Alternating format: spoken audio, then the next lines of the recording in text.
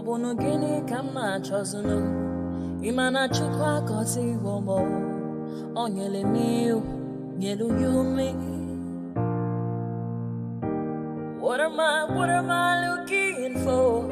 See my God, he don't bless me, yo. He give me you. Obuni kife la chasha so. Obuni kife me chasha me.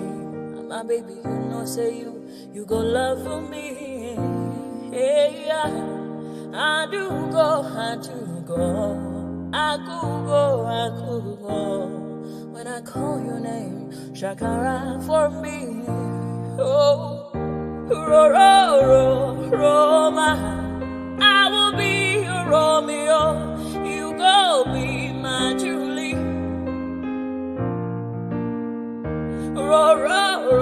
Roma, I will be your Romeo. You go be my Julia. Oh, give me your love and I'll go run away. Show me your love and I'll go use you play. Carry me, go me, I go follow you way. Follow you, they go. Maka munagi, me and you. Okwa munagi, my baby, and me and you. Me and you. Okwa munagi, my baby, oh. Obuzi kife la chasha so. Obuni kife la chasha me, oh. My baby, you know, say you go love me. I do go. I could go. When I call your name, Shakara for me. Oh, Roma, I will be your Romeo. You go be my Julie. Yeah. Roma, I will be your Romeo. You will be my Julia. Oh, Roma, I will be your Romeo. You will be my Julia.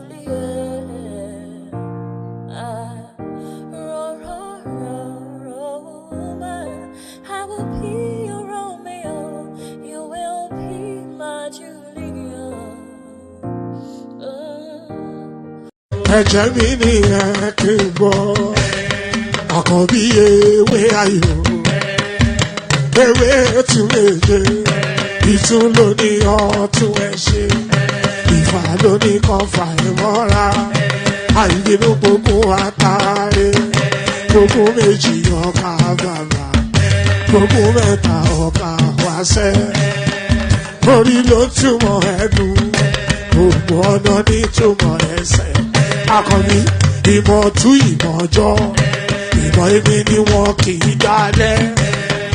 Wọ́n bá lọ mẹ́lẹ́mọ́, wọ́n á fi jóye ẹlẹ́mọ́. Akọni wọ́n bá lọ gbé fèrè, wọ́n á fi jóye ẹlòkò. Bọ́wọ́ wọn bá tẹ̀lé, wọ́n á fi jóye aláre. Àwọn mẹ́tẹ̀ẹ̀ta parapọ̀. Wọ́n wá jọ ń pẹ́ mọ́, ẹ̀ẹ́mọ́ olóko jẹ. Wọ́n pa Akíntọ́lá ọmọ Ògún. Wọ́n pàdé Ìyọ̀dà ọmọ Àtàràbọ̀bà. Àkọ́bí wọ́n pàdé Ṣàtàdàdẹ ọmọ ọba Ìjẹ̀bú Mèrè. Aṣíwájú odò gbólùkẹrẹ, ajagun lólòdì ọ̀run. Tó bá ṣe pé tìyẹ, tó bá ṣe pé tìyẹ, lọ bá ń darí jọ wí. Àgbèrò ni kún gbọ́wọ́, ọgọ́ ti ṣìgìdì máa gbé, àgétì ló máa ń gbé, àyàn ti ìlàyàn ewúrẹ́. Ọlọ́run dákun má padà lẹ́yìn ẹ, kó má gbàgbé ọ̀rọ̀ tẹ́. Aṣíwájú Ọlọ́run dákun má padà lẹ́yìn ẹ.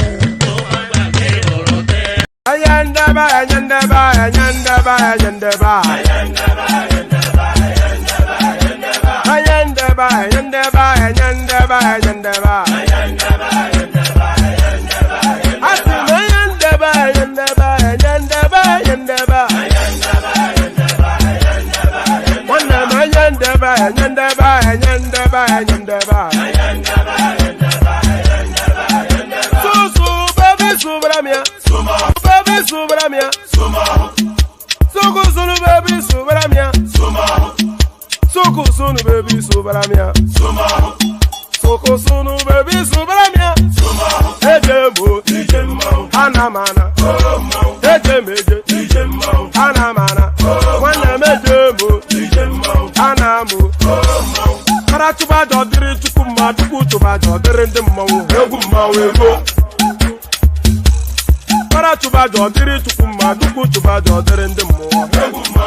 Obodo jisike n'ụbọchị erona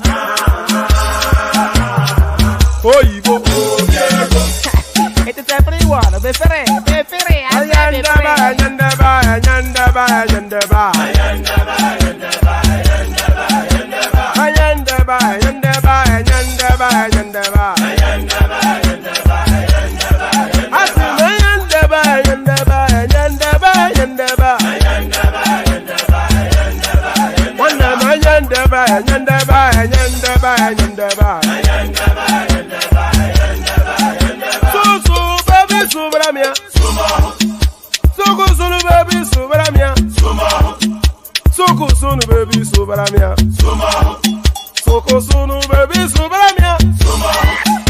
Ladies and gentlemen, sometimes you just have to act like you are drunk, like you are crazy.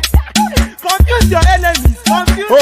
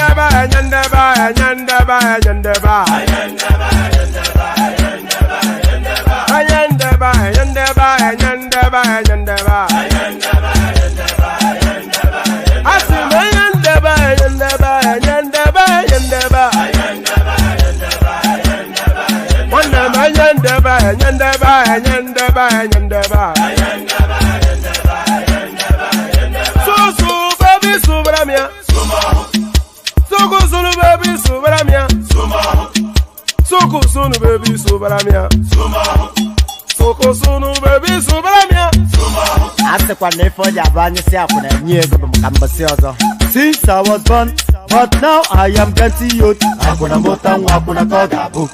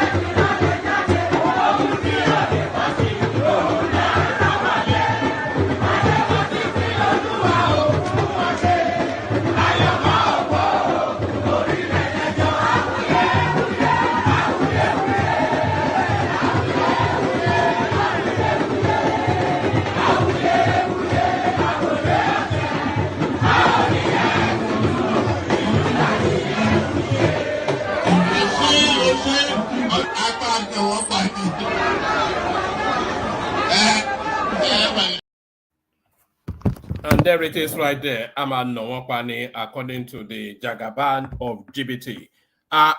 So Aman Nwokpani, according to the Jagaban of GBT,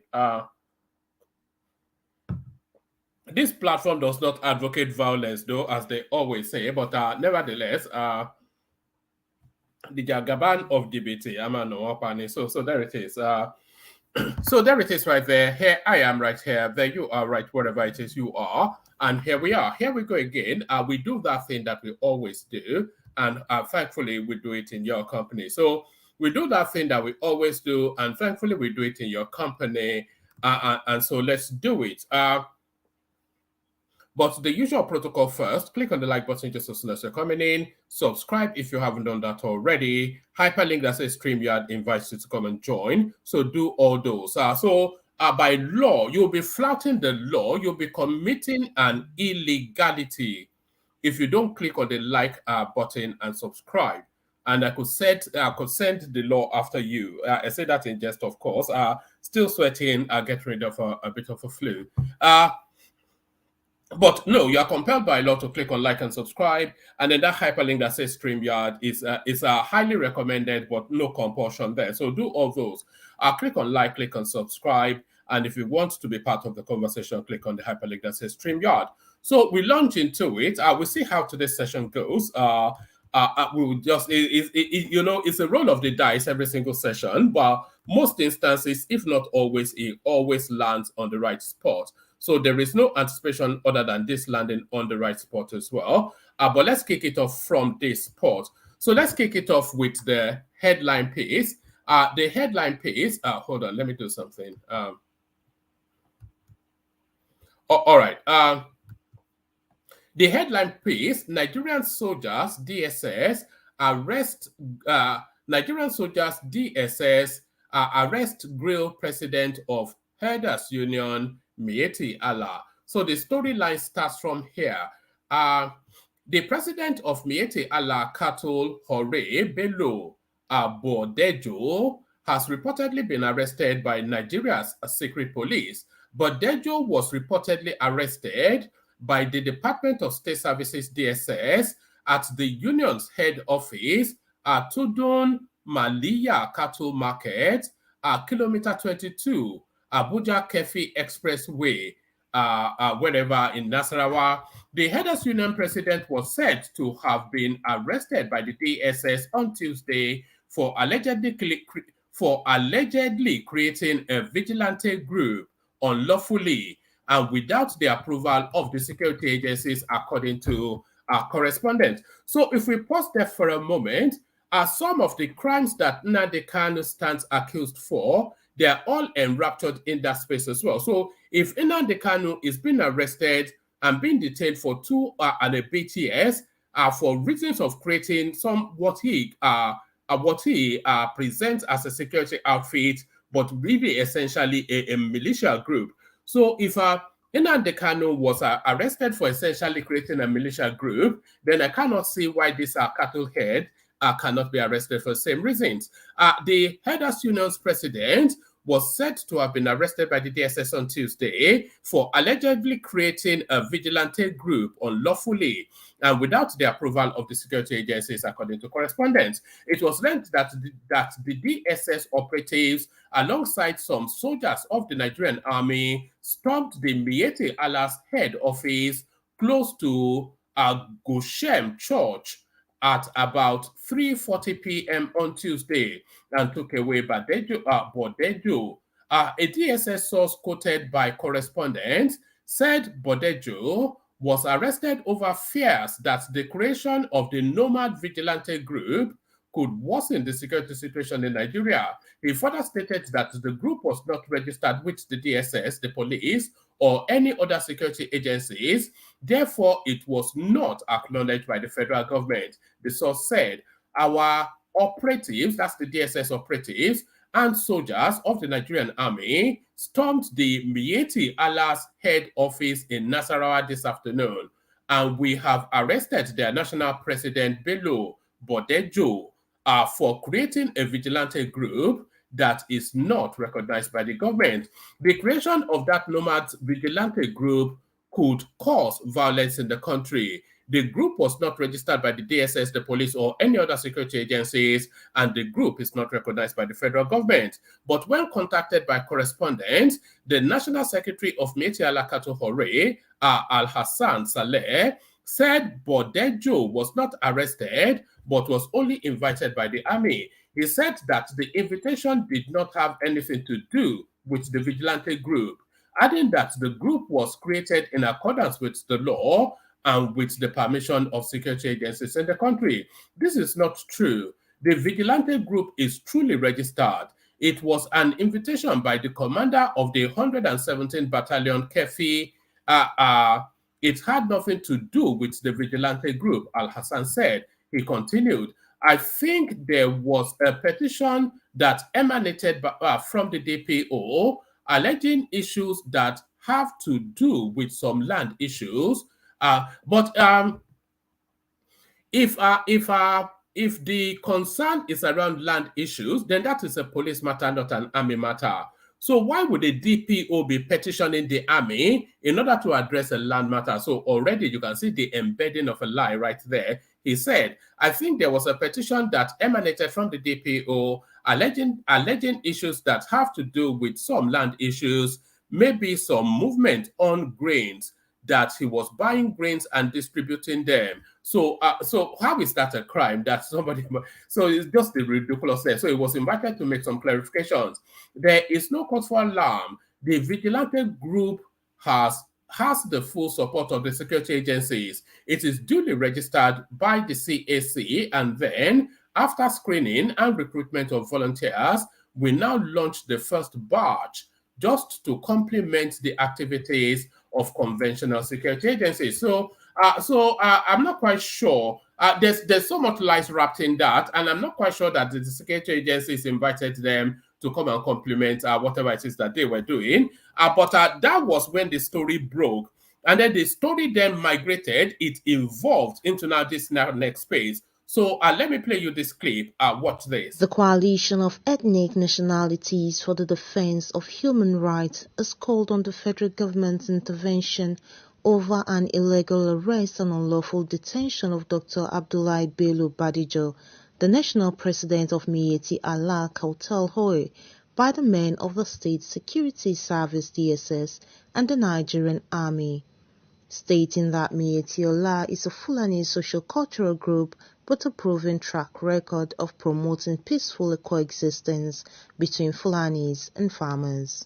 The group, which was led by Kabir Mutazu, the spokesman of the coalition, described the act as not only illegal but also counterproductive and violation of fundamental human rights. Urged the government not to see Alhaji Abdullahi as an adversary but as a committed to being part of the solution, as he should be encouraged, not persecuted. We strongly urge the government to release Abdullahi Bello Badejo unconditionally without further delay. Doing so is imperative to preserve peace, uphold the rule of law, and demonstrate a genuine commitment to collaborative efforts in tackling the security challenges that has persistently plagued our nation.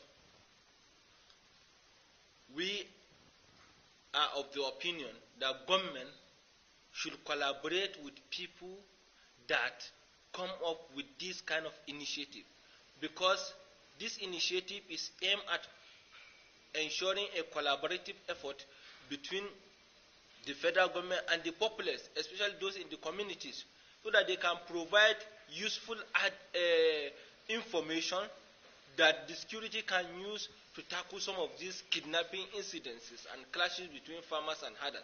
They further threatened to mobilize members all over the nation to flood the Federal Capital Territory with a massive protest if their demands are not met. Assures their continuous contribution in making sure unity, peace, and justice prevails in the country. So there it is right there. So that's where the story has evolved to. So now, let's just audit where we are. So these Miyetti Allah people, they claimed that they were forming a vigilante group in order to complement the efforts of the formal security structures, the formal security agencies. So now the formal security agencies, they've now picked them up. They've picked their lead person up, Badejo, for reasons of constituting essentially a militia group with the intentions and the purpose not known and not registered, therefore an illegality. So now they hold a press conference to push back against that space, insisting that their intentions was to assist the security agencies who do not see their intentions in that manner. So that is where we are, but the story doesn't stop there. The story now evolves to this space So the story now evolves to this space. Miyetti Allah's president not with DSS. So this is the spokesperson now. The Department of State Services has claimed that Miyetti Allah's president Bello Badejo, who was arrested by soldiers and DSS operatives on Tuesday, is not in his custody. The DSS spokesperson, Peter Afunaya, made the development known in a WhatsApp message sent to journalists. Bello Badejo is not with the DSS. Afunaya simply wrote. Meanwhile, the Nigerian Army's spokesperson, Brigadier General Oyema Nwachukwu, said he could not confirm Badejo's arrest by soldiers of the Nigerian Army. I don't have the information about his arrest, Nwachukwu said. Earlier, the National Secretary, Miyetti Allah Katuhore, Sule Al-Hassan, confirmed the arrest of the association's president, Badejo, by soldiers of the Nigerian Army and operatives of the DSS. Al-Hassan disclosed the development in an exclusive telephone interview with correspondents on Tuesday. DSS operatives and soldiers on Tuesday reportedly stormed the Miyetti Allah's head office, wherever it is in Nasarawa State, and arrested Badejo over the creation of a vigilante group in Nasarawa State. However, the National Secretary claimed that the Miyetti Allah's president's arrest was not in connection with the recent creation of the Nomad Vigilante Group. So what purpose does a nomad vigilante group serve? So what power of arrest, what force can they bear upon anybody, and on what authority would they bear that force upon that person? So what do they do with who they consider to be a culprit, and how do they determine who a culprit is? What law are they looking to arrest the infractions of?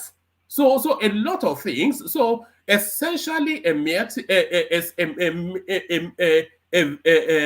militia group, and we all know what the intention is that underpins this. Al-Hassan said, yes, our national president has been arrested. It was soldiers of the Nigerian Army and DSS operatives who came here and took him away, but the DSS has always been here, and the soldiers are his friend. I think it is the soldiers who invited him to make some clarification, but when I got the details, I will inform you. However, I can categorically tell you his arrest was not in connection with the creation of the Miyetti Allah Vigilante Group. We created the group for security purposes, and the police, DSS, and Army were well informed and they knew about it. In fact, a representative of the Nigerian Army and DSS were present when we launched the group, and we also informed the Commissioner of Police. So there it is right there. There it is right there. The country recoils from the notion of Miyetti Allah Vigilante Group, especially when we're waging against the level of insecurity that we are having to contend with. But that is the situation now. So there's an embedded threat then in that news conference by the Miyetti Allah Group, because what they are saying is release our president immediately, or otherwise there'll be consequences. They said they are going to storm Abuja in protestation, but we all know what a protest can look like with an AK-47 wielding a bunch of Fulanis launching against the capital state. So that is a developing space right there. They want to bear arms, and they're telling Tinubu, stop us if you dare. That's essentially where we are. So still with our securities and insecurity, this comes really as a surprise, especially the person making the headline. So I'm bringing this off the back of the headline. I don't know the content of it yet, but hopefully now we unravel together. Insecurity in the Southeast started from Nnamdi Kanu IPOB saga in 2021. So now it surprises really because it's coming from the internal quarters of that space, a public sympathizer of that particular narrative, somebody that even stood surety for Nnamdi Kanu's bail. Senator ABARIBE is the person making the headline. Insecurity in the Southeast started from Nnamdi Kanu IPOB saga in 2021. ABARIBE. Senator representing Abia South Eyinaya ABARIBE has linked the insecurity in the southeast to the saga involving Nnamdi Kanu and his group, the Indigenous People of Biafra IPOB. ABARIBE described some of the insecurity issues affecting the southeast as contrived, which makes it seem as though security agents cannot tackle them. Speaking in Enugu, the former Senate minority leader, however, said the economic downturn in the southeast cannot be linked with the saga. He said, as much as we know that we cannot do anything without security, I posit that we must, whilst dealing with insecurity, some of which are contrived, also start to discuss some other pressing issues within our polity. I say contrived because it is obvious that the general malaise in our society today that makes it seem as if insecurity cannot be tackled by our various security agencies. These loose associations are today pivotal to most development strides in our communities. And of course, these efforts have expanded to the area of community security associations to complement government efforts. Yes, Indigbo today have insecurity issues, but it was not the case in the recent past. Today's insecurity started with the Nnamdi Kanu / IPOB saga in 2021. Did the economic downturn in the southeast start from that date? The answer is a resounding no. So now, let's just pause and reflect on that. Has there always been crime in the southeast? Of course, there's always been crimes in the southeast. But the level of brutality and violence that we're seeing, because at the southeast now, it's essentially the most brutal space in terms of just senseless killings. It's essentially the most brutal space within the Nigerian space now. Has that always been the case? No. The Southeasterners traditionally recoil from taking a human life. They can do it sometimes in anger, but they don't often do it in a cold, calculated manner, except, of course, acts of criminality. But this surge of insecurity now that we're seeing within the Southeast, it pretty much started with the IPOB storyline. There is no equivocation about that. We all know the timeline of the spiking of insecurity within that space, and it's all entirely tied with the IPOB strapline. And we've always all known this, and but a lot of us recall from saying it for reasons of ethnic accusations. But a person at the heartland of both the Southeast and the IPOB narrative has the bravery to speak truth to power. So it's just beyond question. The insecurity in the Southeast is essentially attributable to the guy from Abia State. Yes, Indigbo today have insecurity issues, but this was not the case in the recent past. Today's insecurity started from the Nnamdi Kanu / IPOB saga in 2021. Did the economic downturn in the Southeast start from that date? The answer is a resounding no. So it's making that point then to isolate and remove insecurity from the narrative, to remove the economic downturn from the narrative of our insecurity within the Southeast. It's being categorical in its attribution, and a lot of thinking money are not too far away from Senator Eyinaya ABARIBE. So Senator Eyinaya ABARIBE. So the next storyline also is something that we all think of, but for reasons of ethnicity, a lot of us cannot say it, of course, except, of course, if the pronouncement comes from that ethnic stock. Northern groups blame forex racketeering on ex-President Buhari's government officials trying to hide ill-gotten gains. So yes, this is not breaking news, by the way. Anybody that follows this platform will know that we've happened on this conclusion severally, that a lot of the monies spiking up the Naira is the illicit money stolen under the Buhari administration, because they were just stealing money in physical bills, and then they were storing it in tanks and sockaways in their houses. So it's those rotting away monies that they are now just throwing at the liberalized dollar space. So somebody that's stolen maybe in raw cash about 30, 40, maybe even 50 billion naira, and that money is just in a strong room somewhere, and his heart is just skipping every time that money is seen. So he's ready to throw that money at the dollar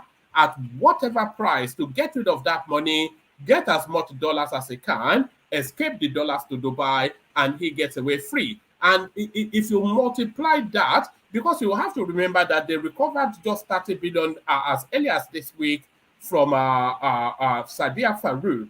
And Sadia Farouk just the middle of the day. So a lot of them have a lot of strong rooms packed with money. We all know that there's a swathe, just an abundance of Naira notes out there in circulation. So it is those notes that are essentially hemorrhaging the Naira value. This is what the Northerners are saying. Northern groups blame Forex racketeering on ex-President Buhari's government officials trying to hide ill-gotten gains. The coalition of Northern groups, CNG, has blamed officials in former President Muhammadu Buhari's administration for Forex racketeering in the country. It accused such persons of trying to conceal their ill-gotten wealth and causing hikes in the price of commodities. So, this pronouncement takes me back to something that Shege said on this platform earlier on. He said Tinubu should have followed through with that Naira swap policy. And if he had followed through with that Naira swap policy, it will squeeze out a lot of those illicit monies just awash all over the Nigerian space.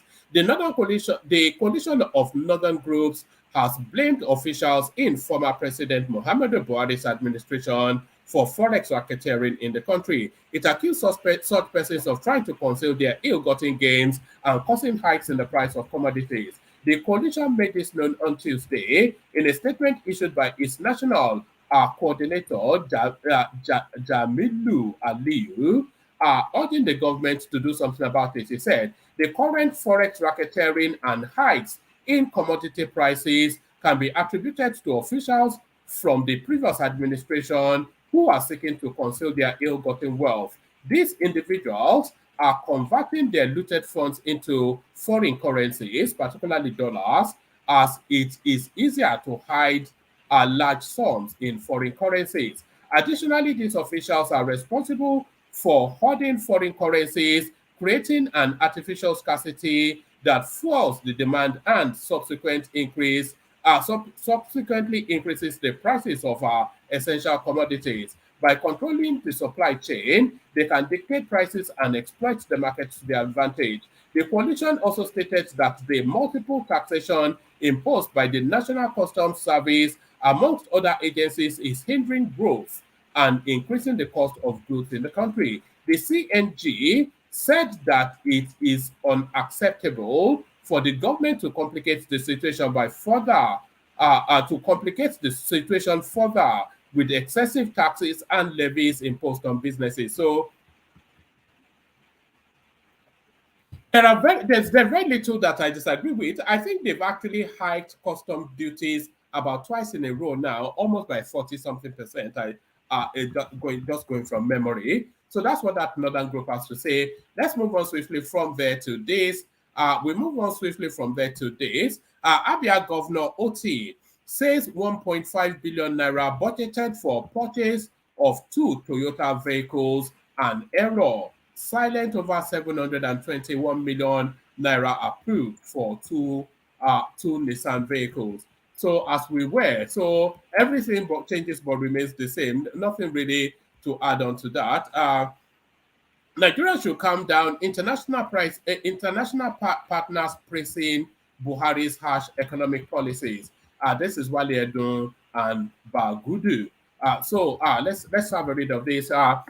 Finance Minister Wale Edun and Budget Minister Atiku Bagudu have assured Nigerians that President Bola Tinubu is addressing the high cost of living Nigerians are battling with. CBN Governor Olayemi Kadoso and FIRS Chair Zach Adedeji joined the ministers to allay the fears of Nigerians about the current inflation. So the only thing really that allays the fears of Nigerians about the current inflation is prices coming down. That's the only metric that resonates with the people. They all spoke when they appeared at the sectorial debate organized by the House of Representatives for the finance sector and stakeholders on the current cost of living at the plenary in Abuja on Tuesday. Mr. Edun, also the coordinating minister of the economy, said, where we are as a nation is a much better place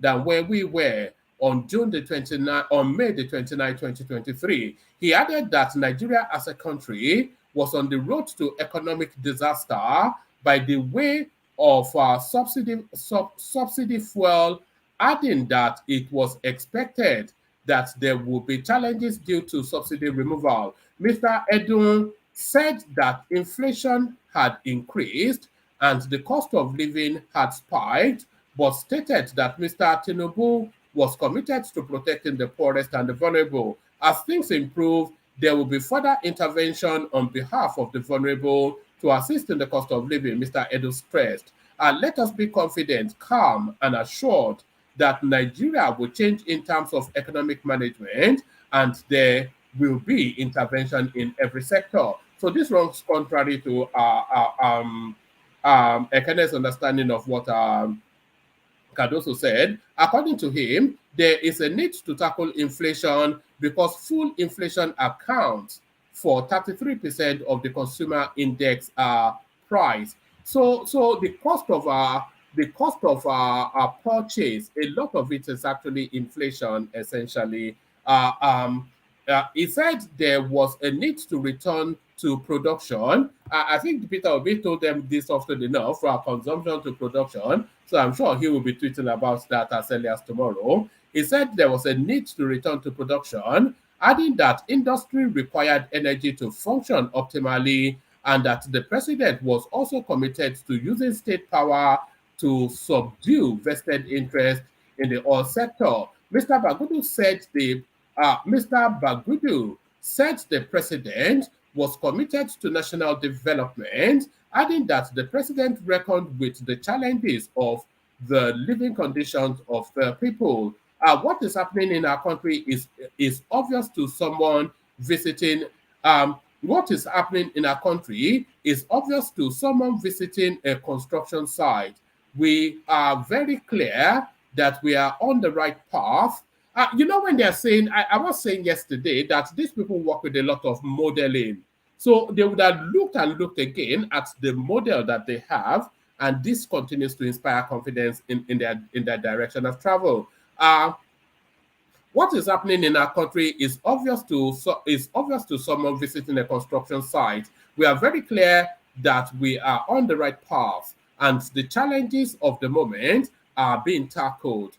We are getting support from international partners, and they are all acknowledging the commendable steps that the president is taking. So if the international space agrees with the trajectory, then that tells you that the cost of travel are somewhat right. We have seen investment in the rail sector, the NNLG, and we assure you that we will overcome the challenges of the moment and sustain the economic growth as promised by the president. Mr. Cardoso expressed confidence that positive outcomes from the administration of Tinubu were already emerging and will further emerge in the near future. The concern as per the cost of living is genuine, and the urgency of the matter is not lost on us at the CBN. And we are working tirelessly to bring up a lasting solution, the apex. So half the solution to a problem, of course, is acknowledging that there is a problem. So half the solution is acknowledging that there is a problem, but the real solution, of course, is solving it. Let's just touch base with this old story. Ndume, yes, my daughter worked at CBN, but I spoke truth about moving offices to Lagos. Ali Ndume, Chief Whip of the Senate, says although he has a child that works at the Central Bank of Nigeria, his comments on the proposed movement of the headquarters of the airport and some offices of the Apex Bank are the truth. Even if my word is working at the CBN, is she the only person that is going to be transferred to Lagos? There are hundreds of people that they plan to move to Lagos. Whenever an issue like this crops up, instead of addressing the issue, the people and some of the reporters will now concentrate on the messenger and not the message. So yes, we know where you're coming from, my man. So don't you worry about that. We know where you're coming from, my man. Don't you worry about that. Oyo State will be the first Nigerian state to achieve electricity efficiency. So I don't quite know. This is actually Makinde. I don't quite know what electricity efficiency means. Is that full electricity or not? It's just that's just all this meaningless use of words. Oyo State Governor Seyi Makinde has said that the state will be the first in the country to achieve. Did you say efficiency or sufficiency? Energy sufficiency. So yes, I misread that. To achieve energy sufficiency. The governor, who stated that achieving energy sufficiency in Oyo State has always been a major focus of his government, expressed the readiness of the state to partner with the British American Tobacco Ibadan plant to achieve this. So what does British American Tobacco has to do with electric generation is really the question. Governor Makinde gave this indication on Tuesday when he attended the 20th anniversary of the BAT Ibadan plant. So that is British American Tobacco, not Bola Ahmed Tinubu, held at the company's premises in Ibadan.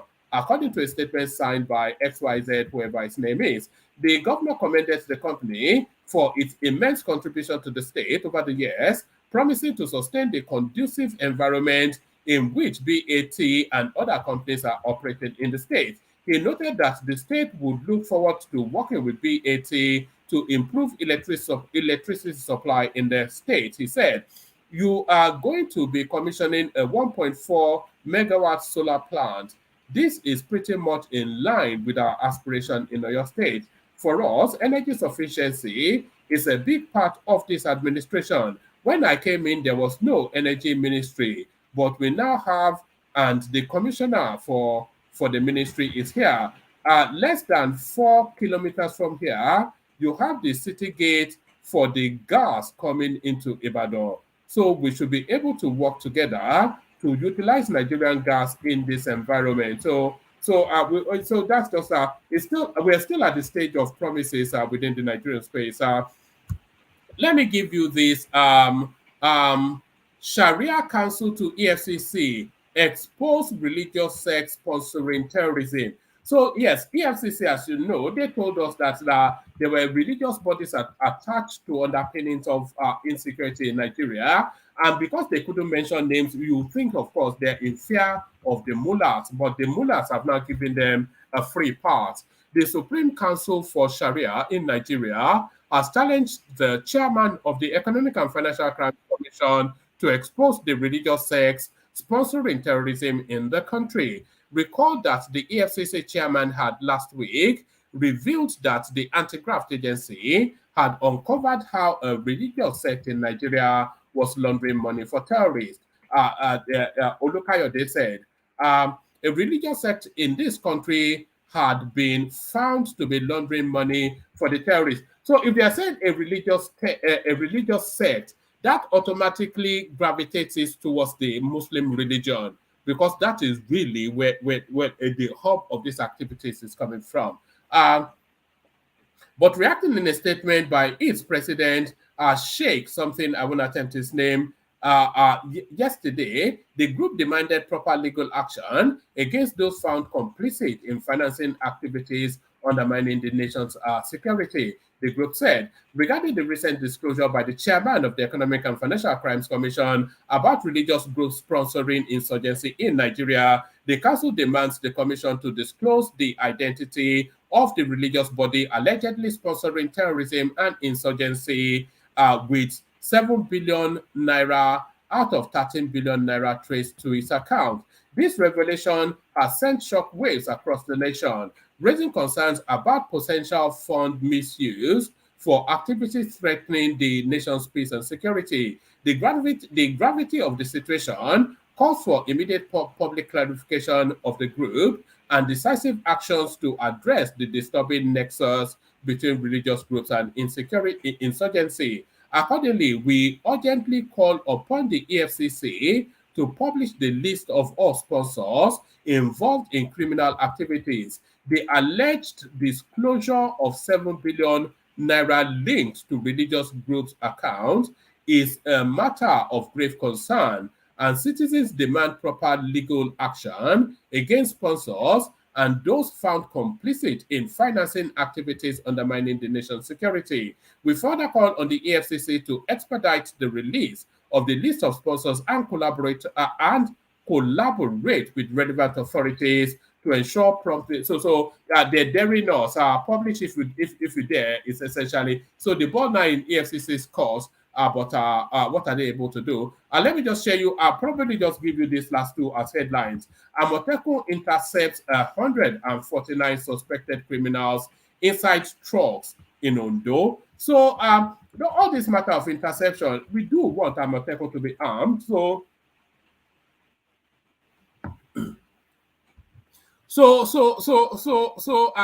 If Amotekun was armed now, they could have just dug holes in wherever they intercepted them and left them there.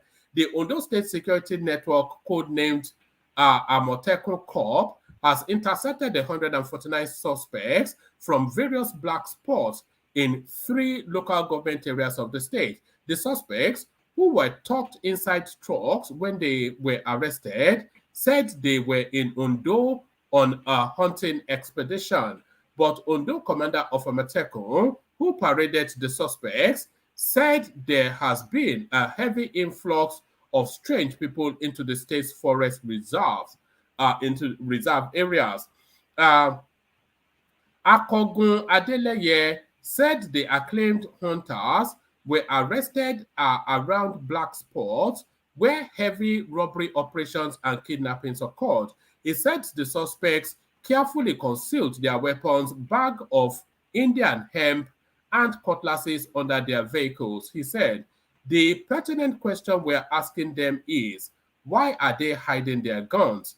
If they are genuine hunters, why not come out openly? One begins to wonder why they will come from the extreme parts of the country to hunt in a village, in a forest they have never been before in Ondo State. No doubt, as Nigerians, they have the right to go anywhere in the country, but they do not have the right to carry weapons. So, essentially, an invasion of Fulanis into the Ondo State to come and savage and ravage. As hunters, we had expected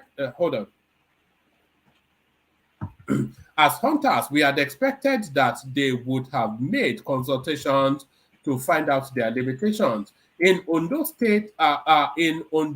State forestry reserves, the government is very clear that if you are a hunter and want to go into the forest, you have to register so that the government, the kings, and the hunters will know that you're there. He added, however, we want to appeal to commuters that if you have any reasons to do your legitimate business in Ondo State, please consult the relevant agencies and to our bales, KBACs, and the good people of the state. We can no longer tolerate these kind of people without permission entering our forest. So there it is right there. A bunch of our kidnappers rounded off. I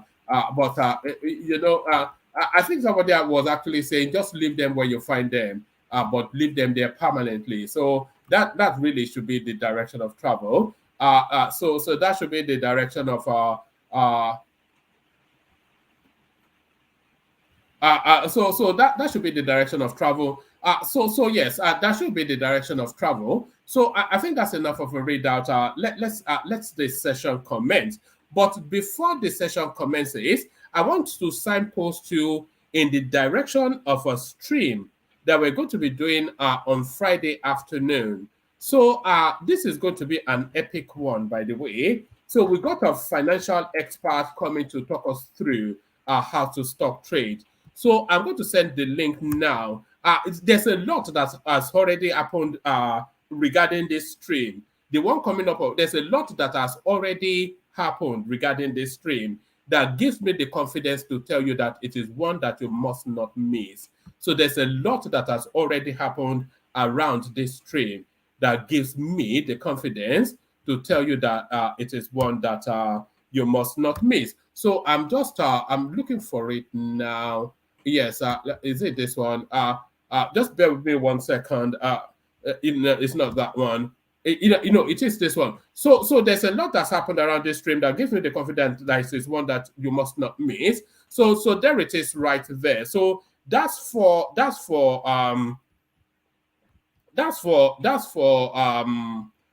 Friday afternoon, 2 p.m. UK time. It's going to be a very, very short, about 2-hour session. So it's not going to be anything heavy and labored. So it's a beginner's guide to trading options with an experienced trader, a guy called KANU. So I'm going to send the link there. If you've ever bookmarked anything, bookmark this.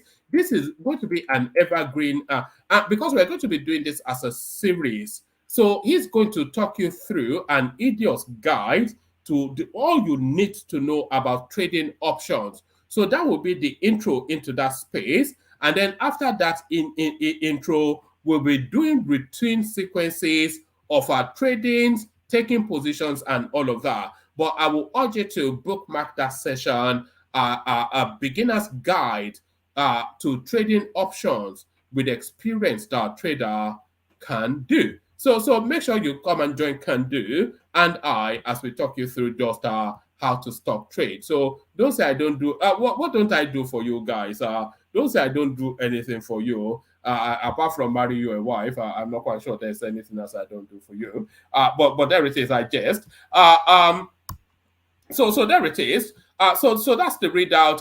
Let me play you the Kegite music. We kick off the conversation. Of course, it's going to be an epic session. Always is an epic section on One Man Went to Mow. Water, only water, only water, where they see ma. Water, only water, where they see ma.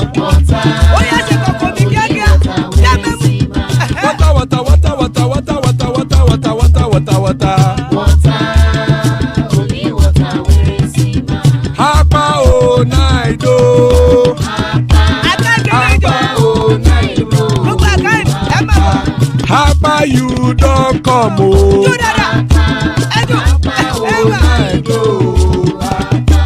Hapa o naido,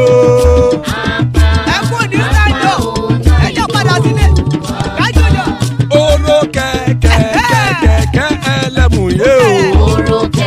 Ilé sọ́dí àkẹ́kẹ́ rẹ̀ ẹlẹ́mù rè o.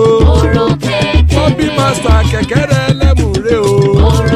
Chief Wáìlà tí kẹ̀kẹ́ rẹ̀ ẹlẹ́mù rè o. Eruku lẹ̀lẹ̀ ẹlẹ́mù dé. Eruku lẹ̀lẹ̀ ẹgbẹ́ ẹlẹ́mù dòde ojàre o. Eruku lẹ̀lẹ̀ Ghana ti dé ẹgbẹ́ bọ́dì o. Ọmọ ẹlẹ́yẹ ẹyẹ o ó dilé o. Odúyẹ̀lá ẹyẹ o ó dilé o. Petrosonana ẹyẹ o ó dilé o. Petrosodúnkẹ́ ẹyẹ rẹ̀ ó dilé o. Ẹlẹ́kọ̀ ọ̀run mú ìní o.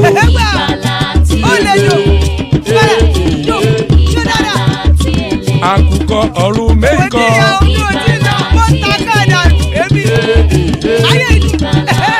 Ikú kò ní ríwà gbéṣe o.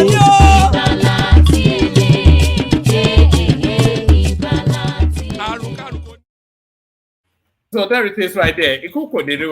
I did promise you it was going to be a banging session. So this is from Wayward Card, Kelechi Nduka. The manner at which, so look at this guy, yo. If you are going to move, at least get the grammar right. The manner at which you read and talk is irritating, sir. Please read realistically. So I'm glad that my voice grates on your nerves. So that cheers me up no end. So I suspect that you'll continue to listen because usually people like you are the first captives of this space. But maybe get the grammar right though, so you can really punch me hard next time. So go get the grammar right and put in another comment. So good to meet you, Kelechi. The manner at which you read, the manner in which you read. So get it right at least.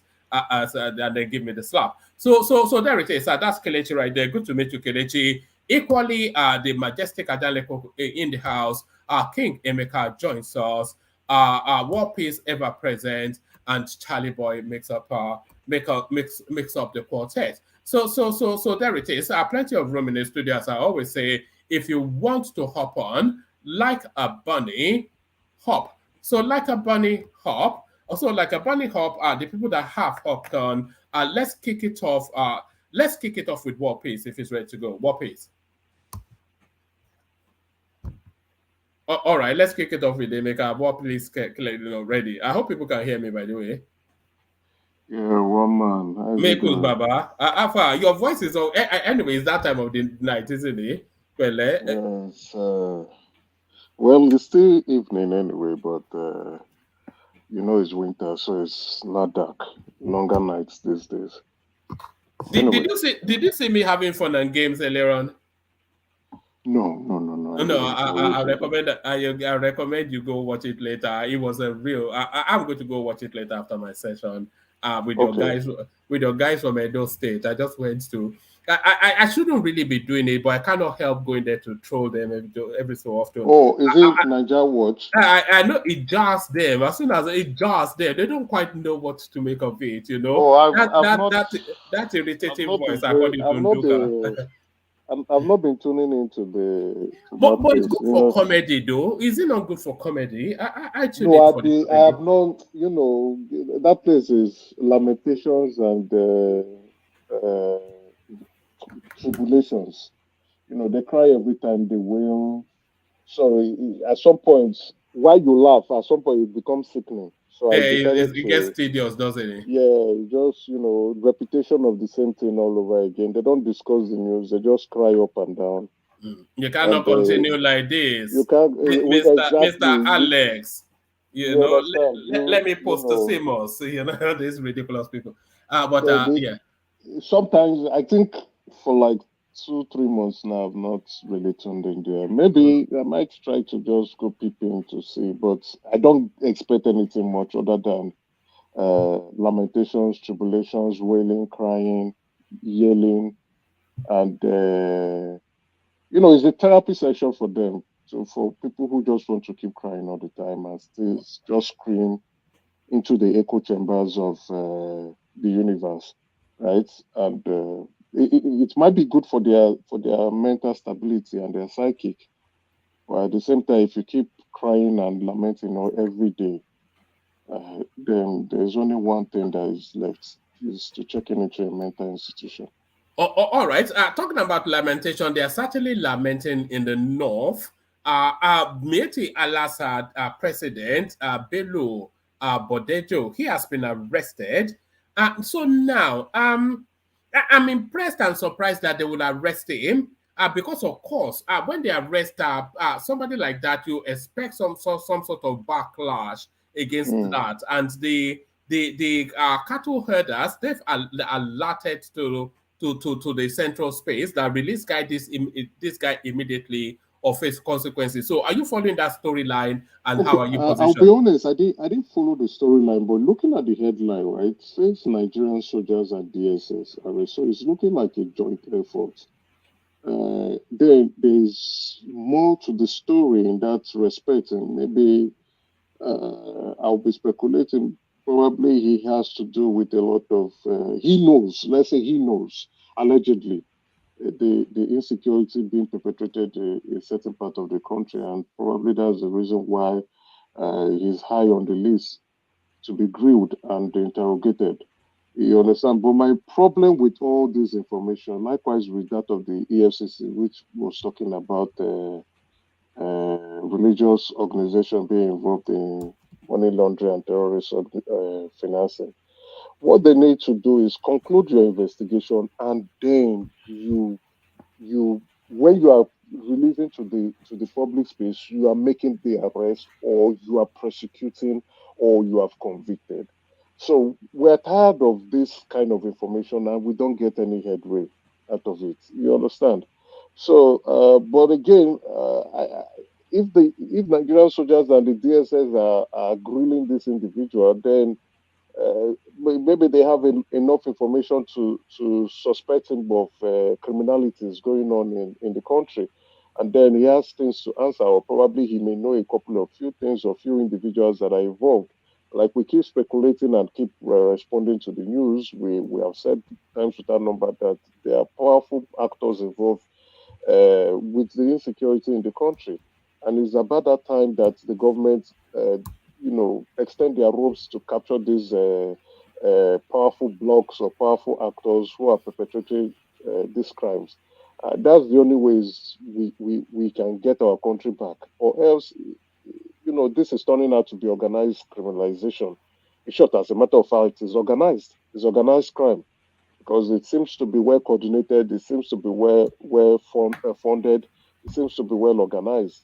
So at that point, then you must have to identify the leaders of the organization and get them to book so that the cards fall apart and the country turns around to a stable state.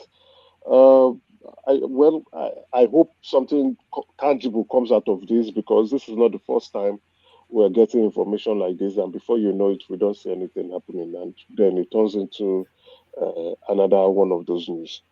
Yes, it's sadly a lot of these things end with the headline. We Yeah. just get the headline and then nothing follows through. But let me take you to this space. Abia Governor OT says 1.5 billion naira budgeted for purchase of 2 Toyota vehicles and error. So is this matter of publishing their budgets? I think we caught this as well in Lagos State when they budgeted some huge amount for some nonsense and they told us that it was typographical error. So how come the typographical errors never disadvantages them, but it always smells like corruption? So what This are is you a then making ridiculous. then of the new boy with the old It's a in the old wife? ridiculous explanation, and as a matter of fact, you see, to let you know that it's not an error, nobody gets to be fired, nobody gets to be sacked, there's no consequences for this error. You understand? What we are promoting is an institution of negligence, and we are normalizing negligence. How can you come out to the public? How can you be saying this is an error? Your budget is an error. Error of what? Or error committed by who? You know, in accounting, there's something called error of misrepresentation and either fraud, outright fraud. For me, I will go with the stronger view of fraud because if it has not been spotted out, you won't come out to say it's an error. So who made the error? Who signed the error? This is a budget that the State House of Assembly in Abia State has already passed. True or false, one man. So what are we now saying? That the process of proofreading budget is not being done in Abia State, and that the budget is there may be some form of error allocations, error budgetary items, error budget heads that can just be thrown into the budget, and then you still take it up to the State House of Assembly, present it, and it's being passed erroneously, and then you are implementing an erroneous budget. That error passed through several layers of scrutiny. Several stages. So When it was being written, when it was being checked, when it was passed to the there's State budget, there's Assembly, and then budget, it was you make the, you it's quite prepare an the error. you first of all prepare the budget. After preparing the budget, you review the budget. After reviewing the budget, you now take that budget to the State House of Assembly, who provides you with, okay, they go ahead, they approve it, they've looked at everything, they are happy with it. Then the budget is now being signed into law by the governor or the president, and there you have it. After the budget has been signed into law, it is now an appropriation bill that you can go ahead to go implement the budget and spend. Then you are coming back after journalists have spotted that look at what you are over budgeting or for the expenditure of vehicles, and you are coming out to say it's an error. They should save that for the clowns. They should save that for the clowns. This is that he is, even my governor is more irritated. He's been portrayed to be a star boy. You understand? It's irritating to look at that. You look at this kind of information and news and you say, what the hell are we doing? So you understand, this is a man has who he's not lack of experience in this field. He has prepared budget, He has sat on budget as the CEO of Diamond Bank. And all through, even when he was growing in his career, he has prepared budget, he has reviewed budget, he has approved budget. So he can't come out to be saying this kind of nonsense as a state governor to the public. It's unacceptable. It is disgusting news. And as a matter of fact, if it's truly an error, somebody should go for it. But guess what, one man? You'll hear nothing else out of this news. This is the end of it. All right, so long as it's removed and it's not cashed, but it will probably still be cashed anyway because they'll just rebrand it as something else. Amotekun intercepts 149 suspected criminals inside trucks in Ondo State. So this is the frustration that is. They claim to be hunters and they are hiding guns inside their trucks in whatever positions, hiding themselves to sneak into the Ondo State forestry. They are telling us that they're coming from the furthest spaces within the Nigerian space. So that is to tell you that they're coming from the far north. So what are you then making? But Amotekun catches them. They give a storyline. But ultimately, this is going to be yet another catch and release sort of narrative. So what do you think should be happening in this sort of spaces? No, first and foremost, I'll just extend my appreciation to Amotekun for a job well done. You understand, there's never a time when you catch a thief, the thief will tell you he's a thief or he wants to perpetrate a crime. When you catch any criminal, the worst they can say is that it's my first time or it's the devil. I was misled by the devil. So I don't expect them to the alleged individuals with the guns to say, "Oh, we are coming to create destruction in your town." I don't expect them to own up. But why are you coming in large numbers and why are you coming with weapons? Why are there weapons with you? So the good thing is that Amotekun has prevented a crime from happening. So which is good because this would have resulted to something else. So the explanation, they should save the explanation for the clowns to dance with. But then the next stage is Amotekun should probably do more digging, do more investigation to find out the reason why they are in Ondo State, in the forests of Ondo State. What is their mission? What is their aim? Who sent them? And then hand them over to appropriate law enforcement authorities for prosecution. But I'm afraid, like you sometimes you look at things and you say we are not serious people in that country. These are the kind of people you don't see people with. The last time I checked, Nigerians do not have license to carry guns. So when you see someone with a gun, that is an illegal offense. You should be prosecuted for that. That's the best way to go, even if they've not perpetrated a crime. But for you to be carrying guns in large number, coming from one place to another, being trafficked from one location in the country to another point in the country, you should be charged for an offense. So I don't know what offense they could possibly be charged with. I think Pansat was talking about Amotekun not having the legality to prosecute. I think they don't have that. But again, the state prosecutor in Ondo should be looking at charging them with some offenses like gun running, gun trafficking, illegal arms, and with the view of them coming to perpetrate chaos in the state and throw them into the state prison, let them go arrest there. That's where they belong. That's where they actually belong. All right, brilliant. So this next one, Emeka, is a bit of a delicate one, but it echoes the sentiments of a lot of people. A lot of people might agree with this. Insecurity in the Southeast started from Nnamdi Kanu IPOB saga in 2021. So this is Eyinaya ABARIBE saying this. He probably the only one brave enough to say it. And shockingly, yeah. When the senator is coming to his senses, it's about that time he spoke the truth. But one thing he missed out is organized insecurity, organized crime. There've never been a time where, in Nigeria, there've been pocket of crimes, but not wide scale, right? Pocket of crimes in certain part of the country, including states in the southeast. So it happens, but it's not widespread. It's not organized. But this is what you would have said is organized crime or organized insecurity in the southeast started from in Nnamdi Kanu, and it started in 2021, which is true. He has not said anything that we don't know, but he's just coming to his senses. Probably he has gone for forgiveness. He has asked God for forgiveness because at some point in time he was supporting IPOB. So, as being one of the leaders of the Southeast, he's doing the appropriate thing that a leader should do: call out the bad elements in that is being and the crimes being perpetrated in the Southeast, and shame them for it, and see how to rally around to see things can get better in the Southeast.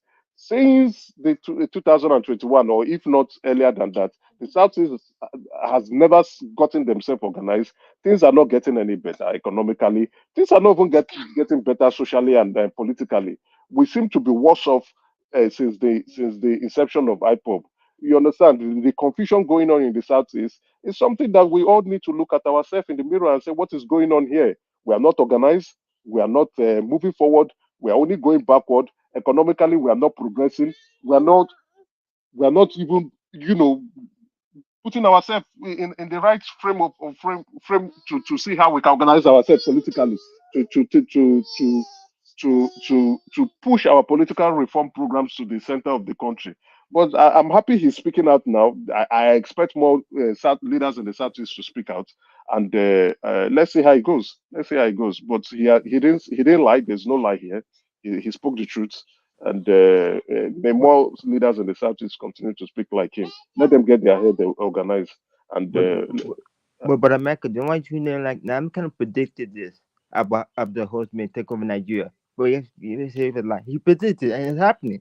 Now it's coming to one it's a truth. The host man take over Nigeria. He predicted that it will happen.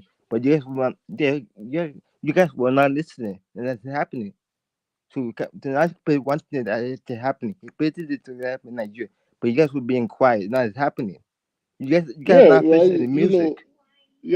apparently we can tell now from the look of things that it's not paying anybody.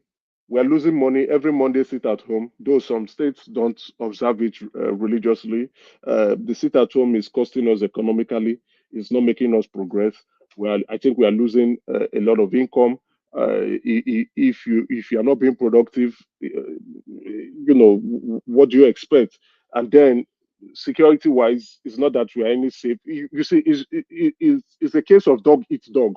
You are chasing a cause, but that cause we are not seeing any clear objective. We are not seeing any clear milestone. But what we see is disaster, destruction, insecurity, crime, killings, strangulation, economic impoverishment of the people. So, what is the aim? What is the aim of Biafra? What is the aim? What is the essence of it all? If you are fighting for liberation, and then the people you are fighting for, you are enslaving them more. You don't allow them to freedom of movement, freedom of expression, freedom to trade. And so, what is the essence of it? Why cause pain if you say you want to bring freedom? What are you trying to do? This is clear oppression. So it's for me, it's madness, if you ask me, overall madness. So for those who are supporting the cause at this point in time, where you can say, I think somebody on a different platform was explaining that they could not bury one of his relatives as a result of some hoodlums who are portraying themselves to be IPOP. It shows the backwardness that we have gone, that is being perpetrated in the Southeast. The backwardness of things. In short, it's just like we are driving a bus and all of a sudden we just did a 360 and we started going back to darkness. So for me, it's strange. It's completely strange. It's just total madness. And I think the leaders at this point in time should step up to the foray, step up to the platform, step up to these crimes being perpetrated and say enough of it. If we cannot get ourselves organized, if are they brave enough to do that? Are the leadership in the Southeast, are they brave enough to take a stance against many of them are the ones funding the cause. They are the ones funding the cause. So those who are funding the cause, and it is not it's like you are throwing money and it is not giving you your desired result, then you stop it and say, okay, let's stop this nonsense and let's come to the table and get our act right. So the leaders, they need to speak up. They know these boys, they are funding them, They know the people perpetrating the acts. The traditional rulers know them. The political chieftains know them. So it's not, nobody wins. Nobody is actually winning. Just yesterday, was it yesterday or today? I think it was yesterday. I think I sent it to you. Lagos State is now doing they are testing the red line, the train for the red line. Lagos State is turning into a different country. Oh, they are completely different. They are put up testing borders very soon. The blue line is running, is operational. 100% operational now. They've moved from, they are now electricity. Now they are testing. I saw the rail is not, they didn't tell me, I saw it on the clip, red light testing it. Lagos is just moving on its own. Now you have the Oyo State governor talking about, oh, we want to electricity efficiency. It might be jargons, but it's something they are looking towards. It's something they are looking towards. What is the news coming out from the Southeast? Which news are we hearing? Error in budget. And some states, pure, it's like there's nothing is happening there. So we are a bunch of jokers in the Southeast. It was not jokers. It was not. We are a bunch of jokers. No, we're not. We are a bunch of. If you hate your people, if you hate your Igbo, I'm proud Igbo. I'm proud to be Igbo. This is not the time to say. You've been after him for a while, haven't you, Charles? You've been chasing him for a while. Now you the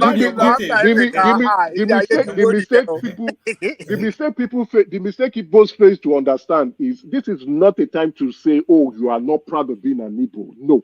You can be proud of being an heritage and still provide criticism when things are wrong. When things are wrong, is that the time to say, oh, that's a complete disconnection. One man, can I interject? Okay, please hold on. Let me. I don't want the interjection. I don't want the interjection. I don't know. One man, a man of prestige, respectively, I don't want interjection because this is really painful. We can be proud of where we come from, but can we call a spade a spade? When we see other places progressing, and we want to progress, and things are holding us down to progress, and yet we cannot call it out and say, can we stop this nonsense and let's get our acts right? It is not what we now hear. I think it's disgusting. People come and say, "Oh, you don't like the Igbos. Oh, you are ashamed of the Igbos. Oh, this is disgusting news and statement in 2024. We should have passed that stage at this point in time. We should look at our governors and tell them, you guys are a bunch of jokers, a bunch of idiots. I should be able to have a pure, clear ideology of moving us forward. Not what are we doing in the Southeast? Killing ourselves, eating ourselves, committing crime, perpetrating crime, fooling ourselves all around, and misdirection and misguidance from the leaders of the Southeast. And then if I speak out to tell me that I don't like the Igbos, that I hate the Igbos, I'm calling that bullshit. And I'm saying this is bullshit. We are industrious people and we should act like one. If we can't act like humans, we should get ourselves our acts right. What nonsense are we doing? Each time I look at the Southwest, I am so jealous. I am very jealous and I'm tired. Can't we get ourselves? Or there's someone who's coming and telling me something nonsense this evening. What kind of nonsense talk is this? Hold on, Charles, settle down. It's a matter of leadership, isn't it? It's a leadership problem. The voice in the Southeast is your voice. A lot of the Southeastern voices that we hear they are similar to the problem we have. The problem we have, we can't take criticism. Once you criticize things going on in the South, oh, you're not an Igbo. Oh, you hate Igbos. Oh, why can you say this? Oh, you can't be saying this. You should not say this. You should not say what? We should not say what? That the stupidity going on in the Southeast, we should continue to keep our mouth shut. We should not say what?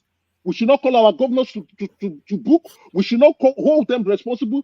We should continue to tolerate stupidity and the irresponsible leadership we have in the Southeast. And while others are busy progressing, we should continue to be seeking for Biafra that cannot emerge. Even if it emerges, it dies. What are we doing? What are we clearly doing? Oh no, you hate the Southeast. Why should I? Can't I criticize what is wrong? Can't I call what is wrong? And what is wrong is wrong. What is wrong is wrong. If you can't see what is wrong, then you're a madman. You're a mad person. It is wrong.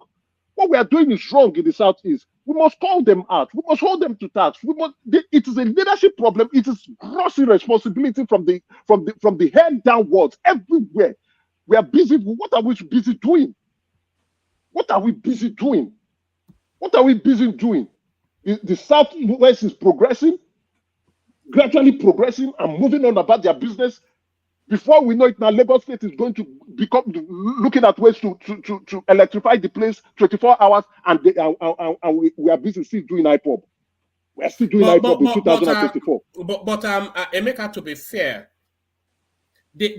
all of the ingredients are there for the Southeast to get it right. As soon as they get rid of the crop of leadership, you'll be surprised at the speed. That is why the criticism. That is why it's the most progressive part of the country, by the way, because it's the most futuristic part of the country. That is why the criticism. That is why the criticism should be louder. The discussion should be heard. We must call the people, the stupid people who are making ridiculous decisions in the Southeast, who are making stupid decisions in the Southeast, the criminal element in the Southeast should be called out and should be chased out. What are we doing? It is painful. And then when you speak, you hear people who call themselves, you see, if the illiterates and the stupid fellows back in the village speak, I can understand that they are stupid. But when educated people, and not even educated people, when exposed people, especially those from the Southeast who are in the West, experiencing first-class premium amenities and infrastructure, are speaking and saying nonsense, you look and you say, goodness me, where have you lost your mind? That's what we are doing will lead us somewhere. This is 2024. Will it lead us somewhere? 2025, we'll still be doing the same nonsense. And in 2025, go and compare the economic infrastructures or compare the economic inroads that Lagos or the South-East would have made for themselves, and compare it to the nonsense and compare it to IPOB that we're still going to be discussing in 2025. Where are we going to? What is the goal? What is the objective? And when you speak, some people come and be saying nonsense. And you look at them and you're shocked and like, oh, Jesus Christ, I can't believe that I'm hearing the same tribe with this nonsense, disgusting idiots. You see, that's one thing like about Yoruba. Yoruba people will never hate their own tribe. That's one thing like about Yoruba people. No. Hold on. Charles, I'm not one to leap to Emeka's defense. Is big enough and bold enough to leap to his own defense. But I will invite people to actually listen to what Emeka says sometimes. I would suggest that Emeka is probably the most patriotic he wants to get quickly to where the space should be, and he wants to clear the excuses so that the excuses then allows them to focus on the debris that are sitting in all of these state houses, because as long as people start to continue to hide behind, circle wagoning, he wants to clear that space so that the focus penetrates to people like Opozo Dema, this OT now that is erroring 2 billion into his own bank account, all of these things, which I think you have to listen to what Emeka is saying sometimes. Can I say something in a minute? Let a minute. To start to question his loyalty to the cause. Can I go ahead? Yeah, carry on if Emeka permits. Yeah, thank you very much. Greet everybody to the platform. One man, I greet you again. But anyway, let me begin. I'm going to be very constructive in my statement. The first question I'm going to answer, Emeka, you don't have to answer. When have you given a constructive, criticism? That's one. And I'm going to make my statement, okay? Because, what you're actually doing right now is gaslighting. You become an entertainer in this platform. It's all right. Whatever people that believe in your opinion and everything, they enjoy it. That is all good. That's why we're here to entertain. You can say whatever you want, but the way you narrate your stories or whatever, your narrative here, people can read into it. And we're all matured, we're all educated. But you just go ahead. Have you given a constructive criticism? I mean, everybody has their own political opinion. You claim, like you stated, there's nothing hiding about it or whatever. You're an APC person. There's nothing wrong with that. I believe in Obi. I supported Obi. Unfortunately, he didn't win. So that's the situation we have right now. Man of I'm not. prestige. But you're What taking it to a different. You're taking it to a different space exactly. now. That is the confusion that is going on in the Southeast. What has political affiliation got to do with economic development in the Southeast? When have you given a constructive if what I am criticism? saying is not constructive criticism for when you, have you? Sorry, Emeka, hold on 1 second. Man of prestige, do you disagree with what Senator Abaribe said, or Emeka's agreement with Senator Abaribe? It's not even about what he said. When it comes to my turn, I'm gonna make my point. Yeah, so about, why are you railing against him if you don't disagree right now. with him? Let it be my turn, but I'm just responding to all this gaslighting here. Crack chasing and everybody, people doing here. I mean, it's an entertainment. It's all good. There's nothing wrong with that. People who believe in that speech, that's fine for them. And people who don't believe, it's fine for them. But this is just strictly my own opinion. Can you and you see why I don't? But it's all good. I mean, you become so emotional. Like your life is attached to this. Please, and when it comes to no, it's an emotional matter now. Is it not an emotional matter? It's a very emotional matter. Can I take back my time, please? That's why I don't like the interjection, right? This is why it's not respectfully. When it gets to your turn, you can express your opinion. This matter is really an emotional matter. You see, everything is emotional to you. I have only said this when it comes to on this platform. That I am. Sorry, Emeka. You know the right or wrong of this conversation. What Senator Abaribe is saying, how Emeka is positioning, all of that. You know the right or wrong of it is being paid in human lives. It's not a joke. It's not a joke.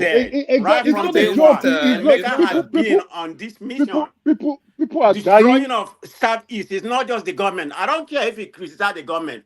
It's just like what happened someday about a month ago. They caught a guy in Abuja, for drug.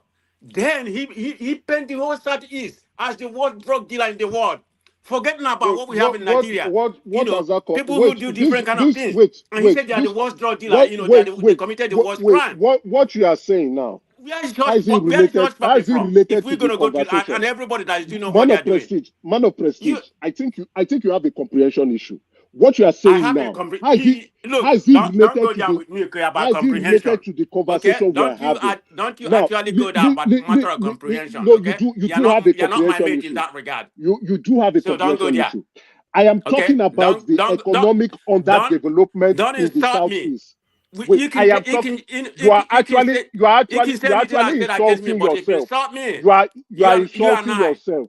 You are insulting yourself, and this is what piece. What piece? Wait, let me land this point. Hold on, please.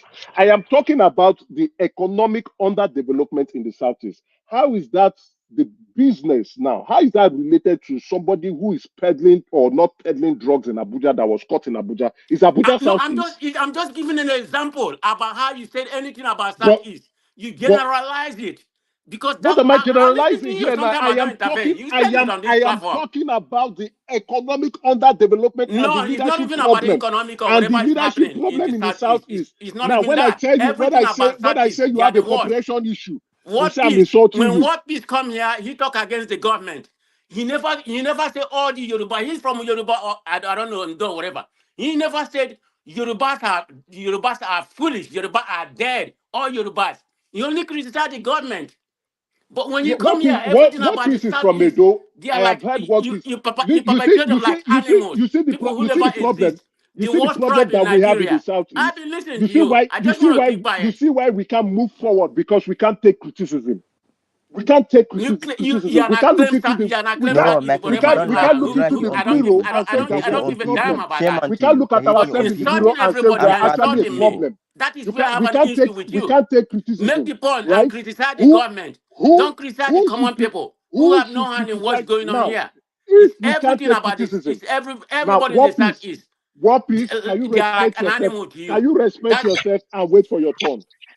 One man, please. Can you respect yourself and wait for his turn? Now, what piece? Sorry. Now, I was talking about a person, not you, what piece. Now, who can criticize the Igbos if it's not the Igbo? Do we want the Yorubas who are progressing on their own space at their own time to come out and tell you, oh, you should look at how you should be building your house? Should the Yorubas be the one telling us we should be building the house, or they should focus What on you're their doing own is business? not criticism. Every right educated person we know is not criticism. Let's be real. It is We what? are not dumb. So It you is can what, go ahead then? and say what you want to say. People, It is even what? people from on every side, It they is know what? what you do. You are just an entertainer, crowd chaser, Man of prestige, it entertainer. is That's what? all you're doing. Gaslighting. Man of prestige. I That's don't why know. I don't know why they you listen to you. see, I don't know why they you listen see, to you because I'm not going you to use see, word. you see, I'm not going to use bad you word see, to assault you. I The can word I wanted hold to use, but myself. I'm not I going to can use that. I hold. will respect one Sometimes man I can platform. hold myself for my bluntness, right? But sometimes you guys do not give me the you do not want me to curb my tongue, not to be blunt. I'm Have a you very said? blunt person. I'm a very Do you direct mean person. everything is And wrong about the if Igbo? Have is you ever stupid, said anything if right someone is about the stupid, Igbo in your if lifetime? someone is Since I've been stupid, listening to you if from someone Niger is Watch, stupid, if have you someone ever is said stupid, even one little thing? Let's because assume if there's thousands see of things or man of millions of things. prestige, I never man of hear prestige, you utter I anything will good about see Igbos as man human of beings. prestige, This is the whether you problem I like it have with or you. not, man of prestige, whether you like it or not, whether it hurts you or not, I will criticize what my people are doing wrong because it Who's your hurts people? me. What people? It What hurts people? me. What It your hurts people? me terribly. What people It is your hurts people? me You don't terribly even know where that you're from. we That are is the problem stupid. for you. We are chasing something. We are chasing stupidity instead of getting ourselves organized. We are chasing ridiculousness instead of Who is us we? getting ourselves Who organized. is we? We are You keep on chasing using the word ghosts. we. We are chasing shadows instead of us getting ourselves. And we Okay, cannot take America, that's let an you criticism. and I come here. insult to my Tell tribe. me It's one part of insult to the We Igbo. cannot because take criticism. you want to go And into the rabbit it hole. I'm going to hurts go there me with the you. most Tell me that, what. Tell me your that I hometown can in. Tell me admit your hometown in. I can Tell me admit your here hometown in on this Anambra or platform. Arando Moahe. I can admit on this Tell me your platform, hometown. and You it came is here and claim painful. Eze. It Like is Eze, claiming painful. you are from a It is royal family. painful. It You is put Eze painful. there. Now, Eze is a common it is name. painful. That's It is not even painful. your name. It is So I'm gonna come painful. after you. Let's go You into can, the rabbit hole if you you want to like, go into. You're it is not pain. If one. you like, You're just no. claiming that. One man. Can And you then if shut you're this man one, you're up so not that I can alien. speak? All right. Shut him All up. right. Let him speak. He doesn't Prestige. want me to speak because he's angry. Thank He's you. upset. He doesn't want to hear the truth. But let's shut him up. Let me speak the truth. It is painful that I can come on this platform to admit 3 times that I'm jealous of what is going on in the Southeast. If you know the amount of pain to even accept it and to express it, that I'm truly jealous of the economic activities going on in the Southeast and not going on in the South. The economic activity going on in the Southwest and the lesser economic activity going on in the Southeast. It takes a lot of pain to say that publicly. Pain. And it is a leadership problem that we have refused to admit. A leadership problem we have refused to correct. A leadership problem and gross irresponsibility on our part. And when you criticize, you hear stupid comments, ridiculous statements, ridiculous utterances from demented individuals, demented idiots coming to say something One that man, you don't have the right. You don't have the right You to see the come word and he's to say using, things that are happening in the South. and you are Who will permitting say such it? a word. Is it I'm the going Hausas to that will come come and to say you it? when you come to my talk. I'm going to give you a kind of the name. Man of prestige, is it the Hausas that will say it? Is it the Yorubas that will say it? Is it the people from Edo that will say it? Or is it the people from Benue State that will say it? That we cannot say it? We cannot tell our people the truth? We cannot look at our face in the mirror and tell ourselves the truth that we are not organized, that we are stupid, we are chasing shadows, we are doing that from Biafra when we are supposed to move forward. We are supposed to get ourselves organized and push ourselves out of poverty. We are busy sitting at home and losing money every Monday. And you are coming here to come and tell me nonsense? Are you out of your goddamn idiotic mind? What kind of ridiculous statement are you making? Thank you, one man, for allowing. One man, why you No, like Emeka, calm down. Emeka, calm down. Emeka, It's enough. It's enough. Emeka, no. Let's. Emeka, calm down. One man, please move me to the next Yes, please. let me do that. Another distance. Let me do that, and then we'll come back after this one, and then I'll say something. One man, sorry. Emeka, one man, you can't just move on like that, man. He has to form of either retrieve those words or say about you get out of this. Hold on, Akim. Let me handle it. Let me take you to this space, Emeka. So, Emeka, is a case of is it a case of the eagle has landed, or is it that a case of the eagle was caged and forced back? Emeka, watch this.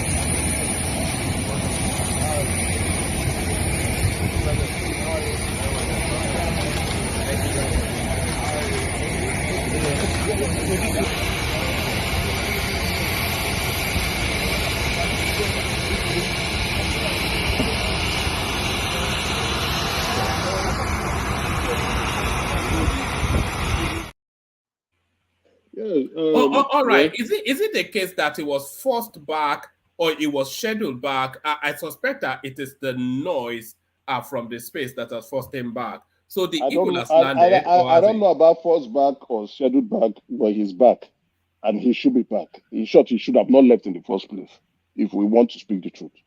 So whether the criticism had made him to return, or it is a regular schedule for him to return back to the country, well, he has to come back and begin to organize things. There are a lot of pending issues that are waiting for him to come fix. He needs to begin to get this sorted out. I saw in the news that the chief of staff was organizing meeting with the NSA and some ministers. I have never, well, anyway, there's always a first. So that should be the president trying to organize things to know what is going on. That the president is not in the country does not look good. And I would want to say to the Emeka, does the chief of staff have that right, a constitutional right to be having a meeting with the National Security Agency?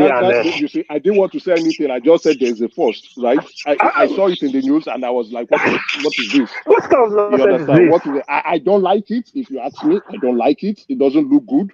That is the job of the president.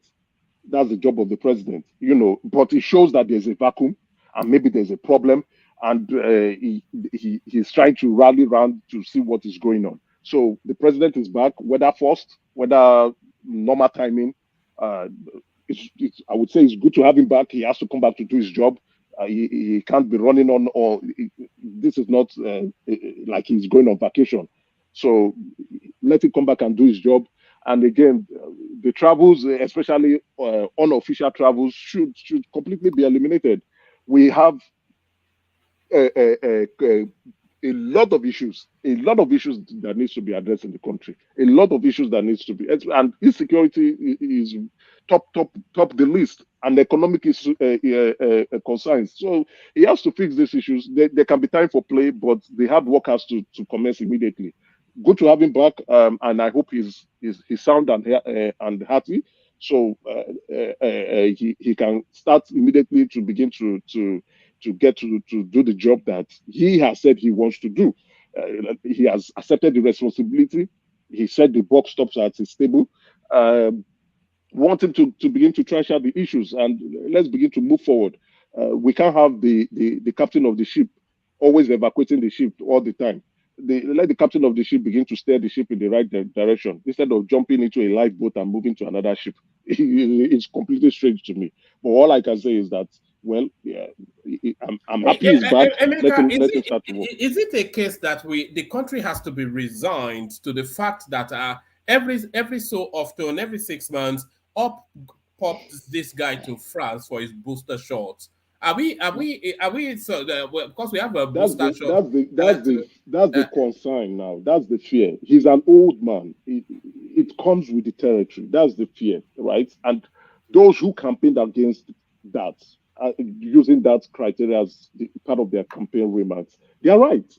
When you are old, your health is not longer going to be there, and oftentimes you would need some days to cater for your health, right? Because you are not young anymore. You can't do most things young people would do because it's going to cause a strain on your health.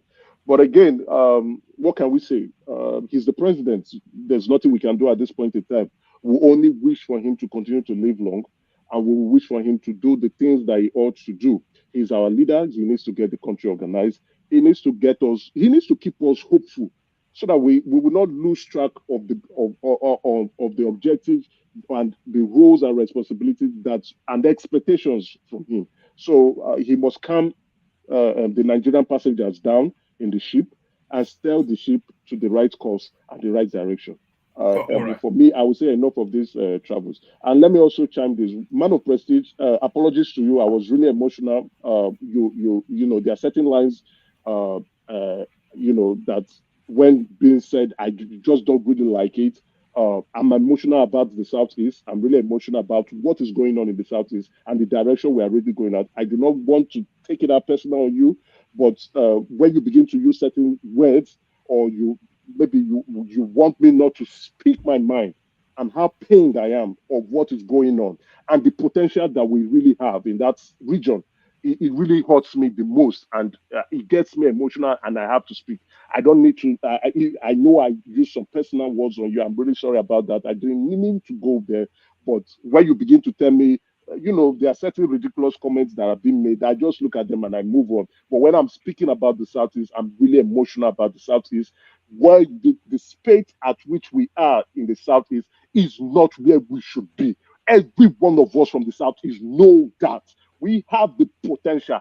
We have that growth potential. We know that we are industrious people, we are intelligent people, we are educated people, we are even the most energized people in that country. Where we are is not where we should be. And when I speak about it, I am pained. Looking at other regions going forward, I am pained. We are not supposed to be that.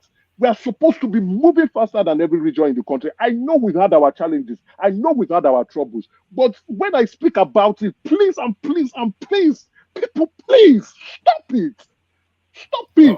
All right, brilliant. Thank you, Emeka, and thank you for saying that as well. I was going to go to that space, but I think you covered a bit of what I had to say. Don't take offense, Prestige, and I know you don't take offense quickly. It was the passion of that moment that came through. The one thing that we know about Emeka is that he's a very passionate guy. And Emeka doesn't put on an act; he speaks from the heart, and sometimes the emotions are overwhelmed. He knows the potential of where he comes from, and is pained that this potential is being held down. You know what he's saying anyway, and I'm sure in the broad strokes you probably don't disagree. Maybe you did disagree with the delivery, but not with the concerns that he's raising. Is saying that the form of leadership there is holding back the potential that will really make that region the leading region in the country. And I'm sure you are not far from that in thought. So thank you for the apology, Emeka, and I know that our Prestige is gentleman enough to accept it. So Emeka, stay there, because the South Africans have come back to push back against the statement put out by the Nigerian High Commission to warn Nigerians about the match coming up tomorrow. So we'll be discussing that, but to manage the time, let me take the conversation from you and take it in the direction of our man of Prestige. Who's up next? Prestige, how you doing? One man, sorry, 1 second, please. What piece? Is what piece there? I hear you. Yeah. Brother, but you know I know the amount of boy, and Yeah, I have one man. I have one man. Okay, man. All right. Don't worry. I have an interpreter who will tell me what you just said now. But by Prestige, you're up next. How you doing? Thank you very much for giving me the opportunity. Yeah, before I proceed, thank you, one man, for your commentary in regard to what just transpired. But to conclude to that aspect of that word, I'm not going to give a fraudster or a charlatan any more of my time. So let's move on. Thank you. All right. All right. Let's leave that there. Still raw. You've been friends for a long time, so a few sharp words is not going to break that friendship. I'm pretty certain. But you then go into that space then and give us your interpretation, because of course this is coming from deep within the camp. ABARIBE, of course, stood shorty for Nnamdi Kanu at his first bail instance that then led to what spiraled to where we are now. And what he is saying to us is that insecurity in the Southeast started with the Nnamdi Kanu narrative, the IPOB space in 2021. Of course, there's always been criminality in the Southeast, as there is everywhere else in the world. But this spate of just blood-curdling sort of excesses of savagery that we're seeing, he's attributing then that is the start point of it. Do you agree then with the senator from Abia?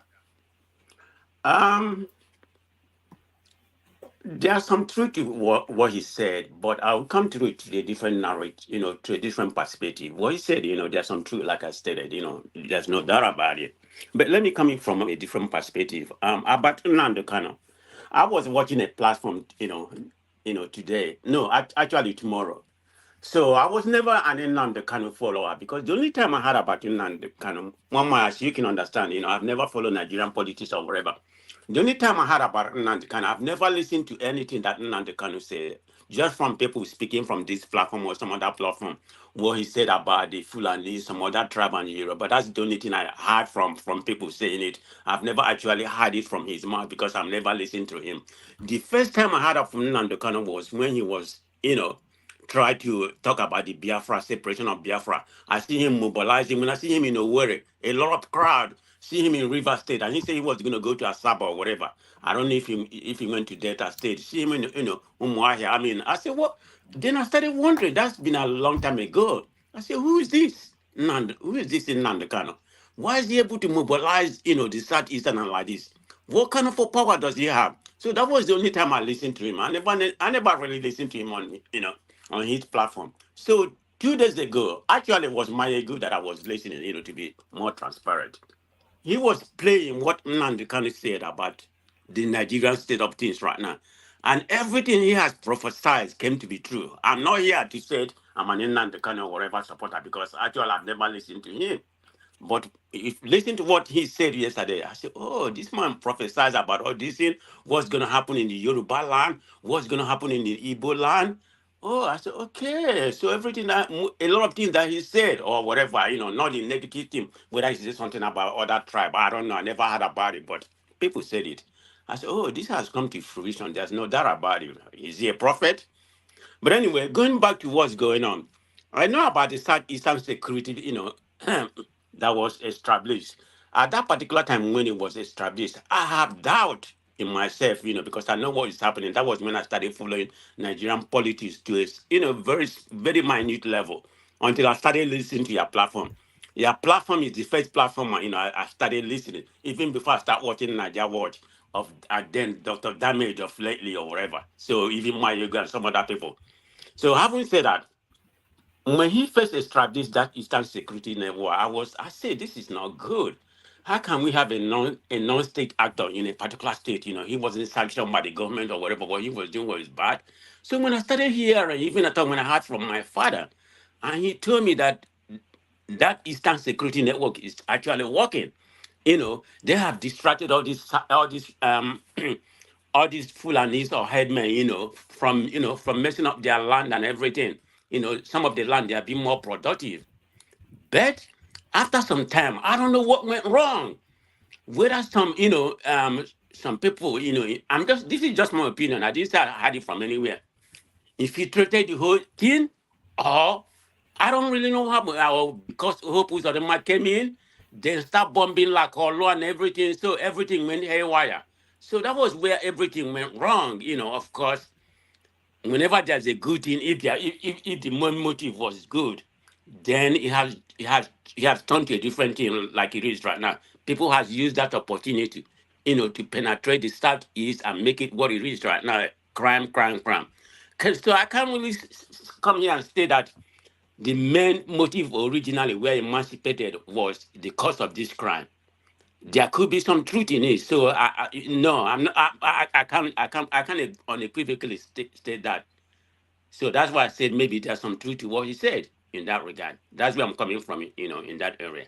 If that's answered that question. All right, brilliant.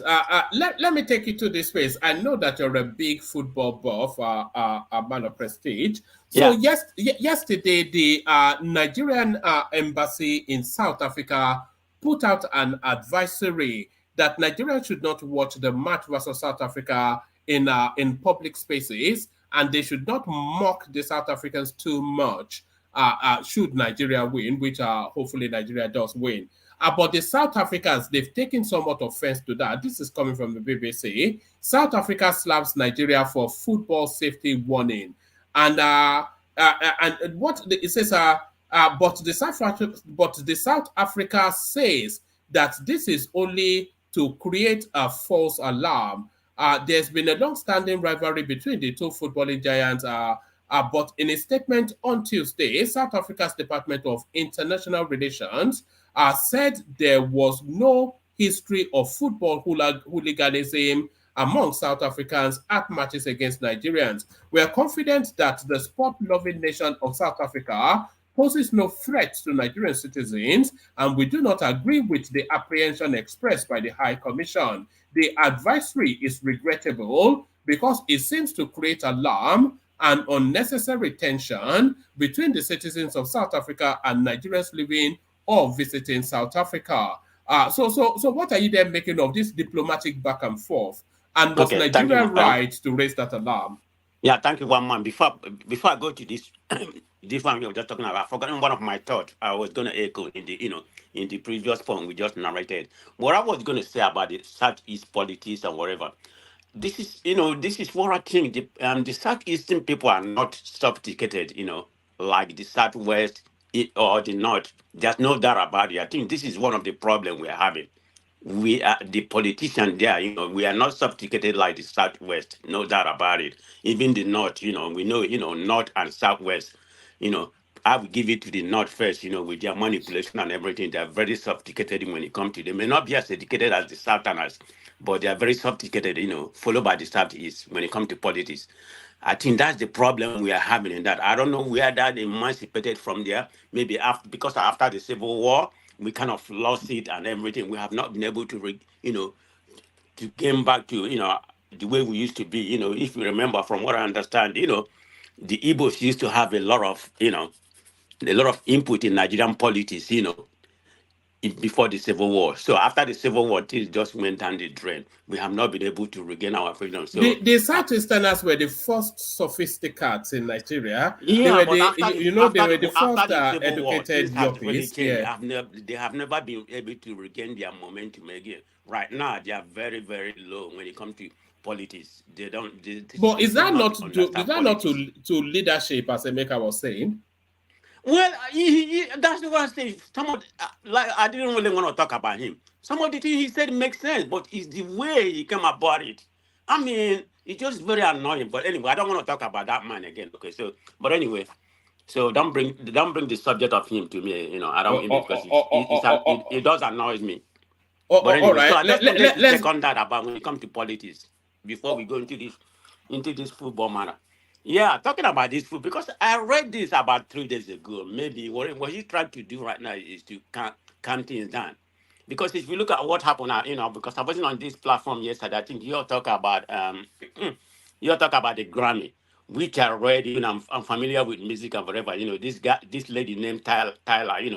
She's only 22 years old. I mean, I think Ara Star is 21. If you look at the record selling and everything, she's nothing compared to you. I'm not saying, and I'm going to tell you something about the Grammy. I don't mean to deviate, but we are coming to this. I will put my word together, about this South African issue.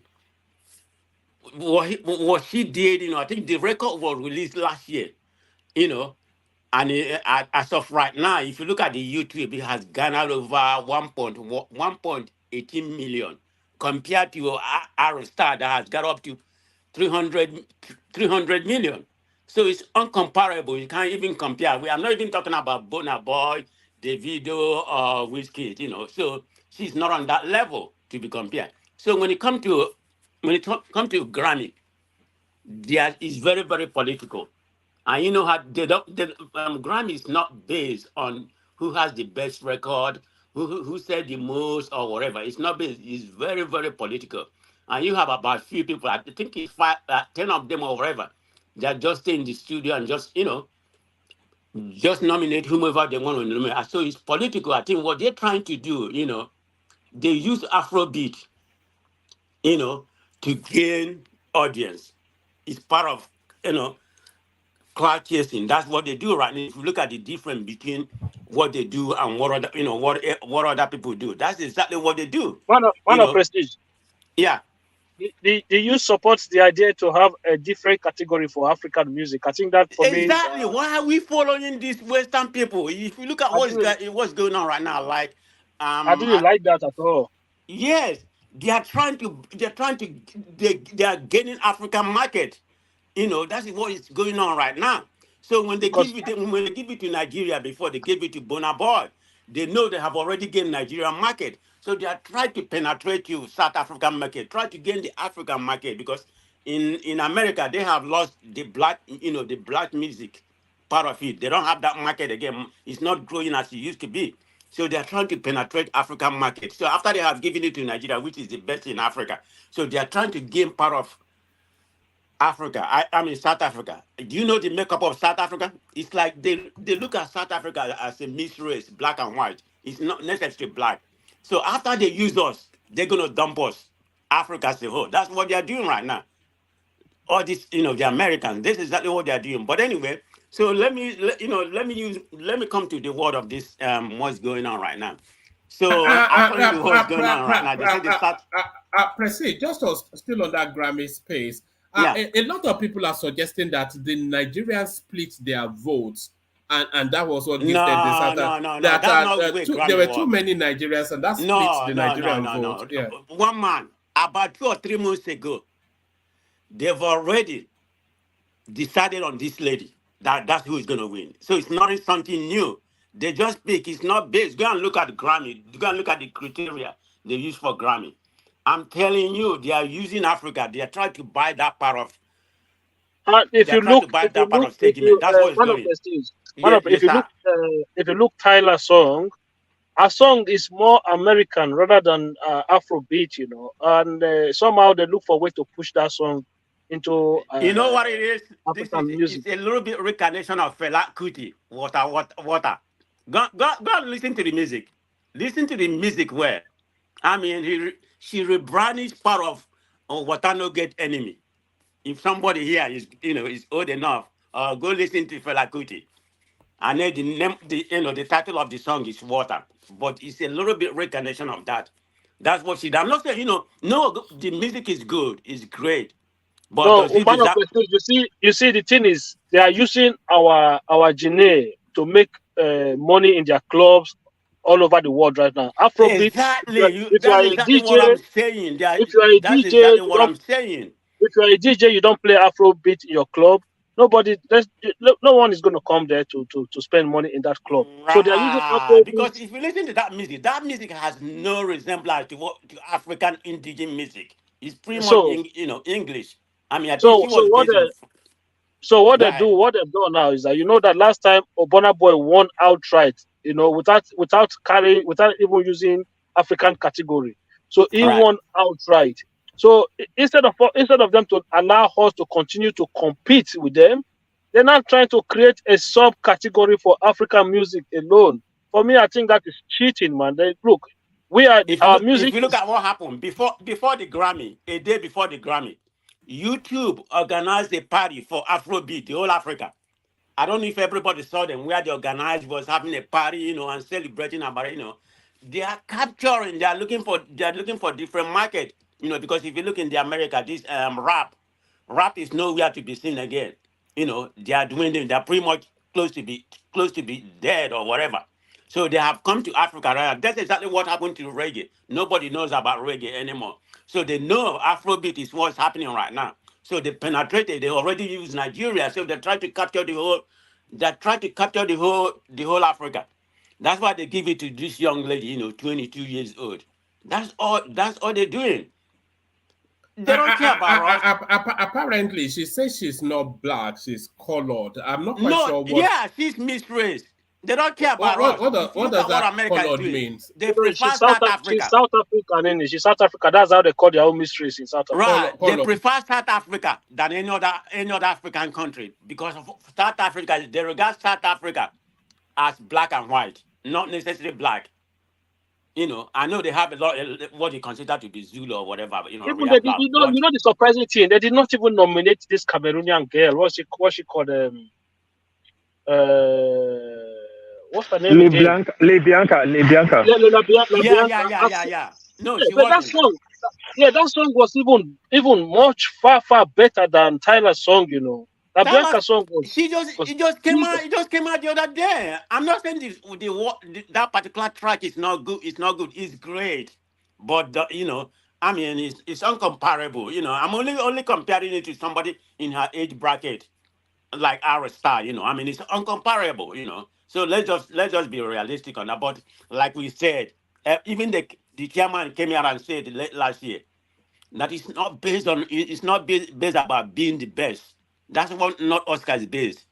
You know, they are based in trying to capture the African market. That's why, spread and capture the African market. That's all it is. But anyway, so right now, what's going on around? They say they have South Africa has won one. They're gonna beat us again when it comes to the football. Coming tomorrow. I think it starts As at long 12. as long as we don't go to penalty shooter, because that goalkeeper, I don't know, I don't know that guy. No, I If he can't. has a if he has a magnet in his hand, I don't know. Osim is available to play. He's gonna play. We are good.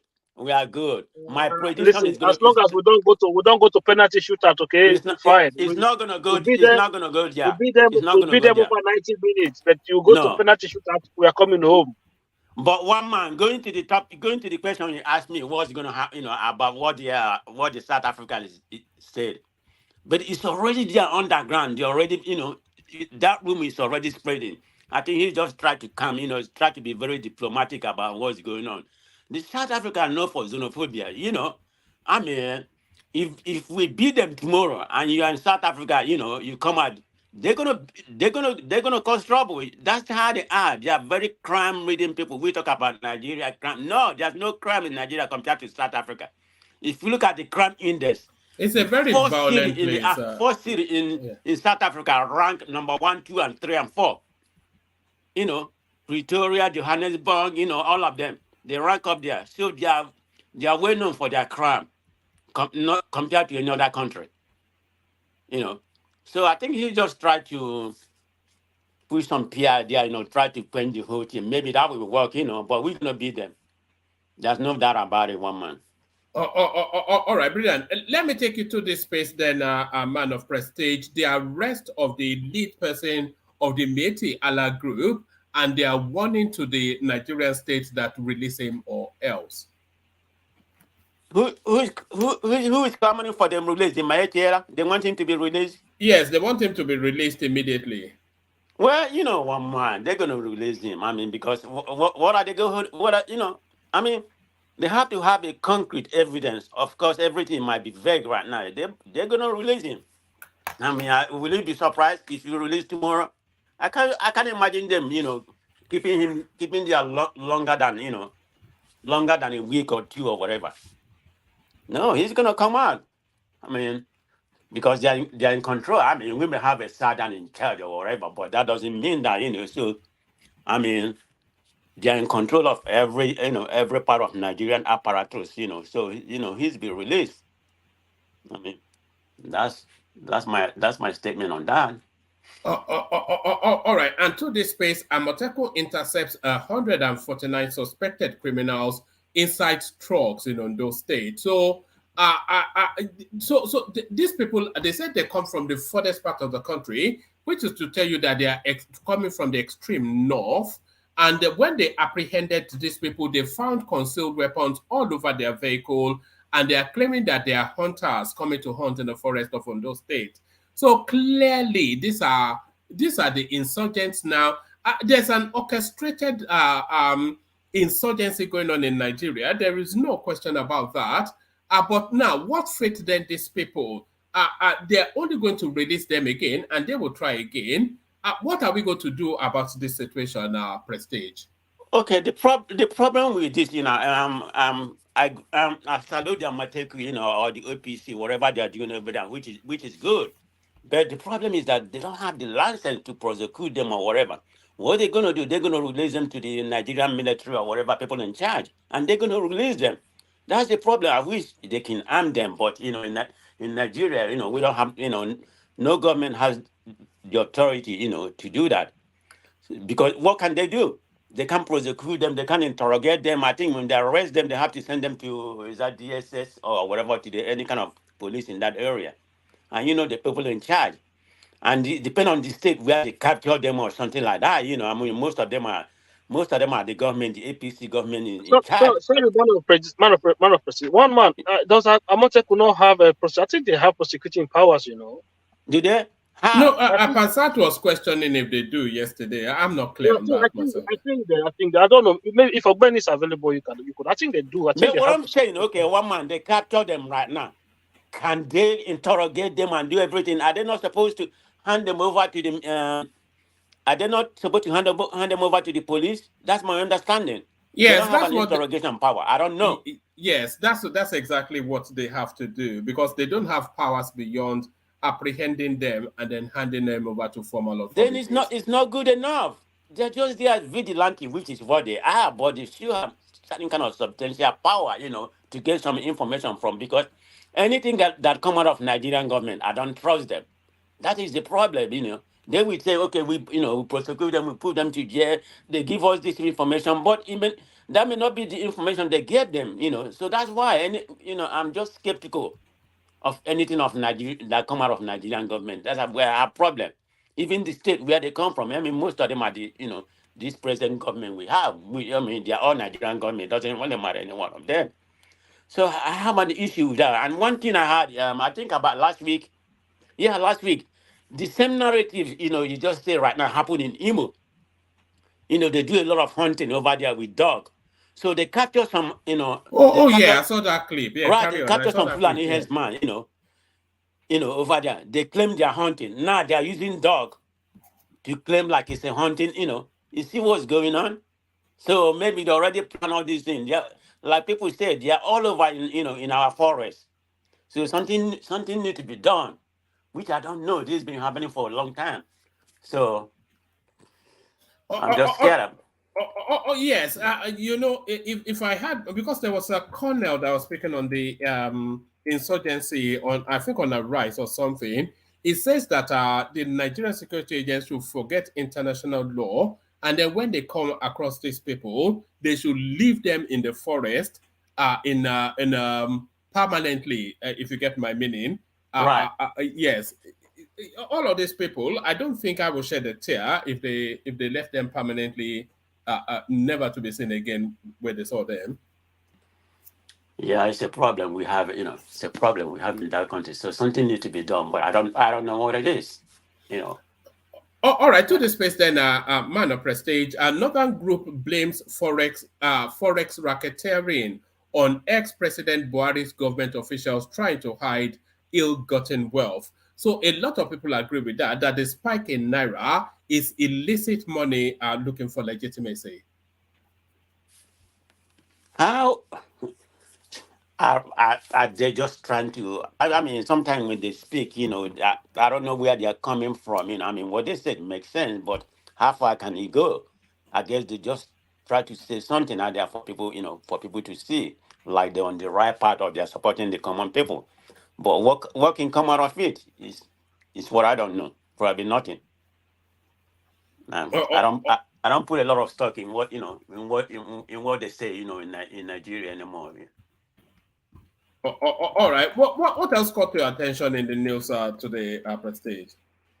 Oh, I guess the riot going on that started today. I think in KANU, but there's a difference. I just want to say Did one not start in Niger? Yeah, it started in Niger, but I'm going to tell you what I perceive to be the difference between the one that happened in Niger and the one that happened in KANU. I think the Niger one was yesterday. I don't know if they continue today. It's more people in the one. I think the one that happened in Niger is spontaneous.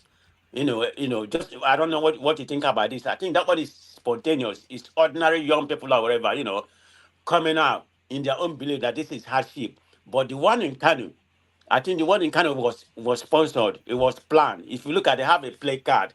They sign and everything. They came out for that. But the one in Niger, there's nothing like that. I mean, they don't have anything. It wasn't planned. It was spontaneous. So I'm thinking that the one in KANU was sponsored. I mean, whether sponsored or not sponsored, I mean, it's a good thing to protect. That's how you feel. It may be an opposition sponsoring the one in the KANU. but that one was planned. That's the difference. I Do mean, do yeah. you think there's an or the orchestrated just this Amotekun narrative, this rioting, these people trying to damage the naira? Do you think there's an orchestrated move by the North to frustrate the Tinubu administration? We saw that with Goodluck Jonathan. Yeah, there could be, but it has to be the opposition. It's from the opposition, part of it.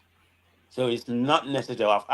Didn't the APC, win most of the North? I mean, one, I don't know what percentage, just the Northerners, maybe not including the middle belt, Northwest, and some other places. I think there were maybe, you can say about 60% of the vote from there. So it might be the opposition, orchestrating all this. That's what I can say about that. Yeah, there's an element of that, and that happened in anywhere, even in America. There's an element of opposition, orchestrating something. Just for example, everybody been clamoring about the immigration. What's happening at the border. Thousands, 10,000s of people, a day, try to cross the border. So they just passed a bill in the Senate. The best deal that could have thwarted any kind of immigrant coming to this country. I'm talking about. I'm just giving an example. How an opposition can do something. They passed it in the Senate, but the House says it's going to be dead on arrival because it has to take two chambers, to approve anything. But why is that? It may not. I don't think it has already. I don't think it has already passed in the Senate because they're supposed to pass it today, tomorrow. But everything has dwindled down because their leader, supposedly their leader, corrupt, insurrection leader, a dictatorship, who's not even in power, asked them not to accept, not accept the bill, and they are not going to accept it. So what I'm trying to say, an opposition, yeah, that happening everywhere. It's not, it's not something new. They are definitely playing a role in Nigeria, particularly in the northern. But the South need to make a headway and protest too about, because it's real terrible in Nigeria. And believe me, okay, don't let anybody come here and paint a good picture about what's happening. Of course, there's a lot of people doing well in Nigeria, but how many percentage of that in Nigeria? I mean, some people, don't even eat. There's a guy that came on one of the platforms, that live in Abuja, and he said he was buying something in Abuja. I think I forgot it. He was, a vendor, So he said a well-dressed woman come and beg him, not money or whatever. Say, can you buy me food? So he asked the lady, what you want? Do you want poma or you want fish? The woman said, I don't care. I just want food to eat. So yeah, so that get to tell you about what he said. I've not eaten. Just give me anything. I don't care about poma or whatever. Just give me something to eat.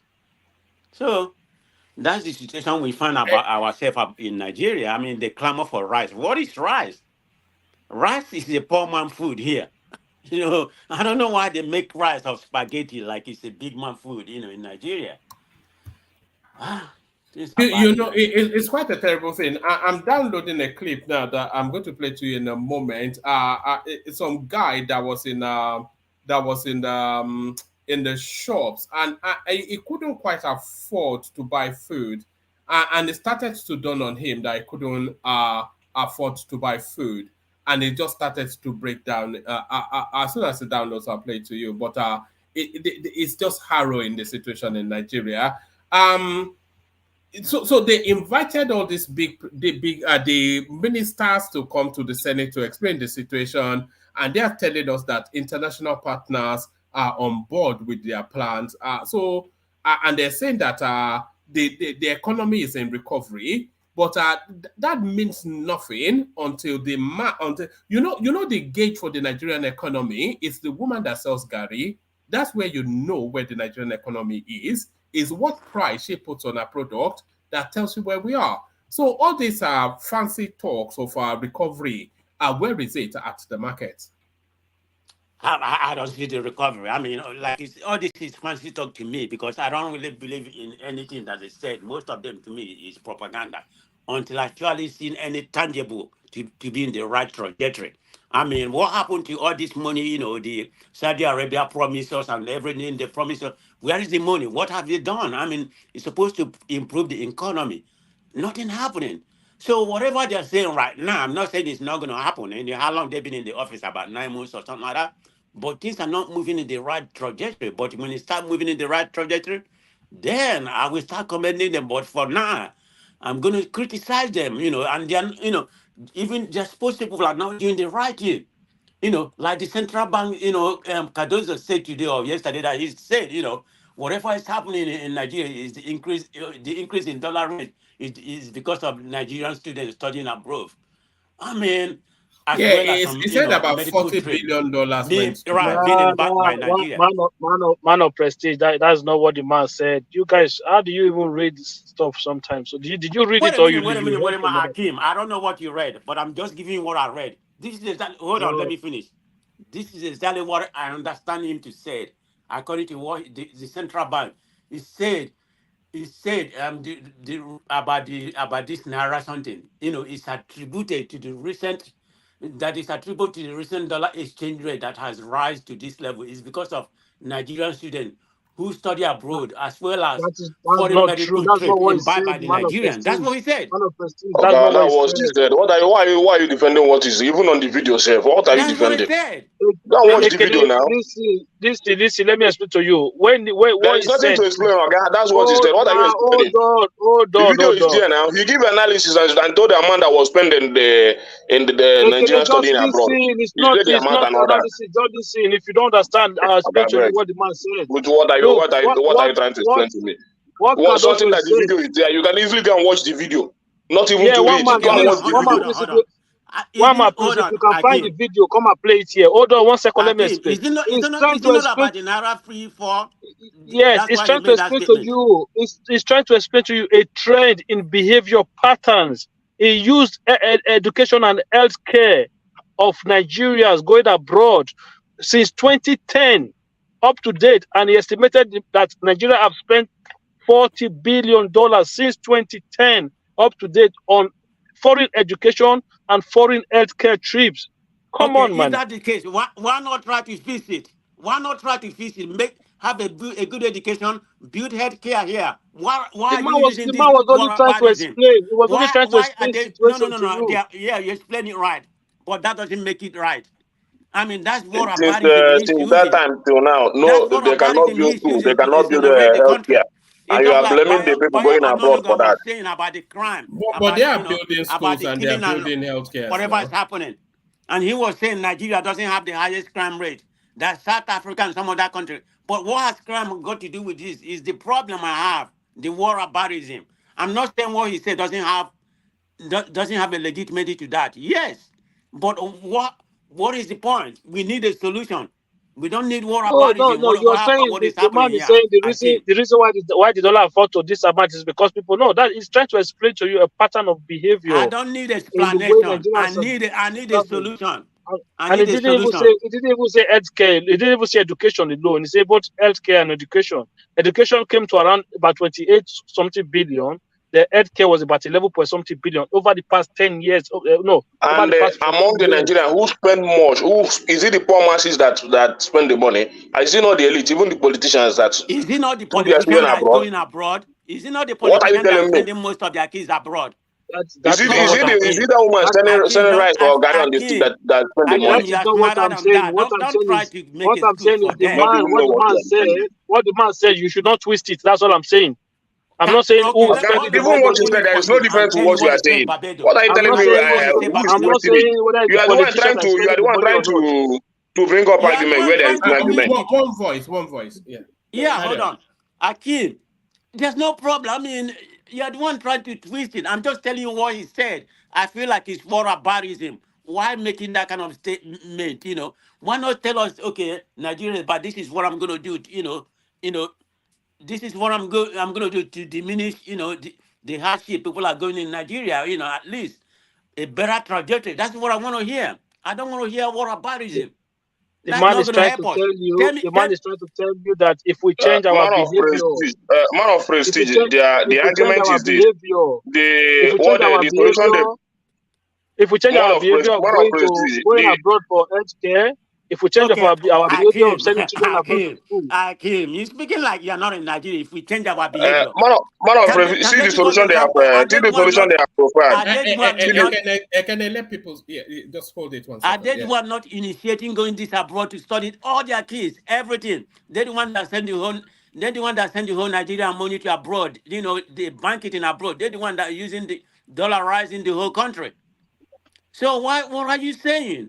You are like you're cutting a slack to them. No, I'm not cutting them. I'm just saying you don't twist what the man says. You see what they said that people should contribute the way they did during the COVID-19 to cushion the effect that reach just as how they donated during the COVID-19, donate rice, beans, and all that to share to the poor masses. This is the solution these guys are bringing up. Just as COVID-19 period to cushion the situation on ground. Okay, Akim. This is another thing he said. He said there's an increase in demand in dollar with increase in Nigerian students studying abroad, projected to exceed 100,000 by the year 2022. Given this data, $28.6 billion education and medical tourism also leading to the increase in demand for dollar. Okay, tell me who is contributing to this $28.6 billion? Is it just ordinary people or poor people? Is it not higher upper middle class and the people in government that is contributing to this 28.6 billion? Do you even understand my point in this conversation at all? No, I understand your point. He said he was just making he was just using that as an example. It wasn't an excuse. That's your point. Am I right or wrong? Okay, thank you. All right, proceed. Let me play you this clip. I was trying to download it, but it's not downloading. So I'll play you it originally from the source.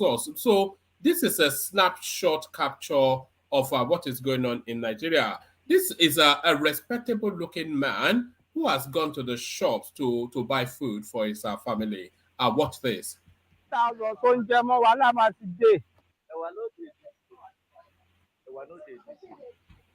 2,200. Irú wàhálà wo wá lélé ìwọ lọ.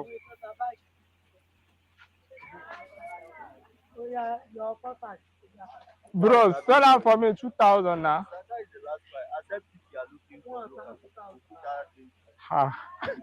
Àbí irú wàhálà wo lélé? Kí ni mo fẹ́ jẹ lálẹ́ yìí báyìí? 2,200 naira láìsí.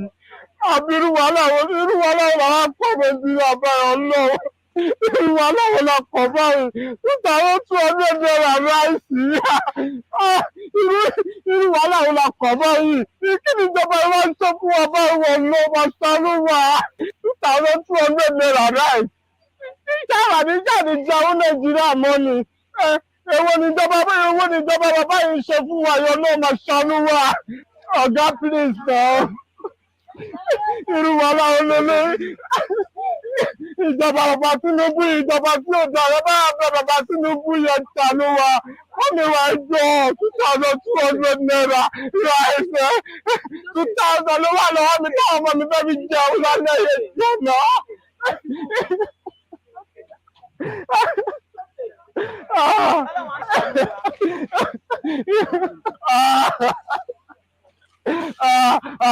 Ẹ̀yin tá dìbò fún bàbá yẹn bá wá bẹ bàbá yìí. Ẹ̀yin tá dìbò fún bàbá yẹn bá wá bẹ. Ẹ̀yin tá dìbò fún bàbá yẹn bá wá bẹ ṣàánú wa. Ẹ bá wá bẹ bàbá yìí tá a ti jẹun Nàìjíríà mọ́ ni. Ebi ń pa wá ẹ ṣàánú wa.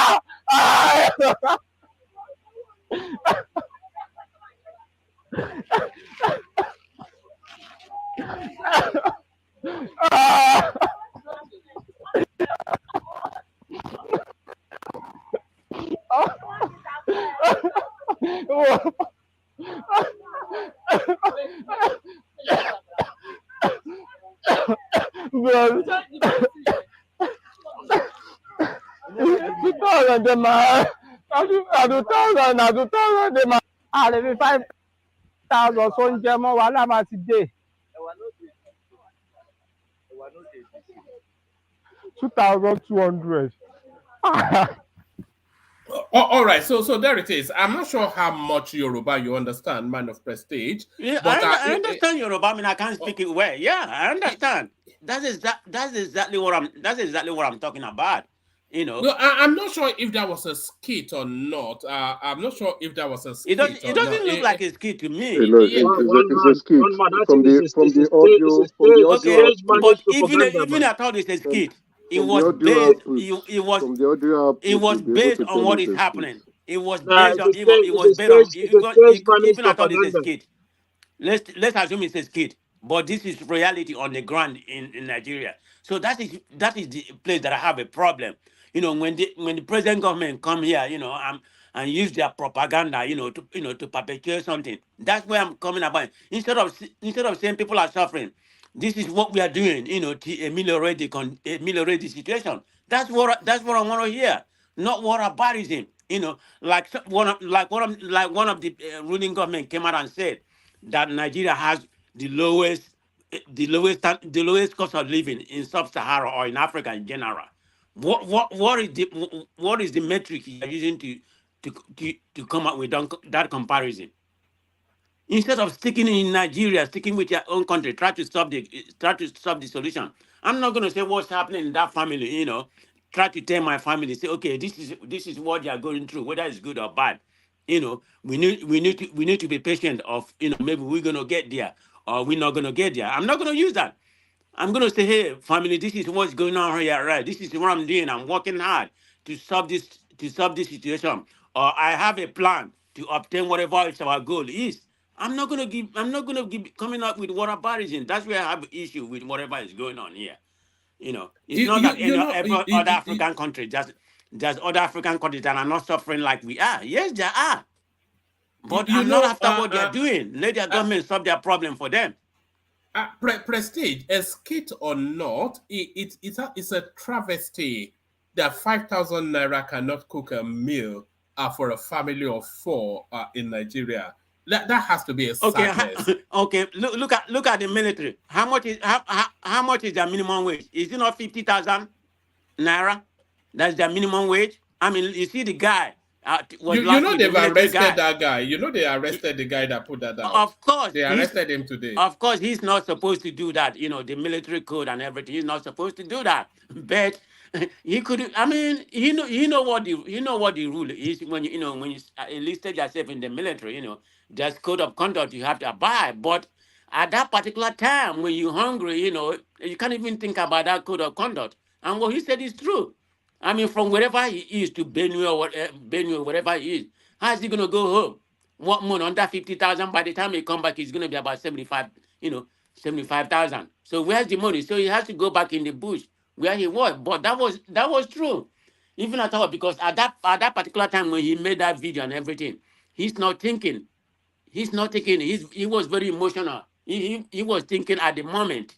It's not about what's going to happen tomorrow. He's not thinking. It's something that what we call in the moment. That's exactly what happened to him. So it's a fraud. How can you pay somebody 50,000, somebody in the military? So that's exactly true what's happening in Nigeria. So all right, brilliant. So brilliant. So are we friends again, man of prestige? You, me, and Emeka. No, I'm a friend of this platform. I always come to this platform, whether I agree or I don't agree. It's very enlightening. I come here, moreover, like I stated, I don't like to go to a platform. I don't like to go to a platform that be saying everything that I agree. I would like to go to a platform that has different point of view. But it depends on how you narrate it. Respect everybody. It doesn't really matter how you say it. Emeka is our number 1 pundit. Okay, that's he may be your number 1 or whatever he is. He's my number 0. Okay, I'm not going back on that. So let's just have an amicable conversation. Let him leave me out of his mouth and tell his lane about my lane. Again, I apologize. In the heat of the moment, I apologize. I know you are angry, you're upset. I know after a couple of days you may turn around. I don't hate you. Thank you very much. You're my brother. I don't hate you. It is in the heat of the moment. You understand? There are topics that I'm really passionate about. And when you come from angles that, oh, you are not from the southeast, it makes a mockery out of that conversation. I don't think it's fair. I don't think it's fair. But again, I apologize. I apologize for the No, words and the language. it is up to my Prestige is not. I've known Prestige for nearly 2 years now. He doesn't have it in him to hold a grudge for too long. I know that about him. But thank you, man of Prestige. So that's the elegant man of Prestige, of course. No one else. So let's go on from your Prestige then to War Peace. See if it's ready for us. War Peace, you there? One man, before you go to World Peace, why did you go and look for trouble today, one man? How do you mean? The platform you went to go and look for trouble. You saw me doing my grammar or something. I'm tired. Why you know that you're going to get hit? I couldn't help it, anytime when I'm just bored, I don't know why they let me do it. They should just play along and say, no matter what you say, we're not going to fall for it. But they fall for it, and then I'm there laughing my head off. And then they are bounced. It's unbelievable, but it's so much fun though. I was just laughing my head off, saying, "What the hell is going on, man? What are you looking for? You're going to the Lions den." I think one man. I use my time to Akim. I'm busy right now, so I'll still be on the floor. Just I can use my time. Oh, thank you very much. All right, so to the conversation, then come in at whichever point you like, Kim. Oh, thank you very much, one man. First of all, the AFCON, whether the South Africans are going to be xenophobic or not, I think we don't need to care about their emotions or their feelings. We have to do the business on the pitch. For us, that is one of the things that unites us as a people, as a nation. So I'm rooting for the guys. They need to put in as much effort, put in their best, and hopefully their best is enough. Whether the xenophobic people like it or not, nobody cares. So for us, we are going all out for victory because as things is in Nigeria today, we need some form of joy from somewhere. Wherever the joy is going to come from, we just need some joy from somewhere. And I think the AFCON is going to at least kind of take some of this pain away from the suffering of our people. So go Eagles and do the country proud. All right, and to the rest of the Miyetti lead person and the threat from the Abokis. Yeah, one man they can threat for as long as they want. But the thing is this, my kind of principle in how government should work. So I don't just think state power should be used recklessly on citizens, regardless of how you think of this man. If he hasn't committed any crime, and this is why I said the Baton and the KANU as well, when I said, look, Buhari made of ordinary guy, somebody who is a nobody. Buhari may just turn into a hero overnight. If he had just abandoned that guy, then nobody would have known Nnamdi Kanu today. Nobody would have cared about Nnamdi Kanu today. But he turned the guy into some god that people now worship all over the country. I don't know, but for me, I hope this government don't make the same error with this Miyetti Allah leader as well, because sometimes government they tend to overbear when it comes to using powers, and they don't understand that what they are doing sometimes have negative effects on how it is being propagated among the citizens, some quarters of the citizens. So for me, if the man has done something wrong, fine, you arrest him, charge him to court, prosecute him. If he's found guilty, put him in jail. That is how the rule of law should work. Don't just arrest him indefinitely.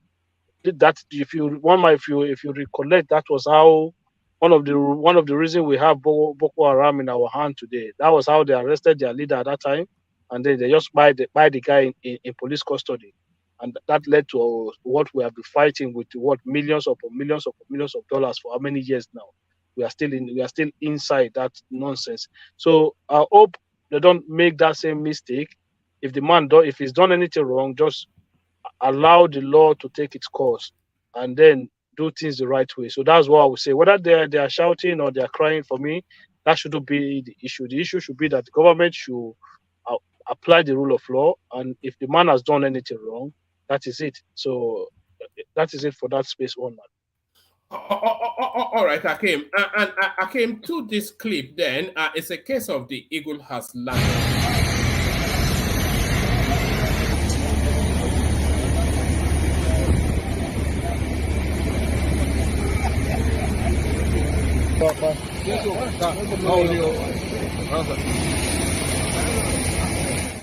So there it is. Tinubu arrives back in Nigeria from France.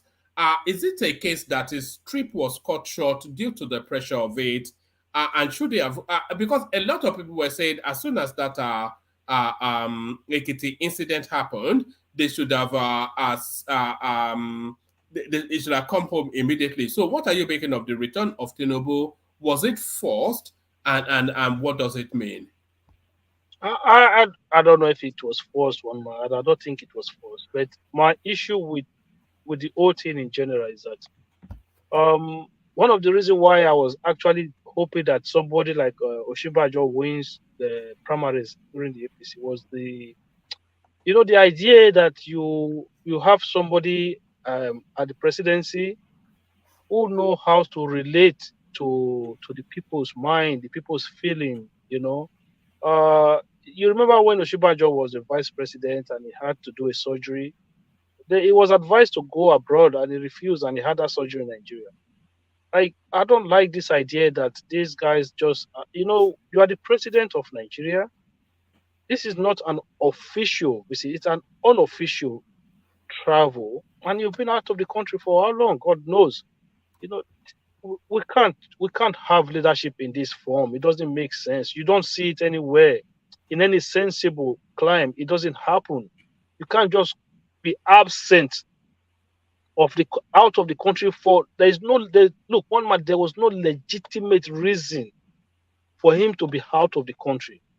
If he was not well, tell the people you was not well, you needed treatment, fine. But look, if I ask you now, one man, why was he out of the country? Could you tell me?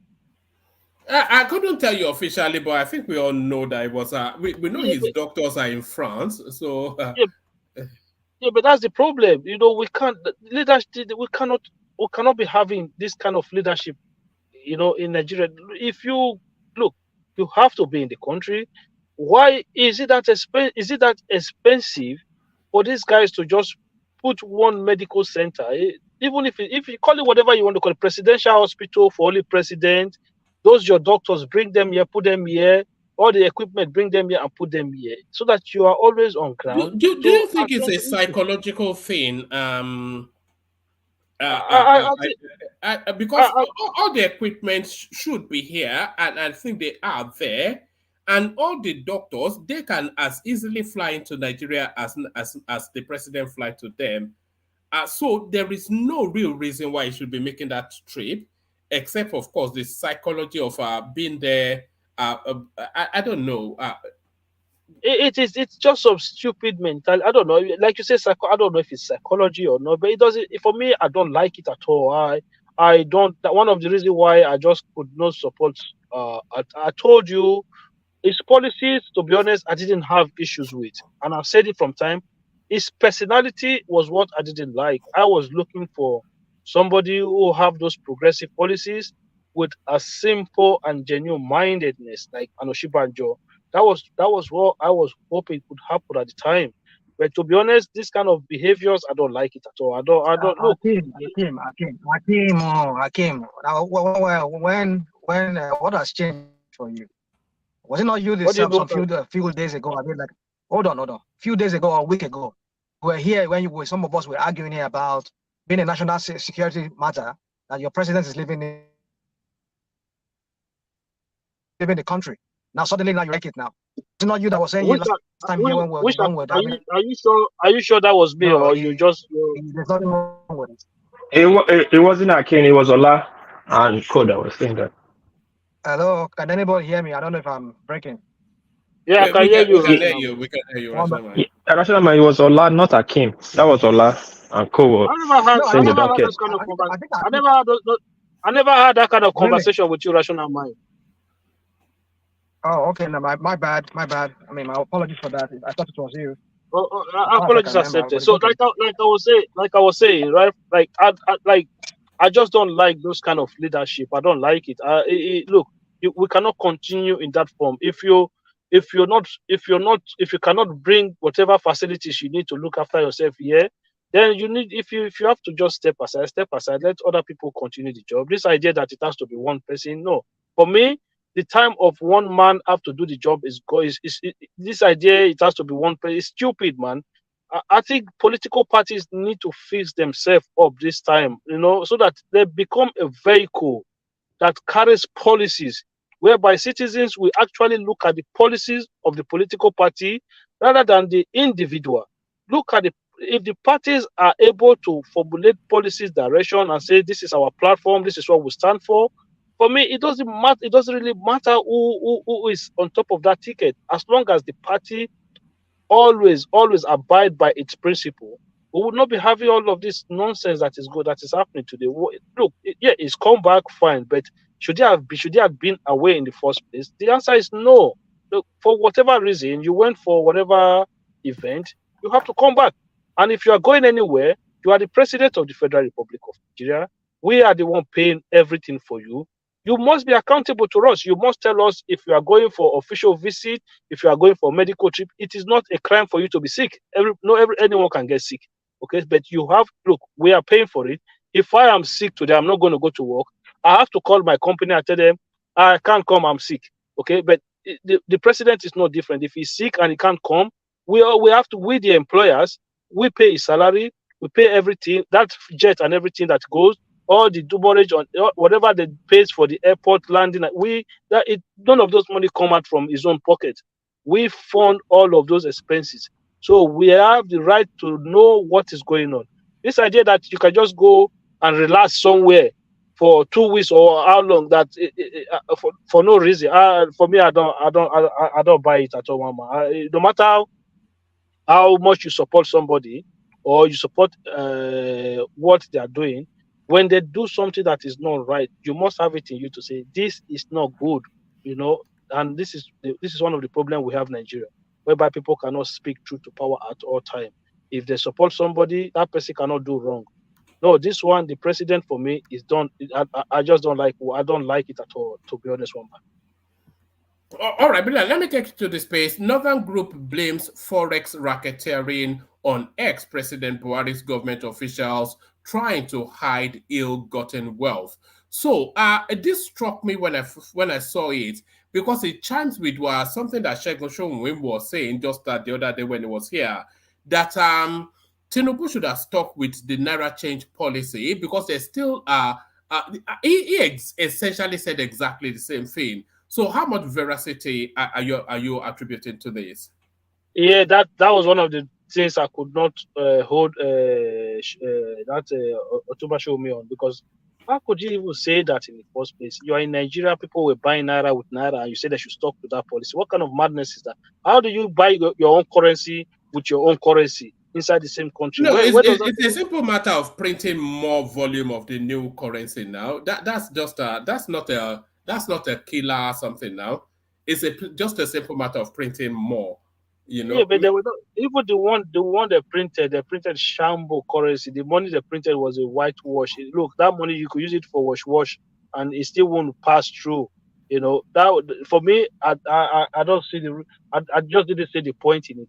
What they need to do is that they need to stop every goddamn avenue in which Nigerians are using Naira. Imagine Nigeria is selling crude oil to Dangote now in dollars. How you do it? Just sell it to the man in Naira and let the man pay you in Naira, and they spend the Naira within the country. It doesn't make no sense. If you sell if you sell to outsider, sell to them in foreign currency. If you are selling to all the refineries within the country, sell to them in Naira. Why? So you want them to go and then look for dollar to come and buy crude oil inside Nigeria just for the central bank to have FS reserve or what? For me, it doesn't make sense.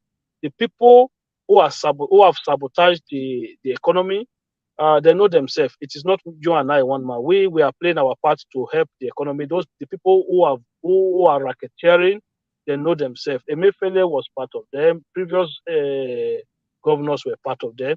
Current state governors, former state governors, they are all part of them. All our politicians, they are all part of them. The ones they are using to go for religious Hajj and Christian, whatever it is, they are all part of it. So you and I, we don't look. I've never gone one day to go and buy dollar for what? I'm the one sending money back home. Okay, so I'm not the one contributing to the racketeering. They know themselves. The people that are doing, they know themselves. Let them begin to hold themselves accountable. Like for me, I said it before. I'm not really bothered about the fall of naira. I'm more concerned about the insecurity that we have. One man, if you go and check a dollar to the South Korea won, it's about 1,341 to $1. But those people, they are not hungry. They have enough food. You don't have the level of inflation that we have in Nigeria, in South Korea. The economy is productive. I don't think the rate per se is the problem. It's just the policy, the other economic factors that are the main issues. If we stop to import a lot of the food that we consume in Nigeria, it wouldn't matter how much you exchange the dollar for. If we stop to import a lot of the clothes that we wear, it wouldn't matter how much you are exchanging the dollar for. Look, if you had 200,000 naira to a car right now, the man who could not buy it at the former rate still won't be able to afford it if you add 200,000 to it. But if you had 200, the man who could afford it at that rate, one way or the other, will still be able to buy the same car. It's just like saying you've added $100,000 to the price of Ferrari. Look, one man, you are not doing it for me. I don't even know. I don't care because I'm not going to go and buy Ferrari. I don't have the money to buy Ferrari, one man. So that is how I see it. There are a lot of the things that our FS affect in terms of importation should be mostly luxury items, not like your baby stuff, like food, the food we eat. When they're telling you a bag of rice is now 60,000, we should not be having such level of inflation when it comes to food items. I think that is the area the government need to focus on. Forget about all these people talking about bag of cement is now 7,000 naira. Look, when it was 1,000 naira, if you could not build the house at 1,000 naira, you still won't be able to build the house at 7,000. So for me, certain people, certain items the price would not make a difference to their life, but food and clothes will make a huge difference. If you had certain amount of inflation level to food cost, it's a big problem. If you had certain amount of level to some clothing item, it's a big problem. So that is the area the government need to focus on and stop all this chasing FS and not FS, racketeering and not racketeering. Just concentrate on insecurity, allow people to go back to their farm and produce more food for the people. And then you see that this whole issue of hunger and everything will start coming down slowly. One, that is my own opinion about the whole issue. All right, let me take you to this place, Akim. There is it's a never-ending battle, but there's a particular fight going on between Reno Omokri and, of course, his favorite whipping boy, the Obedience, on social media. So, last Friday, the light went off at Muritala Mohammed International Airport for about 5-10 minutes, and of course, the Obedience space ceased on today's. And just wailing and gnashing at the teeth, as they often do. So Reno Omokri has now taken on that space and is now going through now the whole of the global space, speaking to how this is a somewhat of an occurrence in those spaces. Lights going off for almost an entire day at an airport in the UK a couple of years ago, and the whole of San Francisco shutting down as a result of our power outage. So are you following that space, Reno Omokri versus the Obedience? Yeah, I followed it a while. I followed it for a bit, but it's funny, man. That guy, I don't know. Him and these people, I don't know how they found themselves. One man, it's like a cat and mouse. I don't know if you He used has to watch. he has taken on Obi as a project, hasn't he? I'm telling you, I don't know if you used to watch Tom and Jerry back then. Tom and Jerry, of course, yes. That is how Reno and the Obi, that is how their fight is, It's like it's a never-ending fight. So look, I think is it a good thing that there was a power outage at the airport? No, it's not good. But I think sometimes these things happen, right? But the problem we have now as Nigerians is that we have this. We've gone into overdrive when it comes to the marketing of our country, and I've not really seen it from any other nation. I know there's a lady I work with. She's Tunisian, right? So I told her, I said, listen, I would like to visit Tunisia. Oh, this is the same woman we work in the same place, right? So she also come to hustle like me. So, and this is what she said. Oh, it's a lovely country. It's a beautiful place. You're going to like it. She's telling me all every nice things. She's saying nice things about the country. But you also have our people in the same place. If you just mention Nigeria matter, hey, that one a country. I beg, forget that matter. That is the first thing they will tell you. That country, I beg you, throw away Nigeria matter. That one a country. That country is dead. You know that's where the mistake is being made. I think was it on this platform or somewhere? Somebody was saying that they were in conversations. There was a group conversation going on, people bashing their governments, etc., etc. And then there was this American, and he was also joining in bashing the American government and all whatnot. And then the tone of the conversation went towards bashing America. And the guy just suddenly stood firm and said, no, you can't bash the country. So I think this is where people are making the mistake. So they think the marketing the Nigerian state is attacking Tinubu, but it is not, though. It is not. Nigeria is your country. Tinubu is just a temporal phase. After Tinubu, there will still be Nigeria. Before Tinubu, there was Nigeria. There will always be Nigeria. So if you go demarketing the country, you are not actually doing anything to Tinubu because he's gone for 8 years, Hold on. What are you talking about? You see, and you stand accused of that as well. Rational mind. You stand accused of that. The president. Rational mind is the president. Don't tell me that bull crap. I'm not here for that.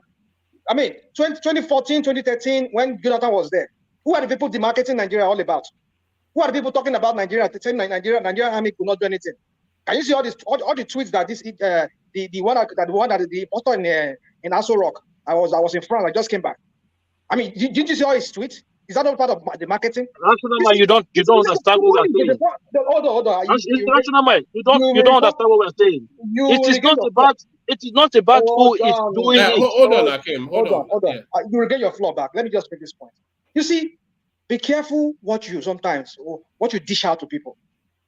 What goes around comes around. This is the same APC and people like myself back in 2015 that I was campaigning for them.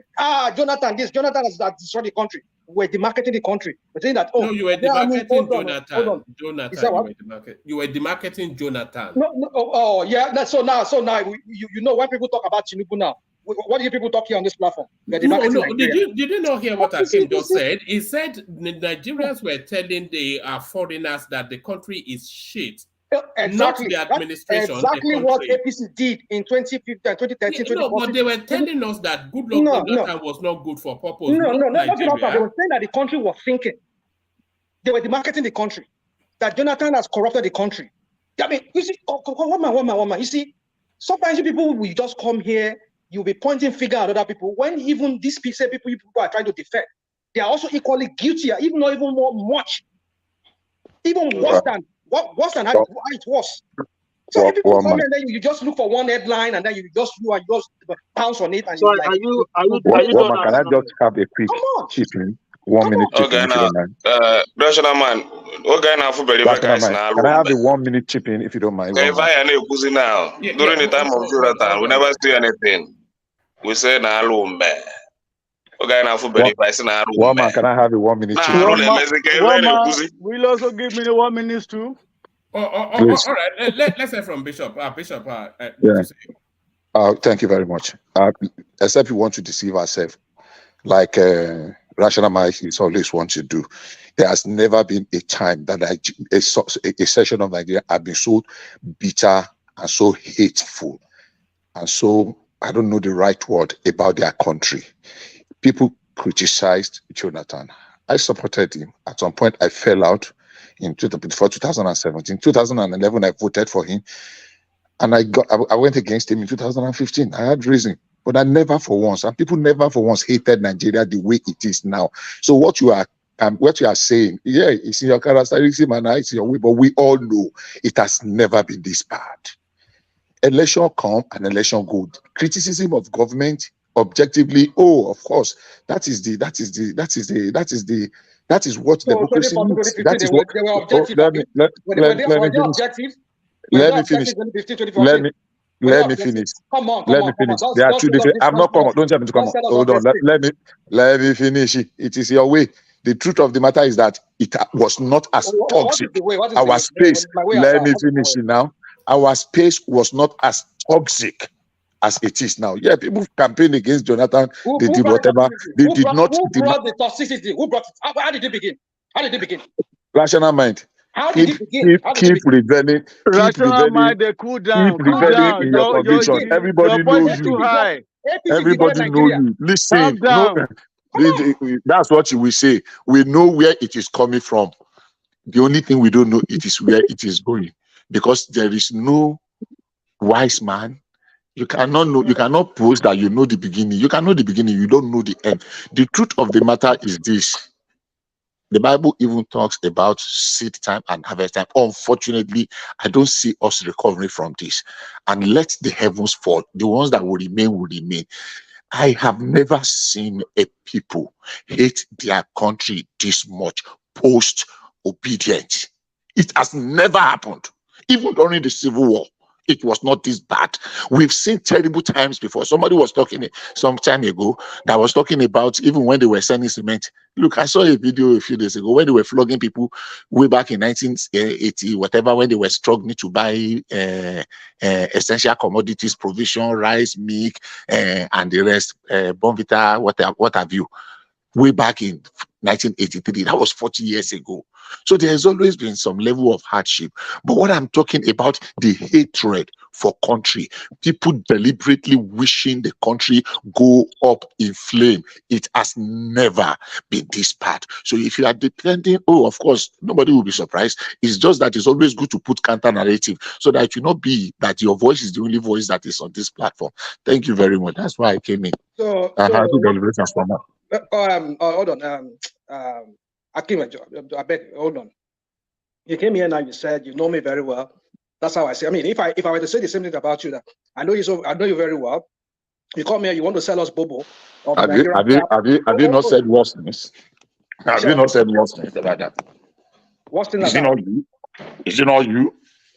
I mean, that's what I'm saying. I'm also repeating the same to you too. No problem now. Is it not you? Bishop, let him have the right to reply. Is it not you? We know you too now. You know how you come here. You tell us bobo, tell us crap. I mean, I'm trying to refrain my friend from saying certain things. But my point is this: you will come here, you will just say certain things like as if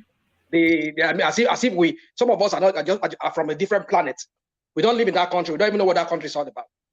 You just hear yourself now. You probably are from a different planet. I can say that again. You are not.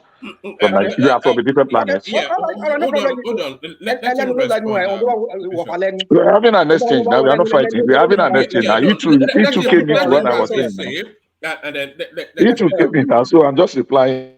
Let me just leave me and him alone. No problem. Just don't worry about that. I can do that. They should just leave you are who? For what you now? No. You grade yourself. I'm sorry, Akim. You take your place back. So my point is this: is that we've never been divided this way. APC came in 2013-14.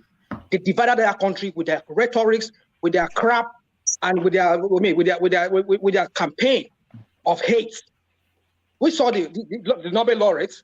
We heard him when they called somebody sheep of Badejo. That was the beginning of all the crap. All because they just want to demarket this guy so that they could just take over from him. and they took over. Now, what happened? How did we see? What did we see? Beginning with Buhari, how did the country turn out? How did the hate begin?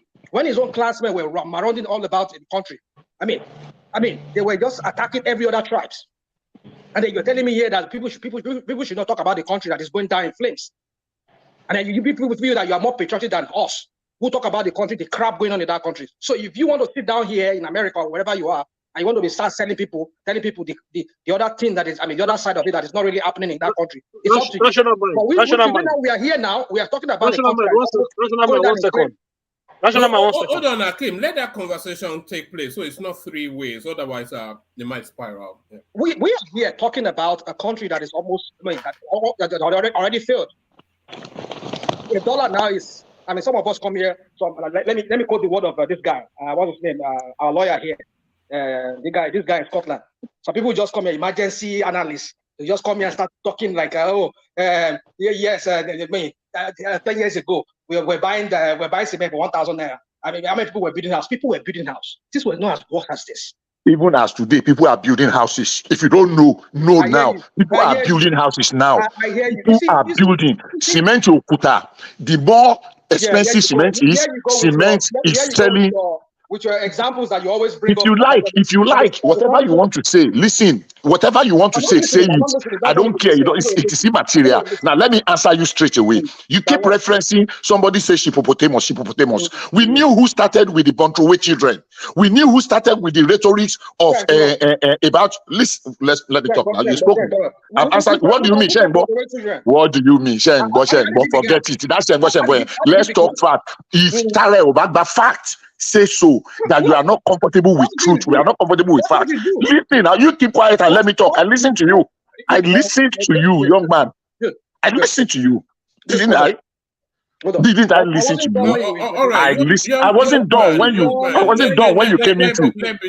I wasn't done when you came into. I wasn't done when you came into. I wasn't done. So when I challenge you on facts. Let us. I was not. When I challenge you on facts, let us speak to facts. You keep talking that every time I come here, every time I talk here, I'm talking. I see, brother, because you lie a lot. You lie. It's your middle name. You lie terribly. I came here. I made. You lie. You say things that are not true. You attacked me. Which is a fact. What are we talking about? What are we talking? So every time you make that reference, you make that reference. Somebody says hippopotamus. That was not the beginning of the conversation. That was the middle of the conversation. So if you want to be very fair, let us go back to the beginning of the conversation. You landed and one man gave me the platform to reply to you. You landed and one man mentioned my name to respond. If you don't want me to talk, thank you very much. Have a wonderful deliberation. I will be listening on the YouTube end. If you don't want me to talk, you landed and one man mentioned my name. One man mentioned my name. I begged for the floor and he gave me the mic and I came in. So if you don't want me to talk, good. Look, listen. You did not let me finish. If you don't want me to speak, so be it. Tiny boy, stop this or something. Tiny boy. Something here on this platform. You always come here. You want to like. The other day, I think I had this conversation. Why do you always get angry when people challenge you? Why do you get uncomfortable when people challenge you? Who bullies people? Rational mind. Let's see whatever you want to say. Oh, Charlie, know me. Don't call me a bully. Please don't call me a bully. I did not bully anybody. Somebody used that language on me a couple of times. I did not. You just said so now that I came here to bully everybody. Look, I don't. You do that 1,000 times more than myself. You do that. I am telling you, you do it. And I never called you a bully for once. I never called you.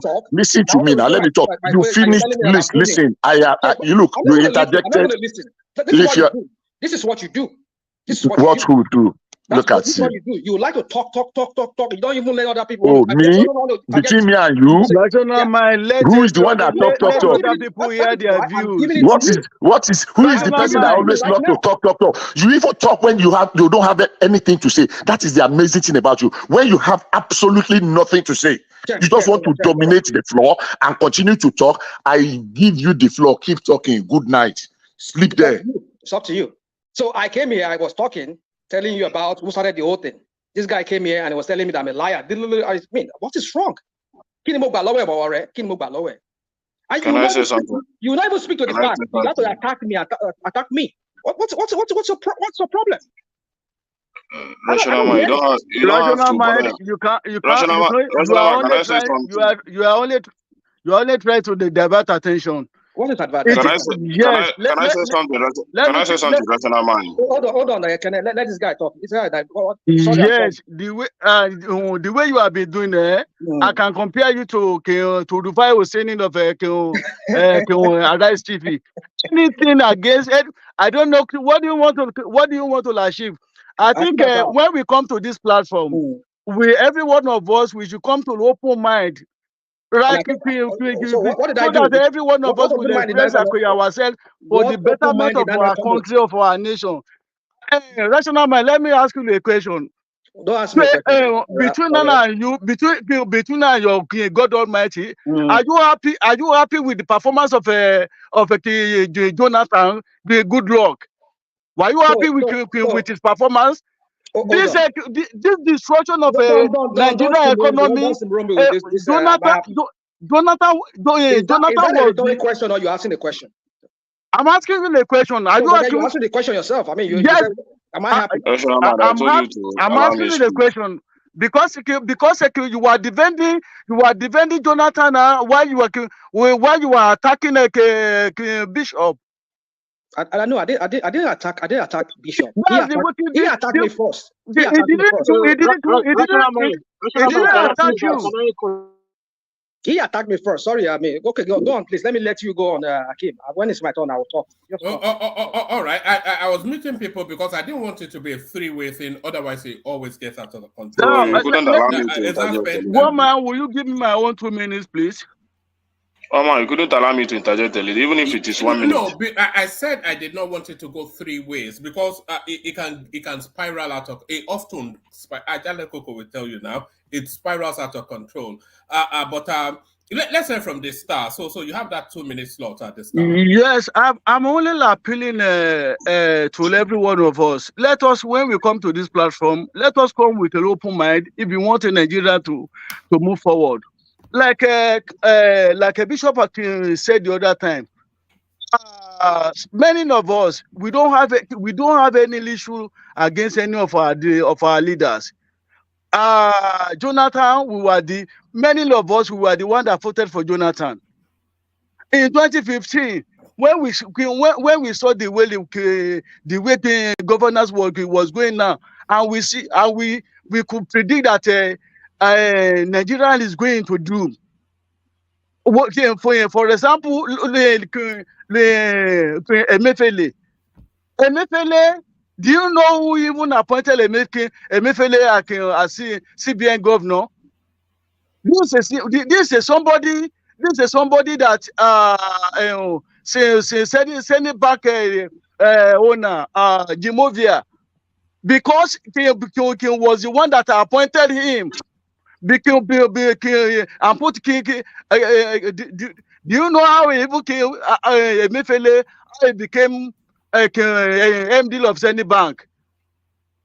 Jimovia was banned for 10 years because of the atrocities he committed in his own bank, and they asked him that he cannot even near his bank for 10 years. And when it comes to during that period, he was under that ban. And for him to step aside from Zenith Bank, he requested for his own boy, Emefiele, and he put him there as MD. Then when it is come to CBN governor, Jonathan did not see anybody to appoint. other than the same Emefiele through Jimovia. And look at the destructions. Now, so back the bishop and the last speaker, that says that the way we are marketing Nigerians, we are destroying ourselves. It is not Tinubu. It is not all these our leaders. Tinubu.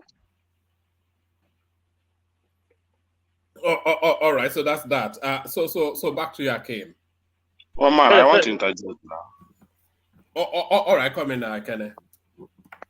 Or shouldn't I speak again? What I want to say is this: rational mind. I want you to cool down.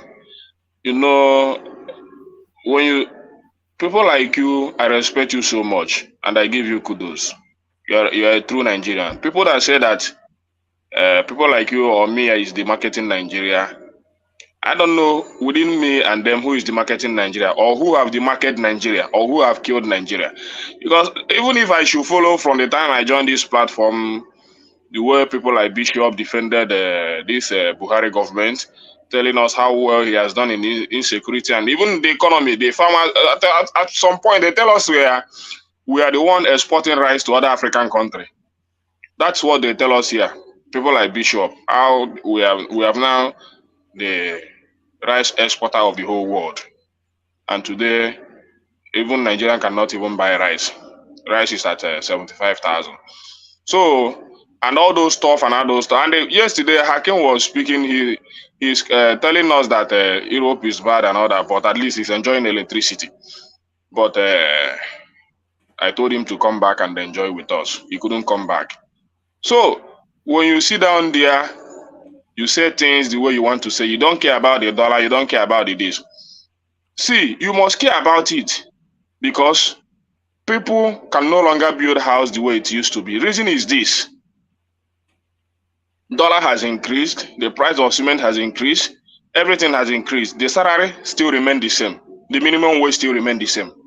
So how are they going to, where are they going to plug the money to buy the cement? Or are they going to live in mud house for the rest of their life? I don't know how we reason. Every price has increased. Profit have not increased. Minimum wage has not increased. Even the workers hold on, Ekene. The price of cement, it cannot increase beyond the affordability of people who want to build houses. Otherwise, the cement will stay in warehouses. So whatever increase is still within the affordability of that industry space. Well, it's affordability, but how many people can afford it? That's my point. You so see, no. So are people not buying this? Are the cement staying in warehouses? The cement staying in. How many people are affording it today? No. That's my question. Now. Are the cement staying in warehouses? Are the cement sellers are they lamenting that nobody is buying? Maybe you should come and interview them. I'm not the one interviewing, but the point is this. I know when a civil servant can manage to build at least 2 rooms and parlor. When was that? When did the civil servant ever when were they ever able to afford? You know they are able. I know a teacher that built 4 rooms and parlor. Then that's a 419 teacher. That's a 419. There is nothing like 419. And if it is you see how you degrade our teachers. You put them in a position that you don't even want them to build a house. No, what do you mean I don't want them to? How do you call them fraudulent? How do you mean a teacher that teach for 35 years, build a house, he becomes a fraudulent teacher, which means you never want him to grow. Well, if you've built a house over the course of 35 years, then that's fair enough. But my point is, the cement industry is growing and growing even as we speak now. And the cement bags, they are flying out of the warehouses. So they're not exporting them to China. They are using them within the Nigerian space. So who is buying them? But one man. That question you are asking Emeka is totally a wrong question. And why I said it's totally a wrong question is that yes, some people are buying it, but you see, affordable. Before this regime came in, I think cement was like 4,000 plus. No, 2,000. Okay, no. During APC, during good luck was about 1.8 or so. No. Before APC I'm talking about like maybe 9 months ago or last year. Okay, 3,400. 3,000, close to 4,000. But now today is 6,005. So let's talk about the civil servant. That civil servant that, you know,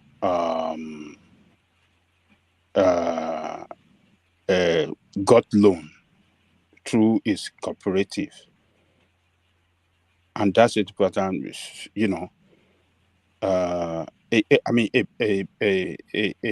fellow colleague of that civil servant 2 years ago got the same loan. Maybe got like 5 million or 3 million loan through the cooperative, and he was able to build 2 or 3 bedroom house, bungalow. Now today, if another civil servant got the same amount, it might not be able to complete 1 bedroom. It might not be able to, you know,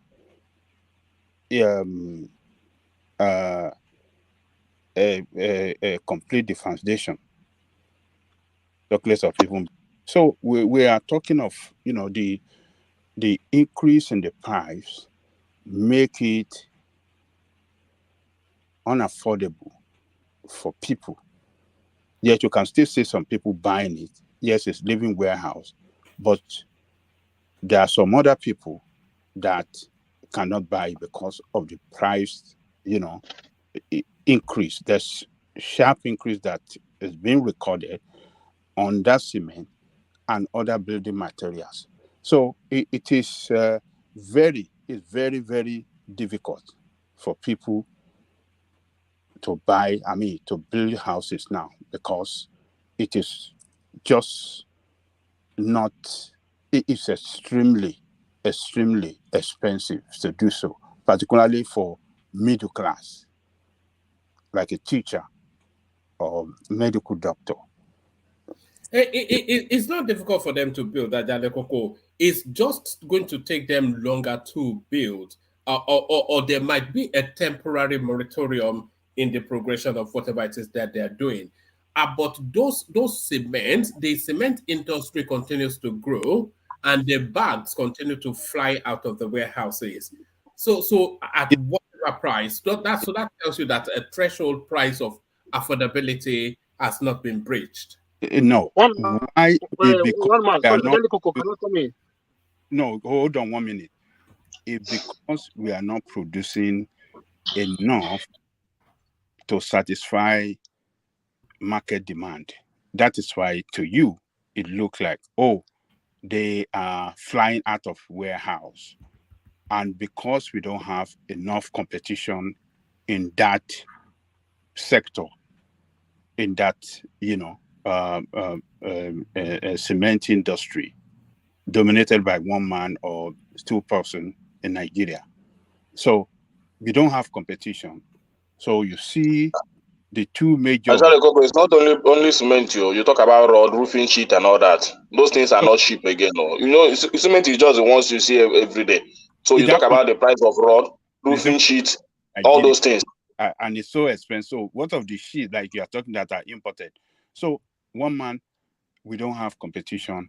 You have high price.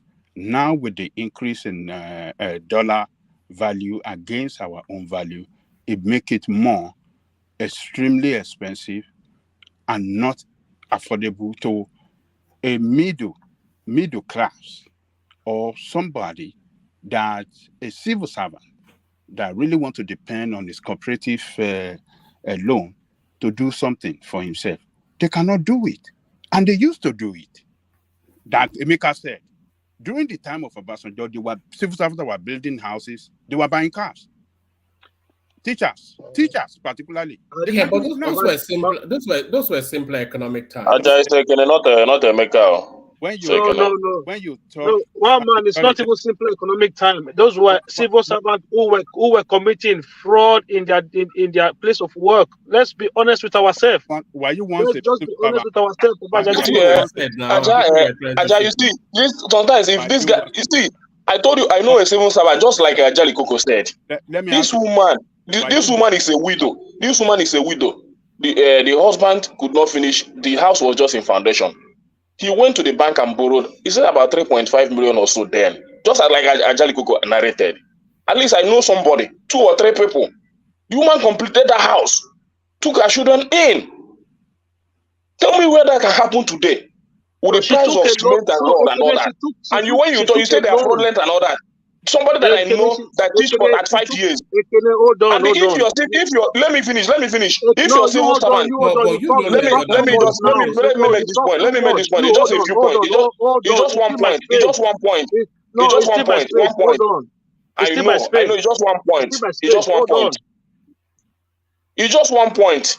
It's just one point. When your civil servant should teach for 35 years and can only afford a 4-bedroom parlor, a 4-room and parlor, then your senator can only stay in office for 1 month or 2 months. They can afford an estate and the luxury cars. And you come here to praise those guys. You're a hypocrite. This is not the kind of conversation I want to be having. I'm not comparing one sector of government to another sector. That's not what I'm doing here. It's a useless equivalent. That's not what I'm doing here. It's not the same thing, National Man. You guys are fond of trying to when you don't have a base for your argument, you kind of divert the argument into something to make it look as if you know what you're talking about. You don't know what you're talking about. Listen, there's no teacher in Nigeria right now, or even before now, that can basically work their salary, monthly salary, every month and put savings away to build a house in Nigeria. You don't know. What you don't know, just don't say it, for God's sake. At no point that existed. What you don't know, just don't say it. Have you worked as a civil servant before? I'm not saying general civil servant because I know there are levels to civil servant. I did not say general civil servant because I know there are levels to civil servant. You people don't know. I said teacher, you don't know how these people contribute. I said teacher. I did not say civil servant because I know that there are levels to civil servant. I said teacher. I used the word teacher. Is teacher not a civil servant? Yes, because if you generalize civil servant, you're talking about some permanent secretaries. They are on the same salary scale. If you say civil servant, then if you generalize it, then you're talking about some levels of some permanent secretaries in that is ministries. Not what I'm talking about. Exactly. So that is why I say I specifically say teacher. We are talking about civil servants that are middle class, and teachers are among the middle class. Primary government school teacher. No, I'm talking about primary government school teacher. All right. Can I just mute for a moment? So Ajali Coco, there is no teacher. There's no teacher. Teachers are classified as middle class. They are classified as middle class, but their income are not middle class income. And there's no way. Listen, even this Europe where we live now, one man, if you was to build a house, you was to build a house cash in this country, you will not be able to afford 150,000 euros to go and build a house. Where are you going to find the money from? That's why they set up. That's why they have this mortgage system. Because how many people can actually work from their earning and then build a house? It will take you 20 years to finish that house. That is why you have mortgages here. They build it and then you start paying them back. It is the same. Look, if we have the same structure back home, that is how our teachers will own homes. To tell me that a teacher from their salary we start building house in Nigeria, that is not true. I don't care what you want to tell me. That is what you don't know. And also, Akim, that's not a reasonable expectation. What you don't know. Just say you don't know. It's not what I don't know. It does not exist. I grew up in area where you have teachers. I grew up in area where you have husband and wife were headmasters and headmistress of schools. They did not earn enough to build houses. They rented homes. I have friends who their parents were teachers. They were living in rent. What are you telling me now? Why did their parents not want to build house at the time if it was that cheap? I'm talking about when I was young. well, I don't know what you're talking about. What I'm trying to I'm tell talking. I had friends who his father was a headmaster and his mother was headmistress of primary schools. They rented house. They were renting at the time. those are the ones that those are the ones that you know that you're talking about. Let's talk about. What No way. There was never a time enough for them to build a house. There was never a time.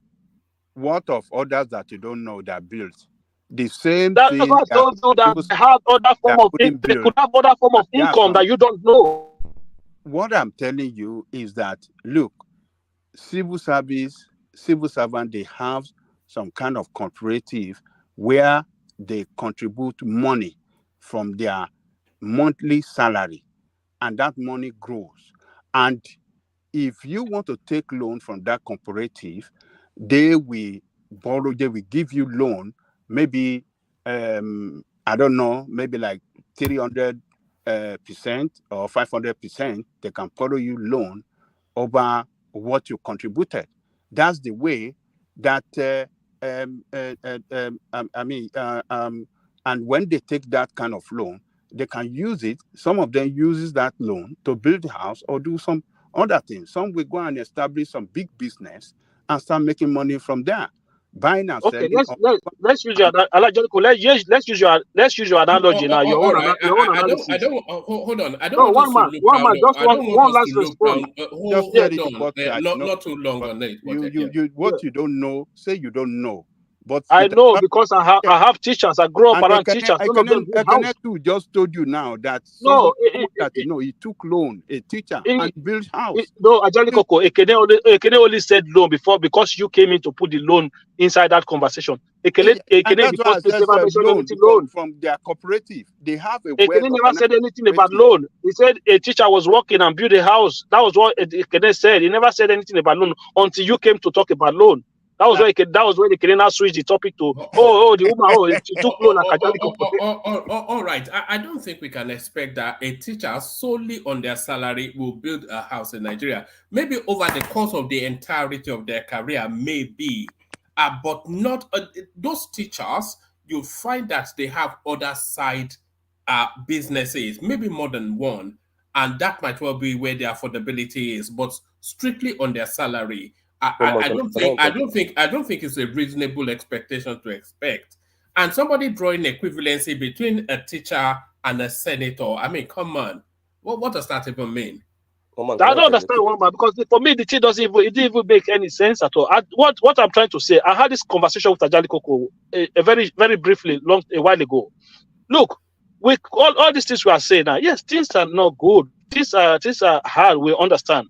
So what you need to look at the purchasing powers of Nigerians today compared to at any time from the 80s to now. You will even find that this is the richest that Nigerians have ever been. You will even find that as bad as it is now, a Canadian that is talking right now, you have been able to do things that even your parents could not do. We grew up from areas where a lot of parents could not even afford a television, a TV, a black and white TV.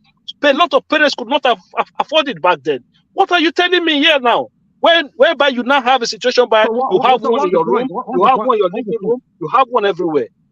Akin, what's the point that you're trying to say that APC the point is that this is the richest that Nigerians have ever been. The purchasing power of Nigerians today. The purchasing power of Nigerians today is greater than it was back then. Am I allowed to come in and say something? Please, I just came to interject one more, and I'm dropping.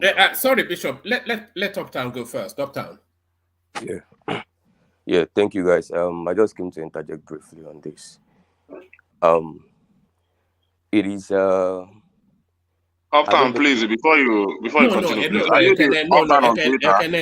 he is the one always causing trouble. Yes. I saw you in one space this morning. Yes. I saw him in many spaces fighting the road nose, as he calls them, doing tribal jingoism and whatnot. But carry on, Uptown. Maybe you saw another Uptown. I'm listening to my fellow compatriots here on this platform right now. I don't know whether they are trying to make jokes or they are really being serious. Right now, I'm undergoing a training service, a teaching service as a way of giving back to my community. I went back to my secondary school to apply to teach there for 2 weeks. Arrangement I had with my principal without pay. And I know I've spoken to teachers the same way I spoke with a couple of people from the force a few weeks ago in Abuja, from the police and all of that. And I know the conversations we had.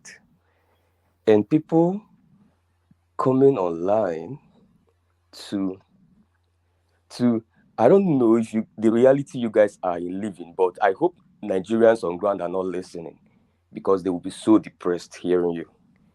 I don't know the reality you guys are living in. I don't know whether you really believe what you're saying, or you just want to defend the government with every blood in you, because I'm sure the government does not pay you. The situation predates this government, so it's nothing to do with the government. No. Is it going to say something that we can understand in the first place? Are you going to say something that will make sense first? Allow me. First of all, the main reason why I even came in, even without the people arguing about teachers and all that, building 4 bedroom, 1 bedroom, 2 bedroom. If you go to all the Apaka, all the 3 Nsugbe axis in Onitsha and Anambra State, there is a long stretch of land. Everybody knows, majority, 80% of people that own that lands are teachers, mostly from the government schools, CKC, DMGS, and all of that. They are able to buy these lands by setting out a percentage of their salaries. The point Ekene is making now is that it's almost impossible to do those setting out of salaries again, because people are no more, that threshold has shrank so much that the thing within the threshold now is affordability of eating 3 square meals and affordability of paying school fees. That's all. Nothing is in that salary again. Before now, my auntie, who is a teacher in a government school, St. Charles to be precise, she started building when they were living in a rented apartment. It was almost at the lintel level before the husband's logistics business started picking up, and then the husband assisted and they completed it. They did that within 2 years. And she is a teacher. She cannot do it now. Uptown, you're not being honest. You're not telling the truth. Let me you did not tell the truth. Don't just come here and make it up. Why are you saying he's not telling the truth? He's not being honest. Come on, stop it. You want me to give you an example of my cousin? No, Uptown, listen, tell me. No, Uptown, tell me what year you're talking about and how much your auntie was earning then. Just explain to us. How much was she earning then, and what year was this? This was just about 2017, 2018. Okay, how much was she earning at the time? I believe she was earning right about 100K, 120. 100K, 120. A month? Yes, that was what she was earning. And she was able to build a house within 2 years. No, one man, hold on first now. Which school, government or private school? No, it doesn't even matter. Why are you asking? Why must it tell you? Hold on, everybody. Let's stay with that salary. 100,000 a month, and you are saying she was able to afford to build a house within 2 years? Yes. On 100,000 naira a month. She bought that house from the savings. Now, when from savings, you're able to save on 100,000 a month.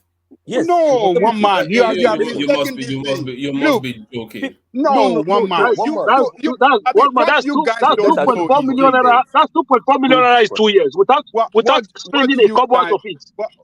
Without spending a couple out of it. Without spending a couple out of it, that's 2.4 million naira in 2 years. And you want me to believe that one? One man.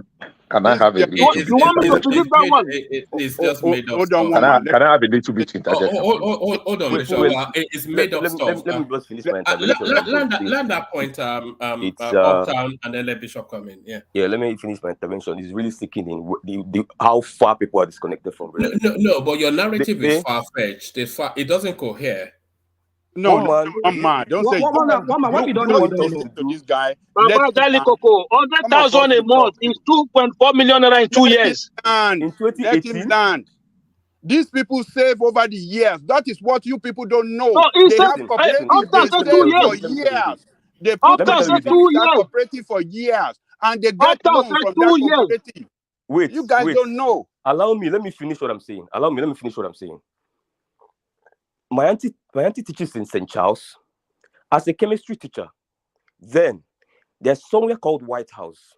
Now, then average parents, I'm not talking about rich parents, could afford to bring their students to lessons after school in preparation for WAEC, both junior and senior WAEC. Now she's a chemistry teacher, and she also gets almost the same salary. Come on, get out of here, man. Let's have a different conversation now. Woman, can you tell me that guy to allow me to finish what I'm saying? What was this now? Yeah, so but that is no longer a salary. That is extra income we're talking about now. Allow me. Let me tell you the where I'm landing to. Now, if you go back to White House where that lesson is being done, you'll find out that place has turned to a ghost town. Why? Because parents are no more. Before, parents can pay school fees and still pay those lesson fees. Now they are struggling with school fees, and the lesson fees have been wiped out from the to-do list completely. Now, people like my auntie, the chemistry and physics teachers, that one is out already from their salaries. Now, even their salary has shrunk by over 60 to 70% depreciation in terms of purchasing power. And you're telling me how is that? Sorry, how is that? Go to Channels TV today and look at the data Shegun presented, the 8 years, 10 years span data, and compare it. One man, their salary has shrunk over what period of time? From that 2017 that I told you that they did this thing till now. You get what I'm saying? Now the point is, one man, we cannot even make this argument. If anybody wants to make this argument, they should prepare and bring a section of 10 hours and we flesh it out. But the point is that I suspect that most of you know what you're doing, because you are going to actually come to the public and make this argument. But then maybe it's all police or whatever it is. But the point Uptown, you don't need to say anything again. Wait. Forget about this thing. Let him continue. My uncle drove You cannot be doing that. When I say hold on. Bishop is waiting to come in after Uptown. Yeah. One man. The last point I want to make is that, I listen every day, almost every day actually. There's a point I want to bring to your notice in case you don't know, and it is with the issue of gaslighting Ekene. And I've taken that point over a couple of days now, and I said, okay, let me just come in today because I happened to tune in today, and the first thing I heard was that same thing. The fact that Ekene does not speak big English does not necessarily mean you will dismiss him. No, one man. Let me make this point. It's something very. I didn't say it the first time. I allowed it to linger for a long time before how I do. I come and tell you my mind as a listener. Now I'm not talking about as a panelist. Now I'm not talking about as a listener. Now, several points Ekene comes here to make, which are really genuine points. You dismiss it on the author of you don't know what you're saying. In fact, there's a comment you made yesterday. You told him that Ekene, if you don't know what you're saying, maybe you should stop speaking. And what Ekene was saying yesterday, when you make that comment, which I think is really very I think you are the one that is now, I think Uptown, with all respect, you are the one that is now gaslighting. No. I think you are the one that is now. No, this is not fair to the platform. I don't think we should continue. He can defend himself. You can reach out to Omar if you want to. You are sowing seeds. You are sowing a seed. You are pushing. You are really trying to destroy. You are trying to destroy. You are trying to destroy. No, this is not fair. Allow him to talk, but this is not. You have allowed to. I give him space to talk now. You want to express his feeling now. He has been on the It's not you that should be saying pushing for this. Even not by everybody. One man, let me say something. Listen. Let me make the point. All right, before you make that point, let Ajale Koko go first. Yeah. Who is speaking now? Uptown. He's trying to sow seeds. Yeah. Uptown. Yes, I think one man said something similar to what you said, but not exactly as what you said. No, I quoted him. Oh, hold on, I made sure I quote him. No, let me say the verbatim, the way you said it. He said, Ekene, if you don't know what to say, maybe you don't need to say it. That I heard him. No, that is exactly. Baba, I disagree. I made sure I quoted him. No.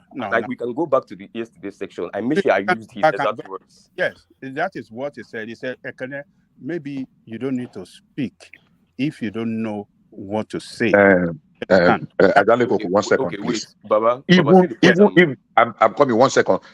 Even if the sentence is Ekene, if you don't know what to say, keep quiet, don't say anything. No, you didn't say keep quiet. No, you didn't say. I'm assuming. I'm just assuming. No, please understand me. Koko, what Bishop is talking about is context. But exactly. Even if he says so, we don't need to now try to twist it like you are trying to humiliate. I beg, let me say it. Even if that is what I beg now, please, let me just put in this. Even if just 1 second, please, I beg you. Even if what one man said is that, look, can I beg, if you don't know what to say, keep quiet, Joe. I'm assuming. No, we don't need to come and hold on. I'm saying assuming. I'm not saying that was what he said. I said worst case scenario. We don't need to come and paint it like he deliberately want to run down and humiliate Ekene, because that was not the motive or the purpose. And that's exactly what you are. He's already put it out there. So that's exactly what you are trying to. That's exactly the picture you are trying to paint. No. Don't worry. We know what you are doing. I'm hearing what one man is saying now. Looking as if maybe I deliberately want to run anybody down. I didn't. No, you are trying to sow seeds. No, I'm not trying to. Yeah. I don't even have the capacity to sow seeds. That's first of all. First point to make. But your introduction to the conversation. Your introduction to the conversation. You already give it away. That is what you're doing. Say what I want to say. Since when don't we have the capacity to say? Hold on. Let me show you how the seed is starting to germinate. So this is the seed germinating right here. Can you see? So thank you, Uptown. Let's just move on from there. Thank you, Uptown. Let's go on from Uptown. No, that's unfair. No, one man.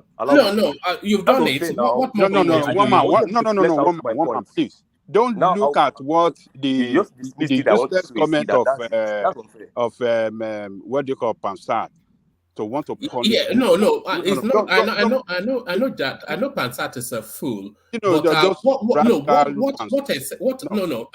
Koko, hold on. Yeah. I know Pansat is a fool. But what Uptown was doing is what he's picking up is amplifying the seed that he's sowing. No, I don't want to agree with that. I think he took offense, to that statement, but he didn't heard it well. It kind of sound the way he's saying it, is presenting it now. That is where it's putting a spin on it. But that's what I'm saying. That is sowing seeds. Very unfair to me. That is very unfair. I heard it yesterday. Let me say this. Uptown, I heard it the first time I heard it. I said, "Oh, this statement is not good enough." But this morning, when I was listening back to what happened, the session again, and I heard it again, then I heard it well. It is not. It just said, "You what you don't know, don't say it." That is the way he said it. But if you listen to it for the first time, it might sound. Baba, if you listen, sir, if you listen to me, Baba, if you listen to me when I came on, I didn't cite one example. I didn't say just what happened yesterday. It's a cumulative thing.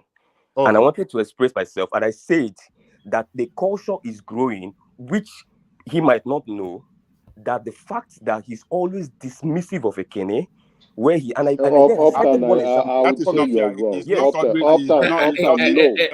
one of the most prominent voices. Ekene is one of the most prominent voices of this platform. Never always Ekene like that. No. Baba, you should have, let me give you an example. End the conversation and let's move on to something else. Yeah, let's move on. I think you made your point. Yes, I will not. Those of us who I will not accept that Kenneth voice. Those of us who frequent platform, we know it's a ridiculous. No, don't make the conversation. Can we just move on? Can we just move on? Is it crying? Can we just one man, please? Let's move on. All right. Yes, let's do exactly that. One man, if you move on, it's very unfair. You won't. No. Let's move on. We don't want to have this conversation. You are being unfair to the platform. Can we just move on? What point are you trying to make here now? What point are you trying to make? Let's move on. We don't want to have it. Colonel is loved by every one of us. No. If I didn't have my point, it's going to end that I think civil and that's very unfair to me. That's the point. All right. Hold on, Uptown. Woman, can I make a statement? Yeah, just everybody hold on. Uptown, if anybody is somewhat trying to be patronizing, it is you. Because Ekene is as sharp as they come. Ekene is one of the foremost voices on this platform. Ekene pushes through and is very assertive in his opinion. And Ekene takes the pushback and he pushes back as well. So for you to claim that you're riding to his rescue is to try to diminish his capacity to understand his own environment. But thank you nevertheless, and we will move on. Let's move on. No, it's not even fair to say we'll move on. What Uptown did just now for me is so. I don't even know what. Can I say something? First of all, you know what? Do you even listen to Uptown? He said just because a Ekene cannot speak good English or is not able to put. I said Ekene cannot speak good English. Me? Yeah, that's what you said. That's what I said. His English might not be coming in a way. What kind of talk is that? So you are the one gaslighting, and then you are accusing other people of gaslighting. What kind of talk is that? One man, can I come in real quick? One man, can we move on? You see, let's just move on. Let's just move on. Can I chime in real quick, one man? No, not on not on this topic. Bishop, I think Bishop was saying something. Not on the topic. This topic is contentious. I said not on that topic. One man, please, I want to speak on civil servant too. All right, coming on that, Ife. You are jumping him over me again. Oh, okay, you go first, Bishop. Yeah, Ife coming after please. Bishop. Okay, very quickly. I wanted to respond to Ajanai Koko. I actually came back, and please permit me. Just 2-3 minutes. Now, yes, things are really tough in Nigeria, and we are feeling the impact. That's a fact. And I will say, unfortunately, it's like almost everywhere. Things have not been the same since after COVID.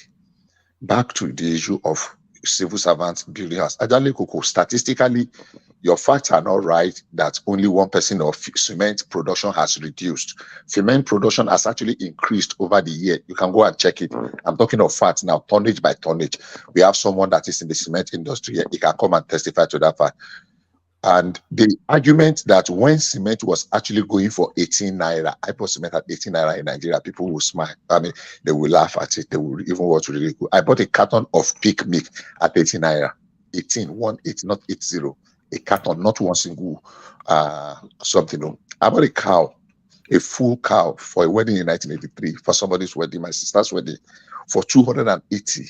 So, but even at that time that they were selling a bag of rice for how much, people were still buying cup of rice, not dairy cow, milk cup. Some people can afford to buy Congo.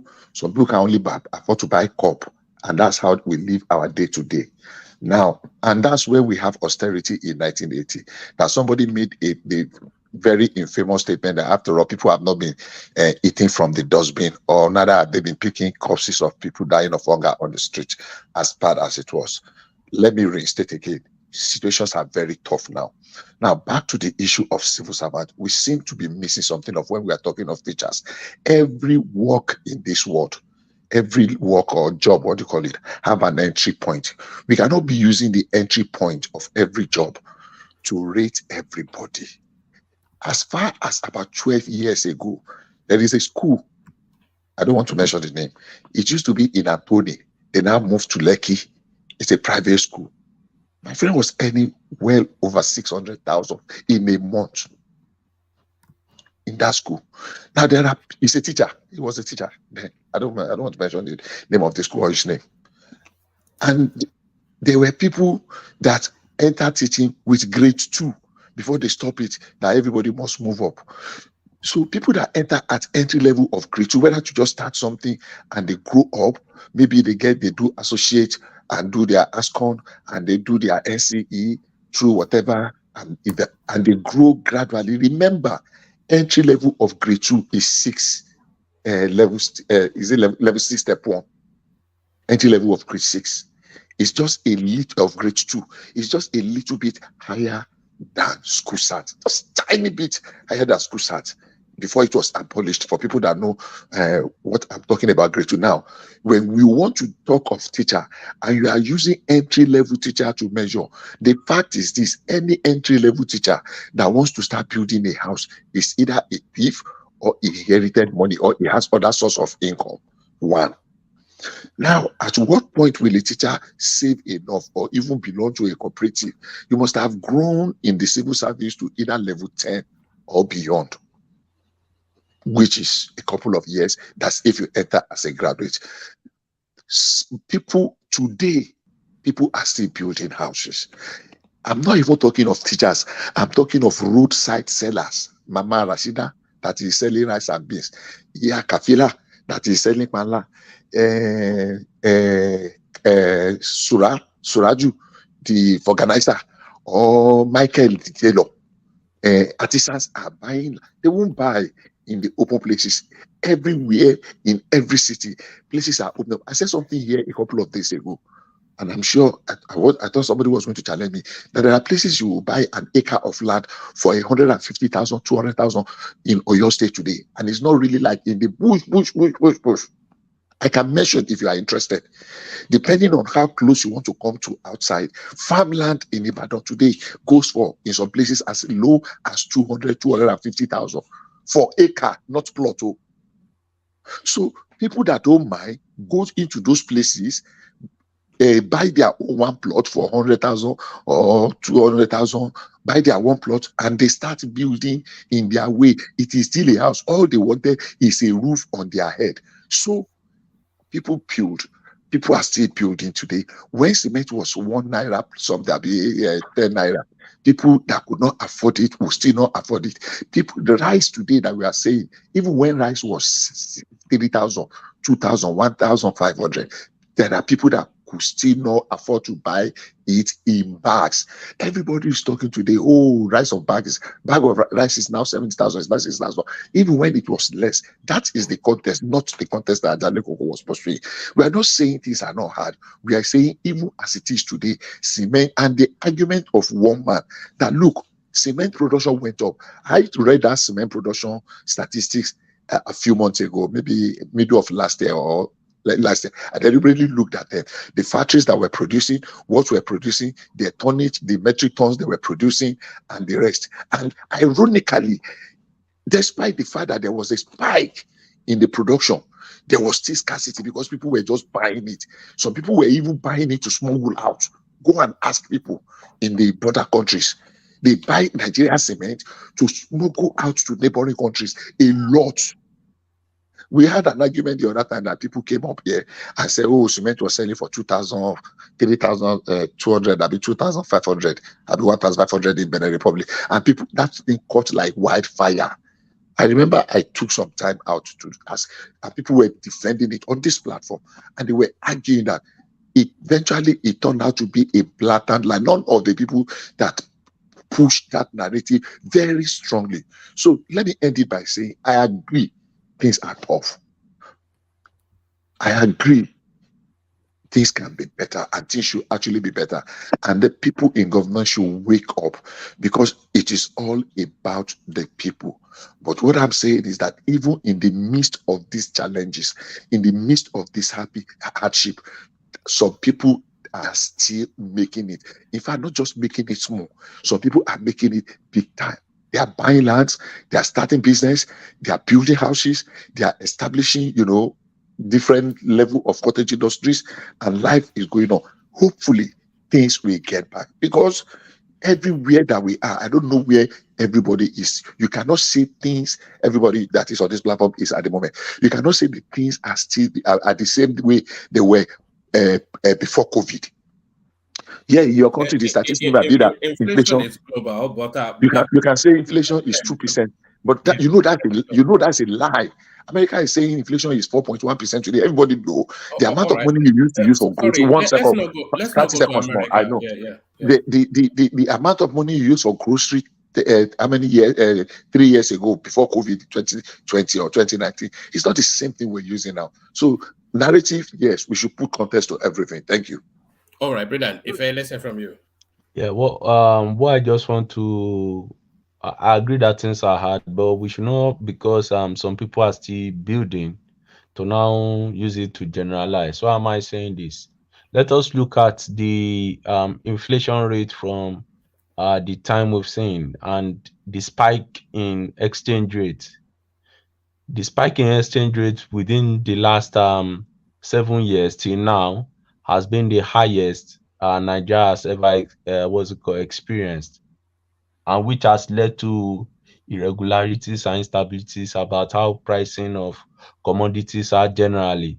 So what has happened to the earning power of an average Nigerian in the last 7 years, where has not been a review in the minimum wage?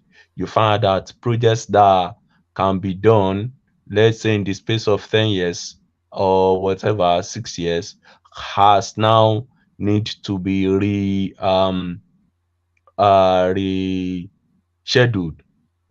And unfortunately, the rate of job loss within the past 7 years from the time that's been happening is more in the time we're looking at. So we shouldn't be comfortable using isolated cases to judge the larger population. It will be very, very What do you mean unfair. isolated cases? Isolated cases The in cement terms of industry is growing. Isolated cases because some people are still getting on in the economy to now say that it has not some people. It's a massive industry space, and the demand is outstripping the supply. Yes, because the population, look at the population. You have to put everything in context too. Then we have to look at the population increase between then and now. Is the tonnage in cement as at those timing period equivalent to the population increase now? Remember, Do you know to the contrary? Do you know to the contrary? Contrary to what?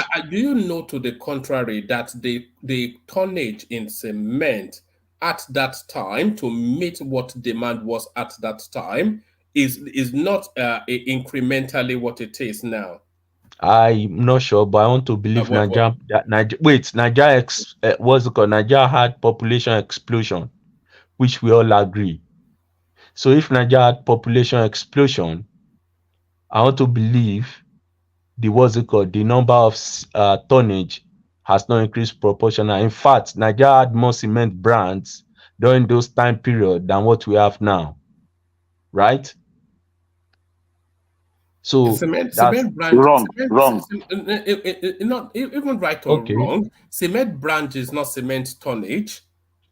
It was an import industry in those days, and now it's an export industry.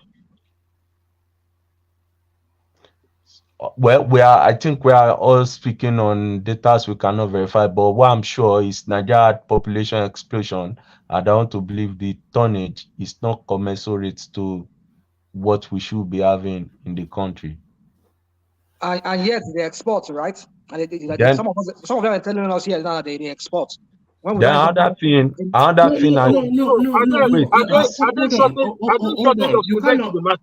You cannot say that and just gloss over it. You don't know that to be a factual statement, and it's not substantiated even anecdotally. So you're just saying it as a glib, a gloss over to land a political point. you don't know the tonnage of the Nigerian cement now, vis-a-vis what it was, commensurate to the population increase. Yeah, then in the same case, what you are also saying, He said you they don't have have more the part plans, two. which is more labels. Label is not tonnage. Yeah, okay. What's the tonnage in the what's it called time period we are looking at in maybe the 80s, 70s? Do we have? I don't know. Do you? I don't know too, but I want. So why are you not why are you then saying that that the increment is not commensurate with the industry space? Because I know that we had a population explosion, which everybody knows, and that's why what's it called? People always say there's congestion on our routes now, right? So, can I ask a question, please, if that's okay? So, listen, what do you have any information as to what number or percentage of our cement we used to import in those days you're talking about, when we did not have population explosion? I don't know. Okay, if you don't know, but you agree. I mean, you people are So just hold on, but you agree that we used to. Rational man, calm down. No, it's Rational a man, question. calm down. No, hold on. I'm calm down now. I'm calm down. I'm asking you a question. You that is asking somebody a question. Yeah, just hold on 1 second. Let me. I'm going somewhere. So if you don't know, but you agree that we were importing cement at that time, right? Yes, I agree. Exactly. So do you think we are still importing cement today? I don't know if we are importing, but we are not importing. Yeah, we are not importing. Okay, so does that not tell you what you need to know? Does that not answer your question already? How do you know we're not importing cement? How do you know? Now it does. Do you know? Akin, do you know why it does not answer? Lafarge is what? It's a French company now. So Lafarge is They have their plants in Nigeria. So are you saying all the cement that they use is from Nigeria? They don't import any. Why would they? Nigeria has an abundance of cement to the point of exporting. But then we used to have Benue cement, but yet we have Portland cement, we have Benue cement, we have all kinds of cement. Those were imported. Many of them were imported cement. Rational mind. Now those are brand names. Those are not plants. Many of them were imported cement. Let's not convolute this topic. We are making this topic so convoluted. Are they cement plants? They're not plants. No. We're not talking about plants. We used to have Benue cement. And then they stick their label on it. They manufacture locally. Yeah. Hold on, they manufacture locally. You said what? Benue cement. Benue cement used to. I think this guy bought it over. What's his name?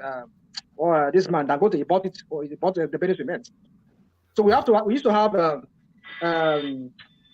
different kind of cement back in the time past, but we used to import cement into that country. Rational mind. Nigeria is a net exporter of cement today. As of today, we export cement. We don't import. How can you be exporting when even your local production you're not able to fulfill it? We have more than. Do we have shortage of cement?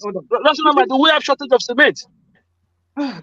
I'm not. Answer the question. Just answer the question. Yes or no? Do we have shortage of cement? I'm not answer the question. Yes or no. My point is. Why not? If you say we cannot meet up our local consumption, if you say we cannot meet up our local consumption, it means that we are short of cement. Is that what you're saying?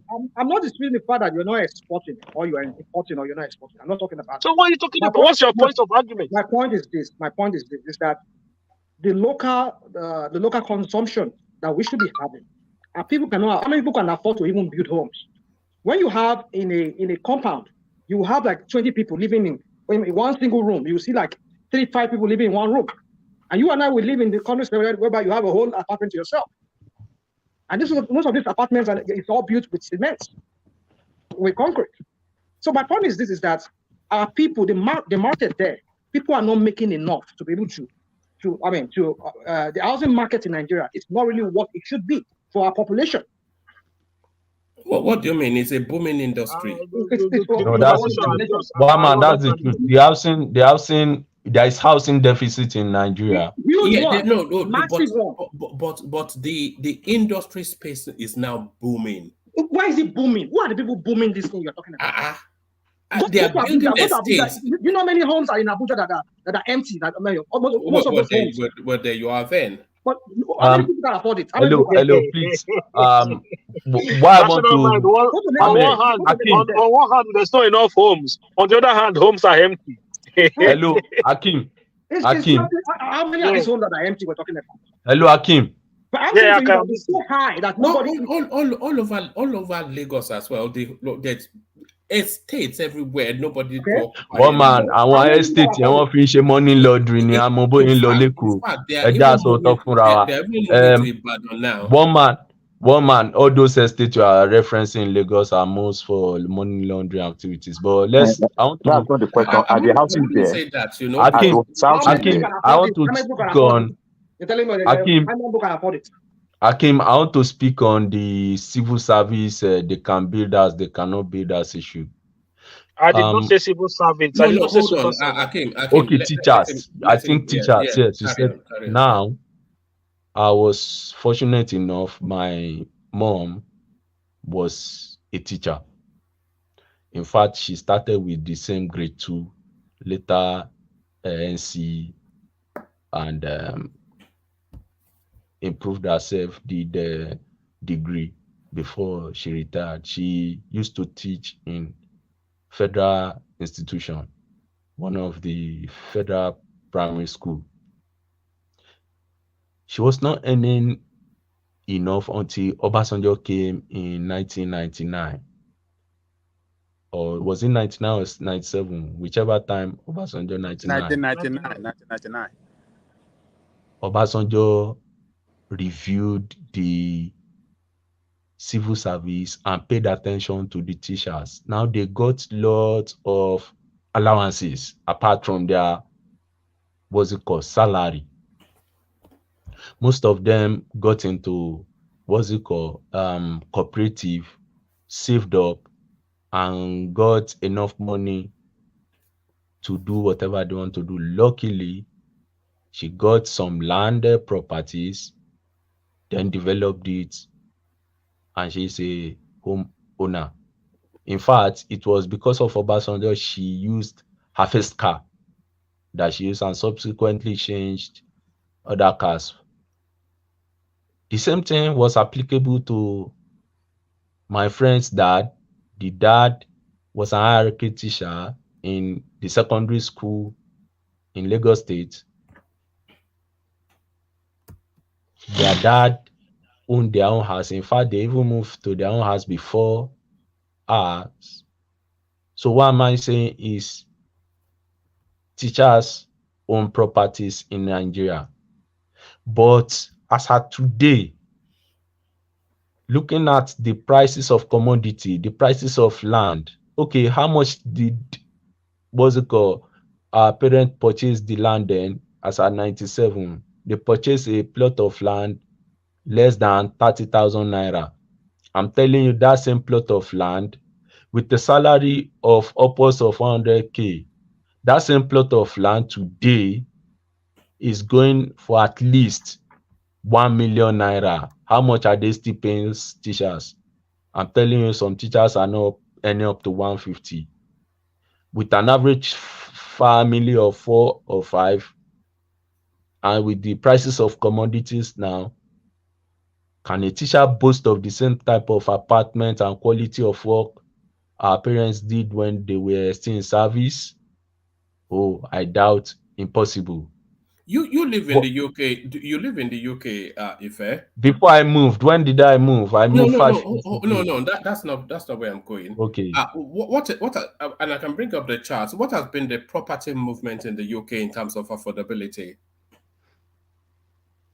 Every average Joe could have afforded a house in London just 10, 15 years ago, certainly 20 years ago. A millionaire cannot afford a house in London now. How much? What's the point, one man? What's the the point is that's rose-tinted back look. When you are saying one man, wait. Rational my way, please. If you working in London and you earning, say, gross of 60 per annum, Yes. and your partner to either girlfriend or married is maybe earning 40, if you're Yes. combined, it's Yes. about 100. Right. If you save up for, let's say, 3 years, I Yes. believe you should be able to go into mortgage, right? To buy what? To get an apartment. An apartment? For how much? I don't know the price of houses in London, but let's go. There you Wait, are. So you don't know. wait. Yeah. Then let's go to Nottingham. But with Nottingham, with a terrace of 3-bed flat. But hold on. Let's stay in London because it doesn't really matter where we stay. But let's stay in London. No, it really matters. You know, it's housing. No. One man, wait. Housing matters. Just hold on. We're talking Yeah, about okay. economic movement. If you take that same scenario to two working partners, and if you set them back 15 years, they can easily get on the property market. But with 100,000 naira household income, you cannot even buy a parking lot in London. You know that. One man. If you want to use that scenario, I think it will be unfair. Do you know why? Do you know why I say it will be unfair? It will be unfair because the same amount of money somebody is earning in London as at the time you are talking about, it's not the same amount they are earning now. One, there are what's it called, government subsidies for housing in London, where you can go into the council flat system and you'll be given flats at a discount price. No. I'm not talking about Yes, that. yes, No. yes. I'm talking about open market purchase. Now, then, if it is open market purchase, remember that the civil servants then, they were going into the what's it called, less developed areas to get the houses, right? So we can still say somebody in London. No, they were not. Wait. No, yes. Who told you They that? were not buying their houses in the cities. They were moving into the less developed areas. So we can say that somebody. Shall I tell you Wait what is going on? now, Mama, let me make my point. Okay, make that point, and then I'll Yes, really so tell you we what can is say going that on. somebody who is living in London will move to a less developed or where Well, the you can say that, but that would housing be is. wrong. I think No, maybe it's I've lived. right because I have lived in London, so I'm not quite sure if you have. I've not stayed in London, but I can work in London, coming to London, work in London, but stay outside the outlier cities in London, right? Can you command? Hold on. Hold on. I was waiting for him I to want to land quickly to ask make a a point. question. Oh God. Can you command the level, the same amount of income wage that you get in London to No, in don't answer that. Nottingham? Don't answer that because that's a different conversation. Let's stay where we are. The point that I was making is that the pressure on the London housing market is as a result of an explosion in London population, one, and then a real spike up in the income of London, two. There is real heavy money coming into London, and those heavy monies, they are contending with that housing market. And that is what has priced the average person out of affordability. So take that as a model and transmute it to a place like Lagos. Okay, I'll give. Yes, I'll give. Hold on. Let me land it. Lagos is the hub at the heartbeat of Nigeria and probably the West Africa and the African region. Which part of Lagos, please? The entirety of it. Including Badagry, Epe, Ikorodu. What are you talking about, woman? What are you talking about? Hold on. It's a cascading. Let just stay with that question, but let me answer it. It's a cascading effect. So let's take Victoria Island, just for the purposes of the conversation. Let's take Victoria Island as the epicenter of it. So now, if we look that model from London, we bring it into Lagos. Heavy money coming in. That heavy money goes into Victoria Island, and then it prices the traditional Victoria Island buyer out of Victoria Island. The traditional Victoria Island buyer goes to Surulere and prices the traditional Surulere buyer out of Surulere, and it cascades all the way down to Badagry, etc., etc. It is big money coming in, and that is what we're saying. So now, do you know why your analogy will not work from London and we can superimpose it on Lagos? Do you know why? It's a global phenomenon. It's an no, it's not a global. Wait, I will tell you why it's not a global. I will give you the what's it called, the discrepancies in why we cannot superimpose it. Before you go ahead, can I just chime in real quick? One man, let me just chime in real quick, if you don't mind. I have a question. Yes, so I think we've really overflogged this issue of, teacher can build a house or they cannot build a house. Of course, we've forgotten. I mean, I think we're missing a point here. The point is, it depends on where you're building that house. Is it in Lagos? Is it in Oyo State? Is it in Karanamoda? Is it in Sokoto? Okay, and of course, it depends on how much those lands, how much they cost, how much they go for, right? And yes, teachers can build. Teachers are able to build houses, and it depends on what kind of houses you're talking about. Are you talking about mansions? Are you talking about 1 bedroom, 2 bedroom, bungalow? So it depends on what you want to build. It's not about who is having that financial power, whether it's a teacher or is a farmer or is a trader. It doesn't matter. The point is where that house is built, be it in Lagos, like I said. It could be in Karanamoda, it could be in Sokoto, So it depends. Those are the areas where we're supposed to be looking at. Because if we don't look at those areas where those affordability all those resources are. For example, you go to Karanamoda, you buy a piece of land for, say, 50,000 naira. I'm very certain that you will not get that same piece of land in Lagos. For example, the place you mentioned, maybe Victoria land for 50,000 naira. It's not going to be so. I'm very certain everyone will agree with me here. So yeah, we are even looking at Lagos to London now. One man is using Victoria Island. If we go to Lagos, if we go to London, we are going too far because of course. Sorry. You see, when I started this conversation here, even on the premise on that, even look at it this way. Say you have a free plot of land. Say you have a free plot of land, right? You have an income of 100,000 a month. That's your income. Yeah. Okay, I'm going to then take a bag of cement to 2,000 naira for a bag of cement, right? Just the cement only. We're not talking about the sand, the roofing, the wood, and all that. I'm just saying, base it on a bag of cement at 2,000. So the smallest house that you can build, right? Can you just give me a rough estimate? 100,000 salary every month. How many a minimum bag of cement that you need to build the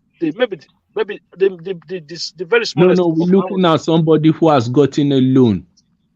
I'm Akim. Listen, I think this is where we are getting it all wrong. A loan is almost like a fast track. Forget it. We're talking about can you build that house on your monthly income? That's what we are saying now. On monthly income? Yeah. That's your monthly income. Can you actually build that house? I'm saying take it now to 2,000 naira a bag of cement. What do you think is the minimum they cannot build. Most civil servants always depend on loans. Exactly. That is a loan is almost like a fast track.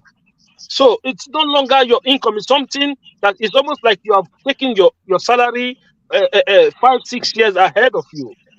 Yeah, but Akim, when you wanted to make the point, you should have factored this in, because you just said that teachers cannot build, and everybody just came for that point. No teacher can build a house on their income. No, you don't have that income to. That's the same thing one man said. He said it's not feasible. the only thing one man is now saying And is somebody came what here to say, no, his aunt was receiving 100,000 and built a house in 2 years, 2.4 million naira. no, the only thing is this: he may not have understood that maybe the auntie got a loan. Most times, we all know that even it's a what's it called, an anthem in civil service, that a civil servant that does not get a loan will never, what's it called, be successful, because Yeah, you but have if you to look at it like that, yeah, say, okay, All somebody right. that took a loan, like one man, Let that. somebody that took a loan of 5 Yes. I million, want us to move from there. So yeah, yeah. So somebody that took a loan of 5 million, say about 5 years ago. So if yeah. you also factor the inflation today into consideration, then after making repayment of that loan, it's also going to be in the same position as somebody who hasn't. All right. Let Ife respond to that, and after that we have to move on to Ekene, because we've been looping around that Yeah, conversation. the thing I just want to add finally is the problem with London housing is not only because of people in London.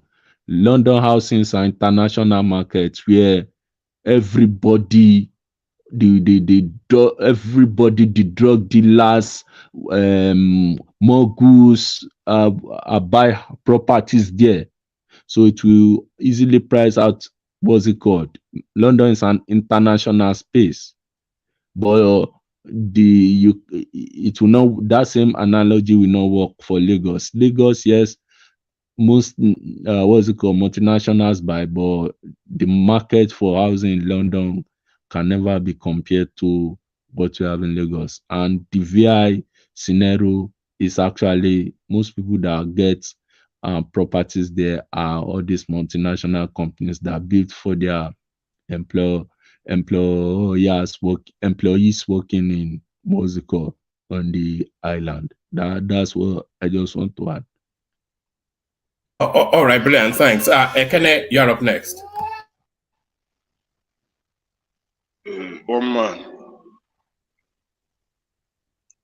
Oh man, are you hearing me?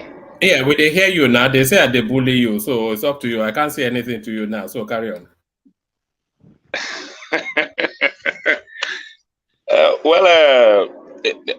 It's not that I know where my brother is trying to go, but the issue is this. You know, if you know me very well, you know I don't care whether you bully me or whatsoever. I don't care, because I know what keeps me going. Because I don't have to sing your praise. I don't have to beg for anything. So, for that reason, I'm not ready to lick anybody ass just to get a favor. That's my lifestyle. And I think that has made me to be an optimistic person in life. And I thank God for that. God who has given me that grace. So no matter what you say, bully, from now till tomorrow, I don't care. I don't care about it.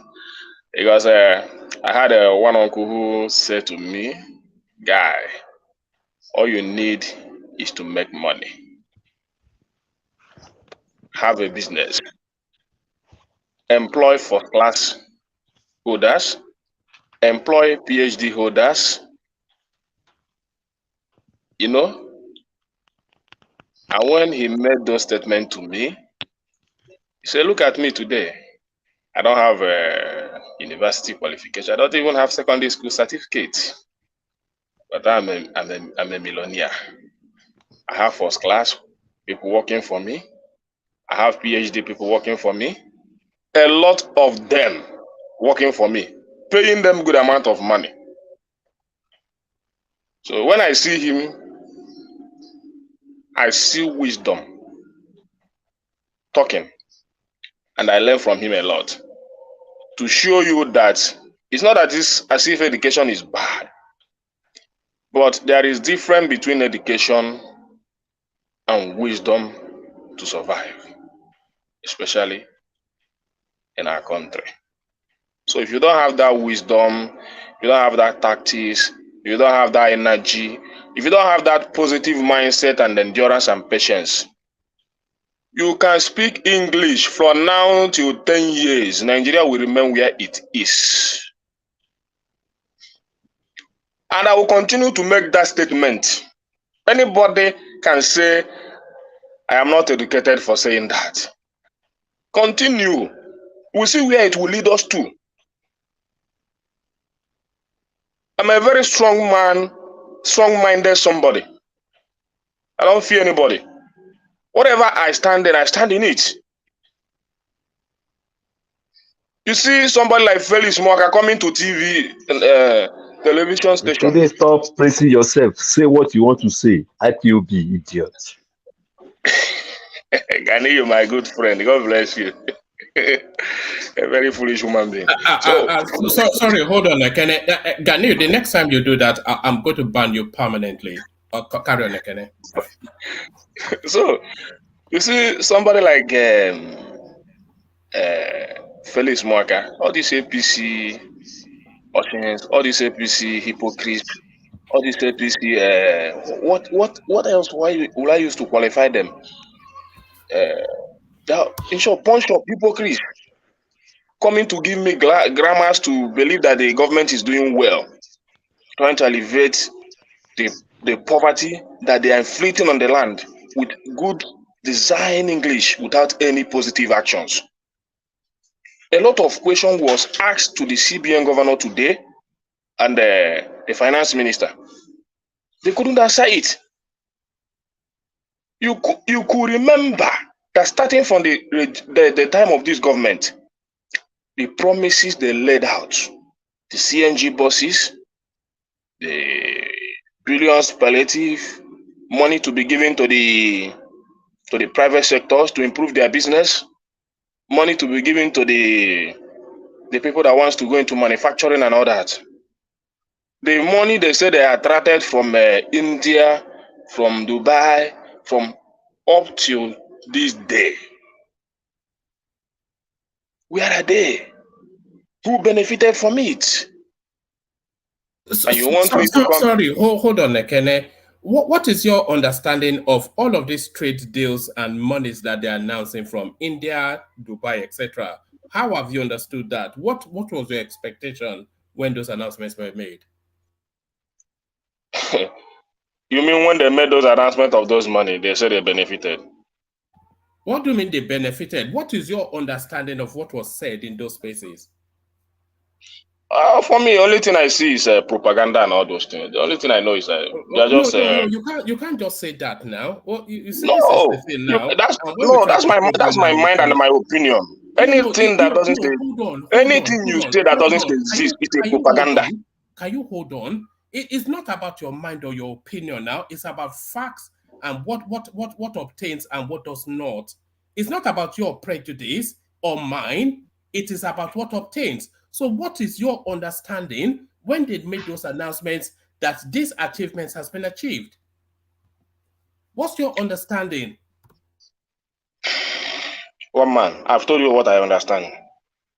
You cannot change my mind for what I understand. You haven't told me what you understand. So tell me, when they went to India and they met with the Martels or the whoever, and then they announced a package of however many billions, what was your understanding of what they were saying?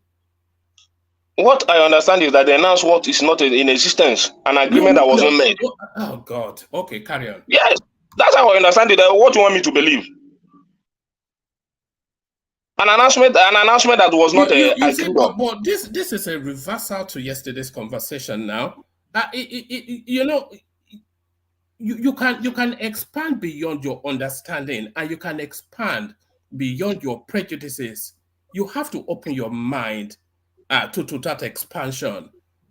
They said they've agreed a set of trade deals that will ultimately bring this much money into the country's coffers. So that's not then to say that that at that meeting they got a signed check from the Indians to come and deposit. I'm sure you know that.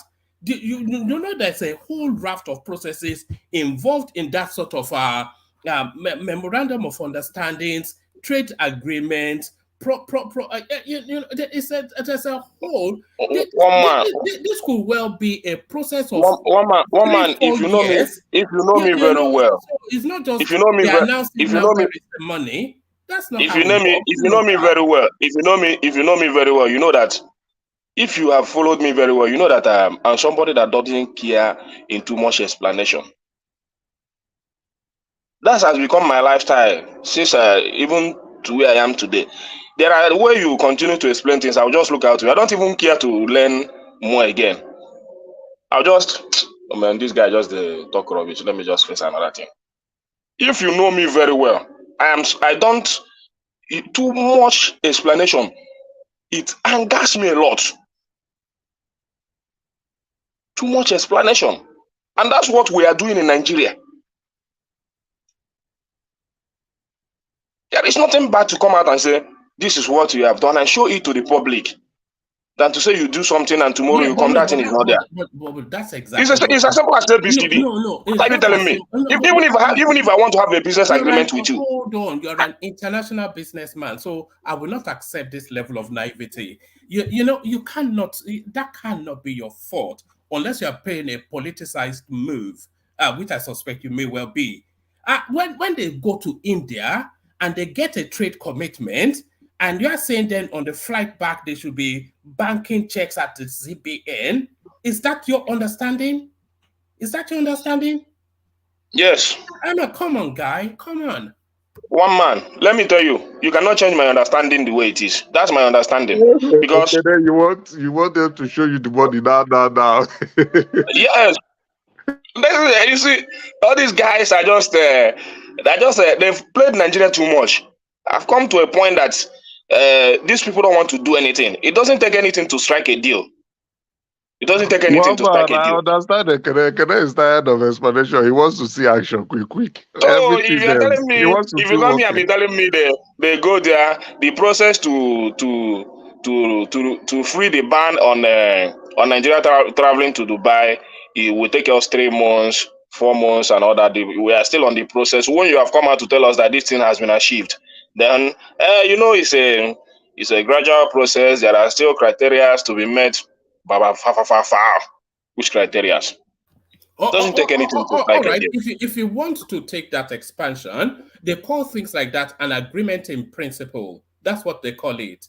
So there's always a process involved in everything. I know. Even that agreement in principle, I know. Well, I will not say that I'm ignorant of an agreement in principle. That's a fair argument. But for me, it doesn't take anything to strike a deal. That's what because even the CBN governor himself still say that they are expecting foreign investors. So and those investors are eager to come. So where are the ones that have already came, which they told us? So you people are the one trying to play to the gallery to explain things for them. Things they've already come out to explain to you, trying to tell you that the investors are still wanting to come. Maybe they are on the way. They are still at Oshodi. They never enter the office. So they are still expecting, they are still clearing ground for them, trying to clear backlog for them so that they will boost their confidence for them to come. Then they now start to strike deals with Nigeria. And you still have, what they've given you this clear explanation, you still have to come and explain it more to them that those investors are there. Yeah, see, all these things it doesn't get into me. Let me show you this screen, Ekene. This is just a rudimentary just of to where the conversation is. So there's just an abstract example just to make the point. These are lithium, the lithium space within the Nigerian space. So you get a commitment that XYZ country from ABC, XYZ company from ABC country has committed 20 billion to the lithium factories, lithium refineries in or the lithium space in Nigeria. So you get that from this sort of images. So from this sort of images, and then you get a whole, so that announcement has been made that there's a package of $20 billion coming into the Nigerian space, into that particular industry space. So you get that on this platform here. Then after that announcement, there's a whole raft of other workings of international, bilateral, whatever. And then you have a whole raft of feasibility and whatnot. And then you get into this sort of phase when you start to get boots on the ground, and then you get to this sort of phase when the structures and infrastructures are then coming out, and then you get to this sort of phase when the groundbreaking is taking place, and then you get to this sort of phase where production is starting to take its flagging. So all of this, from this point here, this red picture, where they tell you that that $20 billion is coming in, all of those processes have to be gone through in order to land at this point. So you know that. I mean, come on. Asali Dokubo say na photo. Photo government. Photo na photo you dey show us. Now what you Asali Dokubo talk? Don't me talk am. One man. Remove the photo from this screen. Photo. Say, let me say this.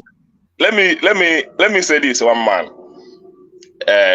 I'm not saying that the government is not doing it. I'm not saying that they are idle or they are not doing anything. At least I have a video. I would have sent it to you. Oni of Ife, one of his video that I just listened to. I don't know whether it's a current video or an old video, but I think that video is a current video.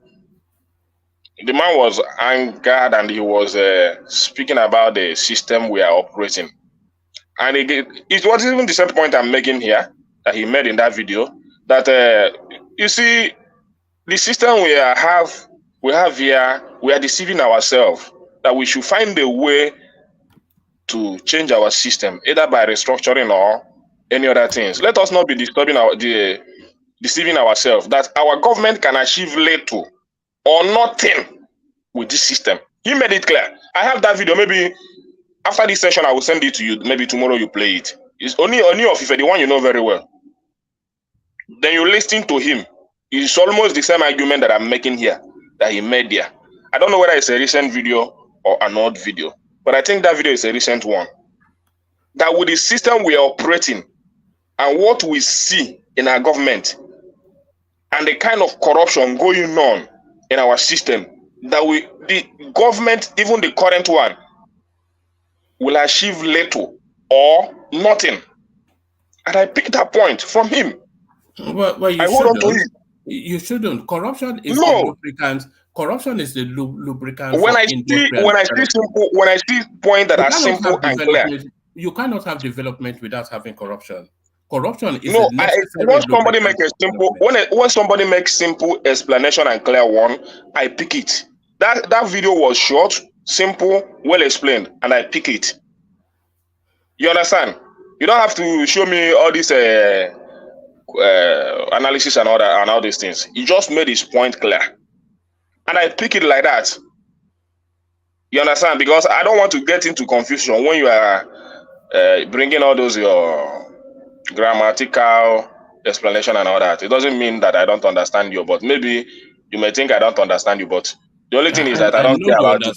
Perfectly. Look, the only thing is that I'm not full. You are an international, well-traveled businessman. I am not fooled by you. You are one of the sharpest brains here. So forget. The only thing is that I don't care too much about explanation.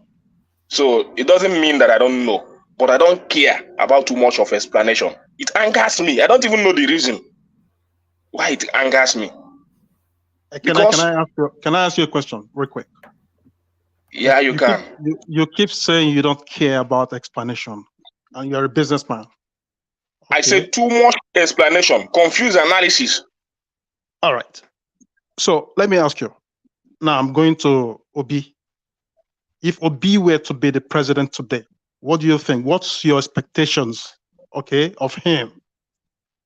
What do you think he could have done differently? I'm not siding this government. I don't like what they're doing. But I'm asking, what do you think he could have done differently? Well, if I think I will not have much opportunity to say that, because I don't want to drag Obi into our discussion. You understand? Go But ahead. I'm listening. the only thing I know is about our government. The three candidates that contested for this election. You know, the problem we have is that we only care about. In fact, many people don't care to listen when they are campaigning. You understand? But when somebody like Atiku, if I have to vote Atiku, I have to vote him in one reason: restructuring, because he has explained it to the way I understand it very well. That is, if I have to vote him, I will not even vote him based on economy or fight the insecurity. I will vote him based on restructuring. Then Tinubu, the people that voted him based on, which he also said, based on revenue generation and all that, which I see even he's trying to do it now. But you know, Nigeria is a very big space. You can't compare it to Lagos. You can't compare it to Lagos. The way Tinubu is trying to increase that, to meet that his target of, is it 1 trillion economy also? He's trying very hard to meet up to it by devaluing our naira. All these things are not the way to make the, because when you are doing those things, you don't know that the common man on the street will feel hot. You understand? Is that $1 trillion economy or not 1 trillion naira economy? Okay, $1 trillion economy. Okay, maybe. Yes. Which is double the size of the economy as it is now. I don't know, but when you devalue the naira is 2,000 naira. You are trying to make you said you want to achieve. I don't even know what you are going to achieve there by making the dollar 2,000 or 1,005 to achieve your aim. Doesn't make sense to me. It's making the economic space more competitive. You know, more user friendly. Well, to you that is what it is. But for me as a businessman, I know how it works. I know what I know the difficulties in that. You understand? Because you see, if I have to give my analysis during the time of Goodluck Jonathan to this time, and why people like us supported Goodluck Jonathan administration very well, is that a lot of African countries around us take Nigeria as their Chinese hub. You understand? Even though we are still importing them, but they make Nigeria their home of business. You can't compare it starting from the time of Buhari till date. That those things are not there anymore. Our business is just within the space, within the country. Just few people, maybe things they cannot get outside the country, then maybe they will be looking for it in Nigeria. Those difficult business that they cannot trace outside the country. Maybe a businessman in Nigeria has the idea, then they trace it back to Nigeria. You understand? But during the time of Goodluck Jonathan, most of these African countries don't know anywhere in China until Buhari came in. Then Tinubu carried where he stopped, and they are, you know, he said in one of his videos. I don't forget that video. We further slow down the economy. We take him more task on this and all that. That's what we have to do. That video, I think he was playing, but that is what he's playing out today. You understand? So, coming on to Obi and his campaign and all that, it's all about, he emphasized more on human capital development. You understand? So, in that area, I know he will surely do well. And if you tell me the need of the country is that human capital development, which a lot of us argued about it yesterday, and I continue to hammer on it. You cannot keep your people uneducated and expect the country to grow. You know, it's never done anywhere. It's never done.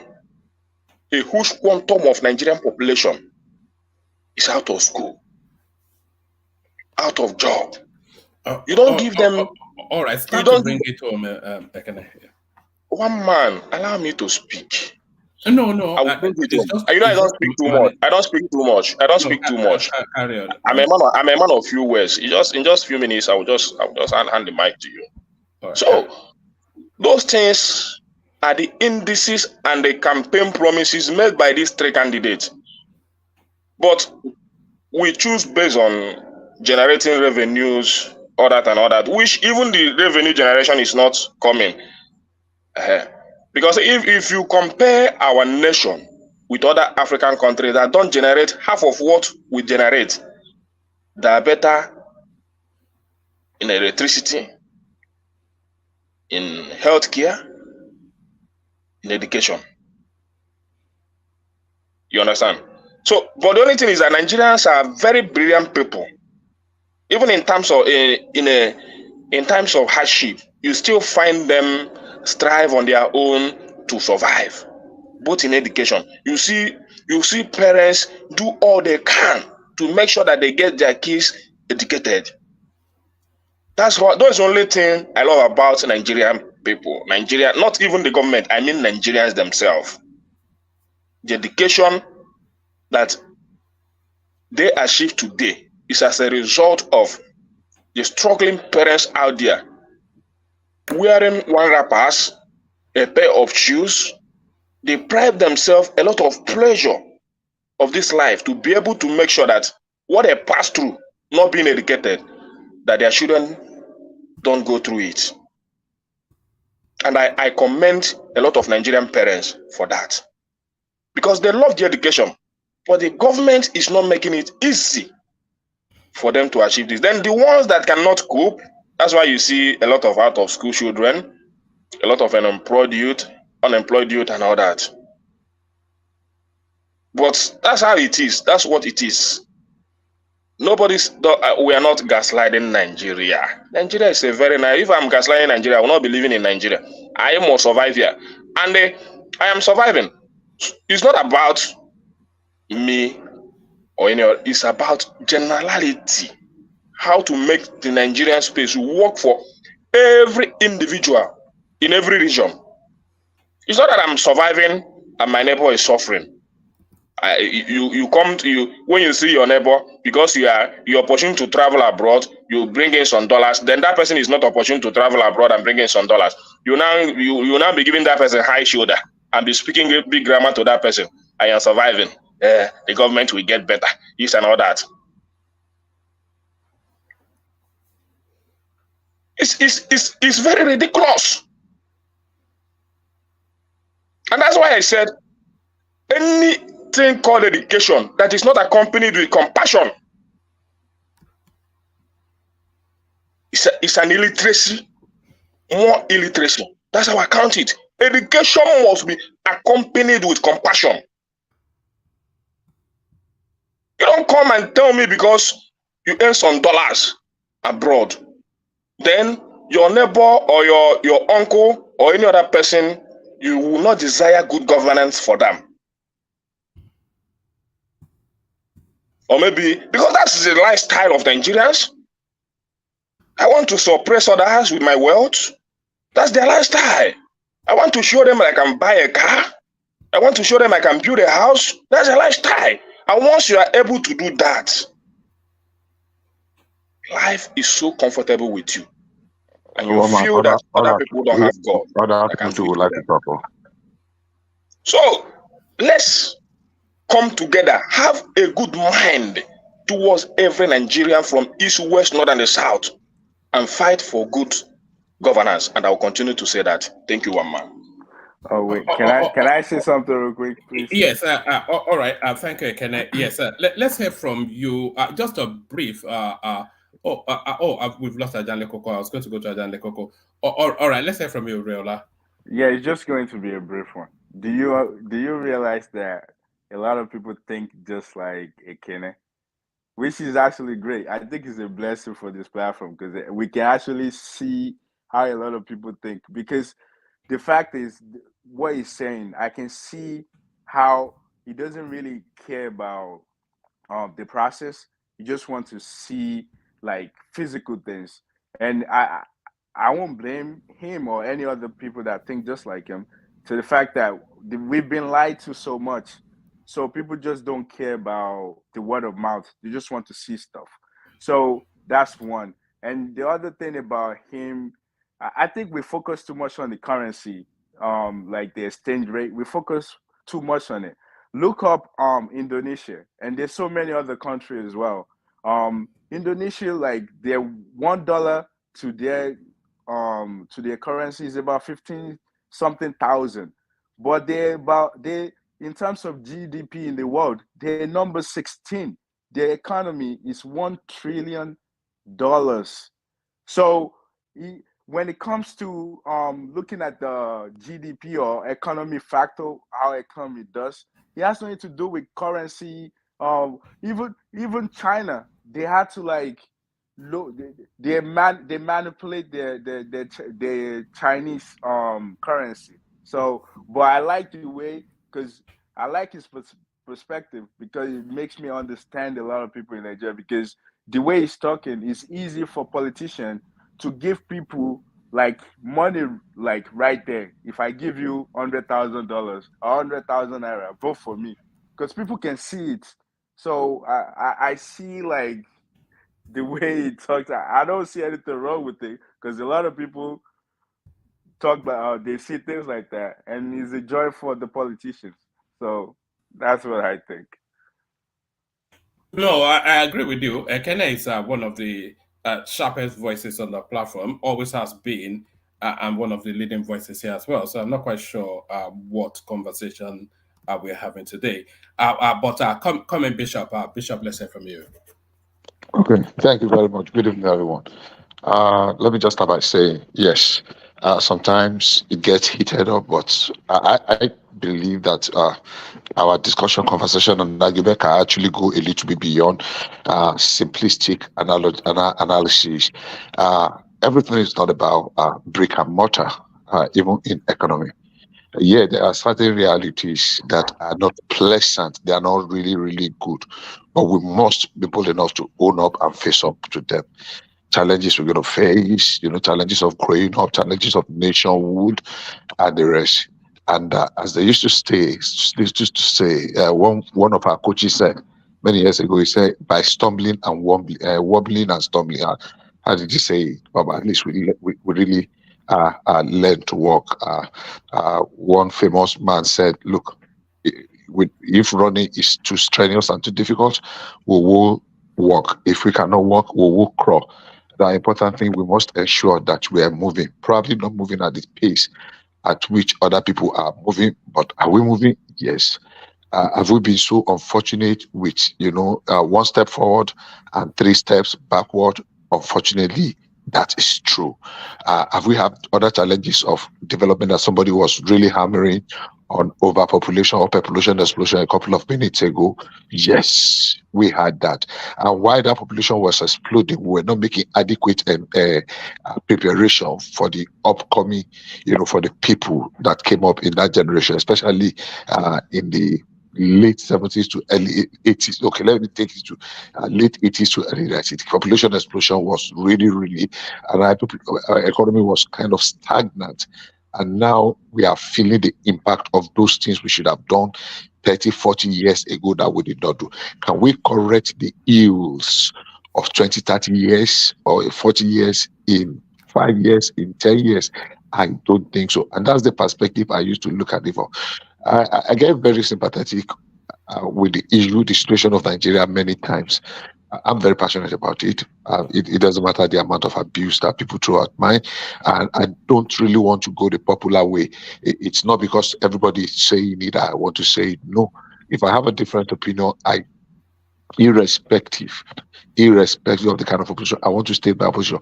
If I'm going to be one among 1,000 people, I will still stay. It is that you don't agree with my position, but that's the position as I see it today. Am I willing to change? Absolutely. I'm the first that will change. And it's very funny and strange when people say we defend APC, we never see anything wrong in APC. I don't think that is really fair. I have come here, even in Buhari, if we can go back, there are times I have called Buhari's government house when I believe certain things he did were very silly. I remember when we were discussing about Emefiele, I said one of his biggest error was, apart from retaining Emefiele, reappointing him for a second term. So I have been bold. Even Tinubu, that is the current president that I so much campaigned for, I have spoken against him several times, not in other places, on this platform. So when people come and say we defend, and I dare to challenge people that supported Obi. They've never seen anything wrong, even when it goes. You know, they've never seen anything wrong, because they have clothed him with this messianic something. I don't do that. Recently, I still called Tinubu out. I felt it was completely senseless and insensitive for the president to be in France when all those things were coming up, no matter how important. I said it out. So that we don't see anything wrong. Like some people, I don't want to mention this. I always want to point out and I disparage other people. I don't think it's so. I have listened to Kulata here come very hard on Tinubu. I've listened to Enigmatic do the same thing. And that is the difference, except we want to deceive and lie to ourselves. Obi supporters never see anything wrong with him, no matter. They behave like hallelujah. They don't see anything. So you are being very disingenuous, how do you call it? If you think there is, if I see anything that is good about the government, I must not mention it just because you hate the government. And this is very, very dubious of you to think that everything the government has done is wrong. I said to someone who were having the conversation, I brought out the video when Obi said that he will remove the subsidy from day one. I am quoting him verbatim electoratum, like the Latin people used to say. He said he will remove it from day one. He did not say he will remove it through a process. He used the word from day one. And I asked, what were you expecting if you remove it from day one? Were you expecting that there will be people will sing Kumbaya, everything will just fall into place 3 days, 1 month later? No, the same vision we're having, we have experienced it. The same high cost of food and rest, because we have not been able to up our food production. Industries, produce are dying down. I know we had this conversation here when some people supported that they should open the border. They open the border now. Our local poultry are dying. They are really dying. The effect of the open border. Oh, the price was going up. And that effect of the open border has not brought down the cost of food. I sympathize with people that are in leadership, because sometimes they just want to try. They have the best of intention, but they are not magicians. They want to try which one. So if they try this and it doesn't work out, they will still, because we are human. Nobody can say today, okay, this is the silver bullet that will solve all the problem of Nigeria. The insecurity we're talking about. 90% of these people that are perpetrating this insecurity, they are Nigerians. They are our brothers and sisters. They live in people's home. They arrested some people about a month or two ago. It is a woman, an old woman, that was helping them to feed people that were captured and were kept somewhere. A woman, a mother and a daughter, that were the one preparing food. And they know that those people were being held against. They did not go and find a way to inform the security. And they've been doing it for not for 1 month, not for 2 months. They've been doing it for more than 1 year to help to feed people. So there is a role that every one of us has to play. If we are not playing this role, look, there is no magic about it. We need to go through the process. The process of childbirth has some pain. Some people, sometimes it has to be induced. It is what is the level, the measurement of pain. How, what is the bearable level that will not lead to fatality? But even growth itself has some pains. It comes with some pains. So for me, it is not like in opposition to, I have the right to disagree with some ideas. If I'm not convinced about them, it is your responsibility to explain and re-explain to me like I am a 3-year-old. So for me, I want over explanation. If it's going to make me to have a deeper or a better understanding of what you're trying to let me say, to let me see. If I don't want explanation, that means I'm fixated. That means I'm not even open for conversation in the first instance. And I don't think that is the kind of conversation, a discussion or conversation I want to indulge in. So that's that. One man, unfortunately, I missed on the readout. Is there 1 or 2 topics you want me to speak to? Yes, we were speaking to the Miyetti president being arrested by the authorities, and now a press conference being held by that space, threatening that he has to be immediately released or there will be repercussions. Well, okay, I can do with that in 2 minutes. Honestly speaking, let them bring on the repercussion like yesterday. Let them bring it out. Let him remain in custody Don't let them detain him beyond his constitutional right. If they have reason and basis to charge him to court, let them do it. But that they should release him because some idiots are having a press conference, I don't think that's how he plays. That's not the way he plays. So if they want to bring the violence, let them bring it. So if everything is going to Gabaru, let it begin to Dabaru now. Let it split and let it be yam pepper scatter scatter. For me, I don't think that conversation, I mean that press conference, was or deserves any serious response. If the security agencies have reasons, I don't want them to just hold him on speculation and they will now be looking for evidence. If they have reasons, concrete, actionable intelligence to show that he has something, then let them charge him to court like yesterday and go and retain him in Kirikiri, remove him from DSS office, except the court says let them keep him at DSS office. So for me, I'm in support of that arrest. 100%.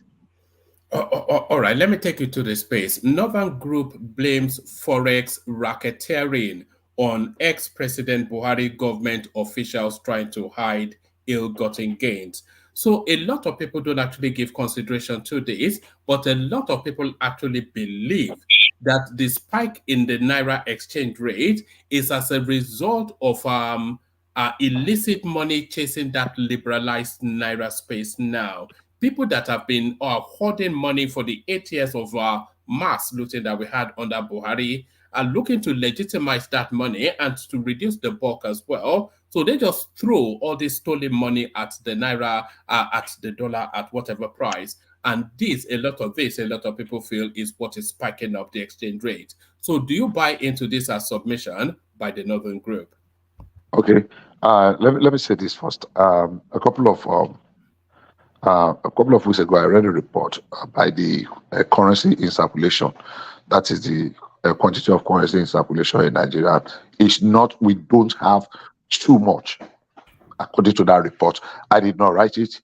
It was written, and I think there was an one of these international. They gave the percentage rate of how much money. Now, the issue of Buhari, if you remember, immediately after the election in March or something, I said something here.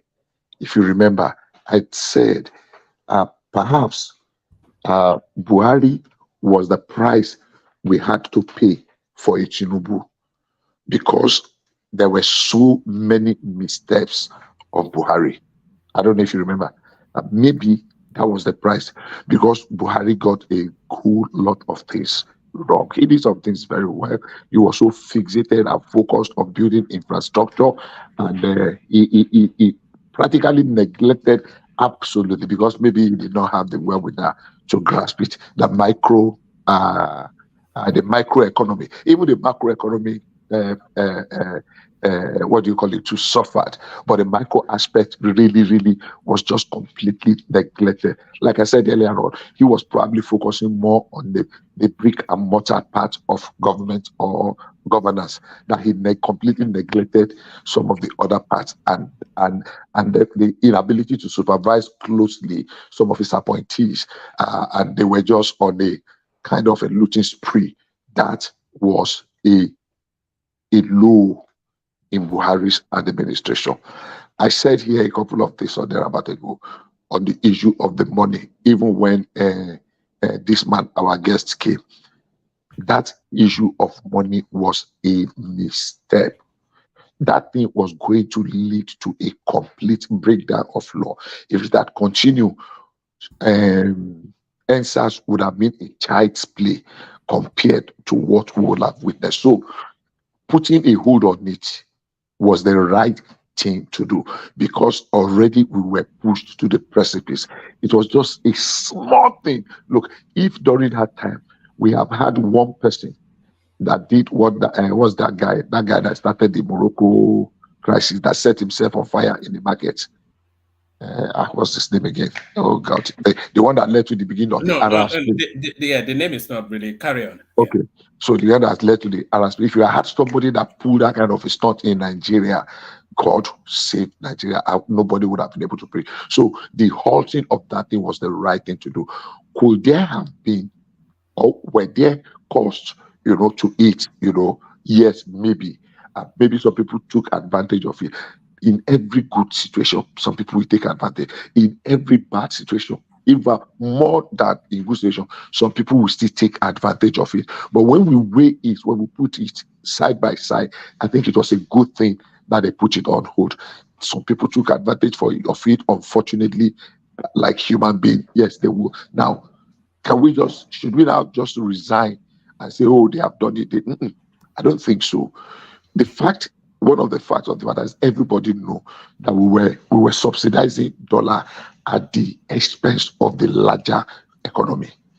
We were subsidizing just a few persons, maybe just 10 or 20% of the, not even up to 5%. What am I talking about? Kind of 20%.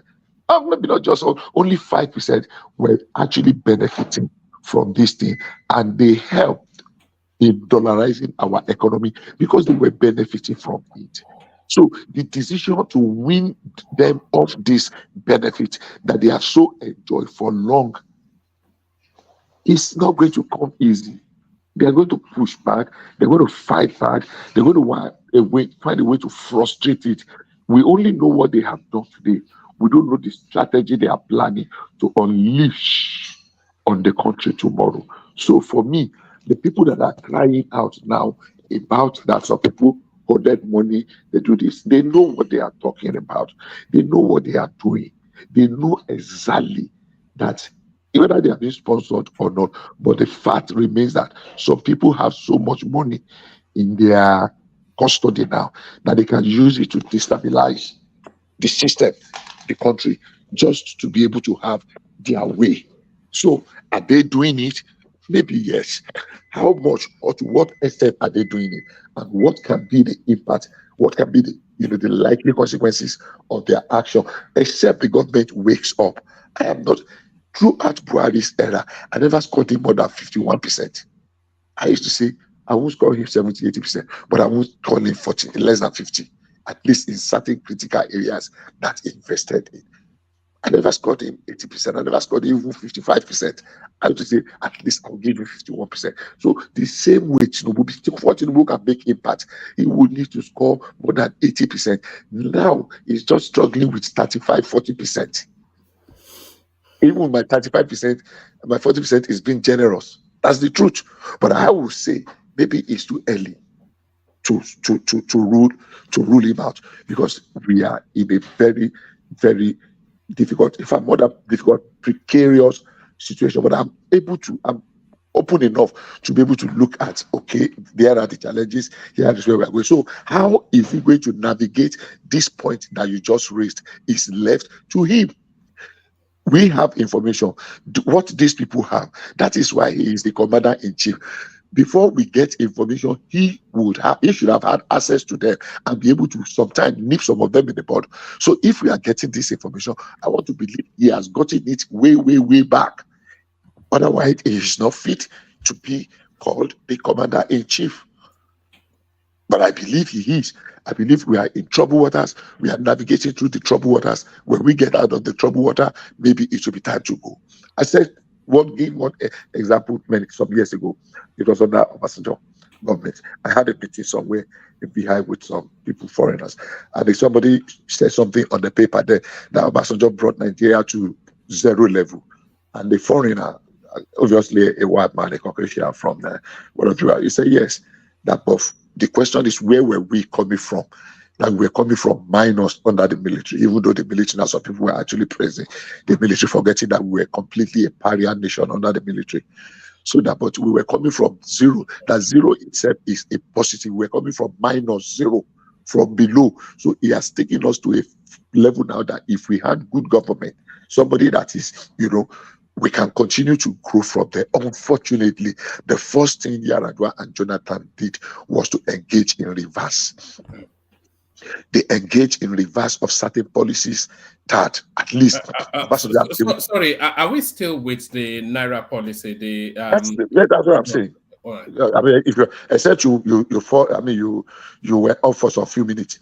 Yeah, go on. Yeah. Yeah, if you are not off there, if you have followed what I'm saying, it's completely in. And I'm putting the whatever squarely on Tinubu's table, on his feet, not on his lap, not even table now, and putting it squarely on his lap. That he should, this information that these people are sharing now, I went and put myself, that this information that these people are giving out now, as the commander-in-chief, he should have had this information. It's not something that should be coming as it's news to us, but it shouldn't be news to him. Now, what is it doing with that information? How is it dealing with it? Knowing that some people are deliberately sabotaging the effort of the government. You can just sit down and fold your hands and say, well, they are doing it. And so, are they supposed to be doing it? Is what they are doing, is it legal? Is there a way, any part of the law that criminalizes what they are doing? If there are, then what is the government doing about it? So, for me, yes. If the northern group blame the forest racketeering, the government should know where did they take the money from? Where is it going? So come out really hard on those racketeering. Yeah, it's okay they have brought the information to us, but the government should not just fold his hand, whether they are Buhari's friend or wives or children or husband. If there is a law to put them in where they belong, which I strongly believe is behind bar, so be it. Are you there? Are you hearing me? Yeah, I'm talking. Yes. I don't know if you're hearing me. So if there is enough evidence, let them deal with them with the strong arm of the law. Let the law take its course. I don't know if you understand what I'm saying. Yes, we do. Bring it on. So the group. Yes, thank you for the information, but hey, it should not come to the government as news. This should have been on the desk of the commander-in-chief way before now. And the question is, what is he doing, or what has he done, or what did he do with that information? You and I cannot do anything. We can just agonize and complain and lament. But the commander-in-chief can surely do something about it. The CBN listened to his interview, was it 2 days ago? Quite a brief of something. Yeah, they're going to, obviously, the man is saying they're still going to come with some policy that will, and those policies are necessary. They are necessary. Unfortunately so. They are going to come with some degree of pain, but they are necessary. The only area the government can do to intervene on the people, or the ordinary people, is let there be availability of food. Thank you. All right, brilliant. Excellent. So that's the majestic Bishop. So from Bishop, we go on to Uptown. But on our way to Uptown, I want to flash up a session that is coming up on Friday. So it's going to be in Friday afternoon, and it's going to be a short, no more than 2-hour session. It's a beginner's guide to trading options with an experienced trader, a gentleman called KANU. So we've done a lot of groundwork around this session. So I can say with confidence that it's going to be quite an informative session. So because we're going to be opening up that space, conversations around trading, around money. I don't know, as some of you may know, I have a hobby channel where I talk about things like trading cryptos, things like that. It's not even anything that I flash up that often, but that was actually the space I was actually going into when I was doing, but we are going into this space now with a real expert in that industry space, a guy called KANU. So we've put together the structurings of a beginner's guide to trading options. So that is going to go. We're going to go live with it on Friday. So here is the link to that session. If you're interested in that sort of thing, i.e. making a profit, then that is exactly the session that you want to follow. A beginner's guide to trading options with experienced trader KANU. So come join us. That's the link to it right there in the comment section. So bookmark that as we go on to Uptown, who are hopefully still there. Uptown, you still there? Uptown, don't go sleep. Yeah. All right, brilliant. So to the conversation, where do you want to come in into the conversation? But not with the Kennedy. So let's not do that person. Anybody that knows me knows that my shot is always a one-take shot. I don't go round and round and round. the way I came to express that was over for me. So I believe that I had already made my point, even though people try to twist it to suddenly make You me the say bad people are person. twisting it. Are you looking at the comment section? Because Yes, I am. Yes. So I'm not sure. I'm confident that your intentions are not malicious. But if you see how it's being played out with characters in the comment section now, you'll see then what I mean by sowing seeds. But let's leave all that and go to the politics. What are you looking at in the politics today? Yeah. So one man, our comment section has always been an alternative universe, and all of us know that, and I appreciate them. And everybody on the platform knows that I'm not up to anything malicious. I just felt a strong feeling about something. I just said it, and I believe all of us have done that before in the platform at one point or the other when we feel, oh, this person and this, oh, I didn't like how this happened or that happened and all that. So I think that's what the platform is about. Yeah, so that's it on that point. Just tell me the lineups we have. All right. So to what Bishop was speaking to just then, because there's a lot of things going on within that currency space as the naira continue to spiral out of control. So there's a narrative to say that the naira is looking for its true value, but all of the financial houses tell us that the value of the naira should ideally rest between 7 to round about no higher than 800. That is where the speculation was that the naira is going to settle. So for the naira not settling there, then there has to be extraneous reasons why the naira is spiraling out of control. And one of the things we had Shege show me here just a couple of days ago, and he was speaking to exactly this sort of space as well. That the illicit money are stolen under the Buhari administration and abundance. You have to remember that Nigeria is one of the top 30 economies in the world, and these guys stole solidly for 8 years. So there's just a humongous amount of wealth stored in vaults up and down the country. So those illicit monies now looking for legitimacy, and that is what is spiraling the naira out of control. So this is being theorized by a northern group. Do you concur? On asking me if I concur is just saying that maybe people are not paying attention very well in the platform. You said Egbon Shege said this when he came to the platform. I believe maybe a week before now. But I said this months ago, before even Bola Tinubu came to government. When did I say it? I said when I was arguing for when at the onset of that naira redesign policy, when people were lashing out, people like me, I defended it. I said these are the benefits of this policy, and where I get it, where I object to it is the fact that I didn't think Emefiele was doing enough in the implementation part of it. It was not well thought out. And again, the political elites, we are sabotaging the process. But do we need to mop up the naira in the system? Yes, we do. If we do not, with the figures Emefiele reeled out in terms of monies outside the banking system, it is a dangerous thing, and that we are heading. And if we allow that volume of money could easily destroy the economy, and it's already is in the process of destroying the economy now. You know, the problem is we play politics way too much.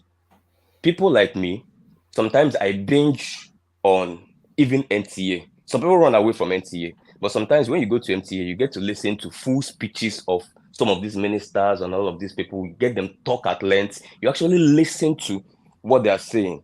But some people are not interested in that. People just want to play Chelsea versus Man U, my candidate versus your candidate, my party versus your party, and all of that. Nobody really gets a grasp of anything. Because I know I listened to Emefiele when he was talking about that policy. I was listening, taking line by line. Okay. And I found out, okay, I think I should throw my weight behind this. I mean, I see some failures here and there, but let's hope that in the implementation stage, he'll be able to. I mean, for him to decide this and have the backing of the president, in the advantages I saw was more, but people chose to play politics. They say, "Oh no, it's because you want a candidate to win. You're just supporting sufferings of Nigerians." No, nobody was supporting the sufferings of Nigerians. The defense was, the policy was good. We needed, that was a dangerous. I listened to Mefre talk about that volume of money outside. I'm like, we are heading for disaster. And now that those people that have that money have been shaked with the threat of the possibility that they could have lost that money if that policy went through, what is going to happen is that if the policy fails, all of them will rush to go and change that money to dollar. Is that not what's playing out 8 months later? Yes, You know what I'm saying? Shege Shomi was actually saying that Tinubu should have, even though it was a bad policy, Tinubu should have actually stuck with that Naira change. Good. And then kept better implementation. Yes, better implementation, a more realistic timeline, but you should have stuck with it. Exactly. But people chose to play politics with it.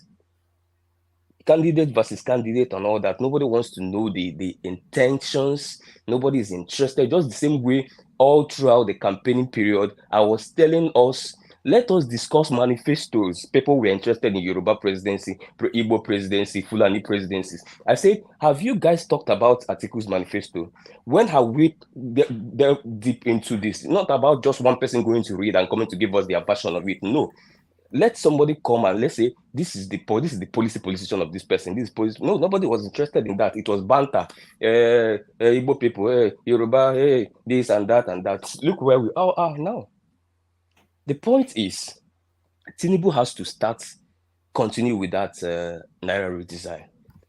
Because what happened was that the elites, they sabotaged because of their links with the banks. They sabotaged grossly that process to the detriment of Nigerians who were dying and dropping dead on the streets. And now everything has been heaped on Emefiele. Yes, and I agree, because it is his job to think that policy through, even before he submitted it to the president. It is his job to bring out the strategy of effective. I think he should know, as a CBN governor that has been there for over how many years, that such a policy will be sabotaged. The elite they are going to resist it. You should know that. So you can't say you are taking unawares. No. So that's on the ground of which I blame him. But he's not the only person to be blamed. The elite and the politicians sabotage that. The governors especially. And for Mr. Yemi Cardoso that is telling us about focusing on education, he said education tourism and health tourism are driving out. Yes, they are part of it. But Cardoso, I didn't hear him talk about the governors. I didn't hear him talk about the elites.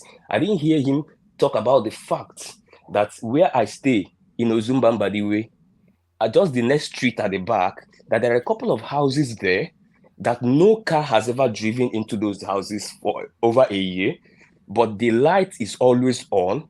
And when the light goes off in a microsecond, the generator comes in, and those houses are highly protected by mobile police, but nobody drives in and comes out there year after year. That is the problem we are in. What is the security people guiding in their house, lighting it up, keeping that house? Nobody lives there. The Bentleys and the Porsche and the Rolls Royces parked there that you can peek through the other compound, their tires are flat. But that house, the light is always on, the generator is always on, is highly guided. Who is being guided there? That is what I expect Cardoso to be doing. I expect Cardoso and the EFCC to understand that people like Ekene or people like you Femi, expect Cardoso to be doing the work of EFCC or police people. That's no. EFCC cannot do it in isolation. It's a coordinated thing. That's why I didn't say I expect Cardoso. I said I expect Cardoso and the EFCC, the DSS. Instead of the DSS to be chasing clout online that they have arrested this blog, DSS is online busy chasing around bloggers. DSS in a country where monies are stashed in Ikoyi, dollars are stashed out. So what I expect is for people like Kadoso, the EFCC, Mr. Wale Odun, who I admire, actually the only person I admire in the entire cabinet with the other guy. But I expect them to understand that people like Ikene in Alaba, people like Femi in some markets in Oshun, people like Ganiyu in Kanu, and the dollars they are changing to get commodities are not the problems we have. Even if they have one child out of 5 children that have managed to sell their land and send abroad to train the child to at least bring prosperity to the family, those are not the people driving our currency haywire. The people driving our currency haywire is the governors, the politicians. These people, they receive allocations, security votes, and what have you, and they immediately run to the Malams to change these monies to dollars. You get what I'm saying? Now they have even added more to them by adding the subsidy removal proceeds in addition to what they were getting before. So more problems. So I expect when I listen, and that's why I defended people like Ikene when they talk about the practicality of it. So in this country, a lot of people have spoken bigger grammars. We heard from Kemi Adeosun, we heard from every other person that came before Kadoso, before Yemi, everybody coming to say memorandum of understanding, photo ops in the Indonesia, we are expecting so and so. I'm hearing this since 1999. The point is in the implementations. The point is in the both policy formation, which we've been doing, but the realities on ground, how to translate it to the realities on ground, and that's where we're not getting right. So for me, one man, what will gladden my heart is that these people involved understand that you cannot cover up sacred cows and expect to do magic. Now, when I listened to Kadoso, I was hearing more of complaints. I was hearing more of blaming. Now, it's easy for this political elites and political class to always shift the blames to Nigerians. I've heard people on this platform, people I call the political class children, that's defenders of the political class. You know, we did a reaction video to Kadoso's appearance on one man, I was able to join it briefly with your reaction video, just a couple of minutes, but then I listened on my own later. Yes, so he said a lot. They're doing a lot of stuff. The liberalization of the IMO space, paying down the country's debt. So it wasn't just complaining; it was actually telling you what they have done, what they are intending to do, and where they are hoping to land. Yes, one man. I would be more surprised if Kadoso came in and he's not able to tell me that he's doing anything. I mean, he's been CBN governor for a couple of months, so he's doing something. The point is, how solid is what he's doing? How coordinated is what he's doing? And then how measurable is it? Now, Kadoso didn't tell us at how many percentage of our debt has been reduced. So we need the figures. We need He gave us the figures.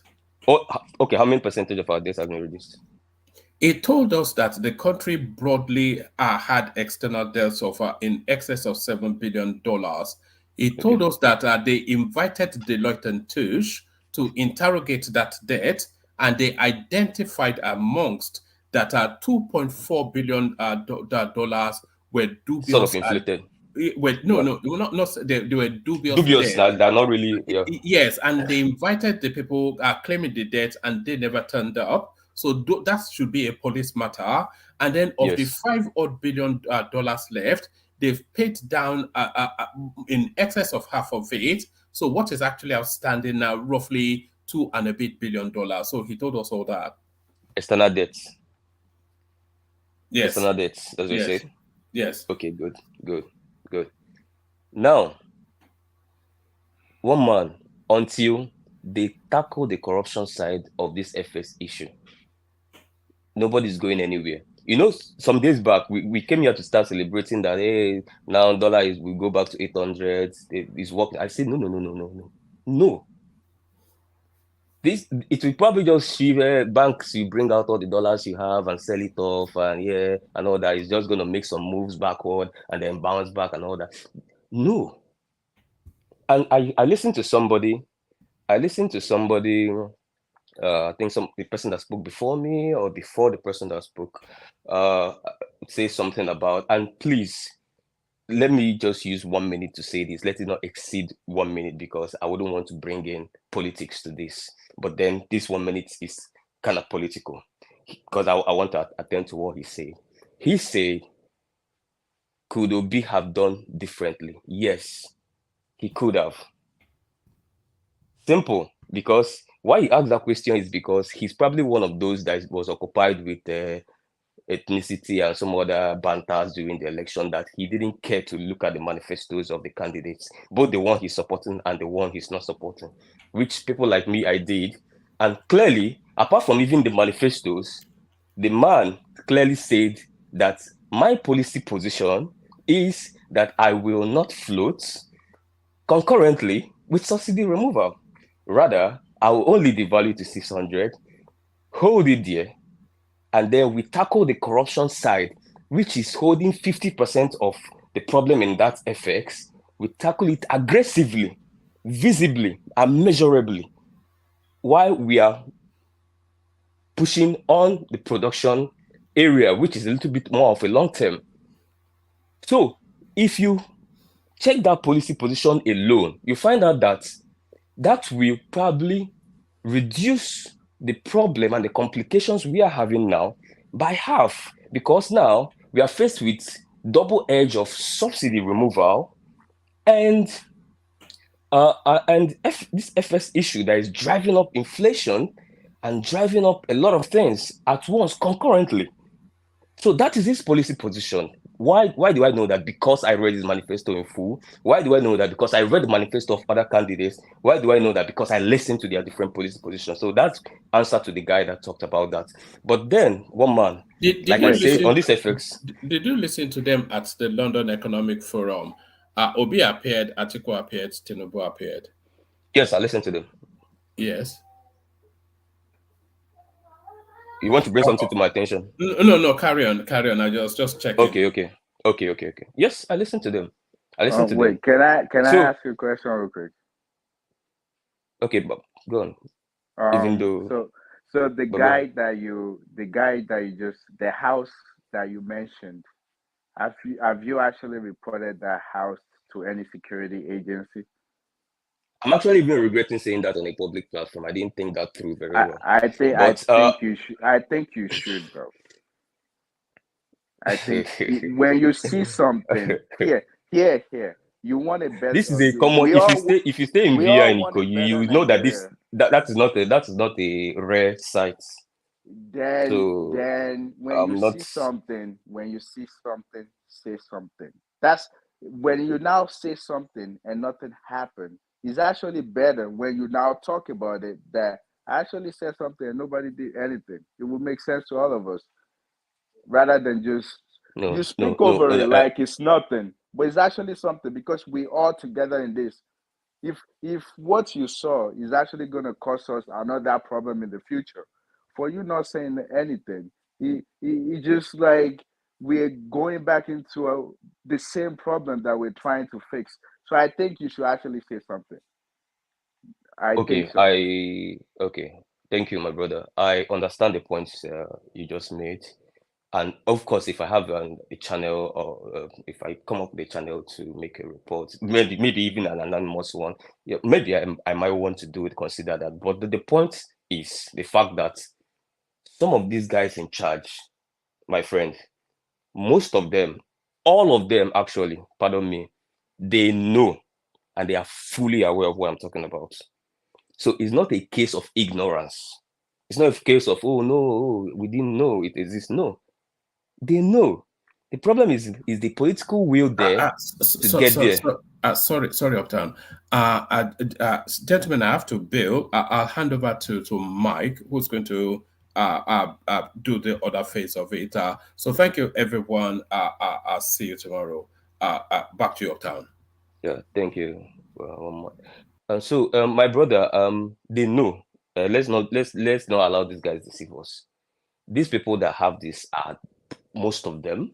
They are people they do businesses with on daily basis. People that they issue contracts to.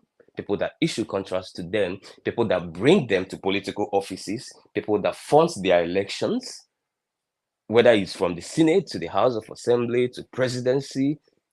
They know. The problem is the man with the ultimate power going to form the political will to damn the consequences and fix this country? All right. Anybody that want to fix this country, my friend, must be willing to probably not return for a second tenure. All right. Let's look at it like this. How many is that person or people that has the power, and how many are they? Imagine that the way you see something, you say something. I happen to go around there. I see something. I say something. A lot of us, we just go around. We see something. We say something. We see something. We say something. Do you think we won't overpower them by saying the it? Thing is, by actually saying it that okay. No, people say this all the time to the security agencies. They're only going to call you a whaler. In fact, before you know it, the DSS will come, arrest you, and say that you did something. Let me tell you, just in December. See, you guys, I don't know, you guys need to. Sometimes when we in Nigeria are talking about some realities on ground, some people is very, very disconnected. On December, my friend was driving me, and we were arrested by the police at the checkpoint to check us and to search us.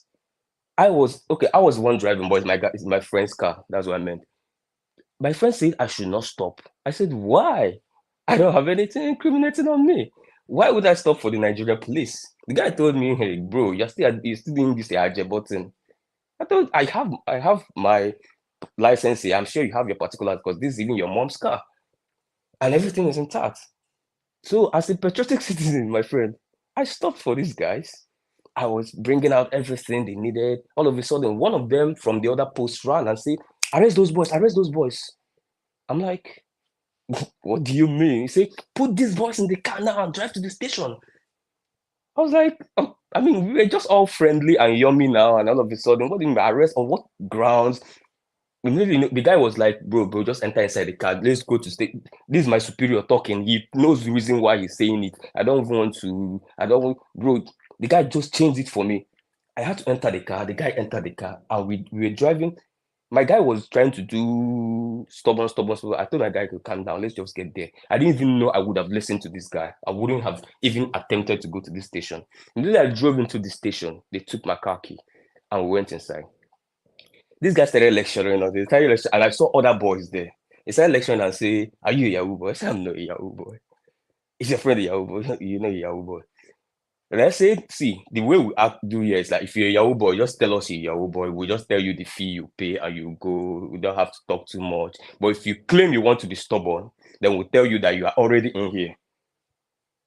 And nobody knows you're here. I'm like, that sounds to me like kidnap.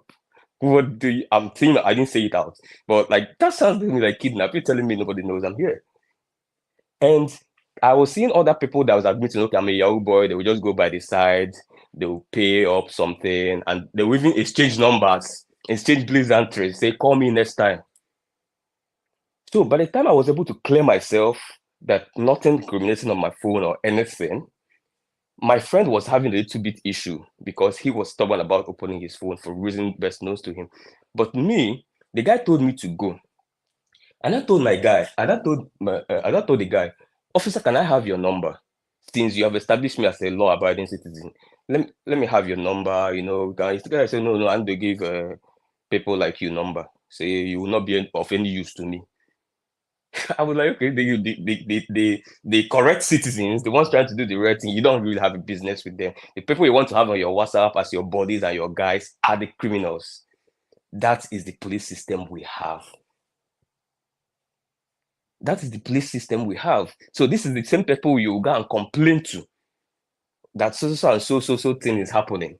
You'll be the one to enter the jail before that big man enters there. So, like I said before, my friend, anybody that wants to fix Nigeria with what personal experiences I've had it all. Somebody close to me has been kidnapped by SARS. I didn't mean kidnappers. By SARS, spent 2 weeks there for doing absolutely nothing. In fact, when my mom turned up with a senior advocate of Nigeria, they threatened to kill the senior advocate of Nigeria if he does not leave the premises. And he will warn my mom that the next time he will return there with a lawyer, that they were going to kill my dad. And nothing will happen. Oh, sorry. They used to add that when they're done talking, they say nothing will happen. So when people like me, I speak passionately, when I participated fully on NSAS, it was not all for vibes and inshallah. It was from a deep place of pain for my country. From things I've seen, I'm like, how can this be going on? How can I be more scared of the security forces than I am scared of criminals? And let's not get it wrong. I have a lot of police friends. I have a lot of police people that are even more concerned than I am. Some good police that feel bad that a lot of people in their space is tarnishing their own image and all the effort they put into making this country a sane place for the citizens. So this is not a general or whatever for the police force. I needed to make that point. But my friend, what I talked about, I don't know if I'm still being heard though. But when I talked about the Ikoyi stuff, everybody, this is a general knowledge. Everybody knows there are 8 states in Banana Island, Ikoyi, that nobody's occupying. I'm not talking about a house. I mean 8 states that no single soul is occupying. And they are still existing. They have not been shut down. You get what I'm saying? So, what I want to hear from Cardoso and his band of Lagos boys is concrete steps to fix this. Then, when you're taking the concrete step, I want to see Asuwaju, the president, making concrete moves also on the long-term solutions. I don't see any reason why he has not traveled to Aba yet. I don't see any reason why he has not traveled to KANU and Onitsha and Ibadan.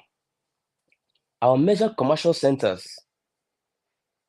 the production centers and production warehouses of this country, we need to submit a policy position. This is what we need to do to move from consumption to production. I know the guy that talked about consumption to production is not in office today, so that's past tense. But that doesn't mean that this government cannot adopt it. They have the power too. Obi does not have any patents or anything to it or whatever it is. So they can adopt it. Because at the end of the day, that's the only thing that's going to save us.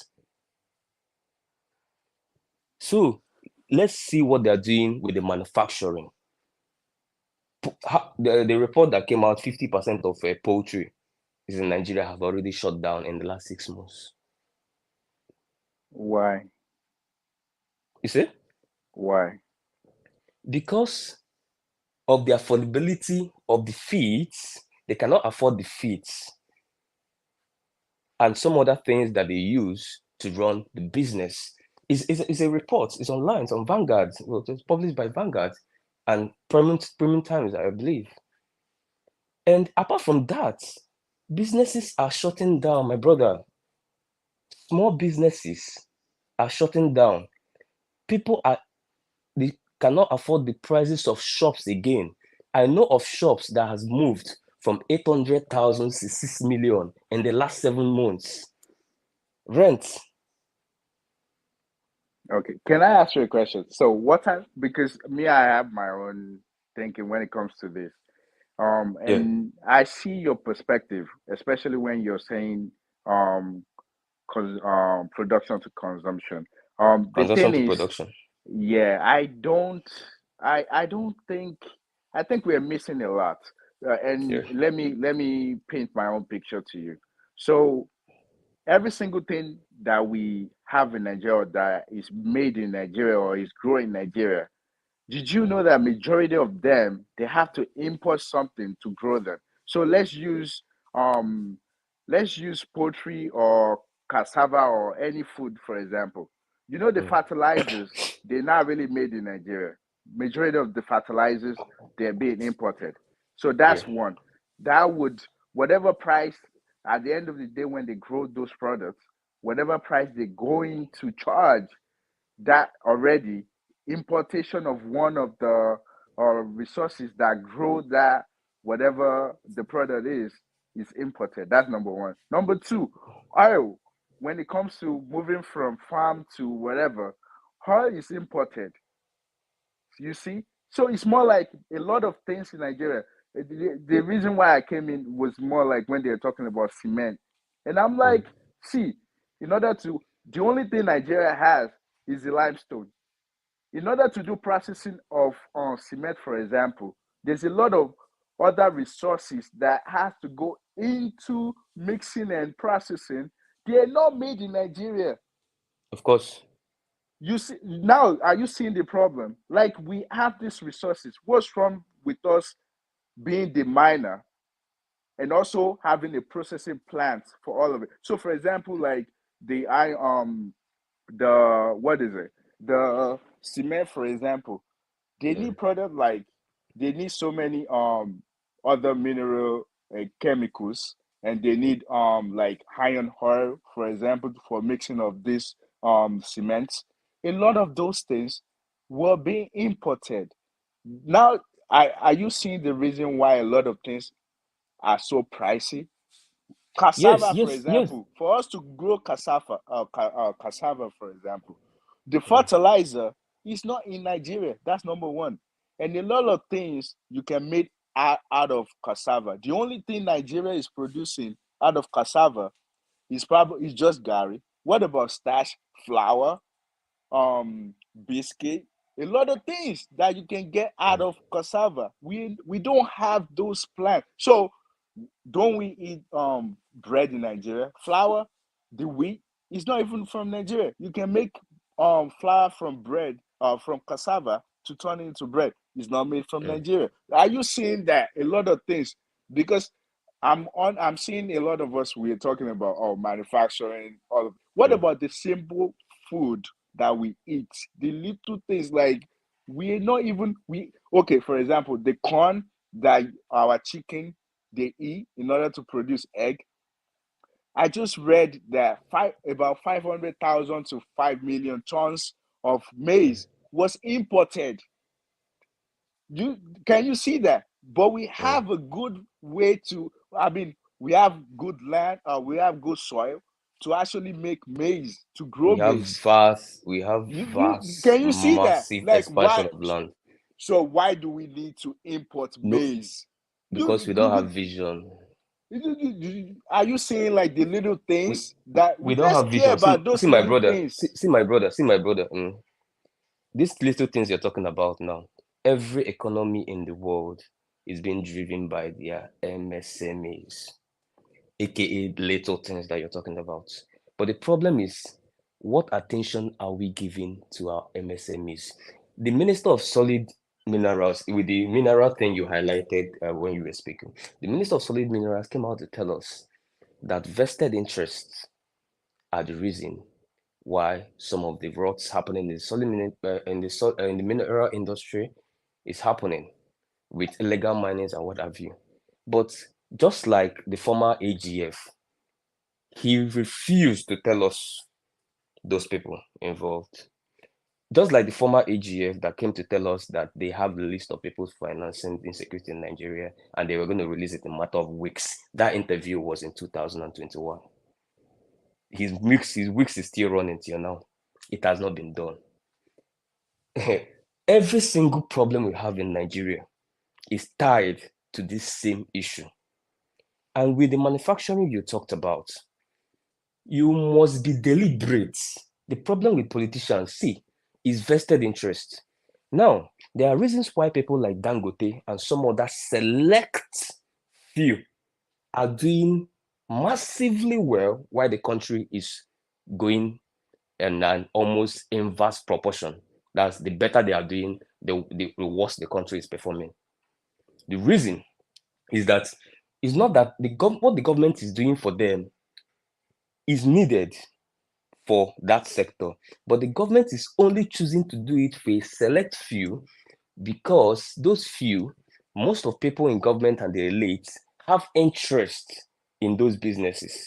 So they just do the one that they have interest in. But let me tell you the only way you can drive manufacturing, and that is also coming from our policy position. There is, for example, let me just cite one of the these things. Again, not trying to be political in any way. From what Obi suggested, what he was going to do with his stimulus package of 4 trillion naira, where he said that he was going to immediately push in 1 billion to 1,000 manufacturing across the 6 geopolitical zones, and 1 million to 10 million MSMEs. The summation of that project will amount to 4 trillion naira. Now, what that's going to do is that is immediately going to reshake the economy, for the economy to have some sort of a bulletproof to the shock of things like subsidy and some of the policy reformations that's going on. 1 billion to 1,000 manufacturers will do a lot for those manufacturers across the 6 geopolitical zones, targeting our manufacturing hubs. So that means you target KANU, you target Aba, you target Ogun, you target Newi Onitsha. Do you know what when you say manufacture, when you like me, I don't like the point you're making. I kind of understand, but I don't get it. Like when you're talking about manufacture, what are you referring to? Are you referring to the common food that we eat in Nigeria, the vegetables, the gari, the beans, the rice? That's what I care about, because there's no reason for us to be importing. But that's just part of manufacturing in the larger space now. If you are running agriculture, yeah, you go what I'm saying. You're running agriculture and you want to start getting mass production of vegetables, like I'm just taking the instance you made, and a couple of things, and you want to get it to a mode where you will be exporting these things in mass. No, let's care less about importing now. Let's care about us, because our people are starving. I'm talking about imports. Let's care about us in house, in local. No, we have to meet. Yes, we have to meet the demand first. Yes, let's feed ourselves. But we also have to. Also, we cannot care less about export, because we need every dollar right now in the system. So, because what led us to this conversation? What do you need dollars for? What do you need dollars for? No. Like, how can you say what do we need dollars for? Yeah. What do you say? Explain to me. Explain to me what you need dollars for. No, we're not a communist state. So anybody banding the illusions of what do we need dollars for, that's just some fantasy. Tell me what we need dollars for. Tell me. How can you say we don't need dollars? Your Kadosos are running around across the country looking for every dollar they can grasp. No, I will tell you why we don't need dollars, but I want you to tell me why we need dollars. You want me to go first? The reason why we need dollars is just back to what you highlighted some few minutes ago. When you talk about manufacturing and production, and you talk about the fact that producers and manufacturers also need to import, from raw materials to certain equipments and what have you. You know what I'm saying? So if we're able to stabilize our FX, and then we're able to stabilize dollar supply, now these guys will be able to import these things they need to strengthen our manufacturing here back home. And then we can sustain ourselves and even move direct to export. The fact that 80%, if not 90% of containers that come into Nigeria on a daily basis leave our shores empty is a source of worry, and is a source of the problem that we are in right now today. And all these things are connected. It's not like one can exist without another one. You know what I'm saying? So you are also right with what you're saying. You know what I'm saying? But we cannot jettison the fact that Nigeria, as it is positioned today, we suddenly say, oh, we don't need dollar. Okay, now We let don't me even explain need, to you. you know what I'm saying? Let me explain to you why I think we don't need it. Okay, please go on. Cassava, for example. The only thing you need to grow cassava is rain, or if you don't have rain, create a water what they call irrigation system that can actually water your plants, and you also need fertilizer. And majority of those fertilizers, they came from manure, and we have a lot of cows, we have a lot of chickens, we can do that. Those are what when it comes to farming. Well, let's say like the vegetables and the tomatoes and all of those. You know Dangote has a fertilizer plant in Yeah, Lagos. I understand. So what my point is this: we don't have business in importing manure that we can get for ourselves. That's number one. Correct. Number Correct. two, so that is already cut off. Like, we don't need to import anything. Save the money for Nigeria. Number two, grow a lot of chickens.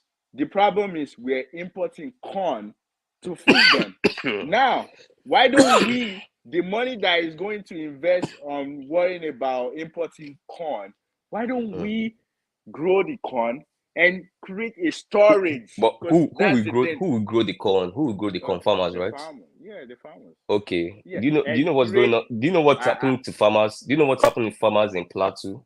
I know. And in the middle belts?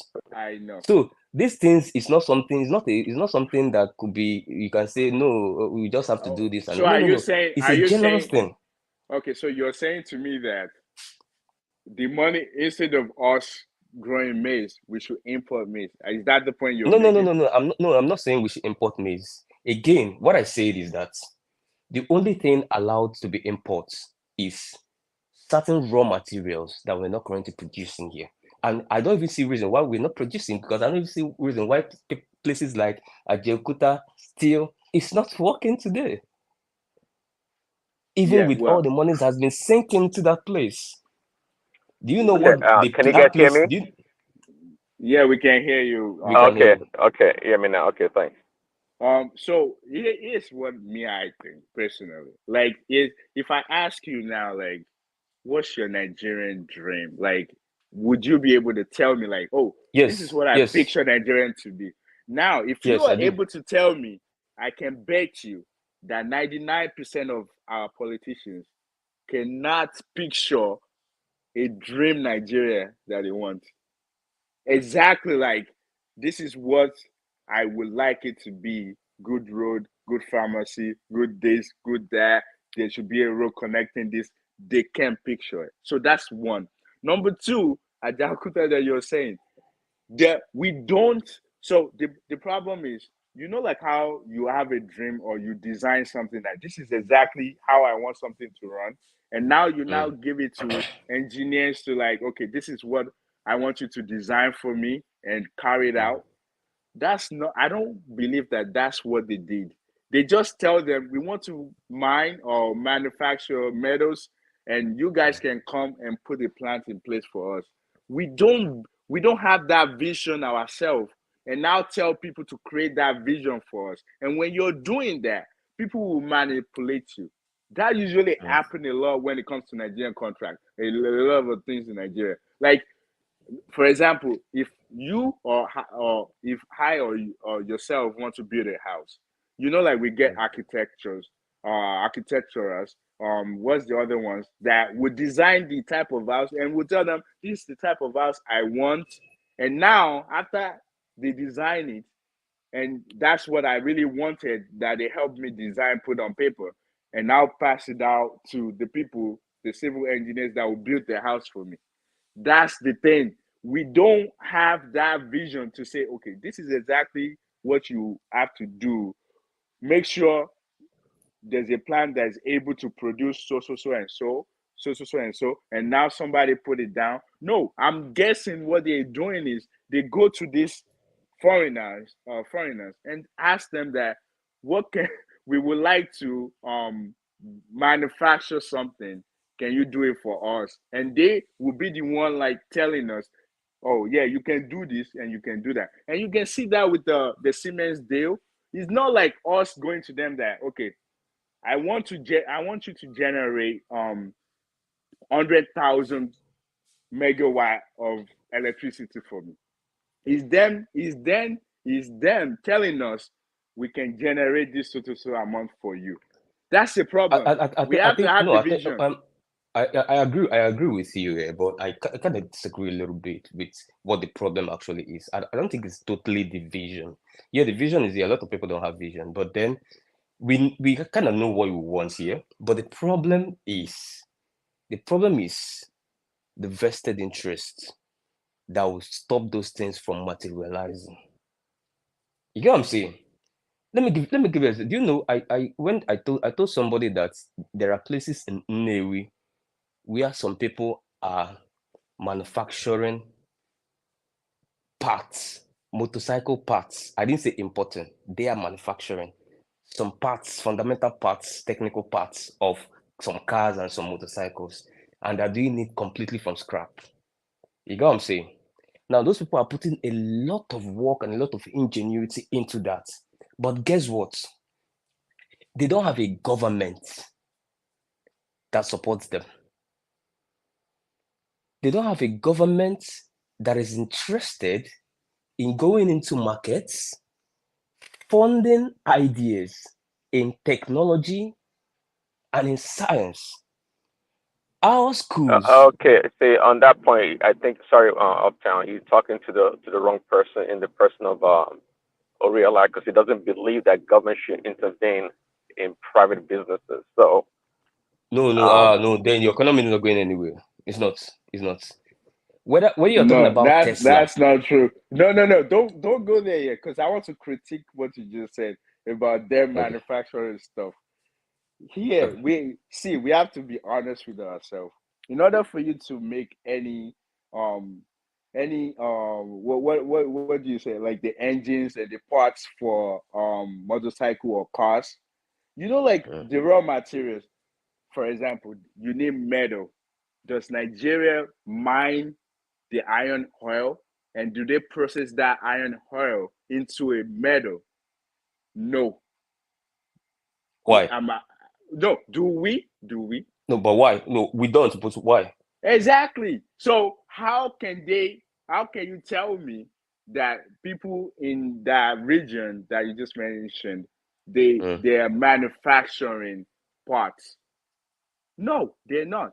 All they do is they do from scrap metals. How? Okay, where do they get the metals that they put together to create engine and chassis and all of those parts? Where did they get it from? Now let me say it again. I didn't say anybody was manufacturing engine. I said people were manufacturing some critical parts, components of like what? Okay, give me example of parts. Because those parts they require either copper or metals. That's what I'm saying. Where are they coming from? Where? They are using scrap metals that is recycled. And that is quite inefficient. Yeah. Wait, they are just making. Nigeria can recycle. We can recycle parts. Yes. Do you mean from how? From scrap metals. Scrap metals. And they were able, so they have the processing plant to turn it into a newer one to a newer metal sheet, and that turn that metal sheet. They actually do. I could send videos to you. Yeah, that would be nice to see, because the problem we have in Nigeria. This is a very critical and a very how would I say? It takes. It's a very technical and very. It's a very technical thing. In fact, there's one, my brother. It's not easy to do. It's not easy at all. There is one. In fact, there is one that it is all women. In fact, the owner is a lady, and she's employing only ladies in Nnewi.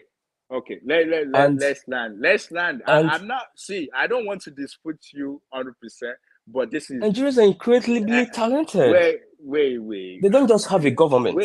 let's talk this out. What I want to know what type of parts, because for you to put any parts in any either car or something, we have to know exactly what type of parts. So for example, in a car, for example, you have like the fan belt, you have like the engine or whatever. There's so many parts that go into it. I want to know, are you saying that they just take from, because this is what I'm saying. There's a car that on used cars, they take those parts and refurbish it. If that's what you're saying, I would agree.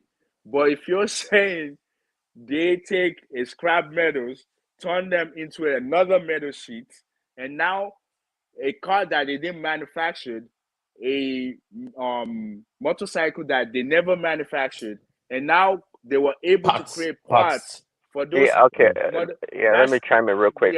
So, See, my brother, hold on before one I second, Uptown. See, to okay, what go on. Uptown is saying, actually, yeah, I do believe that in their way they are able to manufacture parts. Yes, they can. Um, but you can call it custom parts making because they can Yes, see a more part like from a Japanese motorcycle, for example, and they can reproduce it like from scratch. Okay, they don't have to be extremely technical, but they can get the parts enough that will fit the motorcycle. Okay, just like in the West, there's some part shops or manufacturers we call small custom manufacturer. We call them what do you call it? Workshops. I think that's what they're called. But anyways, if you go to them, for example, there's some vehicles what they call like motor vehicles that the parts are no more. You can't get them anymore. Okay, and people that have this as a hobby to make cars from scratch as a hobby, right? They go to the shops and they tell them the parts, and sometimes they don't even have the parts, but they can give them an idea and they can look at it and give you a custom part from I scratch. think you should use China So as an example. China in the 90s at the that's beginning a of the good one. economic revolution. Hmm? You said China? I think China is a better example for you to use in what you're saying. Like Chinese in Well, the yeah, 90s, in the China beginning is of a their very economic revolutions. yeah, it's a very good example actually. Yeah, it's a very good example because they did a lot of manufacturing also in a what you call in a crude or crass way, but In nonetheless, a crude, yeah. see, or realize not everyone needs that engineering specification for a part. They can look at a part. That's why these guys are creative and ingenious, quite frankly. Unlike the politicians, they can look at a part of a vehicle and design the parts from scratch, and it will fit the vehicle or the motorcycle, for example. They can do it. It's not that. I mean, Prince they're Daddy, that skilled. Prince Daddy, they cannot. They have to follow the specification. See, They they don't can have to. wait They don't have to. let me land. They can't. So anybody can create anything, for example. But in order for you to like do so, let's say a car manufactured by BMW, for example, and you want to duplicate one of the parts and use it. Yes, you can, but in order for you to do that, you need a specification that BMW use. You get? So that's what Chinese people are doing. You No, still that's need what a I'm trying to tell schematic. you. That's what they do That's in not China, always the You case. still That is and their not always economy the is case. big. you still That's not need the always the case. schematic. Yeah, that's how it is. You still need that I just the told you that's technical not always the specification. case. That's That's always not the always the case. case. That's Okay. always the No, even case. even with that, that does not take away the fact that these guys are manufacturing, which is the point they actually I heart of the still point. wait.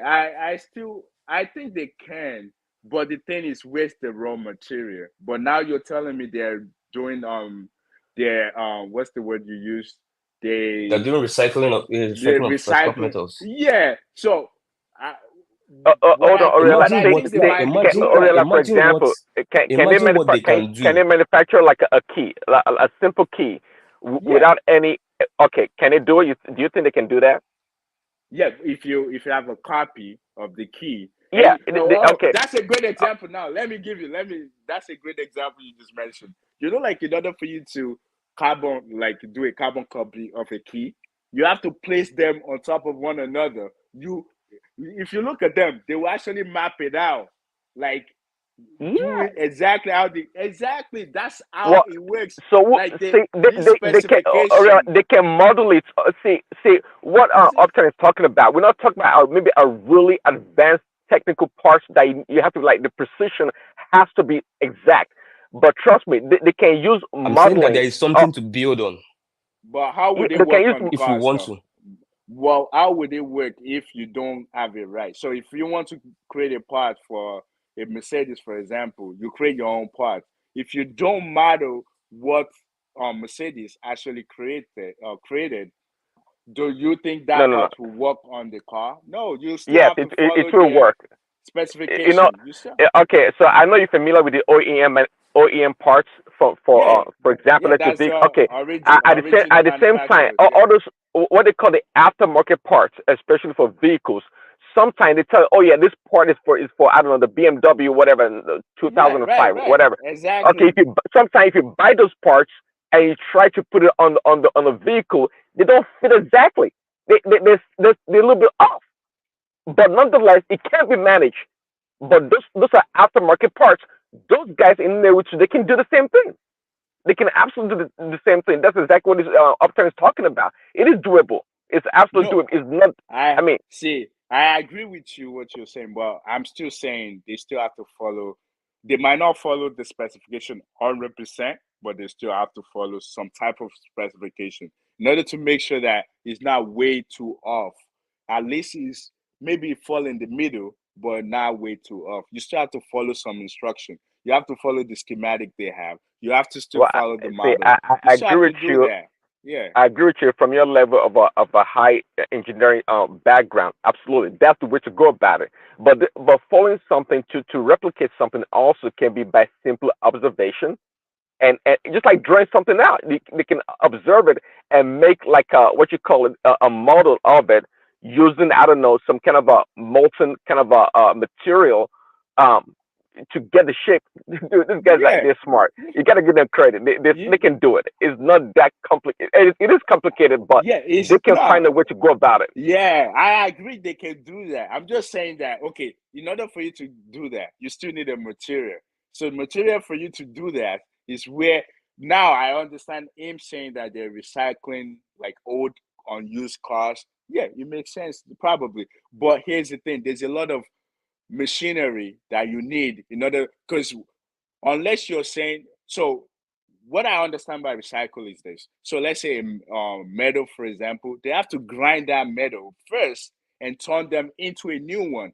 Those process, I'm thinking, are they doing all of those? Or you're saying that cars that they're not being used, they just what they do is they clean them up, Uh, sharpen them, uh, and just or real reuse them.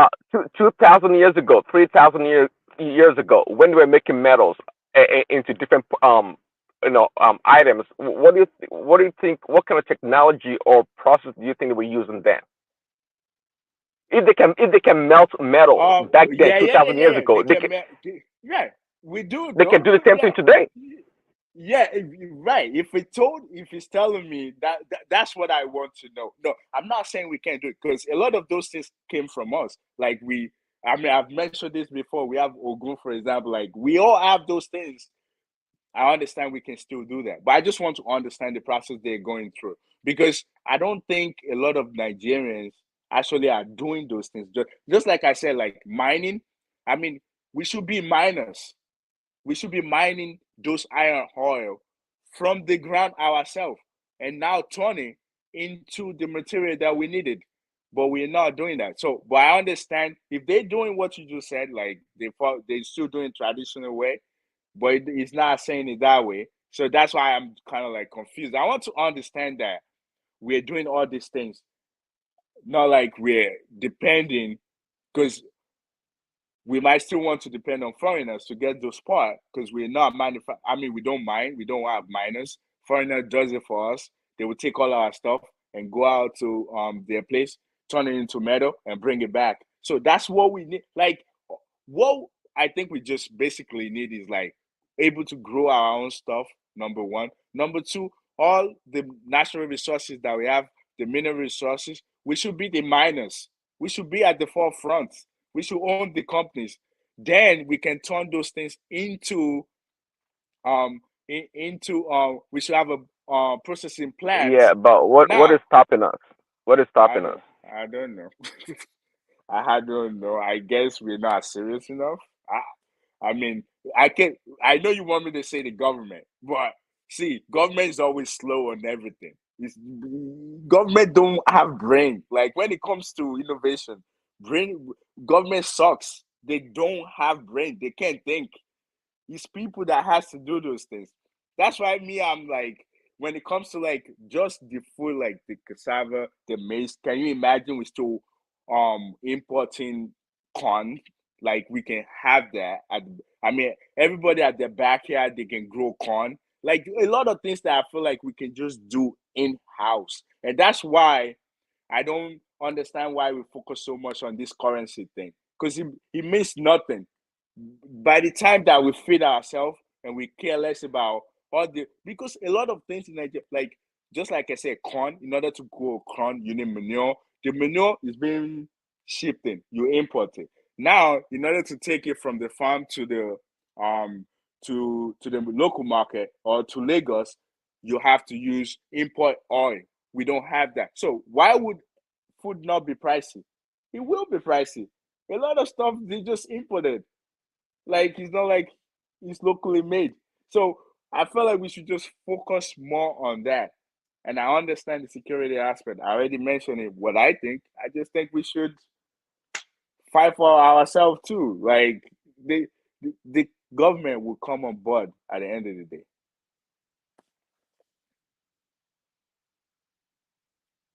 You still there?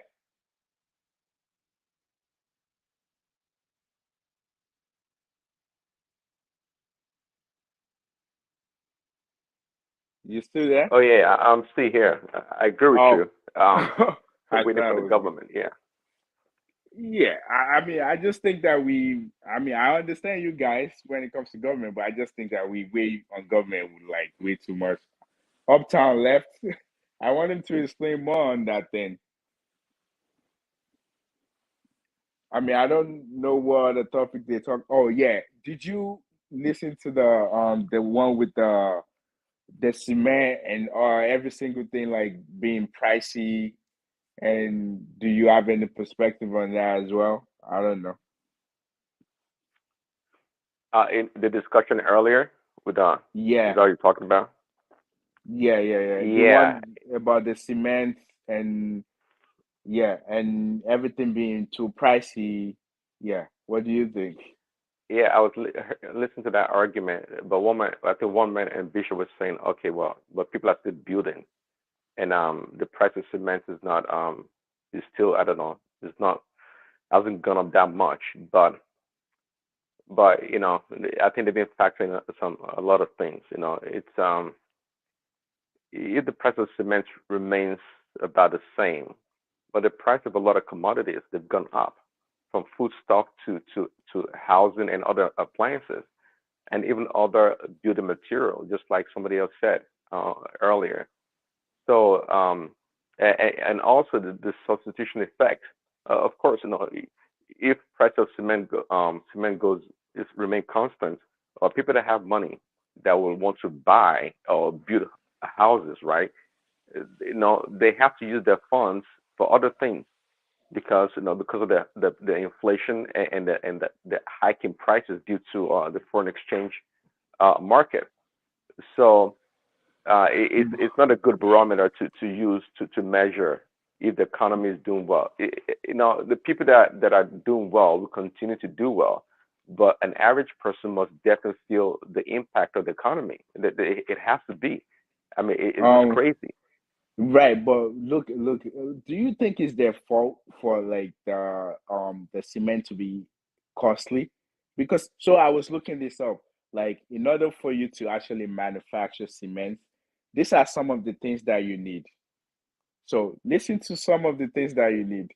You need calcium, you need silicon, you need aluminum, you need iron, you need shell, you need limestone. That's the only thing that we have. You need chalk, you need clay, you need slate, you need blast, you need Phonax. Do we have any of those? Are we manufacturing any of those in Nigeria in order for you to have a cement? Are you saying why everything is costly? And on top of that, they still have to run their plant with electricity, meaning they have to buy diesel. Are you saying why it's No, so but costly? Dangote is manufactures cement, right? And Boer or the other guy in Nigeria, they manufacture cement. Obviously, they must have all the ingredients to do so.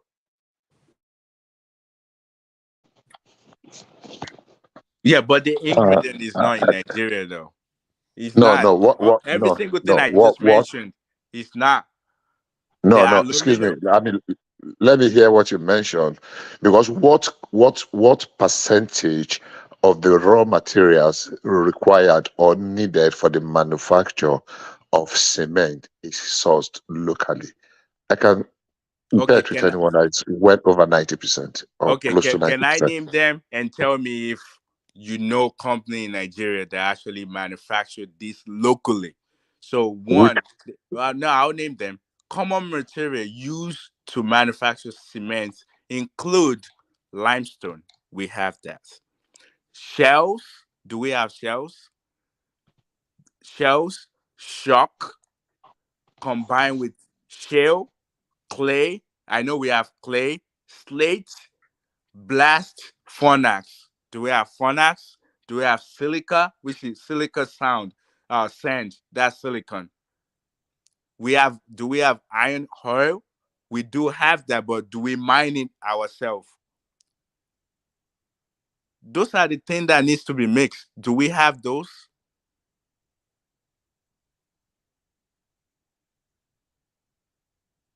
Bishop, are you still there?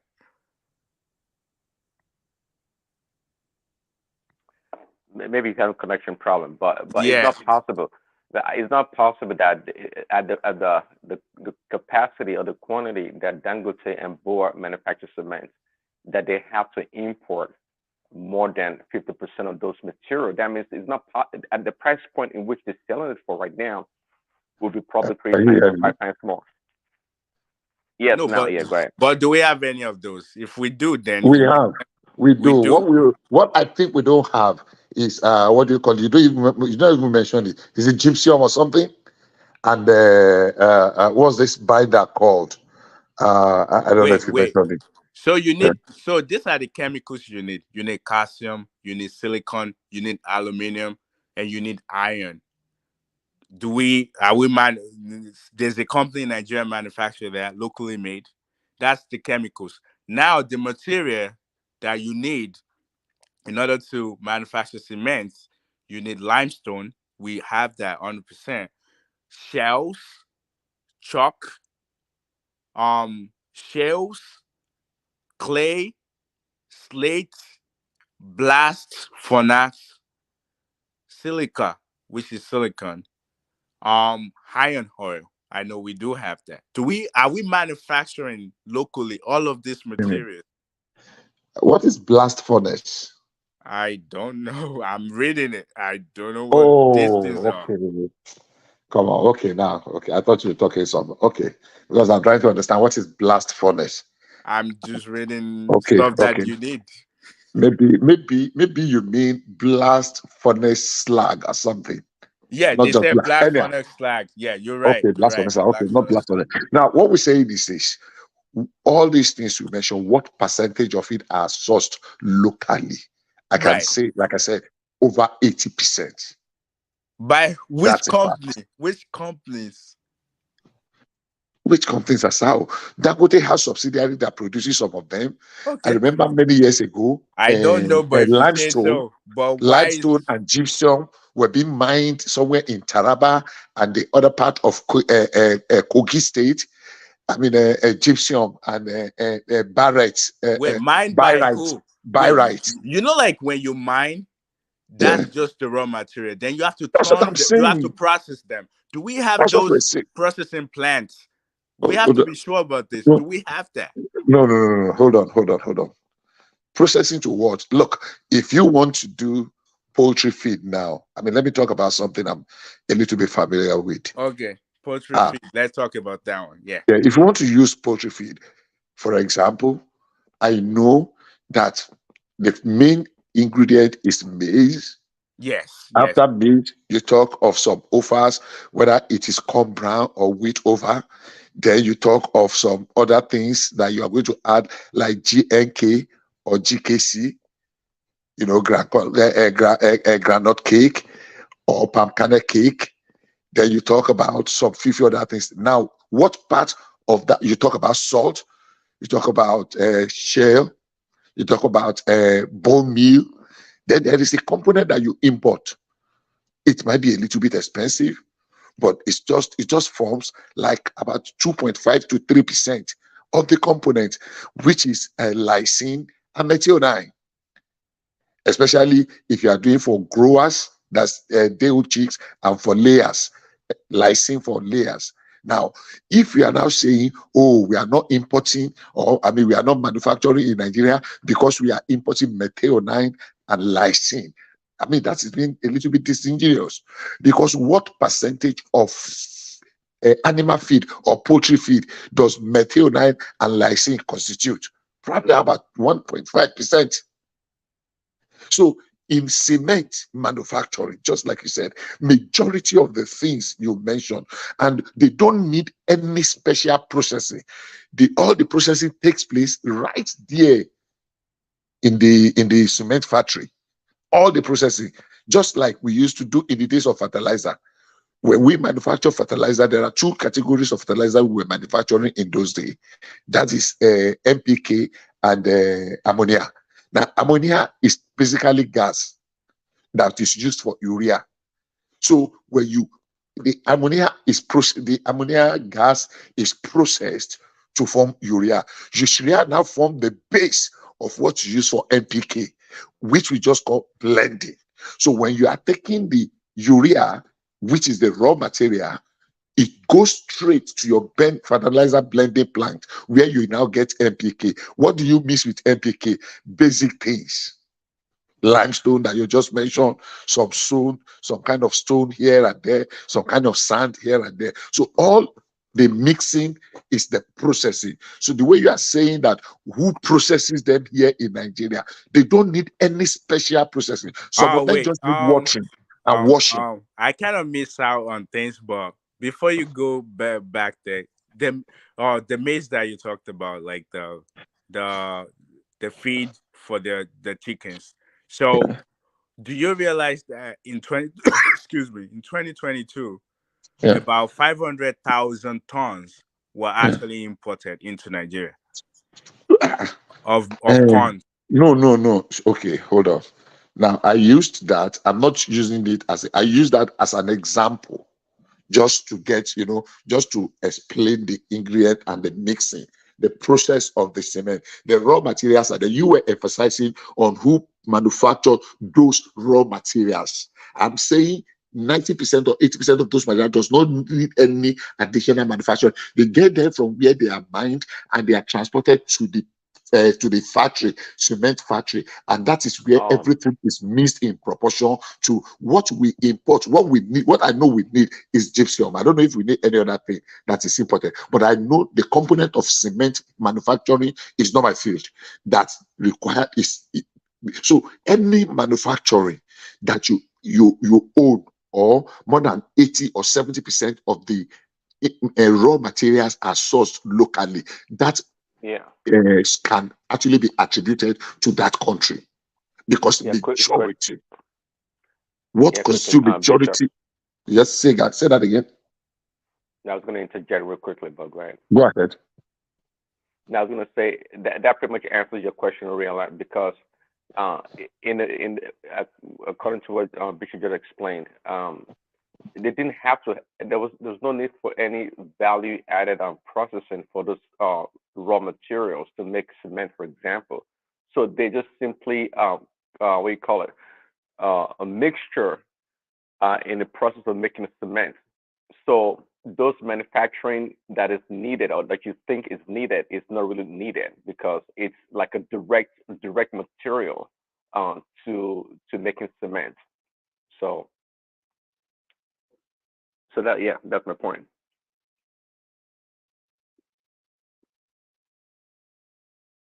Go on, Bishop.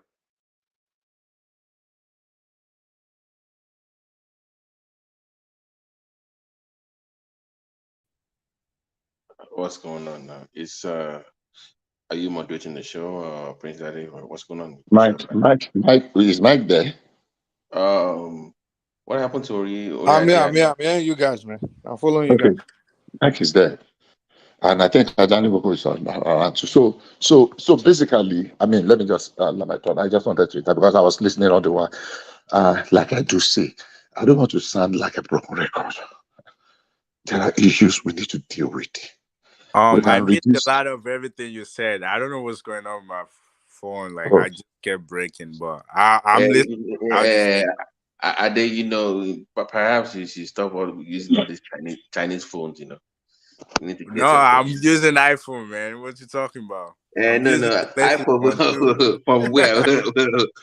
Which version? The cheaper one or the original? No. It's using iPhone with the iOS 900 certification. No, guy, I'm using iPhone. I'm using 14. I'm not using 15, but I'm using 14. What do you mean? I don't know why. Like I keep breaking. That same thing happened to me the last time too. I don't know. It just like someone is out there cutting me off. I'm listening to Bishop though. Because I don't understand how you're saying that all the materials like we don't need processing plants to turn them. That's not how natural resources works though. The mineral resources, you still have to like iron ore, for example. When you mine them, they're not like metal. You still have to process them into metal. Do you know that, right?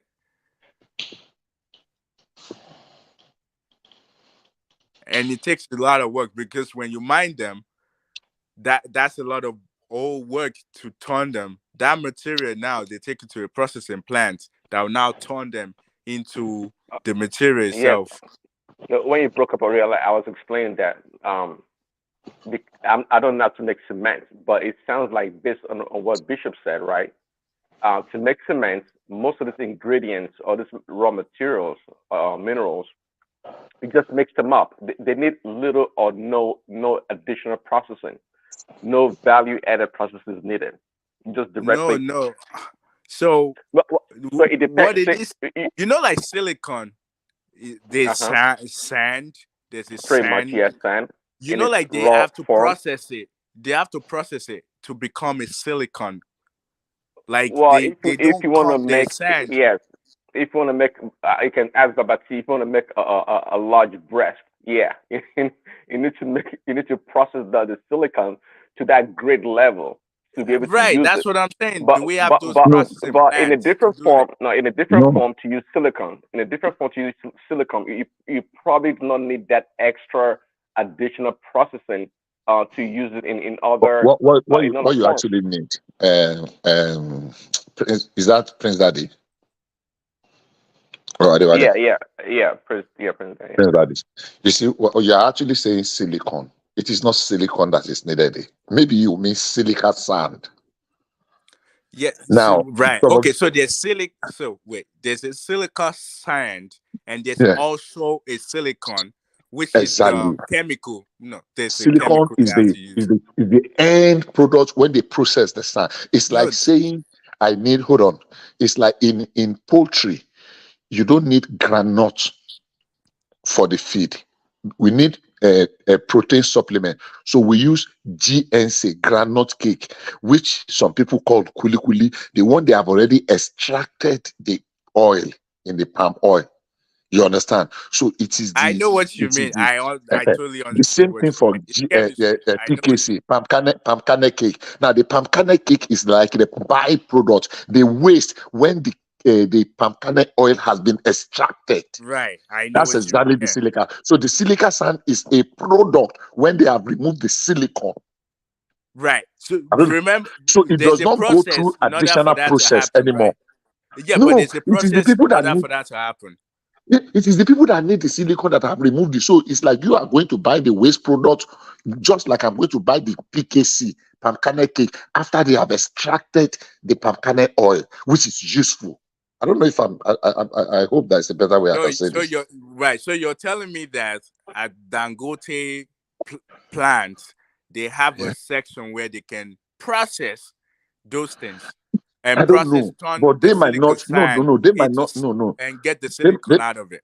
no, they might not be the one that does that, except they have another company Yeah, that are but do now we have taking the any company in byproduct. Nigeria that does that? Do we have any Maybe, company in Nigeria? maybe I can investigate that. I don't know. We I don't can't. I have. don't know. That's the point I'm making. That all this material, natural material that we need to produce cement, a lot of them are being imported.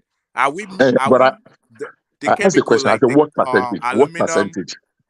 What percentage? Let's put percentage to I it. don't Out of know. 1 to 100, what percentage of what we needed is being imported?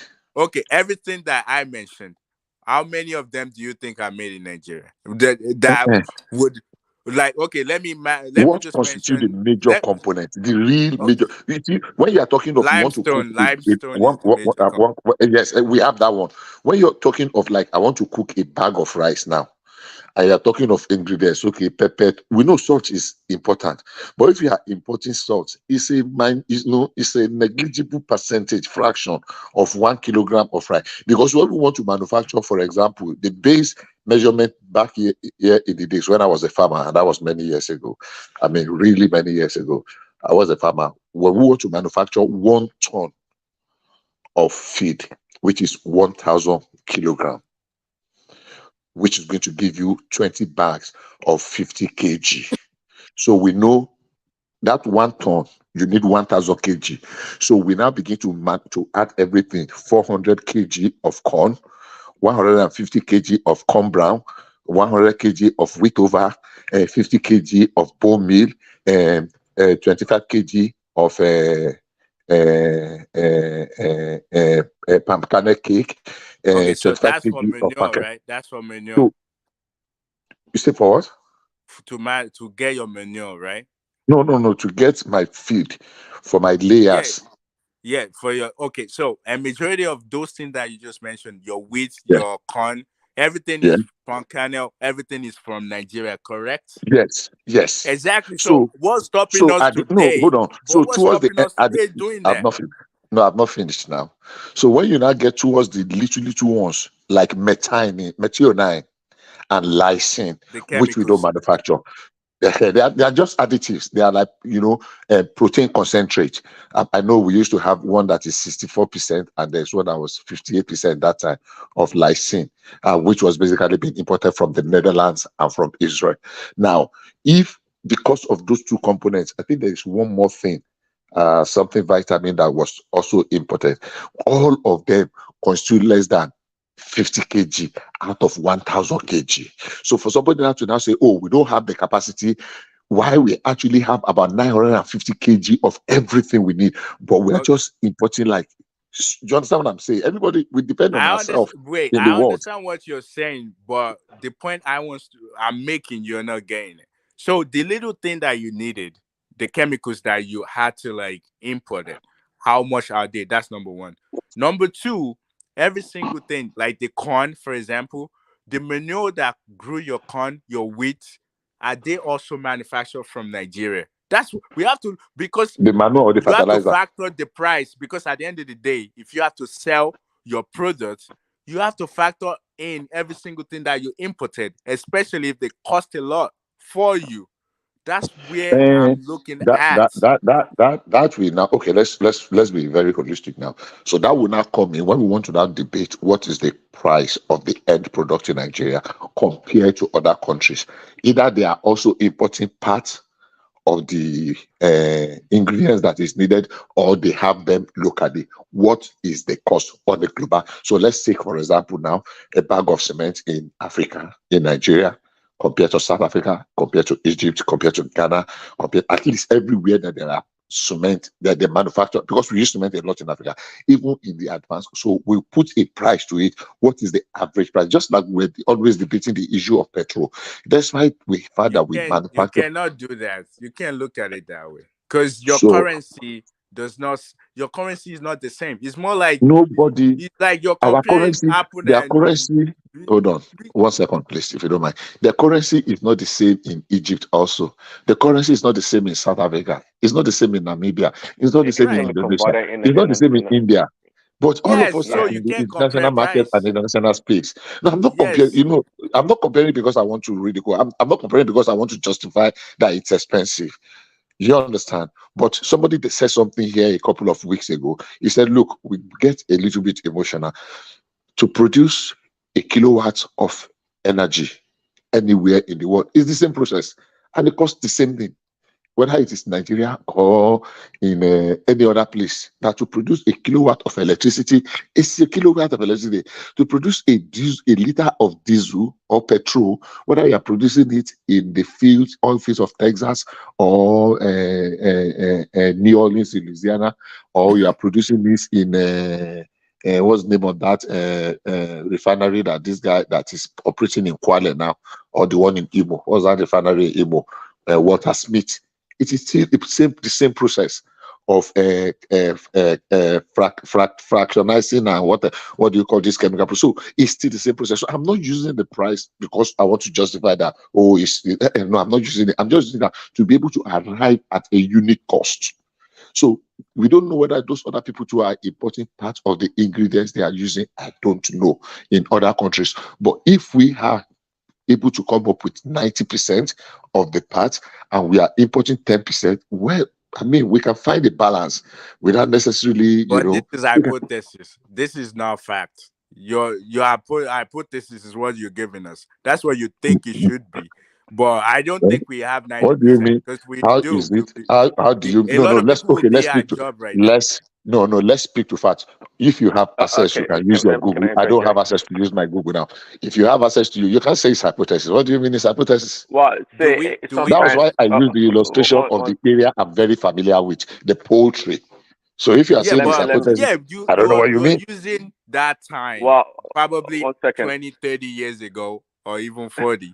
But now today they don't. I mean, I just read that about Uh, um, 500,000 ton of corn were imported. That means we're not growing enough corn in Nigeria. That's not the Let argument. me I use respond it to as an before you go illustration. further, Bishop. Say, based on Bishop's explanation, you can deduce from what he said that it's more likely that he is right than wrong, because it's not possible. It's not possible if you just do the math to import 90% of the components or the ingredients to make cement, for example, and sell it at the going price or the price point right now. It's not possible.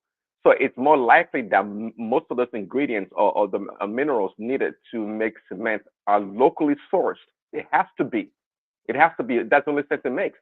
Dangote is not going to make cement that costs him 10,000 naira for a bag, then sell it for 3,000 or 4,000 naira. Why? Why would he want to do that? Why does he want to subsidize cement selling? No, he's not going to do that. So it does make sense. And I was going to add Let me give also. you an I was going to add example. also. Your China, the big manufacturer, just like imports a lot of stuff also, especially raw materials. They do too, and a lot of components. They do. So it's not strange that a great manufacturing hub like China imports stuff. Everybody does. Wait, Everybody does.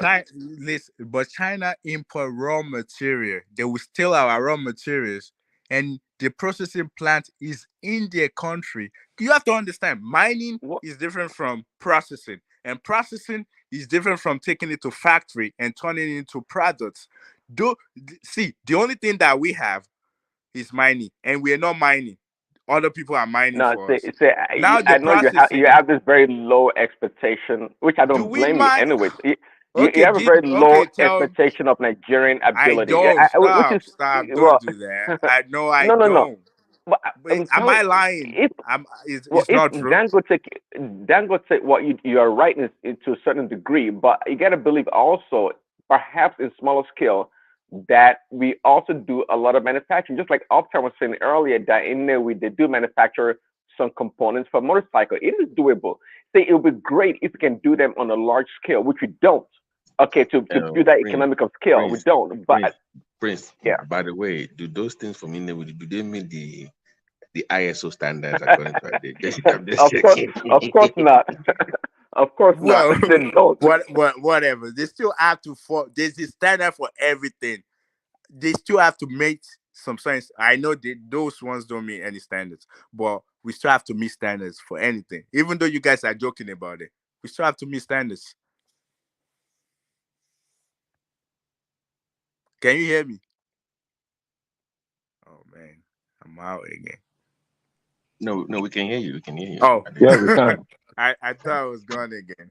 All right, No, but this definitely. has to be standard though. But I understand what I'm not putting Nigeria there. I would never do that. I'm just saying that the way I'm saying like everything is so pricey. Like, okay, for No, example, the cassava. sorry, you're not put. I didn't say you put Nigerian there. I say your expectation it's somewhat limited. Not at all. You're not putting Nigeria down, but because you doubt a lot of stuff, Yeah, and, but and it's it's not the same rightfully thing. If so. you're saying my expectation is low for Nigeria, it's still Well, kind of rightfully, like well, because and I don't blame you because a lot of things. If you look at it, if you look at our capacity and the human capital and everything that we have to offer, and our performance is so poor, I don't blame you for the fact that you have that that disregard, so to speak, for things that we could do. Okay, that we don't do very well. But we do. They do manufacture in Nigeria. They do. So that's the funny thing. They do a lot of yeah. I'm manufacturing. not saying hear me right. I'm not saying we're not manufacturing. The thing that we need to use to manufacture. So in order for you to manufacture something, you need some parts, some material to do that. Those materials are they coming from Nigeria? Because that's the point I'm making. Like if we have to grow anything, like vegetables, corn, tomatoes, all the manure, the fertilizers that we need, it's not even we import a lot of them. So you see how like problem occurred. Like for example, rice. When you grow rice, you still have to process it. You had what's the thing that they had in order to color it? They still have to do the processing. Those chemicals, do we are they being manufactured from Nigeria? Because I think that's why a lot of things are pricey. That's the angle I'm looking at it from. Like, Are if you we're saying everything they America used to manufacture all come from America? Or name a country in the world where everything they use come from there. no, Manufacture. I'm not. I'm not saying that. No, I'm not saying that. But majority of stuff that we manufactured in Nigeria is not. They're not those materials that we need to manufacture them with. They're not from Nigeria. That's the point I'm making. I'm not saying that other countries are doing everything 100%.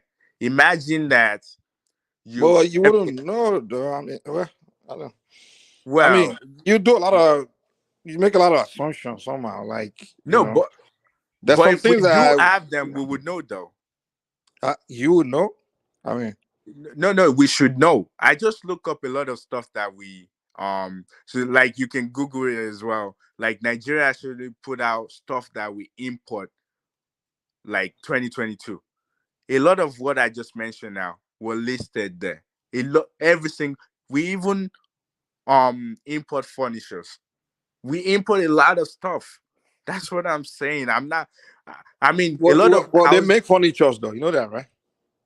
Exactly. So why do we need to It's import an open market. The thing is, just because you import something doesn't mean you don't make it. There's some things that it's an open market. You understand? It's kind of like saying we import car in the US, we import Toyota means we don't make cars in the US. So it's an open market. Now I'll tell you another thing.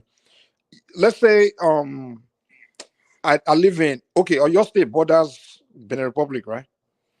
Now let's say in Benin Republic, whichever state in Benin Republic that border or your state, let's say they produce. You give an example of corn or something like that, right? Or one food like that, right?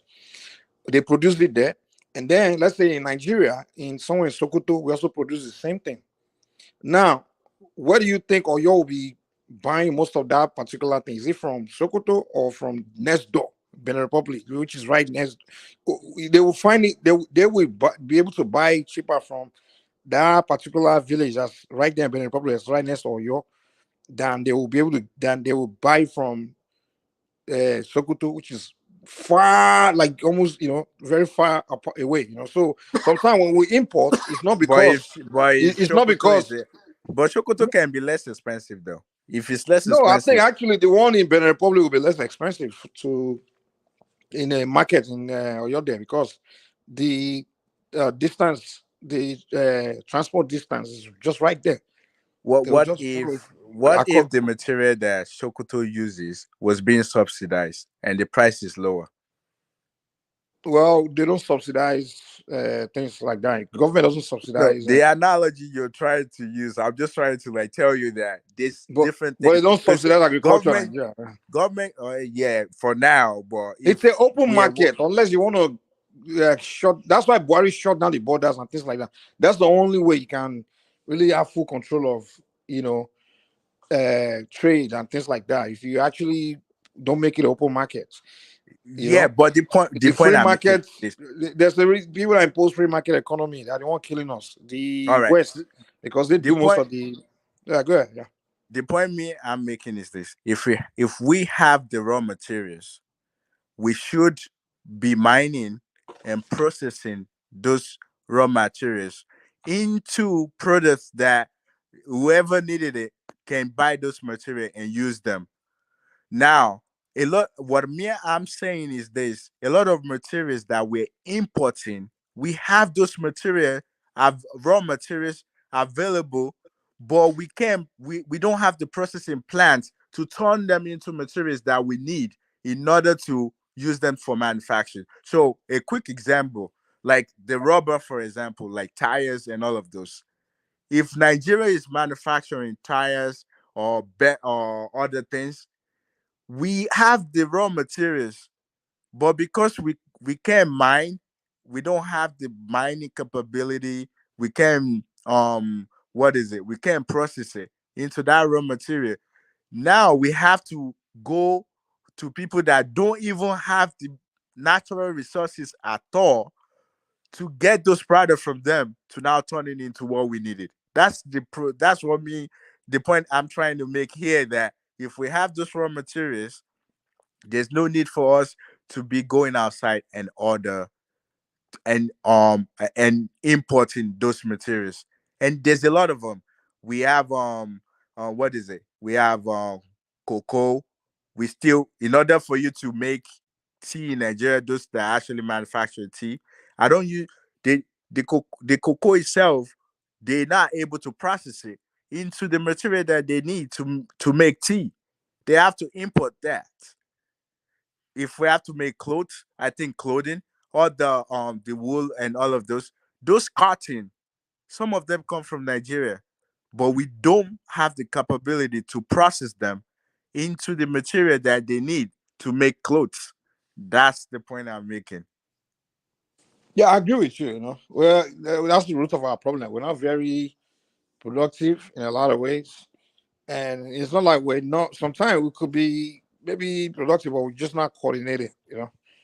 That coordination is not there. So we have a lot of things to. I mean, there's so many things we have to really analyze and understand that why we're very disoriented, in the society. I know a lot of it has to do with no one is showing interest, and people And don't have that and sense of vision, or like you have. It's a vision. You have a picture right now. You picture things. You picture like we could do this, we could do that.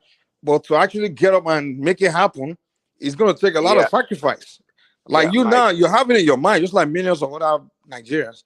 But to actually get up and say, okay, let me make it a reality. If you right now decide that let me make this a reality, you realize it may take you 10 years, 15 years, 20 years to actually get there. But when there's you nothing wrong with we, that. There's nothing no, wrong but with that. that's the problem we blacks in our nature. We don't have the patience and the Right. will See, to go through Mike. what Sorry, what what Mike. is necessary to make things happen. If you study those in other society, Europeans, Asians, you go and read books of people that made things happen. You find out that it took that individual 20 years to make it happen. He Mike, literally sacrificed so many Mike, things. you trying to avoid to mentioning the government. I know you don't want to say that. You don't need government. But okay, something that's gonna take you 20 years to make happen, to put into fusion. So is he a president, a politician that is serving 4 years that's going to get out of office? That's Why you make busy. it so simplistic? No, why you make it so simplistic like that? Of course not. But see, if we talk about other countries, why they're doing this and that. See, when government puts restriction or incentivize a certain sector, people naturally or entrepreneurs naturally go into that sector. This is part of government intervention or No, the government matter, policy we're talking about. the thing is discussing here is not really entrepreneurship. It's more of innovation and figuring the capability of how something can come into reality. That's not really entrepreneurship. Entrepreneur is like What do you mean? let me tell you, entrepreneurship is like your entrepreneur has money in his pocket, wants to get into business and make profit right now. You want to get into business and starting a business. That's entrepreneurship. Now, to become a creator, you understand, right? To become a creator, it takes research, findings. It's kind of like becoming a student, right? Like if you want to become something in life, let's say you want to become a doctor, you're not an entrepreneur at that moment. You have to go to school, you have to go to education, to become that doctor. And in that process, you're not considered an entrepreneur. But now when you become a doctor, now you become now you're in the industry, it's time for you to start making money. So what we realize then is that in Nigeria, we don't have this, we don't have that. So we don't have the capability to mine, to build mine equipment, to become that kind of people, that kind of So I'm like, okay, he has it in his mind. He has that vision of hold on now. He has that vision of something like that coming into reality where we become these people that just have the capability to mine. So for him to make that happen, he has to go into research to figure how that can be done. He has to go into engineering, research, all those kind of things. At that moment, while he's doing that, he's not an entrepreneur. You can't be thinking like an entrepreneur because an entrepreneur want to make money. At that moment, you're not thinking about money. You shouldn't be doing it because of money. You should be doing it because you want that kind of thing to become a reality.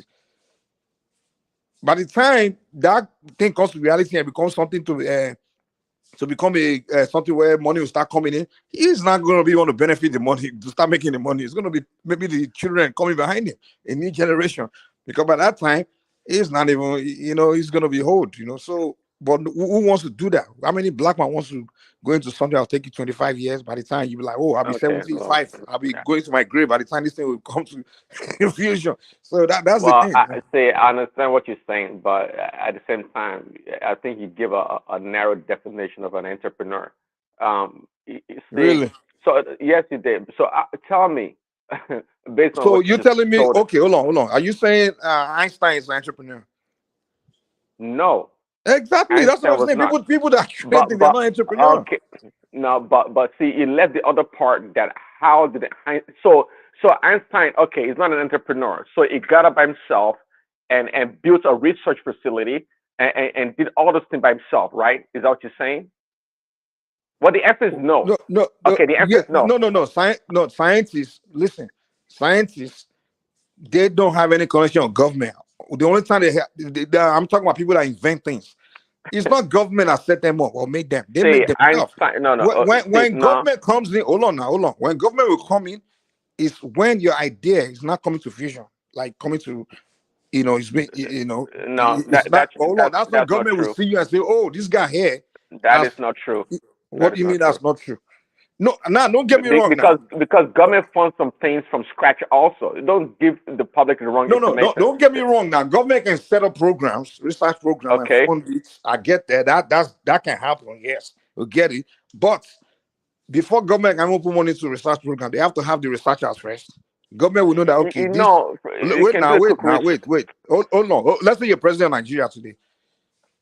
You say we want to put money to research program. There's no researchers. There's no scientists. You're wasting your time. You're wasting your time. You'll be like, okay, you're wasting your time. But the thing in the other society is this, like American government, for example, if they want, let's say they want weapons, new research for weapons program, where do they go? They'll go to what's it called, Lockheed Martin, because they know that company, they are big, they do research there, that's what they do. So they go invest in them. Say, okay, we want to fund your weapons program, I want you to help us figure this out. or if they want to do anything in the other area, they're going to the people that do it, the scientific community there, and say, hey, we the government, we want these kind of things to come. Can we put money to funding your research? They put money there.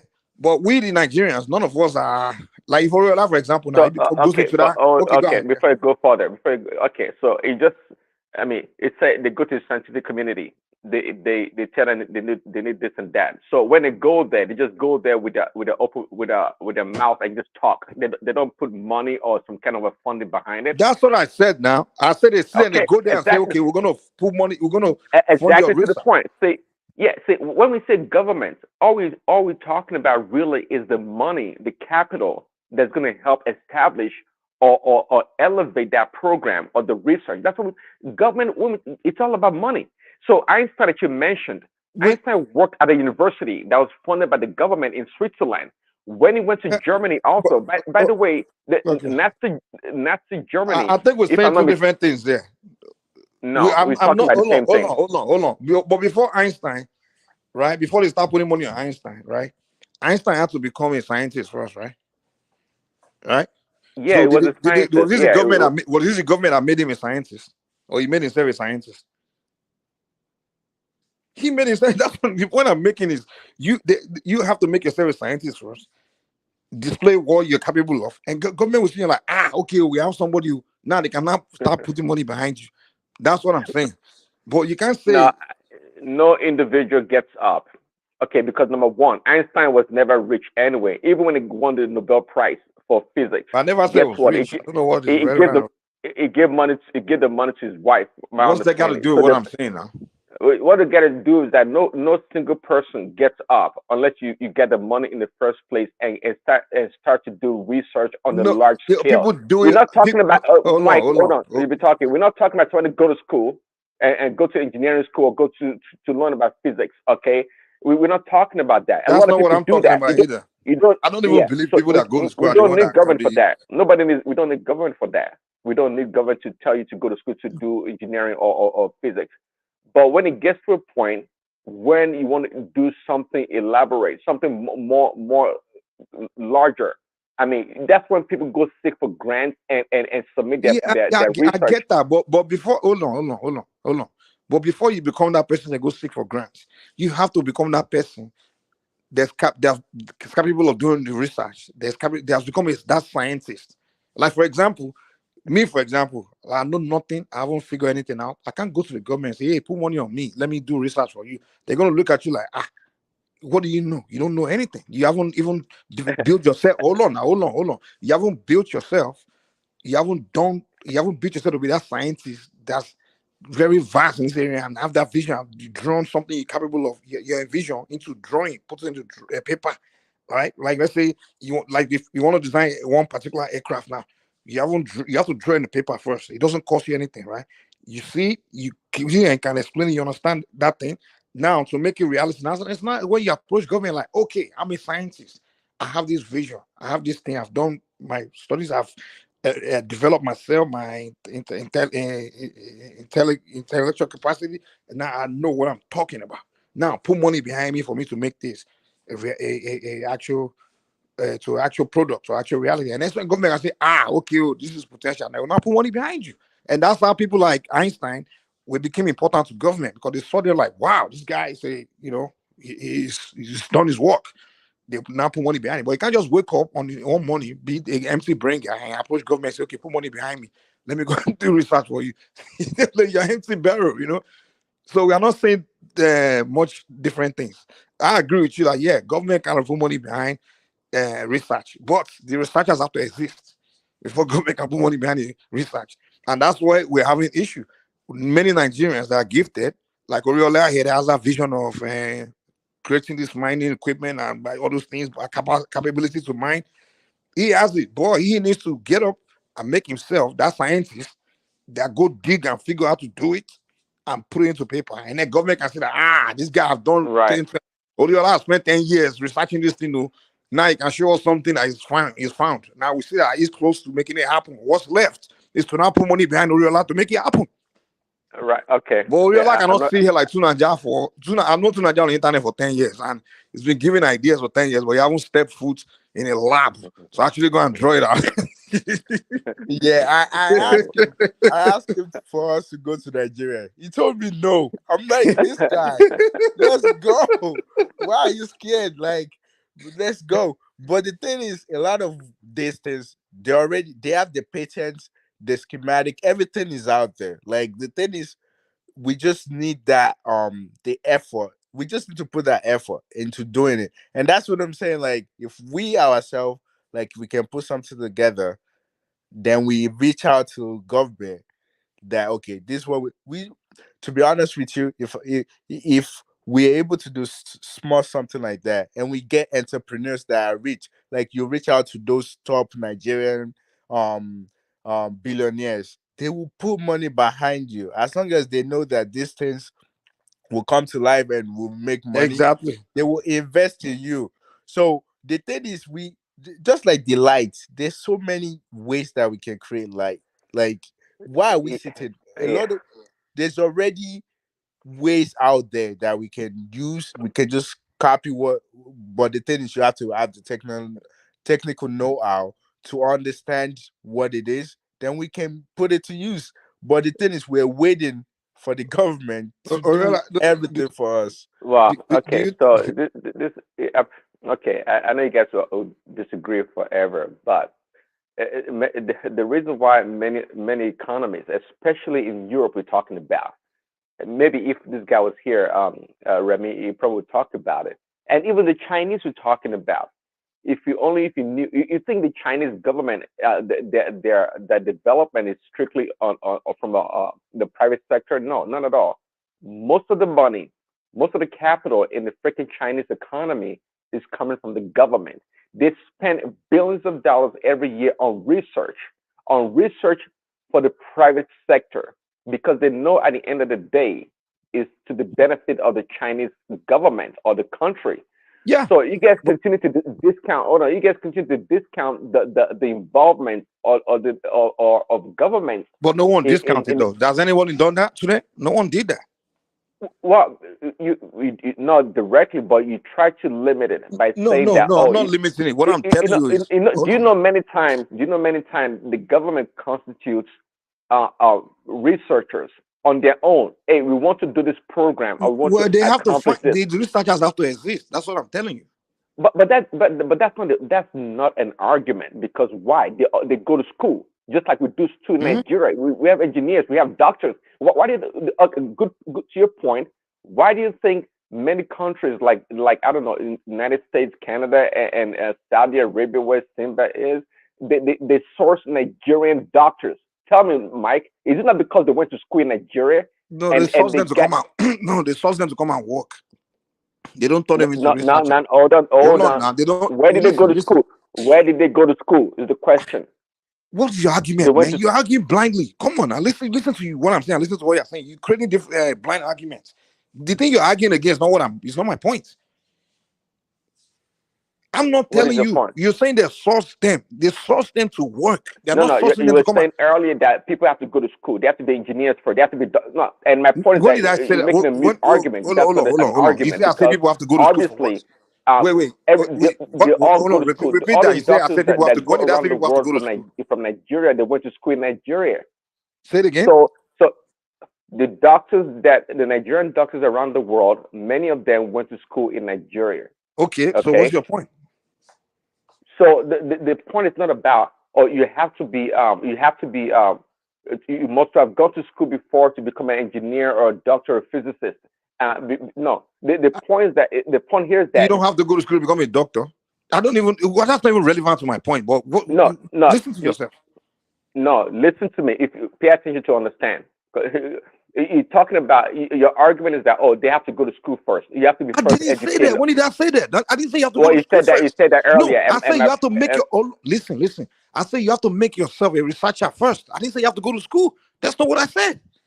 Well, what I did become a researcher. Orialize an example I use. I said he has a vision. He has a picture of something he wants to make happen, and I said he can go make himself a researcher. I never said he needs to go to school, go and get a degree. I didn't say that. What, I don't know what what kind of saying. I'm saying research someone are have you to go to talking school. about? Do you not go to school to become a researcher to You don't understand have the to. No, you material? don't have to. Oh, No, really? and that you know you don't have to. Most Oh, inventors in this okay. world today, they didn't get the Okay, idea from school. give me an example of a really big project like engineering, like space program. Then the damn people did not go to school before they become researchers. Tell me one. Most inventors in the world did not go to school to learn what they created. It's just Okay, gift. good. It's just Give me an talent. example. Give me an example. Education is good. Give you an example. What are you talking about? Give me an Go and take. example of a great Okay. inventor that didn't go to school. Give what example of?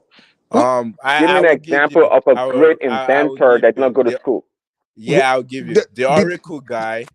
The Wait. guy that You're saying created that Apple. wait. They learn what they invented from school. Is that what you're telling me? Just give me an example. Nobody learned what they invented from school. Well, No, You didn't let go me to give school. him Your example. professor told you how to invent it. Let me give What are him you talking about? That's what I example. mean by it's not education has nothing to do what you invented. Your Wait, let education is me. good. Listen, hold on. Give me a second. When I say education, let me not mistake you. Education is not school. School and education are two different things. Education is just you educating yourself. Your process of research is a form of education. Digging is education, but school and education is two different things. You can educate yourself.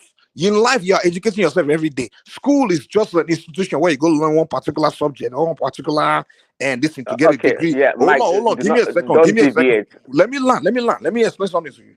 School is just a place where you go get a degree for one particular Yeah, field. don't That's what explain that to school her. I is. get it. So that's what I mean by you don't have to go to school, but to become an inventor or researcher. If Oriola here, wait, let me learn. Give me a second. Let me listen. If Oriola here has the vision of creating a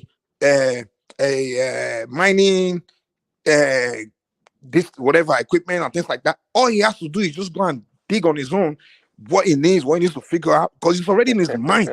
He doesn't. He can go pick up some books about this and that. Put things like it's already in his mind. So if it is, that's so simple. he would do his own independent research. He doesn't have to go and apply in one university saying I want to go and become this and that. A person to invest something. That's what I'm telling you. Okay, let me explain my So point. you're not putting See, word in my mouth that I said someone has to go to school when I never said that. Come on now. well, no, okay. What I'm trying to say is that we're not talking about a crude. I don't know what you mean by research, anyways. But my point is that you acquire the technical knowledge. That's what I'm talking about. Of course, you can be educated in whatever way, informally. But the point here is that to the kind of programs we're talking about or the research we're talking about, you have to go to We are school. not talking about any particular research. We didn't say particular research. We're just saying research in general. So don't say this Well, research we are talking about like we are talking about a particular one. let's be specific. Okay, I can agree with you that you don't need to go to school or be educated to invent kuli or You have to whatever. be Is that what we're educated. talking about? Is that what we're talking about? Educated and school are two different things. Okay, Educated okay. Let means me help you. What acquire I'm talking knowledge. about, you have to acquire is about acquiring the technical skills and the ability, okay, to do certain things. Don't discount that. I know you're an engineer. Don't discount that. So there's certain things you can't just wake up and do certain things. Listen. You You acquire technical skills for a job. You don't acquire technical skills to invent something for you to figure something for yourself. well, the technical ability. Maybe I shouldn't say skills, but the technical ability to be able to No, interpret all you need is a something. talent. All you need is a gift. And typically, it's Well, people. okay. What about all the damn talent we have in Nigeria? How come? What are we doing with it? Tell us, Mike. Well, all the damn All talent we have in Nigeria, we don't have any talent. Yeah, We don't have any and talent. that's our argument. That's what I'm saying. Like those that have talent don't have the desire to make this happen for their society. They're sitting And around waiting for government. They got it wrong. They got it wrong in their head. Mike, to have talent is to have talent is one thing, but you need somebody that can coordinate, that can support the talent and direct Invest in whatever you, skill you have. Yeah, so it's not the and talent we don't itself have the that culture of matters. investing in ourselves. So principally, forget the talent himself. Is the person that sees the potential in that talent to knows how to explore or to maximize whatever you have, your potential to benefit his own company. even to as little. Yeah, see, hold on. So Babati, even I if agree. Babati, hold on. Hold on, Mike. I agree with you. Hold on, I agree with you on that point, and I've made that argument before. That because you're skilled or because you are. My point here is that the reason why America, for example, and all these other countries, the reason why people come there or go there and they turn out to be something great or do something great is because of the environment, the culture of the country, and what they encourage. See, a person is not great by themselves alone. That Honestly, person I and would say I and the wouldn't even say the environment. culture of the environment. I say it's the probably the race of people. I'm sorry. I'm just sorry to say this. I mean, it's not ridiculous. It's a race of people because in the same Not America, hold not on, hold true. on, Not hold on. true. Dude, bro, we have to face that reality. I think we black as a people, we just have this nature of not having priority in terms of intellectual area. We are more entertainers and we're more things we gravitate towards more of things of entertainment and pleasure. That's just what's killing us. Whereas this, I'm sorry. And we don't have that culture of No, it. no. Babati, Nisuru. For example, we don't have that culture of investing in next human being. For example, Babati, give an example like it's not the talent that's the problem, it's just who invests in the talent. Even to as little as one small boy in the neighborhood in Ajegule, that everybody knows this boy is messy. And everybody in that neighborhood cannot see that. Let's put our money together and invest on this kid to become that messy. No, everybody will ignore him. But whereas we go to a white What community, about we have an institution that takes care of that? hold on. Yeah, that's another thing. Even government, they are part of the people. The government are the people. So Oh, now the same it's good mentality. you Hold acknowledge the on, government. I don't think you Yeah. and I ever disagree that government are not investing. I don't think I ever disagree with you on that. Okay, I quickly think before where you you and I continue, fundamentally the disagree. reason why free education and the reason why the western part of Nigeria, the Yorubas, okay, specifically, right, why they have advancement or perhaps advantage over other regions was because of what? No, that's education. But Was it did they not still because of invest in research? Did they invest in individual? Hold on. It wasn't because of Awolowo and his Do government you are shifting policy. argument, man? You are shifting argument. We are not talking about investing in Nigeria. Let's investing in education for everybody. We are talking about focus investment, meaning focus on particular special talent and investing in that. That's what we are talking about. Focus on invention. We are not talking about general charity investment. We are not talking about that. It's a different argument. That one is easy. Okay, Mike. You see, America, for example, the For West. example, okay, wait. Hold on. America, the West. Hold on. They are a robust society. What I mean by that is that look, it's easier if you have an idea to go to a venture capitalist or to get funding or go to certain places to get funding and help. Even go to the universities or some institutions, right? But in a nascent country like Nigeria, for example, we're not up to that part yet. We're not there yet. And just like China, there in what sense? We're not up to what? Say it again. We're not up to that level yet. Just like what level? China, What level? I didn't hear. the level whereby it's easy for you to go to an entrepreneur or venture capitalist to get money to do some big research.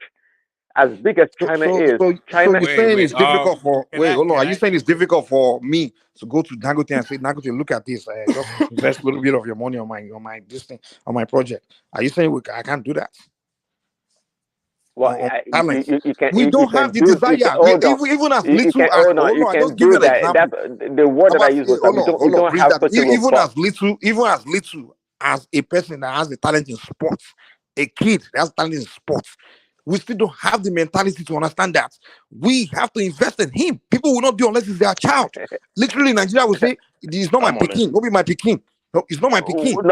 Why don't you be, for example, I understand what you're saying, but why don't we have more like an academy, right? Instead of worrying about the community taking care of the child. If the talent is spotted, why don't you send the child to the damn academy to improve himself? That's a good thing. Wait. Your community start from first your nuclear family, right? Start from your parents, and then start from your neighbors, your streets. That's where you start from. Until you now become your city, your family first to get behind you, and then your neighbors, your street get behind you, your street get behind you, then your state or whatever community get behind you, and then before your country not get behind you. It starts from that. Your immediate environment is where your progress starts from. I agree with you. Yeah, I agree. The investment in your life starts from your immediate environment, yeah. and that's what culture we need to promote. Because I'm telling you, the reason why I say it's the black people's problem is because I've lived around different communities of people, and I see the way they do things. It's just different. The moment when I live in white neighborhood, the moment one kid, one but person, Mike, they have isn't that that what we immediately have? invest. Mike, hold on, Mike. Would you say like that at one point in time? One second. Would you say at one point in time, the Yoruba people were more respectful or more ingrained in their culture than today? Would you say that?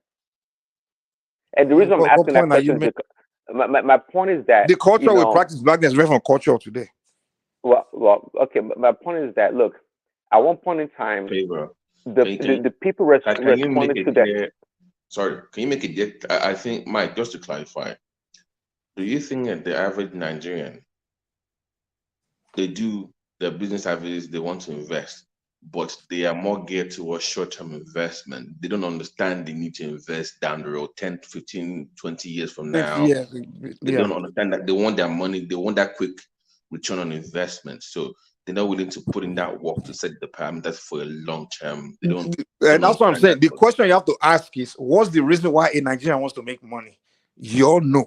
He in his mind, King Kole, King Koya Ojo, King Bimole, King Badun. That's why he wants to make money in the first place. But he was never. Hold on now. I'm saying it's psychology of a person. You have to. That's why psychology is important. You need to get in the mind of people to understand why they think the way they think first. You can see a Nigerian that's busting his ass wants to make money, and you can see a Chinese that's busting his ass wants to make money. But if you get into their mind and ask that question, like, why does the person wants to make that money, and ask that Chinese person, why does he want to make money? You will understand. That will answer your question. Babati, wait. That will answer your question. Why the Chinese guy can invest in 20 years, but whereas hold on, whereas the Nigerian guy wants to invest in only 6 months. Okay, so basically, they don't know how to build legacy. They don't care about legacy. That's the thing. Okay, right. Prince, over to you. Well, no, I disagree with that point. Oriela, before you go, so Mike, what you say is because what you're saying is actually not unique to Nigeria or Nigerians, not at all. See, the Chinese man is equally as black people is more common. Yeah, black people. The Chinese man is equally as greedy as the next black person. We're not saying greedy though. See, you do strong man argument. You're arguing about greediness. We didn't present anything about greediness. When you say what do you mean by do a lot of strong man argument, Prince Daddy? I don't know why you do that. We'll be arguing about one thing. You start arguing about something different. Like what? You just said you're arguing about greediness. Babati, are we talking about greediness? No, very short term. You don't like my interpretation. But that's not greed. Greed is different from selfishness. Or greed. I mean, greed is different from being. So let me clarify, Mike, so you know what I'm talking about, Prince Ade. So a clear example would be that of like a Microsoft or Bill Gates. At this point in his life, it's not about money anymore. It's building something bigger than that, and it's also bringing new markets that are benefiting from working with Microsoft. Younger talent, new skills, that they will still feed the bigger machine, right? They will feed Microsoft. They will make the big machine will still make money off of them, but it also gives them the opportunity to also come up as well.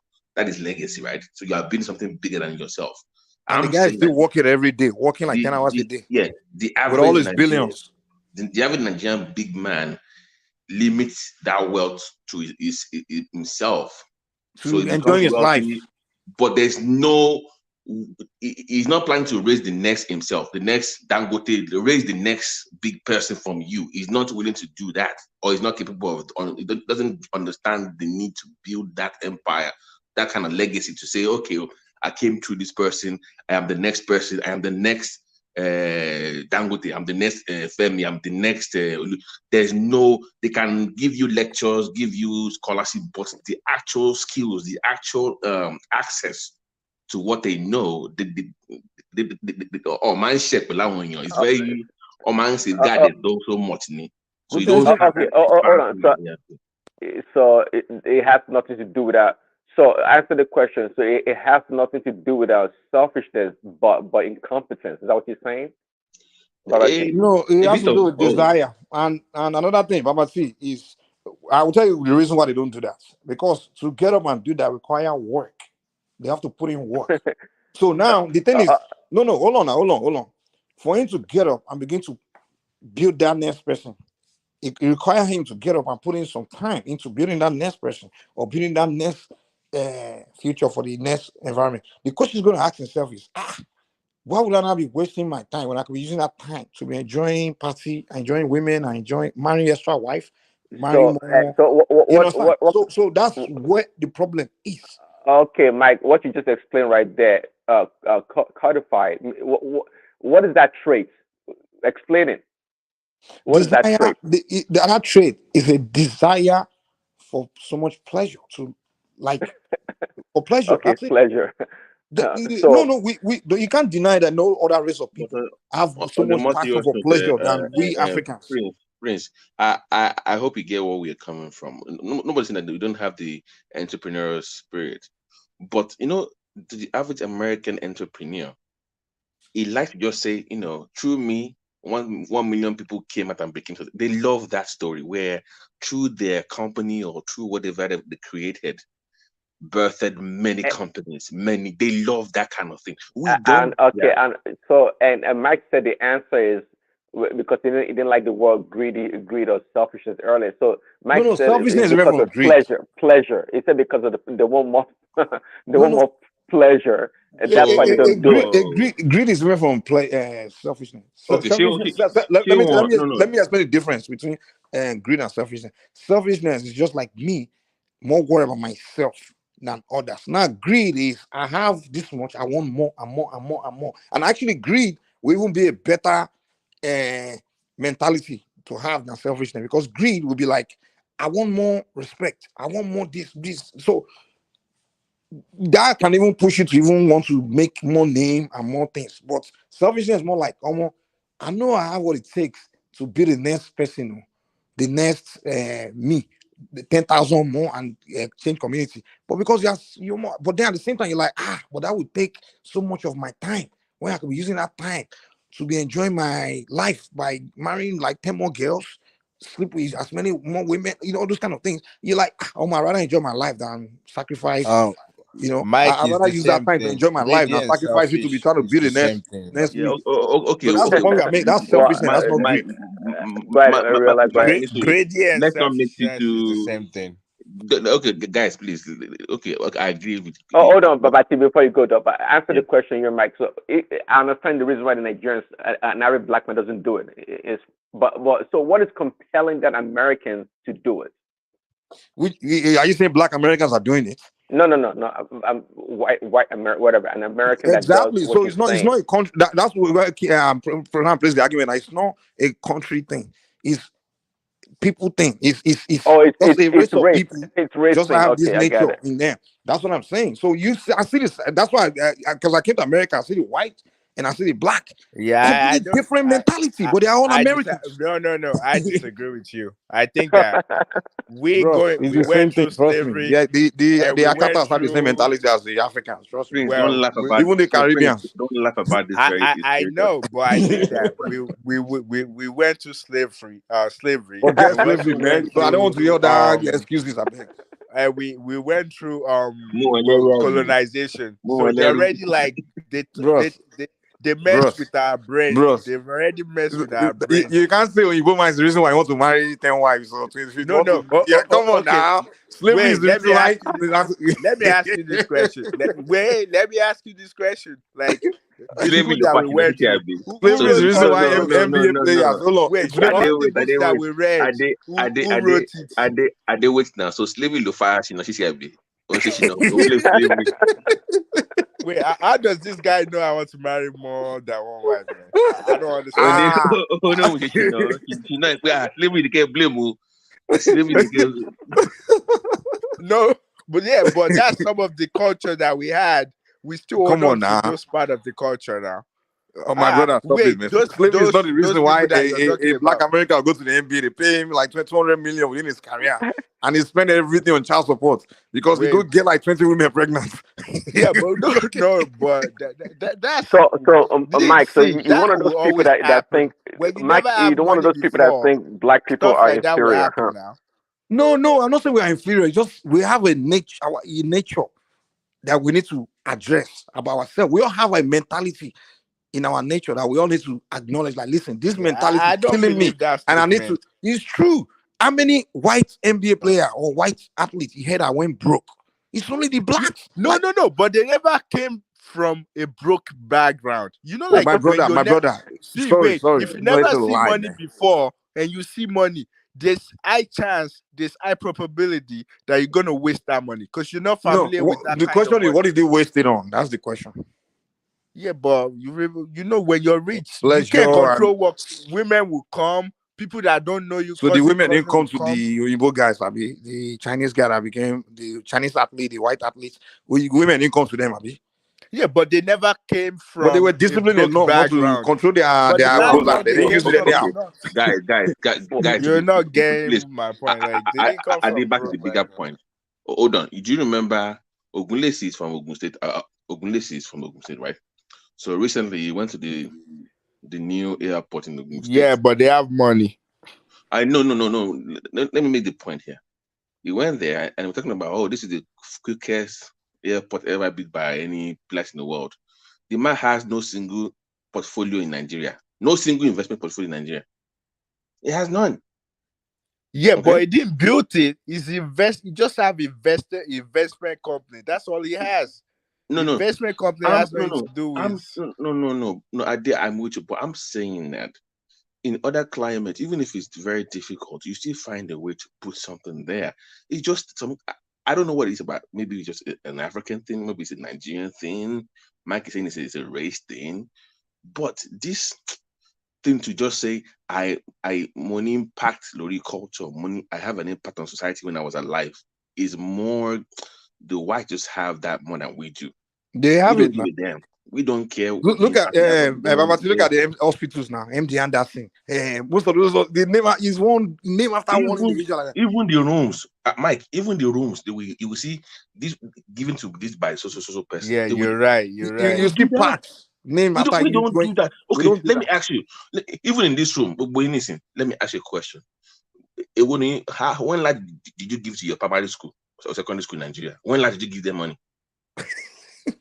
Exactly. This is the problem. You're supposed to go back to that primary school when I came here in the 90s or 80s or something, and I want to put my name on something. Put my name there. But Mike, in this country, they will still do that. They will still, even my own dad. No. But that's not how it's done. The thing is, usually, like if you go to university, but they follow you. Wait. They contact you though. They contact you to know how you're doing. Sometimes they do. Wait, Babati, let me give you one funny example. You find out when I lived in black neighborhood, and then I went to white neighborhood, and I found out in those every private school I saw were all in white neighborhood. And then I begin to ask how they are funding it. Do you know how those white private schools are funded? The whites from that community and those that made it, that grew up there, that made. Wait. And those whites that have made it, that grew up, that came from that community, have blown up. They come to donate that money to that private school for the just to have those children in that community to have quality education. That's why a lot of white kids are coming out very more educated. But whereas, do you know that 90%, if not even 100% of black professional athletes that play in the NBA, NFL, they get paid tens of millions a year, all come from the poorest black neighborhoods.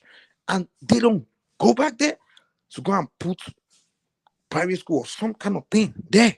Like the white do. Let me even add to what and Mike most of them saying. will tell you, I just want to get the hell out of the hood and not come even back. my own alumni, it's one of the strongest in Nigeria. The Axoba, if you know what Axoba is, you know how that strong is. By the way, fellow alumni are like showing car, so you know how big it is. Nobody has to tell you to give to where you come from. Nobody has to find you. They must contact you. If you want to give, you will give. Can you share excuse? You can share excuse. If you really want to do something, over here they usually would contact. I know, but like but if you want to do something yourself, you will do it for them. It's my point. But so, so are you saying people do give to your alma mater? Is that what you're I saying? do. Because the way we do ours is the Axoba, they have class. So I'm a class of, don't let me mention my class, but each Right. class we have contact links globally. So we have so you got class of 45, class of 82. So we have class for each alumni groups. You can do together collectively. You can do by class, by gender, by So even are sport. you saying they're generous? Are they generous? Yes. The alumni? Okay, good. Yeah. So I guess you people are not, you're not Nigerians or black people. You must be all white people, right? No, I don't. Come on, that was Mike's position. But we've learned from the Oyinbos now, and I learned from the Oyinbos, and that's how we are coming. We are not, so we moved around. We saw the No, way Mike to do is things. white. Hold on now, we become white mentally. I think you learn a few good things from other people, and you begin to ask yourself like, why am I people not doing the same thing? And then you begin to dig, and like, oh, the reason is because we focus so much on this other thing. That's why. Hey, Baba T, do you know most of us have been jackmarried from Nigeria since the 70s, 80s, whatever. If you ask where we come from, we came from one poor neighborhood in Lagos, in Nigeria there. Most of us have jackpot. Do you know how many Nigerians are jackpot from Ajegule, from Agege, from Mushin, from this thing? And they become doctors and this thing and that and that and that in the West. And those neighborhoods, you don't see any Nigerian jackpot that grew up there that have come back to put something there. You go there, like literally my neighborhood where I grew up, in Lagos, in Apapa Road. When I live in many places, but I went there like 2 years ago, and some guys, people I know, is still there. And this guy was sitting there with me. We start talking about many people we grew up with, and we name about 20 people that have made it in London, America. He said, I want it by way. Benny is in London, he's become this thing there. That one, remember, he's in this thing, he's become that thing there. And all just about you mentioned this primary school. And those primary school we went to, all those school, they still look the same. They still look dusty. None of us have come there to put something there. That's where we grew up. So I don't want to say something online, okay? I know even in my own community, it's a family thing that we give back to the Egba people. So I don't want to mention it on. But even as a family, we do. Okay? As a family, we do. As a healthcare provider, I do. As an alumni, I do. Okay, but Babati, You must give something back. where is Babati? Hold on. Where is that orientation coming from? Why do you and others don't? From the family, because we understand the need to bless the soil. So it's part of your training, your culture, your environment. That's what you're talking about. And you're a black person, I'm assuming. I mean, even though you sound white, but the point here is that black people also are capable of doing the same thing. I mean, it's how you train a child. That's how the child is likely to grow up.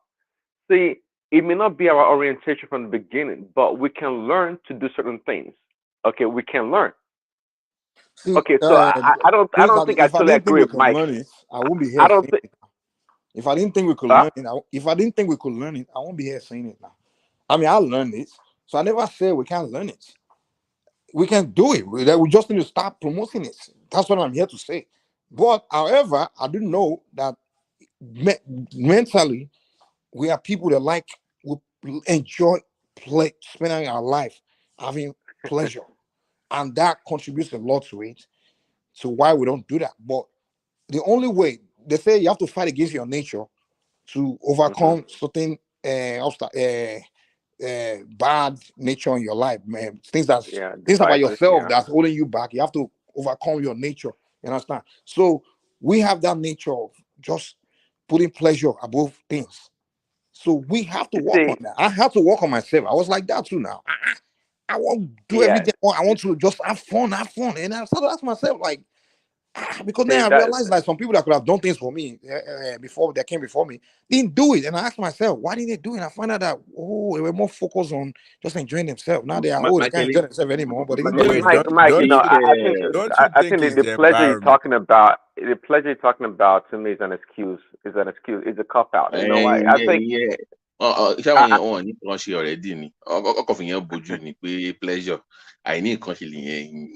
think it's the environment. Like Yes, it's the For environment, and example, it's not our nature. It's not just the way we are. no, I don't believe that the nature thing, because I remember that so for example, Are like you saying the level of partying just like, come on, man? You know, anywhere you go in the But world, hold on, but Mike, just all visit different where they races, are different races. predominantly blacks and predominantly white. You see the difference in how blacks would like to jump around, and we just want to, we want to have fun, man. We like to have more. Come on, man. We just like it. We like to. Come, there's so many things about us, man. Our nature. I'm not disagree with you. Prince, From Prince, Nigeria to well, I Kenya, they like to disagree. have fun. I agree with Just Prince. you. go on the internet now. Who are the people talking all day on the let internet? me Now say this black real now. quick. Because before you say most of the of Friday, to about the spiritual aspect of giving as well. No matter you will know why you should do that. When You have to. when God bless you, no matter bless you have to for your it's still selfish in a way. Trust me. So actually, it's still kind of selfish in a way technically. So if you understand the spiritual aspect of giving back to where you're from, Yeah, more come back to you too. Yeah, the prayer that prayer, I'm telling you, it covers a lot for you spiritually. Even what you don't know, even things you don't know spiritually, it helps you out a lot. So I kind of understand that. So that well, see, okay, but that principle, In the nature, in people that go general, to you have to church, give. You won't have to give to the soil before you can people eat. that go to church, the people that give to their pastors and the GOs also, because they want something in return. They know that. They know that principle. We are So giving they're in the only wrong going to. place. You are sowing seed in the concrete. I It's like agree with you there. And again, if I'm poor people, you're discussing you are about giving to a somebody buying pastor. jet and buying SUV. Saying like so Prince, somebody's buying SUV. And if I was when you buy your pastor SUV, when you can use that money to actually invest in the poor, which one will germinate more? Sending about 20 children to poor children that don't have any access to anything to school, or giving that money to buy big money to a big SUV for pastor? Which one is a better seed song? Exactly. Of course, but people don't see it that way. So that See, exactly. So you have to be wise. It's like when you sow seed in the soil, let right? me give you Hold on, an when you put a idea, seed in Mike. the soil, you Let me give you an grow idea. food, right? You grow crops. But if you sow seed in the concrete, you grow nothing. So Mike, let me it's give you both an giving, idea. but wrong giving and right giving. That's the difference. Yeah. Let me give you an idea. Let's even do it on this platform, because I'm telling you, if you do this, if you serve any God you serve, I'm telling you, you work ball of our poor people like bully or small area. I'm telling you, just try it. You know those boreholes, just do borehole with the tank and stuff for them. I'm telling you, and it's not that expensive. I mean, wait, for people that I live want in to America. Babati, you just brought up. I want to do stuff like that, but how much is it? Like, does someone have like a plan? Like, this how much this will cost, that cost? You just have someone just give that project to that person, and that person will just do it. I did be on my banyami. Yeah. Oh my So god, I'm do so sorry. you want to You join know, our I family? wasn't born then. I wasn't born. My parents are so. But you can join an Egba Foundation or anything now, Toma. Oh yeah. What have? Yeah. See, my dad is actually. Which one are you? Which Egba are you? In the US, are you part of Egba stuff? Yeah, I mean, the one in the US. I'm the one in where I am. They have different chapters around now. See, Yeah, I know. My now. dad is the leader in the one in if I mention that, everybody will know exactly. Even my dad is the head of the book. So if you will know who he is already. I don't want to put it on. Yeah, one of the states in the US is the head of that, and I knew they have I think they have the whole thing. Was he in Florida or So something? basically, I did. So what will happen? Àwọn ló máa lo foundation yẹn fi ṣe ni. Wà ní láwọn kábíyèsí ni they know where the thing ibi táwọn need yẹn wà. So I'm telling you, it's not that expensive. I don't want to go through my dad, man. No, you can go to the no. just join the Egba one and you can just send them an email. I want to do something, and they will just give you a breakdown. Anything you want to do. So you can even get a borehole. Yeah, just try. I'm telling you, do a borehole. Go there and commission. Call the KBC there. I'm not. I'm actually. Yeah, I want to do a borehole, but it's different. What I want to do is more like, because I realized that if you do borehole, it now comes to like, I don't want people selling water to other people. I want a way where. Let me realize this is my advice to anyone in this life, man. Don't do things because just sake of doing it. Look for, dig in your heart and find something that you would do that will make you feel like, I did something or I accomplished something. Something that you're doing where you'll be happy that you did it. Is what you should focus on. It doesn't have to be someone say, do borehole there, do this one, do that one. You can just look and say, I wish this thing here can be here. I wish this thing, you just have that desire, like you wish, maybe you go to a place, you just see that you wish there's something there that's not there. And then you actually dig within yourself and realize you have the ability to put it there. Once you put it there, oh boy, do you be happy? You feel happy that you have it's like giving, make sure giving in the form of accomplishing something, feeling like you accomplished something. Just like Babati, right. Those that in the West where you say he gave hospital, he did this and that, is because they saw something like maybe they felt bad that almost he saw that person just loved children and realized that children are dying of this disease and I feel like I wish I can solve that problem. And then realize that I can donate a children's hospital. And the moment you put it there, every time you wake up in the morning and know that that thing I donated has saved this child's life, that child's life, that thing makes him so happy. He's gonna be happy in his life, in his spirit. So give where you know that thing you gave, every time you look back to it, it makes you happy. But not you giving that it's not really something in your heart, but because they're telling you that give now, so we can praise you. So you don't want to do that. Actually, the water thing is in my mind. And another thing is library. I think that I would like to have like library, like every not town, probably like 2 different streets. Dude, we have something in common. That's one vision I have. Do? Oh yeah. I want one of the vision I have. Yeah, I want to put library in villages, like those areas where they don't have access to books. Because those kids, the moment they can see things on their own, they can learn. That they will change things in the future. You will change that place now.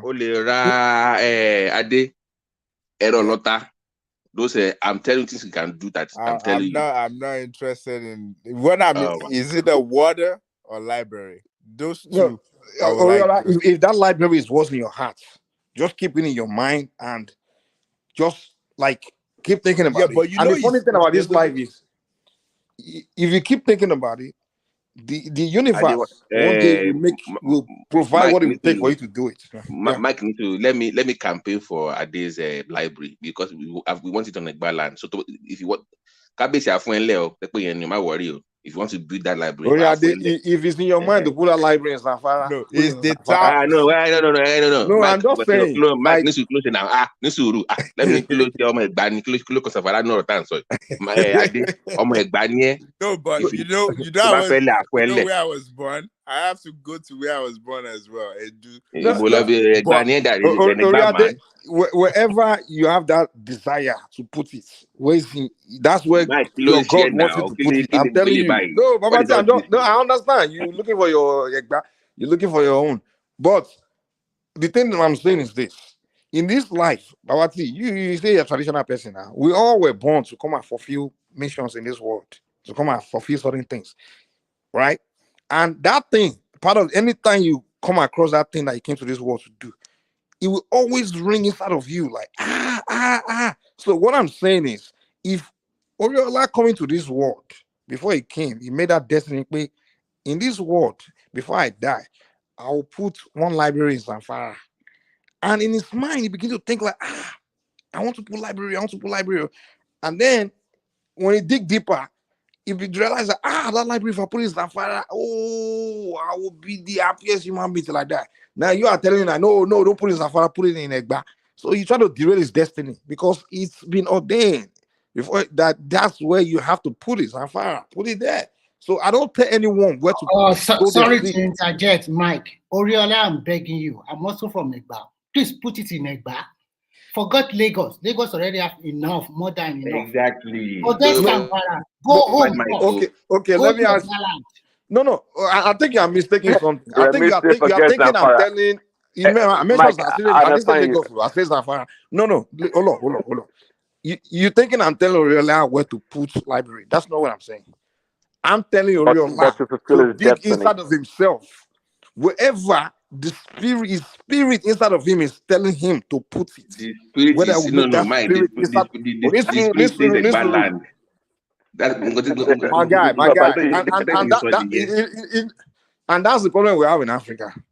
We literally want to tell people what to do. You know, the number one killer of destiny of children is the parents.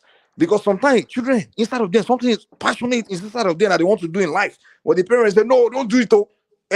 You are saying you want to become a lawyer. No, I want to become a doctor. That's what kills us in this life. We kill people's deaths. Let their spirit guide them. If Oriola's spirit is guiding Oriola to put the library in Egba, let Oriola put it in Egba.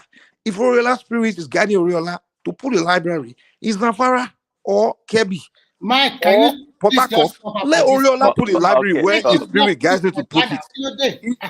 You don't need to. That's our problem in Africa. We want to control people and tell people exactly what they have to do. We need to stop that.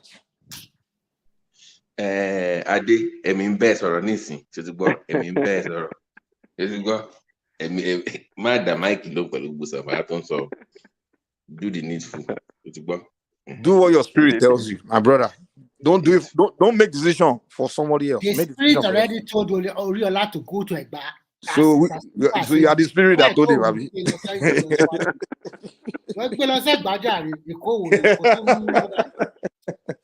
Take it to our Egba land. We appreciate you. And Egba is also developing very fast. If you look at it, it's a good place. You know one thing I learned about this life, man.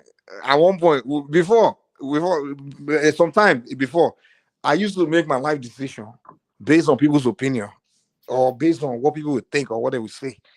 And then later on, when I found out that I didn't make the right decision, I can't go and find those people and blame them. I usually live with the pain and disappointment, and it used to burn me until later on. And then when I really think about it, like, why did I make that decision? Why did I make that decision? And I started to take my step back to think of what I was thinking at that time. And I always discovered that it was because of external factor. It wasn't because of me deeply, because deeply, if I was alone doing my complete calculation, I would not have made that decision in that manner. That's when I learned that in this life, whenever I want to make decisions, I'll just ignore, like, take people out of my any. I don't even put any human being, any factor, any human being to that process of making that decision. I don't.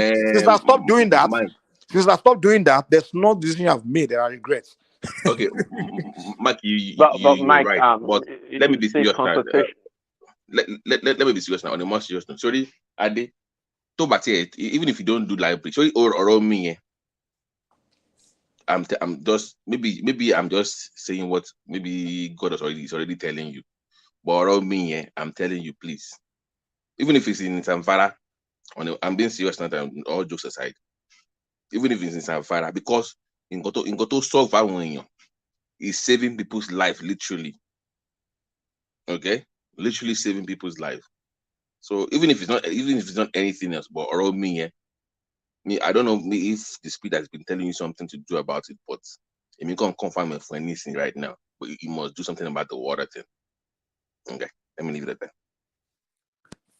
Yeah, you're right. But I actually let me share with you guys exactly what I plan to do. So it both of them, that's the thing I plan to do actually, but I want to do them. So I want like pricing to exactly what I wanted.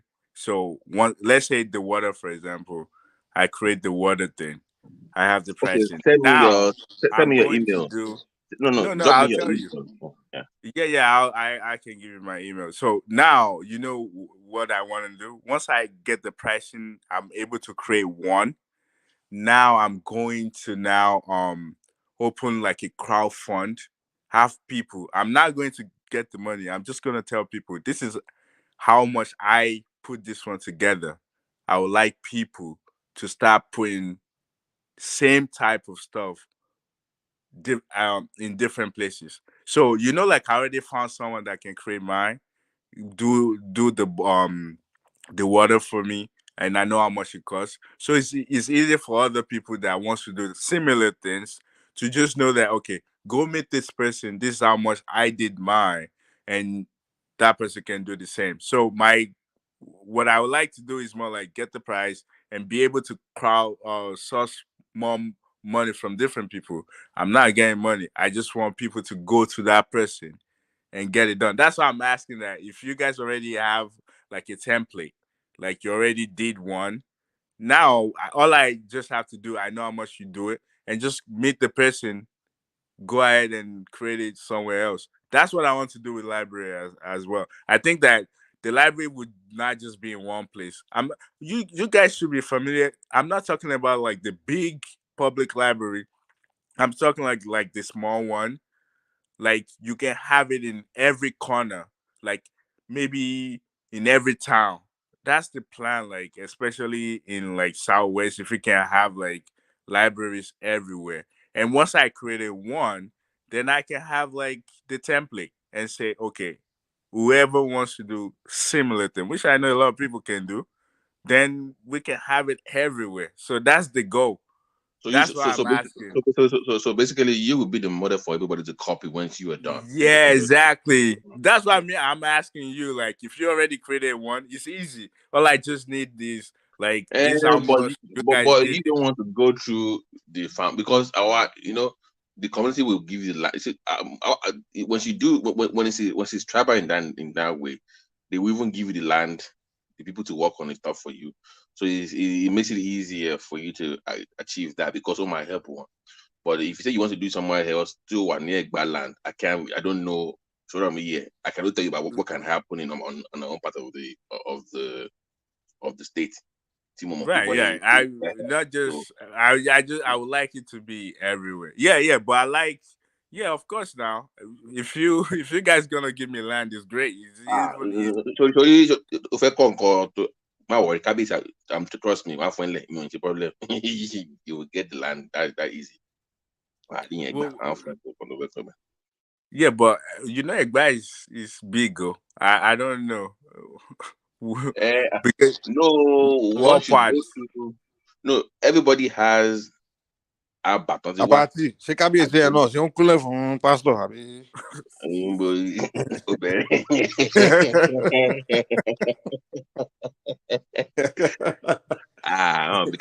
lè máa kọ́kọ́ fáwọn kábíyèsí bẹ́ẹ̀ àwọn kábíyèsí. I'm out of no, I don't think so. It doesn't do no. We don't. We will still keep to our tradition and our values. Even though he's a one-woman wife man, he's not. He only married one wife. He's not all the way through. But I did thank you for that, Prince Daddy. What is your own now? Since we are now out in the open, Mike, I'm coming to you too. So can you not pledge? If everybody, let's show your hands now. Mike, let's begin with Mike. Can you first if I want to buy? Only you heard what I just said now. We're on call. Let's have from you now. Oh, this me I want to do. Abi. I got leadership for. If you want me to come and do something like that, you know I'm in Jebu now, so I'm not far from Egba, so I can go and do something for you guys too. But me, Mike, one thing I want to do, one is that library thing. I want to do that, but the one priority thing I want to do. I want to do academy, sports and science academy. Science and sports. Like we pay Coco academic, your science, and then every school, the exceptional children, genius, and I will focus on they are genius, but they are born in abject poverty. I don't want that poverty to kill their their gift that they brought to the gift they brought to the world. I don't want poverty to make their gift a waste, because being born with such a gift, you can contribute so much to the world. So why should poverty make it a waste? So I want to create the academy and those kind of people, those gifted. Now children may focus on. I'll just take them out of that poverty, put them in the academy, just put their brain to work, put their talent to work, and just take care of them. It won't be that many of them, And then another one is sport area. I want to go because me, I grew up with so much man football. Hey, guy, almost like the one thing that still hurt me to today. I remember when I was like 6 years old. That was the first time I saw I don't know, it was Premiership I was seeing on TV. And I was dreaming for weeks, picturing myself playing like in a World Cup, just performing. Almost. By the time I stepped foot on the pitch, man, it didn't take long for people to know that I get talent. I had that football talent, man. So, and I not just never saw that avenue to take it anywhere. You understand? That as well. I want anyone I discover that have that special talent, like that Ronaldo, Messi kind of talents. I will create that. I want to create that platform where they can, in that avenue where they can use to work their way through and just make it become successful. So those are the things, man, I want to do, man. I mean, like, to me, all these kind of things you should already have it in your mind. So when you get in your 50s, 60s, when you're retiring, you've built your family, built your life. Those are the things you're spending your whole life doing, your whole age doing. You understand? But when you are, I don't see why. To me, this is where I see life. When you are young, you build your life, you work out, build your own life, and then when you are getting old, you should already have worked, build yourself financially. Now you start using whatever you have built to start spending time building your community, like doing those kind of things. Like me, by my Mike, let me just see what you think about this, because I've been thinking about this for a long time. Well, I know I don't have the funds, but so just stay with me. I do other things, by the way, like I told you earlier, but this is what I'm thinking. I wanted to do something like a museum of Yoruba art, where how we discuss all this oldies and stuff, but they're kind of wasn't man, sorry more. So the way you have the Hall of Fame stuff in Ohio for football, be like a massive museum of art for Yoruba culture and tradition, and you just have all this history of everything, of all this. I don't know your land, so you can just go there, and there's a room that you can go to class and watch videos about their history. Somebody will just like the whole Yoruba music stuff, and you just you see my point. Where you can just like a big art museum, which is huge. Babati, I think that we can do something. I thought about that, but I want to do a database first, meaning that it will build more like a library for us. Have you seen it's not what they call it? Is it Bree? I can't remember. It's like Wikipedia, but there's another one created by Britain. So, but it will be a way where all information about us is either written in Yoruba, which I think would be the best. But that database will have every single thing about us, like every single thing that I don't know. But if I Google, I can see it. But I want all that information present in a place, just in one place, that if I want to know anything or anything about Yoruba, for example, I can search and see all those information. That I think, and also like all the projects, I also thought about like all the projects they're doing in college that's related to Yorubas, that I can have those available, just so if someone else wants to work on stuff, they already have a foundation where they can just see that. And yeah, so I'm thinking, to add to what you're saying, to the database thing, I was looking to actually building a comprehensive Yoruba dictionary, like, and not the all the Shikwe one, a comprehensive Yoruba dictionary that has like the whole thing in it online. You can look up words. If you click on it, it will tell you what it is, the breakdown, the Egba tonation, the Jebu tonation to it, the Oyo tonation, very detailed. Yeah. Yeah, So actually, you I guys want to revive your revive this thing. When do you? It's kind of funny about it. Like you see how the old generation, our father's generation, how they throw away the Yoruba thing. They They go for already neck bad become Gary. British. And then They go we for neck the bad generation Gary. that came after them, we are trying to restore it. Yeah, and also like the thing that you Oh. mentioned, like you want the academy and the sports. Actually, I think that's part of the thing I thought. I didn't think about it just like you did, but I was thinking because if you look at a library, for example, like after school program, I think it's something where those people that actually like sports after they leave school at 2 or 3, they can go there. You know, like I'm not sure if you're familiar like this YMCA, like after school program that when we left school, we just go Yeah, to yeah, yeah. YMCA or we go to Swimming, library. basketball. Yeah, Yeah. library always have like we can order books, we can read books. They always have different programs for different people. They have on the side like if you want to play basketball or you want to do sports, so if you're already planning library, I think having everything tied together would be great. But the only thing that I'm also thinking about is this. It has to be run as a non-profit. And when it's run as non-profit, you need money to actually make sure that it's living up to standard. It's not like deteriorating, like it's not going like I mean, like you have to take care, you have to hire people to be there and all of those. And that will be where you can crowd fund, you crowdsource for money for to be able to run those programs. So that's what I'm thinking. That it won't just be But at the my belief is that if you can be something that big for the culture, the people of that culture, from my local law, should be able to keep it alive and keep it afloat. Ideally, the same way you would have I'm the not Holocaust familiar Museum with for Jews. oh I No. understand you, I'm but saying that I'm not familiar with it are they with me? very I'm well. saying that the same way the Jewish people will keep the Holocaust museums active, like they are non-profits, right? But they are the ones Yeah, funding it. yeah.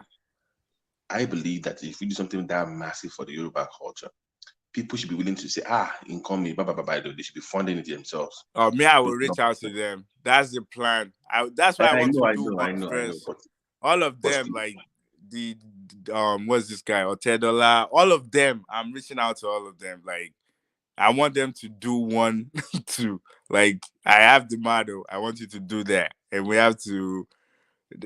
Yeah, but it's big because you have to be present. That's the only thing. Like, that's all these Otedola, all these guys, what are they doing with their money, sir? Maybe I just don't know. Do they have Prado. Private jet? I don't even know what they are doing. Like, I don't know. Like, I don't see. Maybe they are doing things we just don't know about it. But these guys have billions of dollars. Like, what are you doing with your money? Don't you? I mean, you live there in Lagos. I mean, so many things you lack, and you are expecting like all these billionaires to put all these things. Not these things we are talking about. With all these billionaires, all these things should be Okay, existing. Mike. Recently, Tedola gave, I think it was Tedola gave a billion naira to the Lagos State Security Fund. Right. So what? Lagos State what? That's like Lagos State Security Fund. I think that's what the program is called. That's good for security of Lagos, right? That's about $1 million, I think, right? 1 billion. Yes. Yeah. You give $1 million. You give it. That's good, but that's more like because you want your security. But that's good. I'm not saying it's bad. But what I'm saying is, we're talking about non-profit organization. Like, we're not talking about it's everything donation. Like what we're discussing here is not like what we say. He wants to put library here because he wants to solve one problem and things like that. That's not like donating cash and hey, we take that I'm talking about them creating something like just something in their name. That's what we are talking about. What is the Otedola's name right now for the community where we can remember him for? Name after him. Or even Dangote. We're talking about non-profits where I can even go and be donating money to self to keep alive. Those things, do they exist? That's a great point. But the thing is, they're probably at the stage where you have to bring idea to them. They probably cannot think that way like that anymore. You probably have to reach out to them and say, okay, you might want to think about doing this so and so. I think that's probably what it is for them now, because they have so many people that's asking them for money, and they probably think, oh, they're doing the good thing, but the legacy that would never dies, where like something like that, they probably don't have it in mind. I mean, I don't think I can blame them, but but they should have it in mind. I thought one of our his daughter actually have foundation. I think so, but I'm not sure exactly what she's doing with that.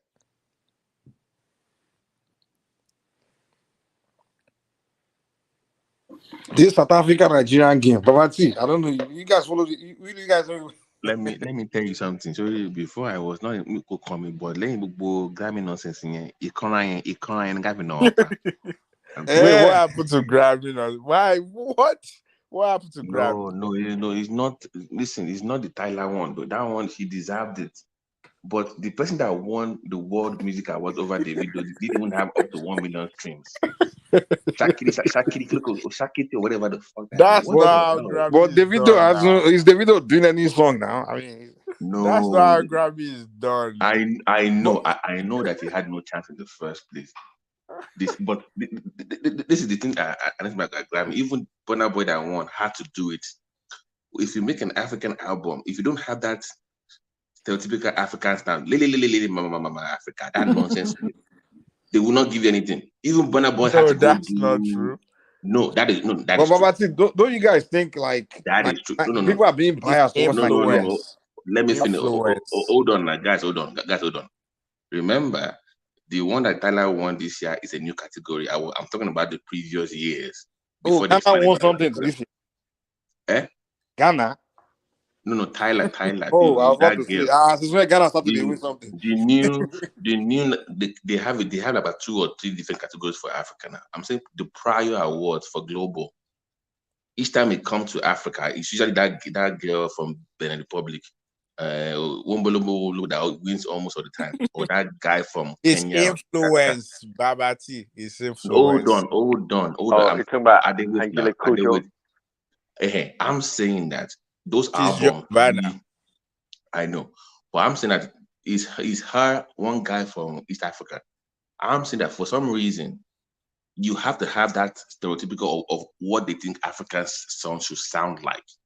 Like even Burna Boy, his best album was African Giant, but because he wants to win, he has to go do Silly the Mama Africa. That is not him, but he has to do that to win. Even Davido that is saying that I will not do it, even he has to do it, which I don't think is not you. We have this diverse sound on the African continent, but for some reason, in their eyes, you have to sound in a particular way to be considered African. They don't want you to be sounding Western now. Like even if I don't like this idea. No. But I'm saying that even on the African continent now, they still have the way they think you should sound, even though we have diverse sounds. No, we kind of believe you sound Western before we push. Okay, so if I say Mike, Babati, to be honest with you, to me, the way people push Nigeria being the face of African music, it's not bad, but I don't think Nigeria should be the face of African music. I'd rather have the Congolese music sound because that's 100% African sound. Our own. Hold on. African sound. That's not African sound. That's French sound. French? The Congo. Yeah, the Congolese that you're talking about. Are you kidding me? Which one? French? We're French. We're from Israel, no French. Babati, Mike is. What's this guy talking about? Mike is taking his jacket like that, like a Grammy. Guys, wait. Mike is doing what I just said exactly. Exactly. I'm talking about. What do you mean they have the African sound? It's diverse sound. You want the Africans to be wearing Let me land. You guys know where I'm going. Mike, hold on. You probably like them to be naked too, right? Wearing feathers, right? Well, you guys didn't know my. You're taking me out of context now. You're taking me out of context. me out of context. First of all, Congolese music doesn't sound. We understand the whack African sound. We get that. And also, I'm not telling you that Nigeria is entirely Western, right? But what I'm saying is, Nigeria, especially our artists like Whiskey, Burna Boy, I can give Burna Boy a little bit. So we're trying to sound more African. But when you're mixing hip hop, reggae, and Afrobeat, you're mixing it together, and then the Black Americans start to say you're copying us, and the Jamaicans say you're copying us. That kind of should not be the face of African music.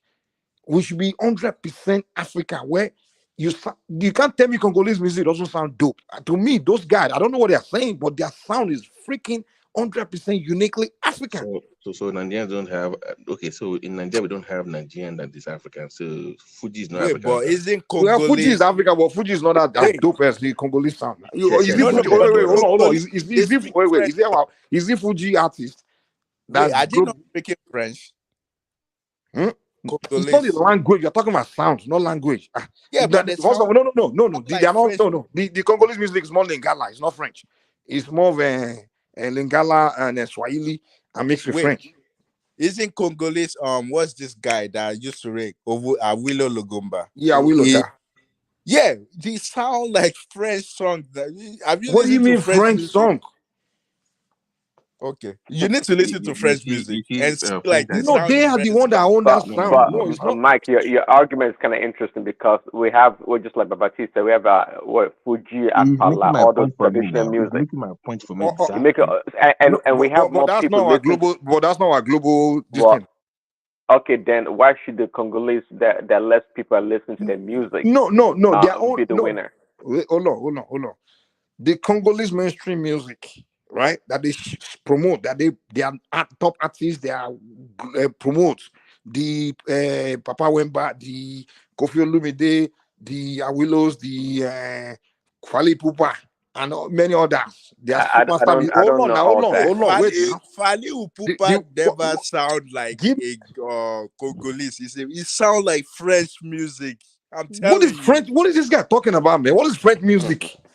It's more like hip hop. It's more like you're talking French. About hip hop. It's singing in French, right? No, it's not singing in French. It's singing in Lingala. The sound is exactly the please, same. Oyola, just please, like hip hop. Name a French artist, please. I don't know them, man. When I listen to their music, is French music. No. Are you talking about black French or you're talking about white French? Mike, hold on. What's the difference? Question. No, there's no who in this world know anything about French? No. Mike Nisuru, let's ask you a question. You said Congo sounds more African than that it is more of African sound. What made you say that? What makes Dan Whiskey? Mike, come on now. You know the Nigerian artists, Nigerian music, Nigeria. I'm not talking about Fuji. Fuji is not. Are you telling me Fuji is what we are exporting to the world?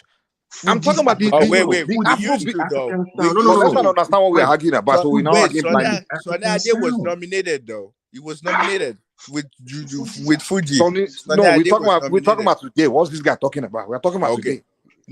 Well. We are talking about right now Nigerian music as far as Africa. We are the whole global. In fact, the whole world is jamming us. I get it, sure, and I like it. No. The face of African when it comes to African music right now, where they are playing everywhere, or where the whole world is jumping to, is the Nigerian music. Which old word?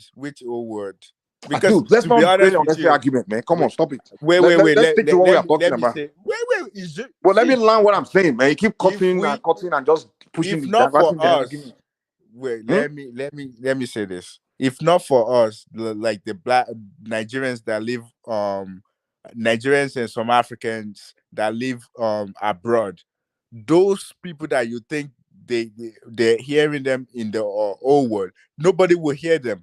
What the hell is this guy talking about? They are playing Nigerian music in freaking Russia, all over the world. I think it's not for us. And we're not only in UK and US. It's the only UK and US that they are playing our music. They are playing our music in Turkey everywhere. Come on, stop it, man. It's not Nigerians, us. But that's the bro. Let's not move this argument. Let's stick to what we're trying. Wait, Nigerians are not there, and Nigerians not there. Those other countries you just mentioned. Dude, I'm saying they are playing Nigerian music all over the world. These guys talking about Nigerians are not there. It's the internet. It's not no local guy pushing. We are known all over the world. The music became popular because of us. because of us in those countries. Bros, cut it, man. Cut it. Mike, listen. No, stop Okay, it. Like, okay, you hold win. on. Let's leave that According to argument alone. Mr. You win. Triumph, we are known all over the world. But Mike, listen to this though. See, Mike, you remember Fela, right? Okay, I know you know Fela, right? See, Yeah. you don't want to acknowledge the evolution of Afrobeat or Nigerian music. The reason why this genre or this kind of Afrobeat or this Nigerian music is popular around the world is because the way the sound goes and everything, it's more how do I put it?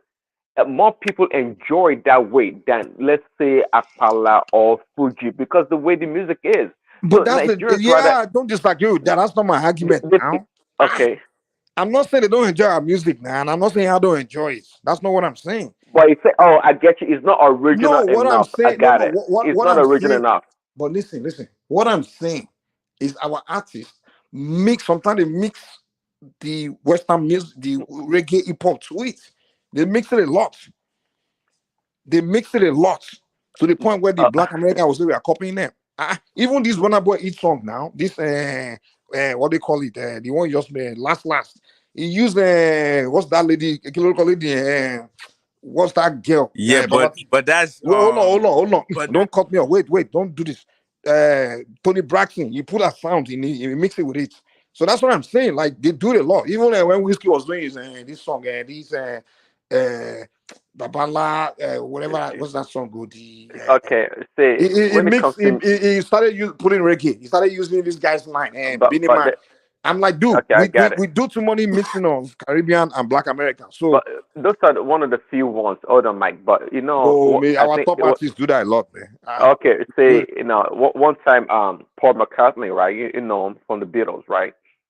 He went to he followed Fela all the way to the shrine in Lagos, right? And but Fela is different from these ones today now. hold on, Fela is I was trying to 100% make Fela sound. It's not unique wait, sound. Fela didn't. is anything wrong with I'm trying to make my point You is know that they just sample the sound. That's what they did. They sample. exactly sampling, yeah. They So sample Tony Braston, and also if you heard Tali Kweli and some other guys, I forget their name Khalid, now. yeah. The Roots, they actually sample Fela too. They sample Well, Fela. that's fine. We get it, but they are not the top. But they are not the top. No, they were the top then.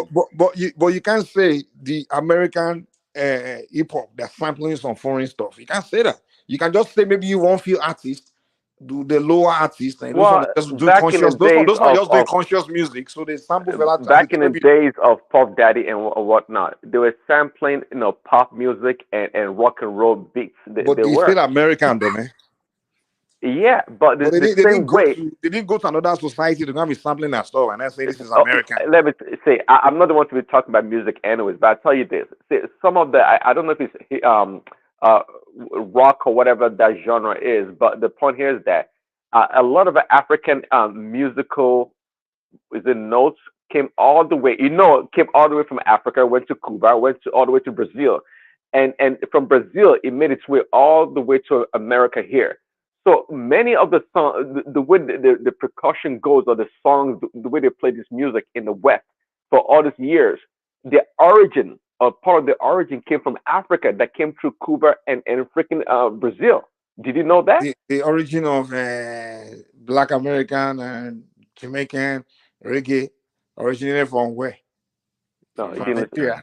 I mentioned Brazil. I mentioned Brazil. I mentioned Brazil, and I mentioned Cuba. Yeah, oh, but okay. they're Africans too now.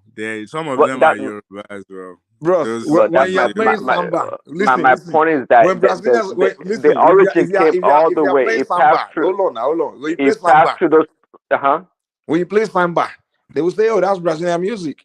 When you play hip hop, they say that's American music. When you play reggae, they say that's Jamaican music. That's what I'm telling you. So you can't say, because those people came from Africa. So now me, Nigerian. Hold on. You can't say because those people came from Africa. So me as a Nigerian, start sampling their music and say, no, "Oh, this is Nigerian music." I didn't say they came. I'm telling you that. I mean, this is what I learned from even the white people that said it. The way, I don't know what exactly to use. The point here is that things travel, and in rock and roll or whatever music in America, even jazz, I believe, those origin of those African beats or percussion came all the way from Africa to Cuba, all the way to Brazil, and it made its way to America. That's my point When you here. say So wait. Can When you I say say are you something real quick? hold Can on? I say When you something say all real the way quick? from do you mean like the slaves brought it, or what are you talking about? Yeah, they did. yes, now whichever way it came, many years ago. Yeah, I mean, if you go to Can Cuba, I say actually, something real quick? they'll tell you the Cubans can break it down for you. They'll tell you the origin of their music. I can't just tell you the word. In Cuba, actually, for example, their music is so. You think you listen to an African music, even when they Yeah, play but their salsa music. yeah, they are Nigerian. They speak Yoruba though. They I, did. I know They they do. do, but yeah, the point is that the music beats or whatever it travels. I mean, different kinds of music have different origin. They have their origin from different parts of the world. So this Afrobeat sampling reggae or this and that should not be a big deal. No, I they don't think it shouldn't should be be a big deal. doing that. But I think the reason why Burna Boy is sampling is because he's trying to get into the market here. He's trying to get into American market. I think Davido is trying to do that as well. He says Like you know he will feature. the Huh? black Americans and you're copying them. Yeah, exactly. They shouldn't do that. They should just be who they are. That's why I said Exactly. that. They Yeah, want to but dress that's like why I them, want was to do everything. Those one are like, okay, you copying right. me. But That means that's you why I must be was beneath. initially. You remember I was saying that they what was the point I was making, that we should.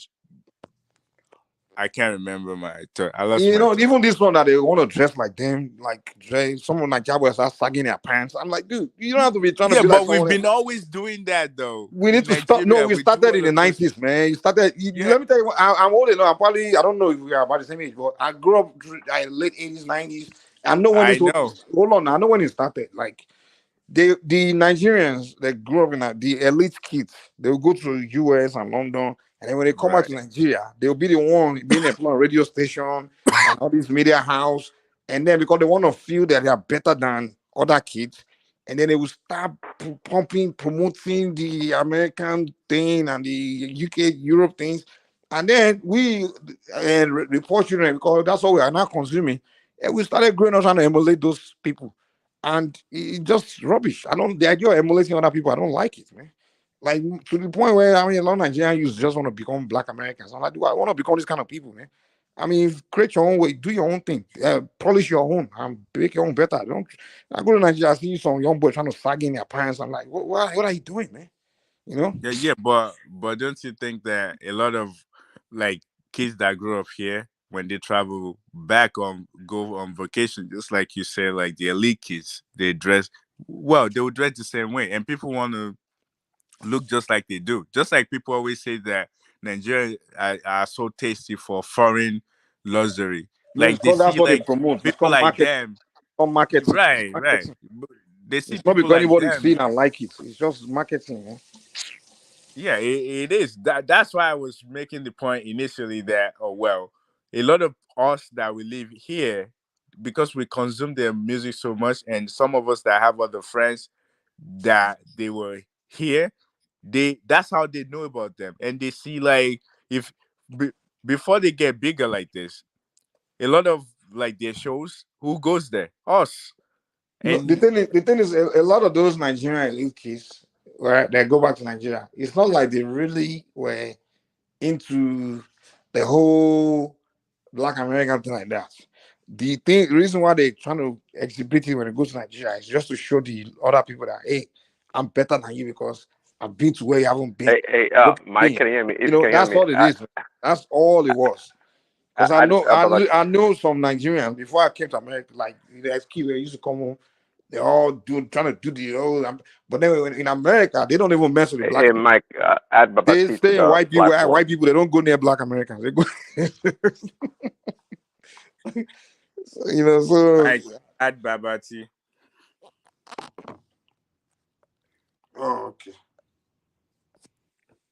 But no, I came up to say one thing. Mike, we have you on tape, okay? You said Congolese sounds more African than Nigeria. So I have you on tape.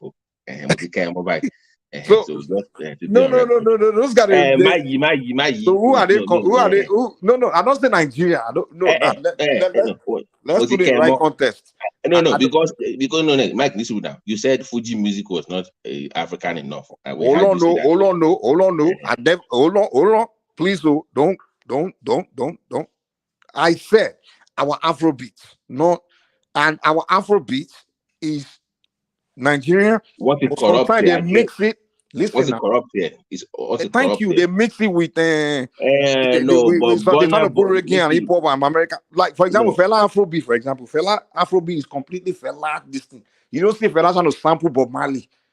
Fela made his own. You understand? And his own sound. So nobody can say, Fela sample Tony Braxton or sample somebody else. But Burna Boy now, he make his Niger Afrobeat, but then you now eject Tony Braxton in it or some. I'm like, come on, Mike, then the let me black Americans, clarify. they will just look at you like, they are No, copying let us. me clarify. Hold on. Am I lying?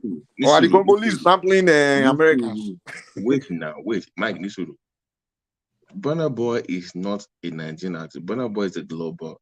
He never won anything for Africa. He won for best global sound. But that's a different argument now. No, people don't. People think it's like people calling Thames a Nigerian artist. I always laugh. Thames, Burna Boy, they're not Nigerian artists per se. No, they're American artists. No. They are not. Where you come from? What they call you, man? Nisuru now. They're not Afrobeat artists. What are they? They had their own sound. Early sound of Burna Boy was the days of outside. You can't say they have their own sound. If you have your own sound, wherever you come from, they will call that sound. They will attribute that sound to where you come from. Wait now. Bob Marley had his own sound. You can't say it's not Jamaican sound because Bob Marley is from Jamaica, so everybody will say it's a Jamaican sound. No, Nisuru now. Let me tell you that. Nisuru to what I'm saying. Burna Boy, early days of Burna Boy, it was a dance all artist. And that's what I'm saying. That's the problem. Hold on. Tiwa Savage, earlier days, she was an R&B artist. She was not doing Afrobeat. What happens is even Davido was a rapper in Atlanta. He wasn't doing Afrobeat. What happened was when the bunch and all those guys started popping. If you remember back in the days, the more American you were, Uba was Husky back then, they came to Nigeria to be doing hip hop. But when Afrobeat took over, they kind of jumped into it like it was theirs. But initially, they were not really doing Afrobeat like that.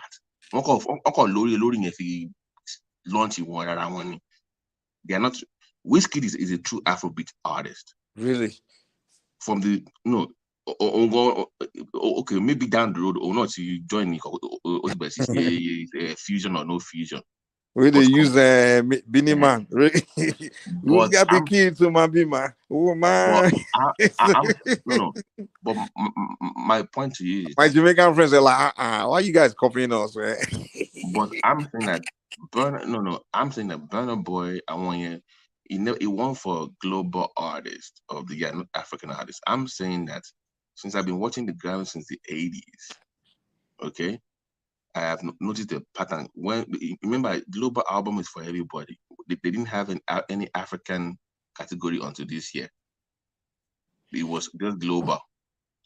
But I understand your point. I get your point. Like, hey, the guy is not, the intention wasn't to make African music, it's just to make music, and he's making global music. I get it. But my initial point was that if a African artist have to be face of African, represent Africa in the face of the world, I would prefer his sound to be something where no one else from another place will say, you're copying me. That's just my own thing. And I say I love the fact that Nigerians artists are on top because I'm Nigerian. It make me proud. But I would have preferred that if you were in our sound is more. I'm not saying sounding like Congolese, but sound where if it's a Congolese that were like on top like that, nobody can say, these Congolese are trying to sound like us. They're sampling us. I get that. They're sampling the Black Americans or they're sampling Jamaicans. Mike, but if you hear a Congolese song, you know it's from Congo. Well, the same way if you hear Fuji and other stuff, you know it's from Nigeria. Yeah, okay. but Fuji is not what is being sold to the world. And that's what makes this Afro-British young guy so smart. because they were able to create a product to appeal to a larger population of the world. That what makes them I'll be unique. honest with you. I don't think the reason they appeal to the world is because they sample Black Americans and Caribbeans, Why Jamaicans. keep saying the I black? don't No, think no, so. it's Because wait, fella, it's just I don't think the parts where people enjoy is the Afrobeat sound unique. Like when you do, we sound different from hip hop and reggae. To be honest, Afrobeat sound unique. But what I'm saying is, and that's not unique sound, and this song should be so dope that everybody enjoy it when they hear that beat. But listen. My problem is our artists believe somehow they have to sample, eject some, even the very tiny parts of no. Jamaican or Black American. And No, some of those They Baba, listen. Okay, for example, let me give you this example. For example, this song that Whiskey made, the final, you know that final now, Babanla, you know that song. It's Afrobeat sound from the beginning. But then it got towards the end and it started using Beanie Man line. Jamaican artists, I'm like, why do you have to eject that part? This song was really dope. You didn't have to inject the Jamaican stuff for that tiny part to it because now the Jamaican can now claim it. It's kind of obvious. You didn't have to just be you 100%. Just don't. You don't have to inject it. You're already doing Afrobeat. The song is already dope. But don't now look at Burna Boy now. The last I did. The song is dope. Why did you have to inject that Tony Braxton sound there in between? You didn't have to. If you take away that, if you take away that, the only thing, no. The only thing in that sound, let me say this. The only thing I did, hold on, Nisuru. The only thing that's Tony Braxton in that old song is just like that's just one tiny thing. If they remove that tiny part out of that song, the song will still sound the same. But now, because of that tiny sound, the Black American has said, "Oh, he's copying us." I'm like, dude, why did you have to inject that in? Just leave them alone. Cut them and do your song. You don't have to always think about them or put their stuff in your stuff. Do your song. Your song is already dope. You don't have to start injecting their stuff to it. Because now the Black American are claiming credit for that last. Just because of that one stupid sound that didn't even make relevant in our song to the song. It's just that and they say it's from Tony Braxton. Like, oh God, Nigerian boys. Leave these Americans alone now. Just do your thing. But here's the point. I see what you're coming from. But the side, what actually made Burna Boy blow up was the Ye thing that when he did the Ye. I thought it was Kanye, but like it got the early sound of Nigerian modern music, the early 2000s, was still Afrobeat, like the modern Afro sound. They still kept the sound intact. But I think something changed in the mid 20, maybe 11 or 12 or 13 thereabout. There was this need to appeal to the West, to market. Remember, they used to beg for features now. They used to beg Chris Brown, please come and do features with us. They used to beg them for features back in the days. So I think the need to appease to the West, they lost themselves in the mix in a way, where at this point, they are sounding so much Western, they've abandoned their own sound. Whiskey is not the same whiskey anymore. Davido is completely different from what he used to be. The only person that I think will still sound the same would be maybe a Yemi Alade that nobody wants to listen to. I saw her, she headlined the AFCON. She was the one that headlined it. So on the African continent, she's still big. So they are abandoning the sound to appease to the West. But the more they appeal to the West, the more they lose the core or the originality of their own sound. I don't even know what Burna Boy is anymore at this point. So one day he's rapping, next one is Jamaican, next week is American, last week is British. So I don't even know what Burna Boy sings. I honestly don't know what it is. I don't know what kind of sound it is. Babati, see, one thing we don't understand is this. The people, the demographic that actually make your music blow. I know the foreign black people. It's the Oyinbos. You understand? It's the Oyinbos. You know what I mean? So one mentality we have is that because we want to get into America, we believe we have to go to the black America to get into America. But it's actually the whites. You understand? It's the whites. So now, the reason why the whites are, they have a lot, they are really one of the forces behind us blowing, they're pushing us to be the face of the blacks, is because they're trying to abandon the black American thing. You understand? Because white people, particularly white Americans, they are preferring African people. You understand? Because they start interacting with us, they realize that you guys are actually very decent people. You're not like these American blacks that are just annoying, you know. So they are trying to like gravitate towards us because they always enjoy anything black, you know, black music, black sound, black. You know, we are very rhythm people, people of rhythms, you know. So they wanted to abandon the black American uh, area and start gravitating towards Africans. That's why they are all pushing towards Nigeria because we happen to be everywhere and everything, and you But know. they did already now. That's what I'm Even saying. So the if they, and they are the one really making us relevant, to be honest. It's the Oyinbos. If you go to Mike. hold on now. You go to Burna Boy's concert.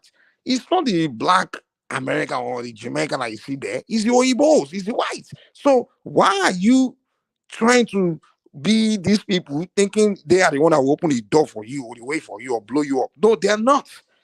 Even the branch. That's why his career ended. He's thinking he's got to go party with Kanye West are going to blow up. You make don't need no decent Kanye West. You just need the Oyinbo people. It's Oyinbo people that open door for you. Not the Dudu. Mike Even the Dudu don't open door for themselves. It's Oyinbo that's open door for them in their own country, sir. to even add to what you're saying, there's this deliberate move. I was reading an article. Even American record labels, they are moving their funds away from R&B and rap to more African and Latino music. So they want to fund those Latino music and African. That's their target now. Once they abandon rap, they abandon them now. The reason why the Oyinbos were investing on the black Americans in those days, and then maybe was because back then they, you know, the mainstream media was, you know, they are the only blacks they can, you know, in their close proximity. You understand? So they were investing in their them because people, record companies know that artists have to be good and be appealing, and they see that blacks by nature, it's kind of like basketball now, like NBA. You understand? The blacks are going to be more entertaining in playing, so they go to the black neighborhood to look for players, right? But now they are going to Africa now to even look for players. But back then, back in the days, they will only go to black American community to look for black players. It's the same thing with entertainment. They go there to look for the next superstar. They go there to sign with Nielsen, sign the Jackson. You know. But today, the world has changed. The world has become a smaller village. So when you both are not just going to Black America anymore to promote, to find their artist or find their talent or find whatever, they go to Africa too. And especially the white Americans, those are they're very powerful. Those ones don't even, they prefer African and the black Americans. They like Africans better. Now they say that if I want to listen to black music, let me go and deal with these Nigerians, man, because they are better people. They are more, they are nice people. They are better. Most of you around me, they don't want to hear black American music again. They want to hear Afrobeat. They want African music. Some of them like this. You see some people they jump Congolese music. I want to get I want you. Even in health, in education, in everything, the demand for foreign black is high. Yeah, exactly. That's what I'm saying, and that's what I'm trying to tell you about. They still want to be wearing the gold chain, the typical thing. We want to feel already. Yeah, Oyinbos have abandoned the American blacks, but we think for us to blow up in the West, you have to go to the black American blacks. I'm like, dude, you don't need these people to. That's not the people you need. You actually cutting yourself. It's like you're hustling. It's more of backward hustling. It's like you're cutting yourself shorter. That's why when I see one boy is trying to do good feet, and I'm like, guy, well, the Oyinbos that are coming to your concert, they don't want to see you wear good feet, man. They don't want to see you look like the blacks, American. The Oyinbos are messing with you because they want to get away from those ones. So why are you trying to be like them? Look more like them. That's why when the guy went to make that work with PDD, I went and make that one song, that rebel song, that I'm the monster you make, trying to sound like gangster rebel song, rebellion song against white people. I'm like, dude. Just that, don't do that. I literally trying to find Burna Boy and say, God, don't make that kind of song again. You remember that song now? Where he's trying to accuse white people of you know that song that I'm the monster you made. I don't know if you remember that song. Where he's challenging Igbo people. You know, this, American black, like making songs challenging white people, calling them wicked and oppression. And I do. The Oyibo people just want to enjoy your music. They want to dance.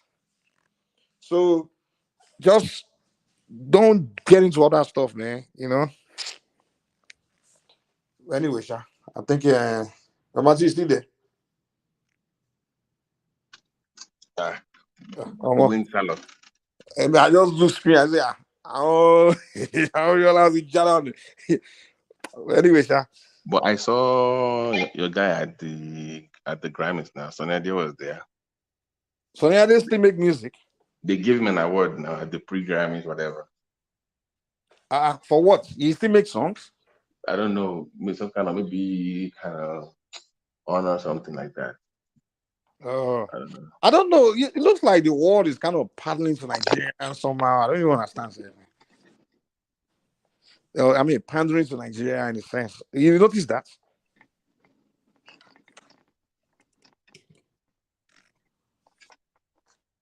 Well.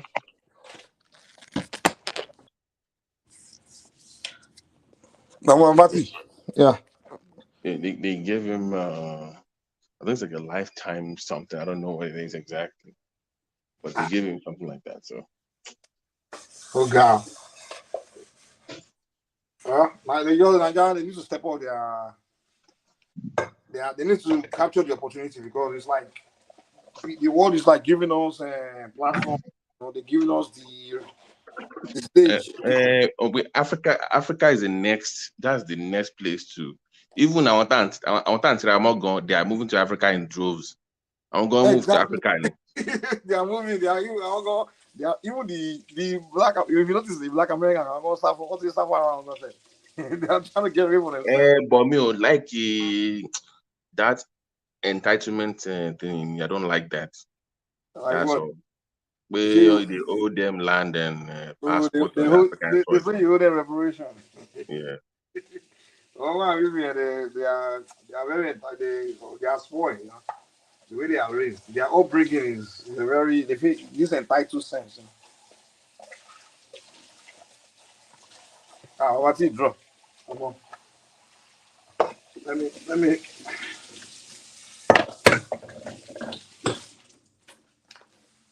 me hand the show.